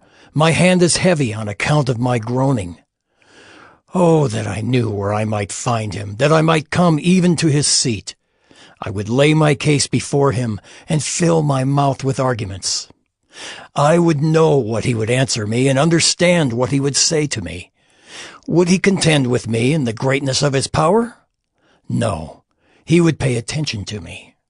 There an upright man could argue with him, and I would be acquitted forever by my judge. Behold, I go forward, but he is not there, and backward, but I do not perceive him. On the left hand, when he is working, I do not behold him. He turns to the right hand, but I do not see him. But he knows the way that I take. When he has tried me, I shall come out as gold. My foot has held fast to his steps. I have kept his way, and have not turned aside. I have not departed from the commandment of his lips. I have treasured the words of his mouth more than my portion of food. But he is unchangeable, and who can turn him back? What he desires, that he does. For he will complete what he appoints for me, and many such things are in his mind. Therefore, I am terrified at his presence. When I consider, I am in dread of him. God has made my heart faint. The Almighty has terrified me. Yet I am not silenced because of the darkness, nor because thick darkness covers my face. Job 24. Why are not times of judgment kept by the Almighty? And why do those who know him never see his days? Some move landmarks. They seize flocks and pasture them. They drive away the donkey of the fatherless. They take the widow's ox for a pledge. They thrust the poor off the road. The poor of the earth all hide themselves. Behold, like wild donkeys in the desert, the poor go out to their toil, seeking game. The wasteland yields food for their children. They gather their fodder in the field, and they glean the vineyard of the wicked man. They lie all night naked, without clothing, and have no covering in the cold. They are wet with the rain of the mountains and cling to the rock for lack of shelter. There are those who snatch the fatherless child from the breast, and they take a pledge against the poor. They go about naked without clothing. Hungry, they carry the sheaves. Among the olive rows of the wicked they make oil. They tread the winepresses, but suffer thirst. From out of the city the dying groan, and the soul of the wounded cries for help, yet God charges no one with wrong. There are those who rebel against the light, who are not acquainted with its ways, and do not stay in its paths. The murderer rises before it is light, that he may kill the poor and needy, and in the night he is like a thief. The eye of the adulterer also waits for the twilight, saying, No eye will see me, and he veils his face. In the dark they dig through houses. By day they shut themselves up. They do not know the light. For deep darkness is morning to all of them, for they are friends with the terrors of deep darkness. You say, Swift are they on the face of the waters, their portion is cursed in the land. No treader turns toward their vineyards. Drought and heat snatch away the snow waters. So does Sheol those who have sinned. The womb forgets them, the worm finds them sweet. They are no longer remembered. So wickedness is broken like a tree. They wrong the barren, childless woman and do no good to the widow. Yet God prolongs the life of the mighty by his power. They rise up when they despair of life. He gives them security, and they are supported, and his eyes are upon their ways.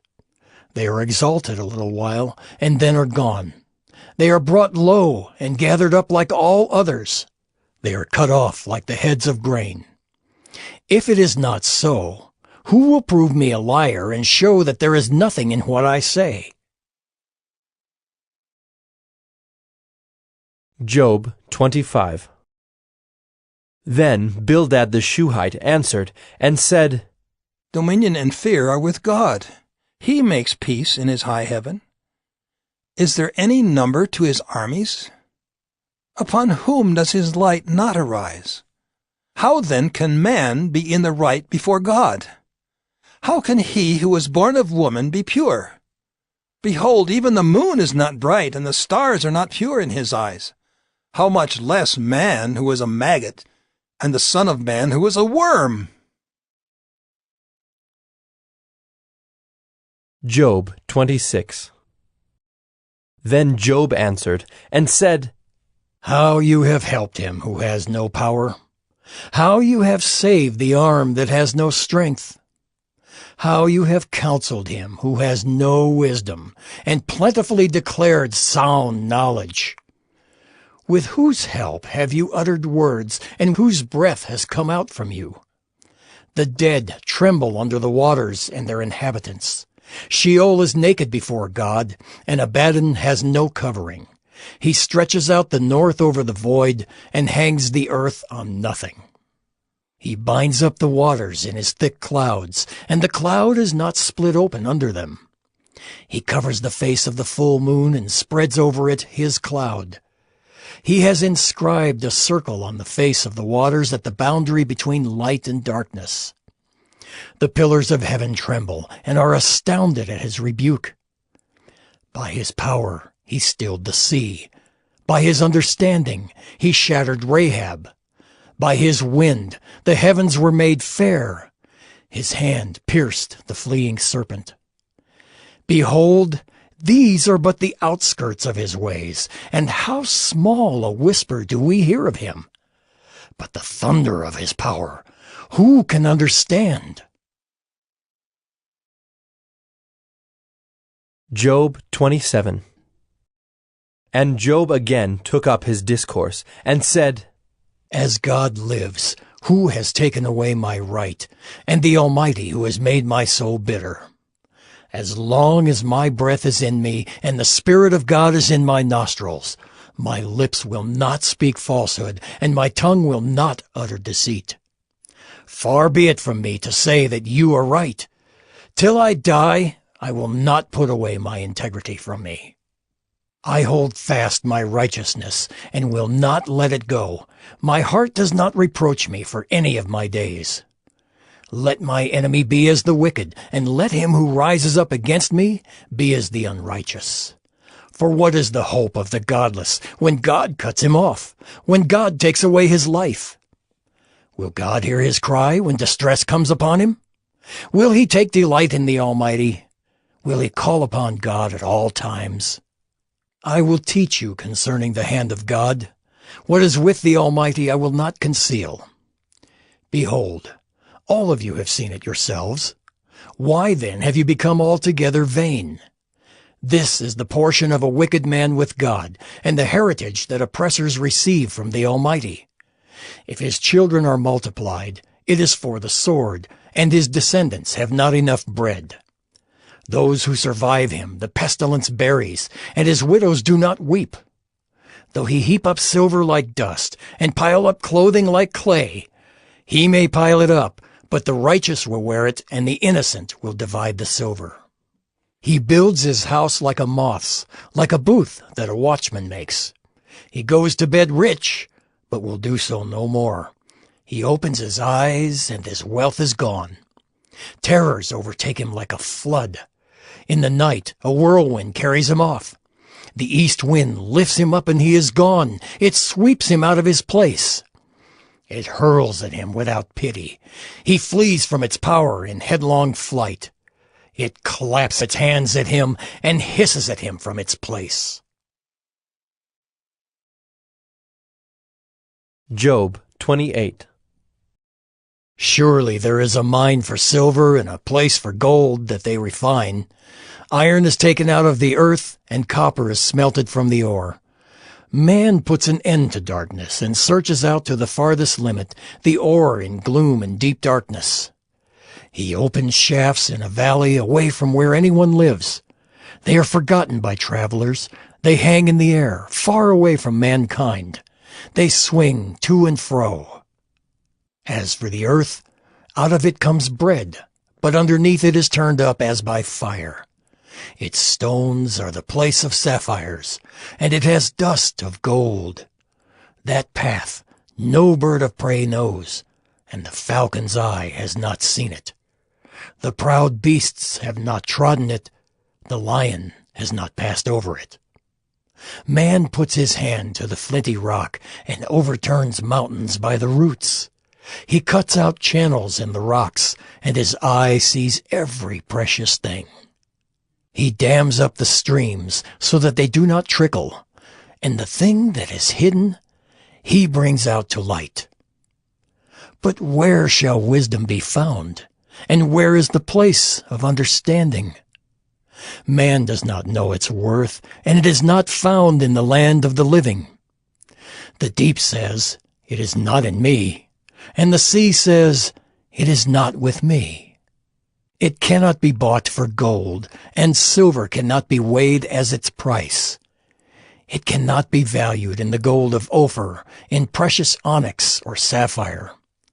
Gold and glass cannot equal it, nor can it be exchanged for jewels of fine gold. No mention shall be made of coral or of crystal. The price of wisdom is above pearls.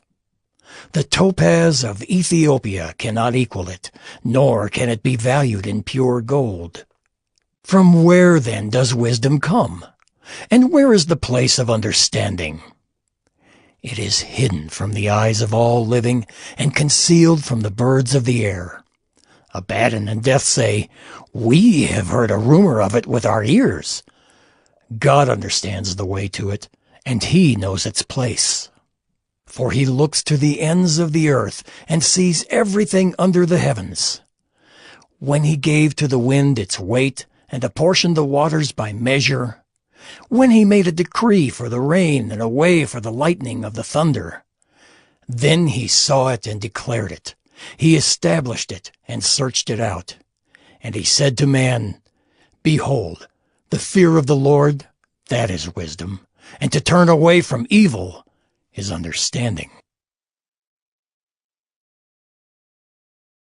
Job 29. And Job again took up his discourse, and said, "Oh, that I were as in the months of old, as in the days when God watched over me, when his lamp shone upon my head, and by his light I walked through darkness as I was in my prime, when the friendship of God was upon my tent, when the Almighty was yet with me, when my children were all around me, when my steps were washed with butter, and the rock poured out for me streams of oil.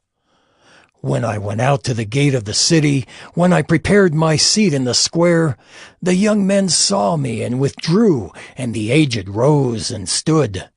The princes refrained from talking and laid their hand on their mouth. The voice of the nobles was hushed, and their tongues stuck to the roof of their mouth. When the ear heard, it called me blessed, and when the eye saw, it approved, because I delivered the poor who cried for help, and the fatherless who had none to help him. The blessing of him who was about to perish came upon me, and I caused the widow's heart to sing for joy. I put on righteousness, and it clothed me.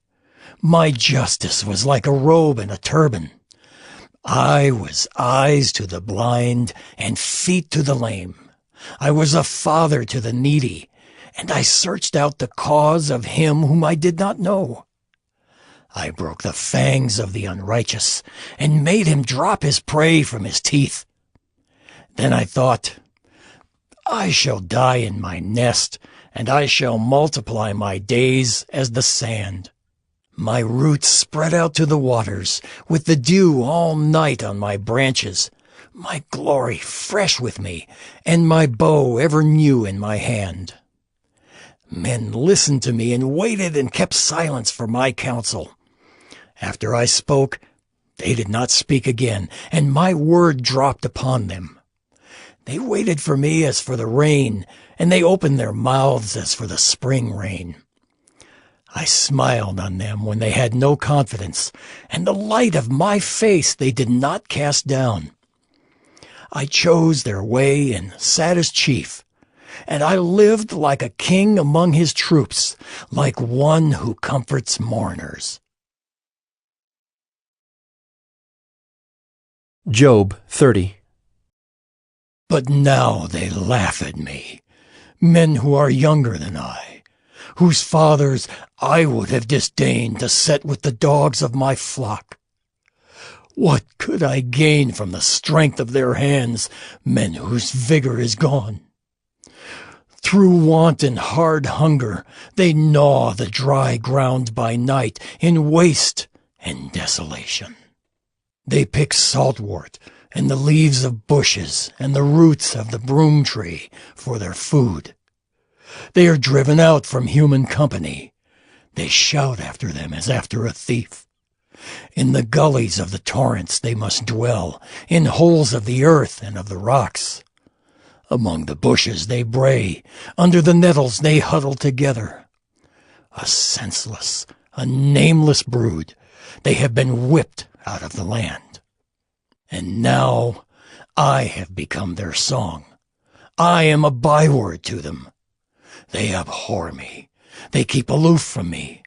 They do not hesitate to spit at the sight of me.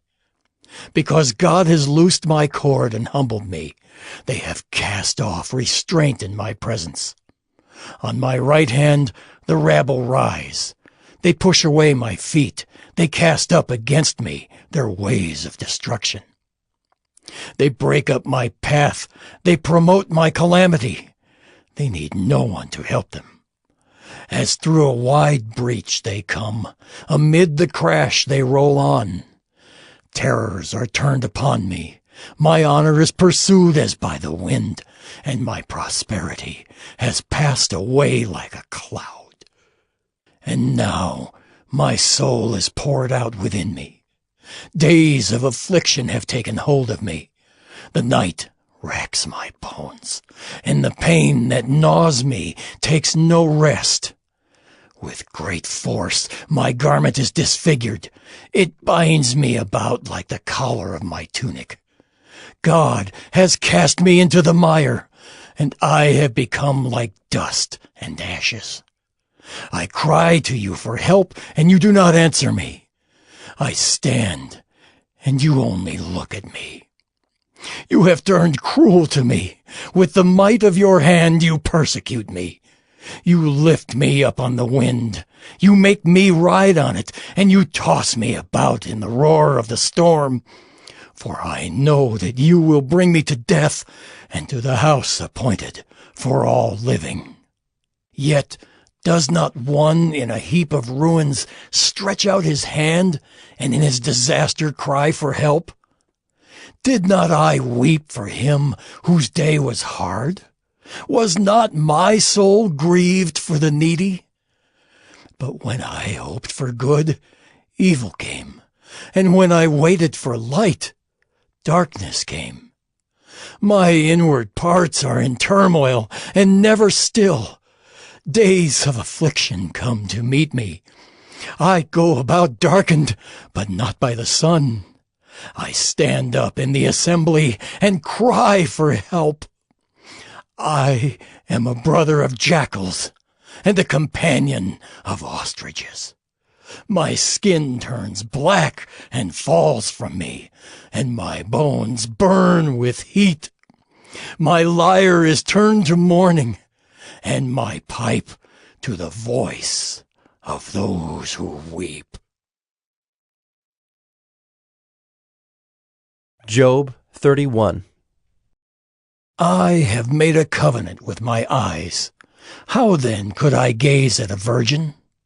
What would be my portion from God above and my heritage from the Almighty on high? Is not calamity for the unrighteous and disaster for the workers of iniquity? Does not he see my ways and number all my steps? If I have walked with falsehood and my foot has hastened to deceit, Let me be weighed in a just balance, and let God know my integrity. If my step is turned aside from the way, and my heart has gone after my eyes, and if any spot is stuck to my hands, then let me sow, and another eat, and let what grows from me be rooted out. If my heart has been enticed toward a woman, and I have lain in wait at my neighbor's door, then let my wife grind for another, and let others bow down on her. For that would be a heinous crime. That would be an iniquity to be punished by the judges. For that would be a fire that consumes as far as Abaddon, and it would burn to the root all my increase. If I have rejected the cause of my manservant or my maidservant when they brought a complaint against me, what then shall I do when God rises up? When he makes inquiry, what shall I answer him? Did not he who made me in the womb make him? And did not one fashion us in the womb? If I have withheld anything that the poor desired, or have caused the eyes of the widow to fail, or have eaten my morsel alone, and the fatherless has not eaten of it, for from my youth the fatherless grew up with me as with a father, and from my mother's womb I guided the widow. If I have seen anyone perish for lack of clothing, or the needy without covering, if his body has not blessed me, and if he was not warmed with the fleece of my sheep, if I have raised my hand against the fatherless because I saw my help in the gate, then let my shoulder blade fall from my shoulder, and let my arm be broken from its socket. For I was in terror of calamity from God, and I could not have faced his majesty. If I have made gold my trust, or called fine gold my confidence, if I have rejoiced because my wealth was abundant, or because my hand had found much, if I have looked at the sun when it shone, or the moon moving in splendor, and my heart has been secretly enticed, and my mouth has kissed my hand, this also would be an iniquity to be punished by the judges, for I would have been false to God above. If I have rejoiced at the ruin of him who hated me, or exulted when evil overtook him, I have not let my mouth sin by asking for his life with a curse. If the men of my tent have not said, "Who is there that has not been filled with his meat?" The sojourner has not lodged in the street. I have opened my doors to the traveler. If I have concealed my transgressions as others do, by hiding my iniquity in my bosom, because I stood in great fear of the multitude, and the contempt of families terrified me, so that I kept silence and did not go out of doors. Oh, that I had one to hear me! Here is my signature. Let the Almighty answer me. Oh, that I had the indictment written by my adversary! Surely I would carry it on my shoulder. I would bind it on me as a crown. I would give him an account of all my steps. Like a prince I would approach him. If my land has cried out against me, and its furrows have wept together, if I have eaten its yield without payment, and made its owners breathe their last, let thorns grow instead of wheat, and foul weeds instead of barley. The words of Job are ended. Job 32. So these 3 men ceased to answer Job, because he was righteous in his own eyes. Then Elihu the son of Barachel the Buzite, of the family of Ram, burned with anger. He burned with anger at Job, because he justified himself rather than God. He burned with anger also at Job's 3 friends, because they had found no answer, although they had declared Job to be in the wrong. Now Elihu had waited to speak to Job, because they were older than he. And when Elihu saw that there was no answer in the mouth of these 3 men, he burned with anger. And Elihu the son of Barachel the Buzite answered and said, I am young in years, and you are aged. Therefore I was timid and afraid to declare my opinion to you. I said, Let days speak, and many years teach wisdom. But it is the spirit in man, the breath of the Almighty, that makes him understand. It is not the old who are wise, nor the aged who understand what is right. Therefore I say, listen to me. Let me also declare my opinion. Behold, I waited for your words, I listened for your wise sayings while you searched out what to say. I gave you my attention, and behold, there was none among you who refuted Job or who answered his words. Beware lest you say, we have found wisdom. God may vanquish him, not a man. He has not directed his words against me, and I will not answer him with your speeches. They are dismayed. They answer no more. They have not a word to say. And shall I wait, because they do not speak? Because they stand there and answer no more? I also will answer with my share. I also will declare my opinion. For I am full of words. The spirit within me constrains me. Behold, my belly is like wine that has no vent, like new wineskins ready to burst. I must speak, that I may find relief. I must open my lips and answer. I will not show partiality to any man, or use flattery toward any person, for I do not know how to flatter, else my Maker would soon take me away. Job 33. But now, hear my speech, O Job, and listen to all my words. Behold, I open my mouth, the tongue in my mouth speaks. My words declare the uprightness of my heart, and what my lips know they speak sincerely. The Spirit of God has made me, and the breath of the Almighty gives me life. Answer me if you can. Set your words in order before me. Take your stand. Behold, I am toward God as you are. I too was pinched off from a piece of clay. Behold, no fear of me need terrify you. My pressure will not be heavy upon you. Surely you have spoken in my ears, and I have heard the sound of your words. You say, I am pure without transgression. I am clean, and there is no iniquity in me. Behold, he finds occasions against me. He counts me as his enemy. He puts my feet in the stocks, and watches all my paths. Behold, in this you are not right. I will answer you, for God is greater than man.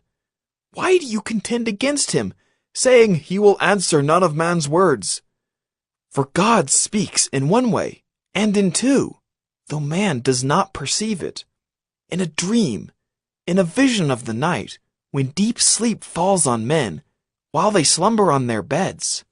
Then he opens the ears of men and terrifies them with warnings, that he may turn man aside from his deed and conceal pride from a man. He keeps back his soul from the pit, his life from perishing by the sword.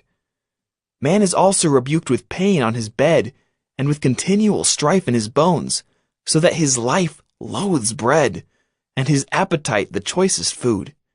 His flesh is so wasted away that it cannot be seen, and his bones that were not seen stick out. His soul draws near the pit, and his life to those who bring death.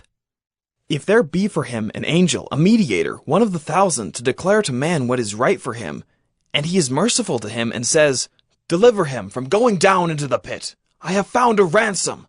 Let his flesh become fresh with youth. Let him return to the days of his youthful vigor. Then man prays to God, and he accepts him. He sees his face with a shout of joy, and he restores to man his righteousness.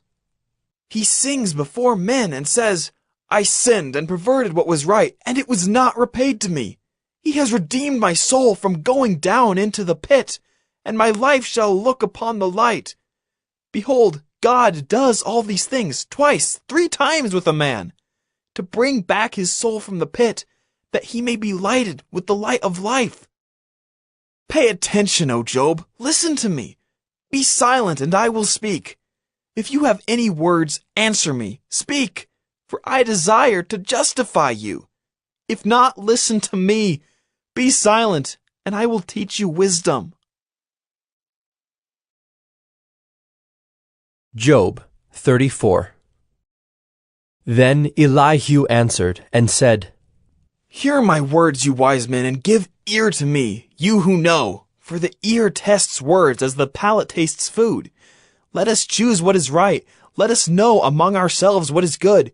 For Job has said, I am in the right, and God has taken away my right. In spite of my right, I am counted a liar. My wound is incurable, though I am without transgression. What man is like Job, who drinks up scoffing like water, who travels in company with evildoers and walks with wicked men? For he has said, It profits a man nothing that he should take delight in God. Therefore, hear me, you men of understanding. Far be it from God that he should do wickedness, and from the Almighty that he should do wrong. For according to the work of a man he will repay him, and according to his ways he will make it befall him. Of a truth, God will not do wickedly, and the Almighty will not pervert justice. Who gave him charge over the earth? And who laid on him the whole world? If he should set his heart to it, and gather to himself his spirit and his breath, all flesh would perish together, and man would return to dust. If you have understanding, hear this. Listen to what I say. Shall one who hates justice govern? Will you condemn him who is righteous and mighty, who says to a king, worthless one, and to nobles, wicked man, who shows no partiality to princes, nor regards the rich more than the poor, for they are all the work of his hands? In a moment they die. At midnight the people are shaken and pass away, and the mighty are taken away by no human hand. For his eyes are in the ways of a man, and he sees all his steps. There is no gloom or deep darkness where evildoers may hide themselves. For God has no need to consider a man further, that he should go before God in judgment. He shatters the mighty without investigation, and sets others in their place. Thus, knowing their works, he overturns them in the night, and they are crushed. He strikes them for their wickedness in a place for all to see, because they turned aside from following him, and had no regard for any of his ways, so that they caused the cry of the poor to come to him, and he heard the cry of the afflicted. When he is quiet, who can condemn? When he hides his face, who can behold him? Whether it be a nation or a man, that a godless man should not reign, that he should not ensnare the people. For has anyone said to God, I have borne punishment, I will not offend any more. Teach me what I do not see. If I have done iniquity, I will do it no more. Will he then make repayment to suit you, because you reject it? For you must choose, and not I. Therefore declare what you know. Men of understanding will say to me, and the wise man who hears me will say, Job speaks without knowledge. His words are without insight. Would that Job were tried to the end, because he answers like wicked men. For he adds rebellion to his sin. He claps his hands among us and multiplies his words against God. Job 35. And Elihu answered and said, Do you think this to be just? Do you say, It is my right before God? That you ask, What advantage have I? How am I better off than if I had sinned? I will answer you, and your friends with you. Look at the heavens and see, and behold the clouds, which are higher than you. If you have sinned, what do you accomplish against him? And if your transgressions are multiplied, what do you do to him? If you are righteous, what do you give to him? Or what does he receive from your hand? Your wickedness concerns a man like yourself, and your righteousness a son of man. Because of the multitude of oppressions, people cry out. They call for help because of the arm of the mighty. But none says, Where is God, my Maker, who gives songs in the night, who teaches us more than the beasts of the earth, and makes us wiser than the birds of the heavens? There they cry out, but he does not answer, because of the pride of evil men. Surely God does not hear an empty cry, nor does the Almighty regard it. How much less when you say that you do not see him, that the case is before him, and you are waiting for him. And now, because his anger does not punish, and he does not take much note of transgression, Job opens his mouth in empty talk. He multiplies words without knowledge. Job 36. And Elihu continued, and said, Bear with me a little, and I will show you, for I have yet something to say on God's behalf. I will get my knowledge from afar, and ascribe righteousness to my Maker. For truly, my words are not false. One who is perfect in knowledge is with you. Behold, God is mighty, and does not despise any. He is mighty in strength of understanding. He does not keep the wicked alive, but gives the afflicted their right. He does not withdraw his eyes from the righteous, but with kings on the throne he sets them forever, and they are exalted. And if they are bound in chains, and caught in the cords of affliction, then he declares to them their work and their transgressions, that they are behaving arrogantly. He opens their ears to instruction, and commands that they return from iniquity. If they listen and serve him, they complete their days in prosperity, and their years in pleasantness. But if they do not listen, they perish by the sword, and die without knowledge. The godless in heart cherish anger. They do not cry for help when he binds them. They die in youth, and their life ends among the cult prostitutes.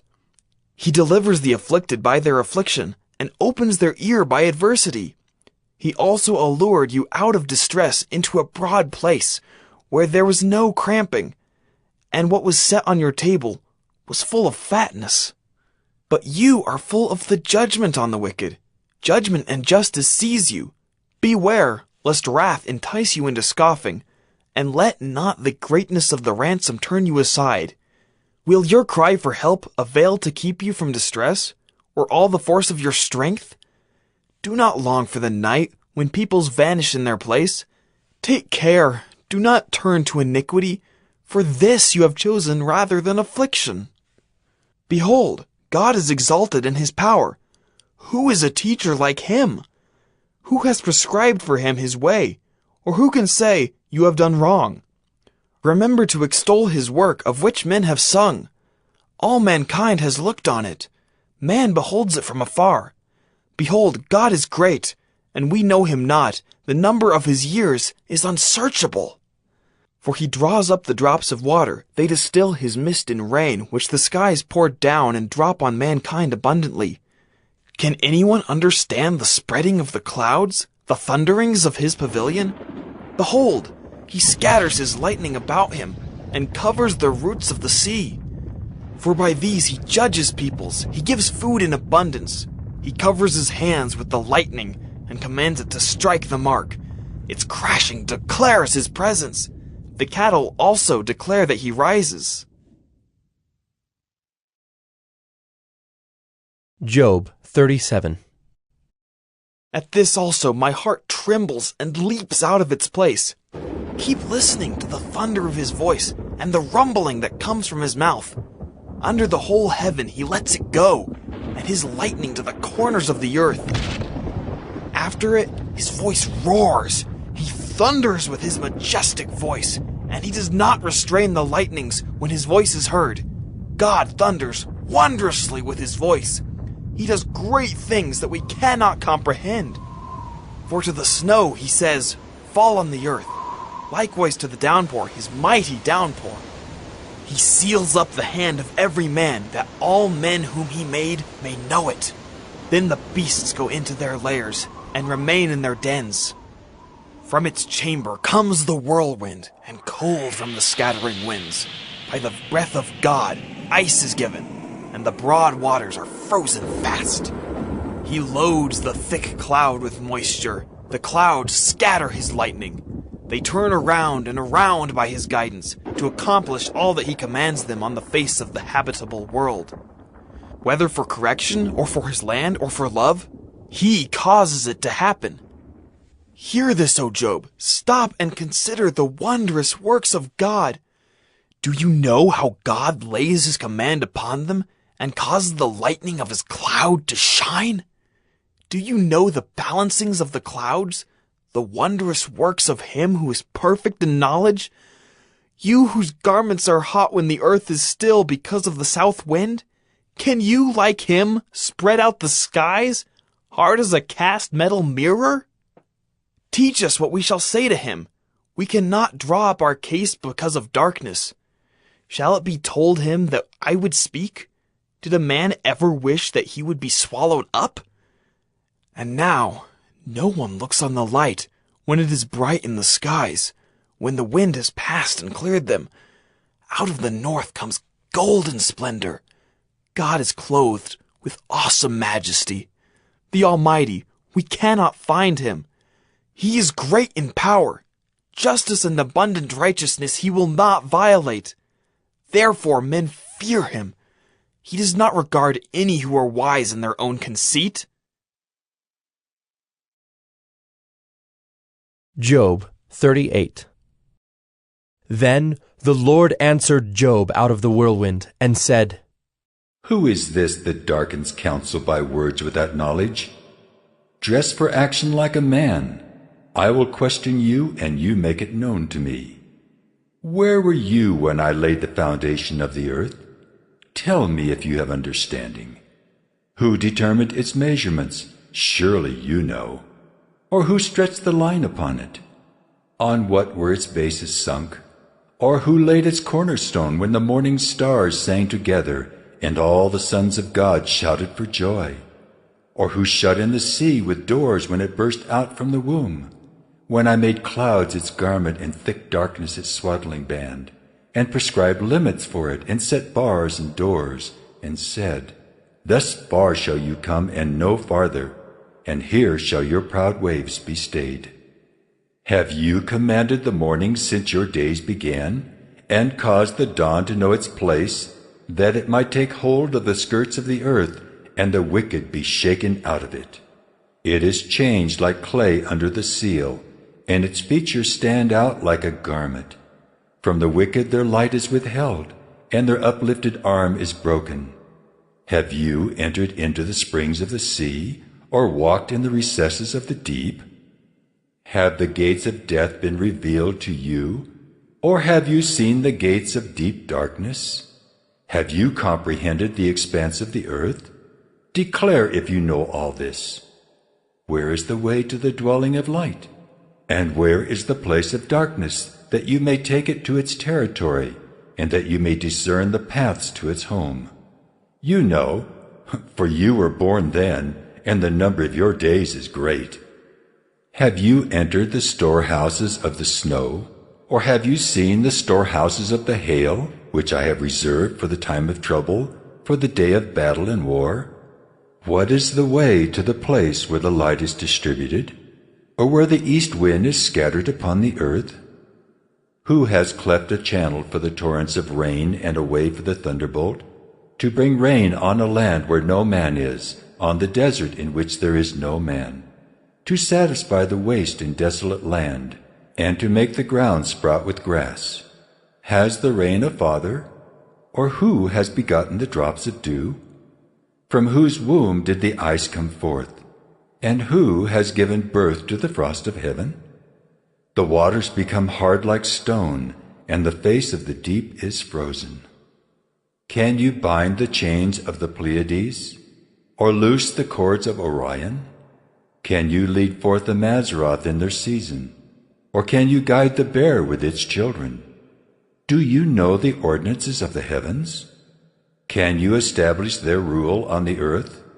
Can you lift up your voice to the clouds, that a flood of waters may cover you?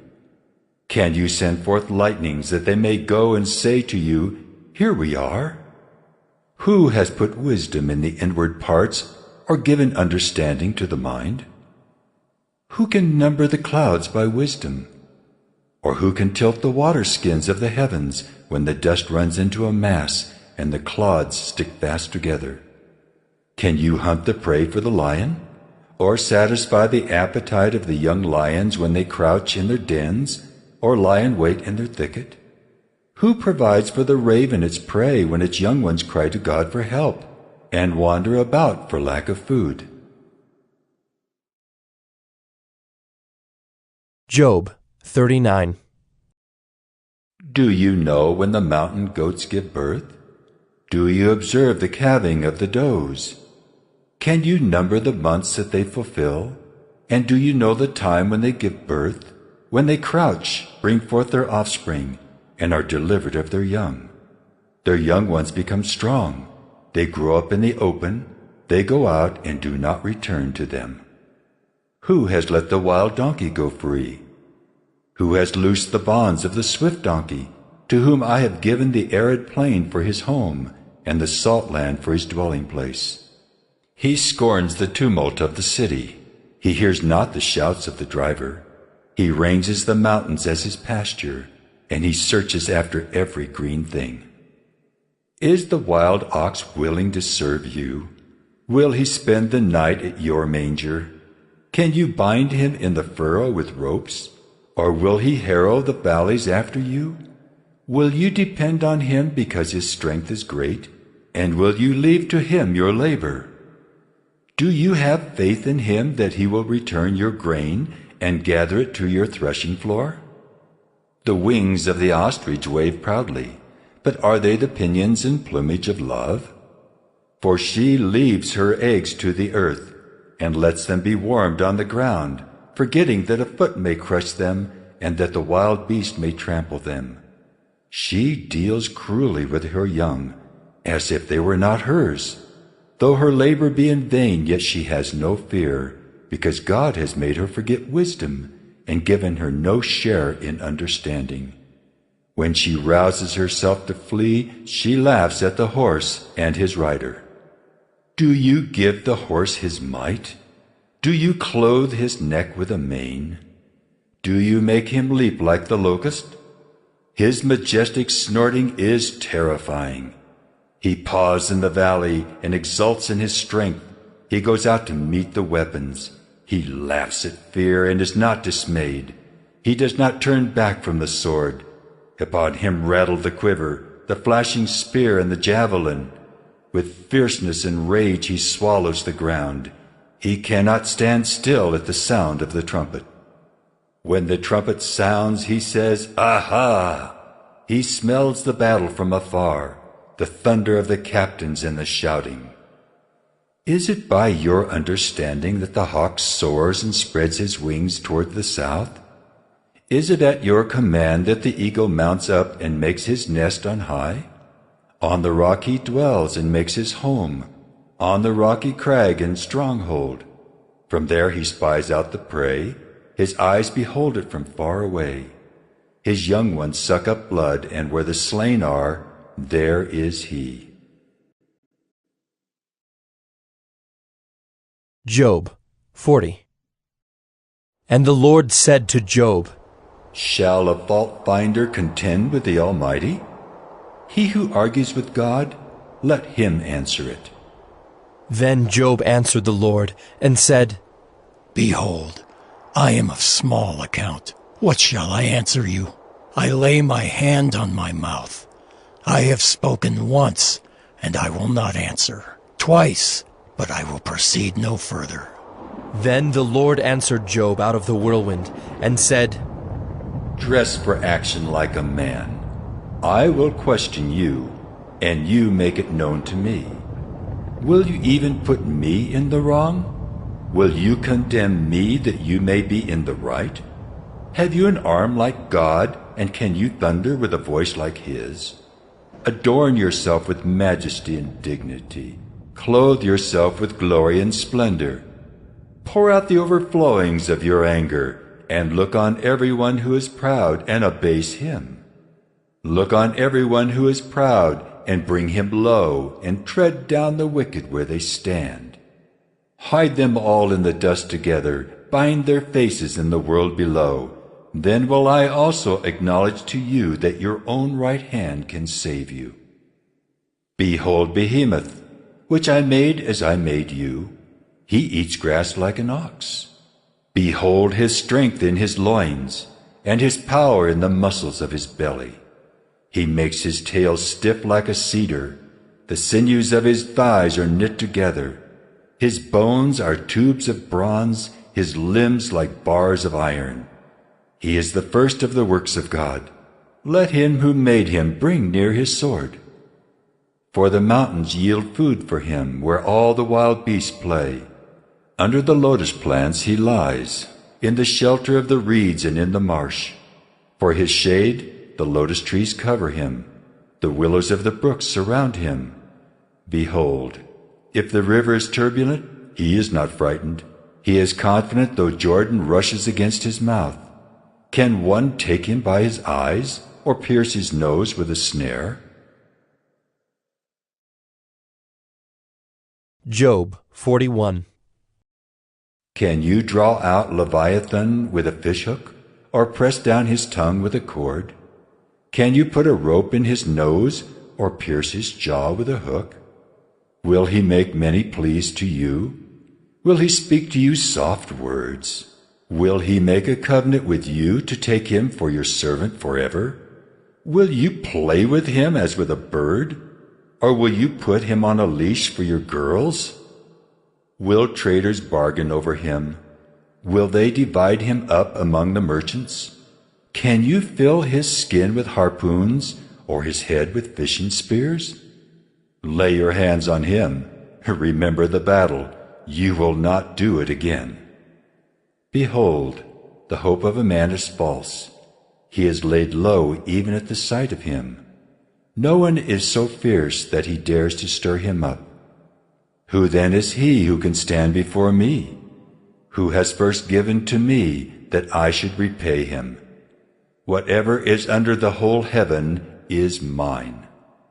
I will not keep silence concerning his limbs, or his mighty strength, or his goodly frame. Who can strip off his outer garment? Who would come near him with a bridle? Who can open the doors of his face? Around his teeth is terror. His back is made of rows of shields, shut up closely as with a seal. One is so near to another that no air can come between them. They are joined one to another. They clasp each other and cannot be separated. His sneezings flash forth light, and his eyes are like the eyelids of the dawn. Out of his mouth go flaming torches, sparks of fire leap forth. Out of his nostrils comes forth smoke, as from a boiling pot and burning rushes. His breath kindles coals, and a flame comes forth from his mouth. In his neck abides strength, and terror dances before him. The folds of his flesh stick together, firmly cast on him and immovable. His heart is hard as a stone, hard as the lower millstone. When he raises himself up, the mighty are afraid. At the crashing they are beside themselves. Though the sword reaches him, it does not avail, nor the spear, the dart, or the javelin. He counts iron as straw and bronze as rotten wood. The arrow cannot make him flee. For him slingstones are turned to stubble. Clubs are counted as stubble. He laughs at the rattle of javelins. His underparts are like sharp potsherds. He spreads himself like a threshing sledge on the mire. He makes the deep boil like a pot. He makes the sea like a pot of ointment. Behind him he leaves a shining wake. One would think the deep to be white-haired. On earth there is not his like, a creature without fear. He sees everything that is high. He is king over all the sons of pride. Job 42. Then Job answered the Lord and said, I know that you can do all things, and that no purpose of yours can be thwarted. Who is this that hides counsel without knowledge? Therefore I have uttered what I did not understand, things too wonderful for me, which I did not know. Hear, and I will speak. I will question you, and you make it known to me. I had heard of you by the hearing of the ear, but now my eye sees you. Therefore I despise myself, and repent in dust and ashes. After the Lord had spoken these words to Job, the Lord said to Eliphaz the Temanite, My anger burns against you and against your two friends, for you have not spoken of me what is right as my servant Job has.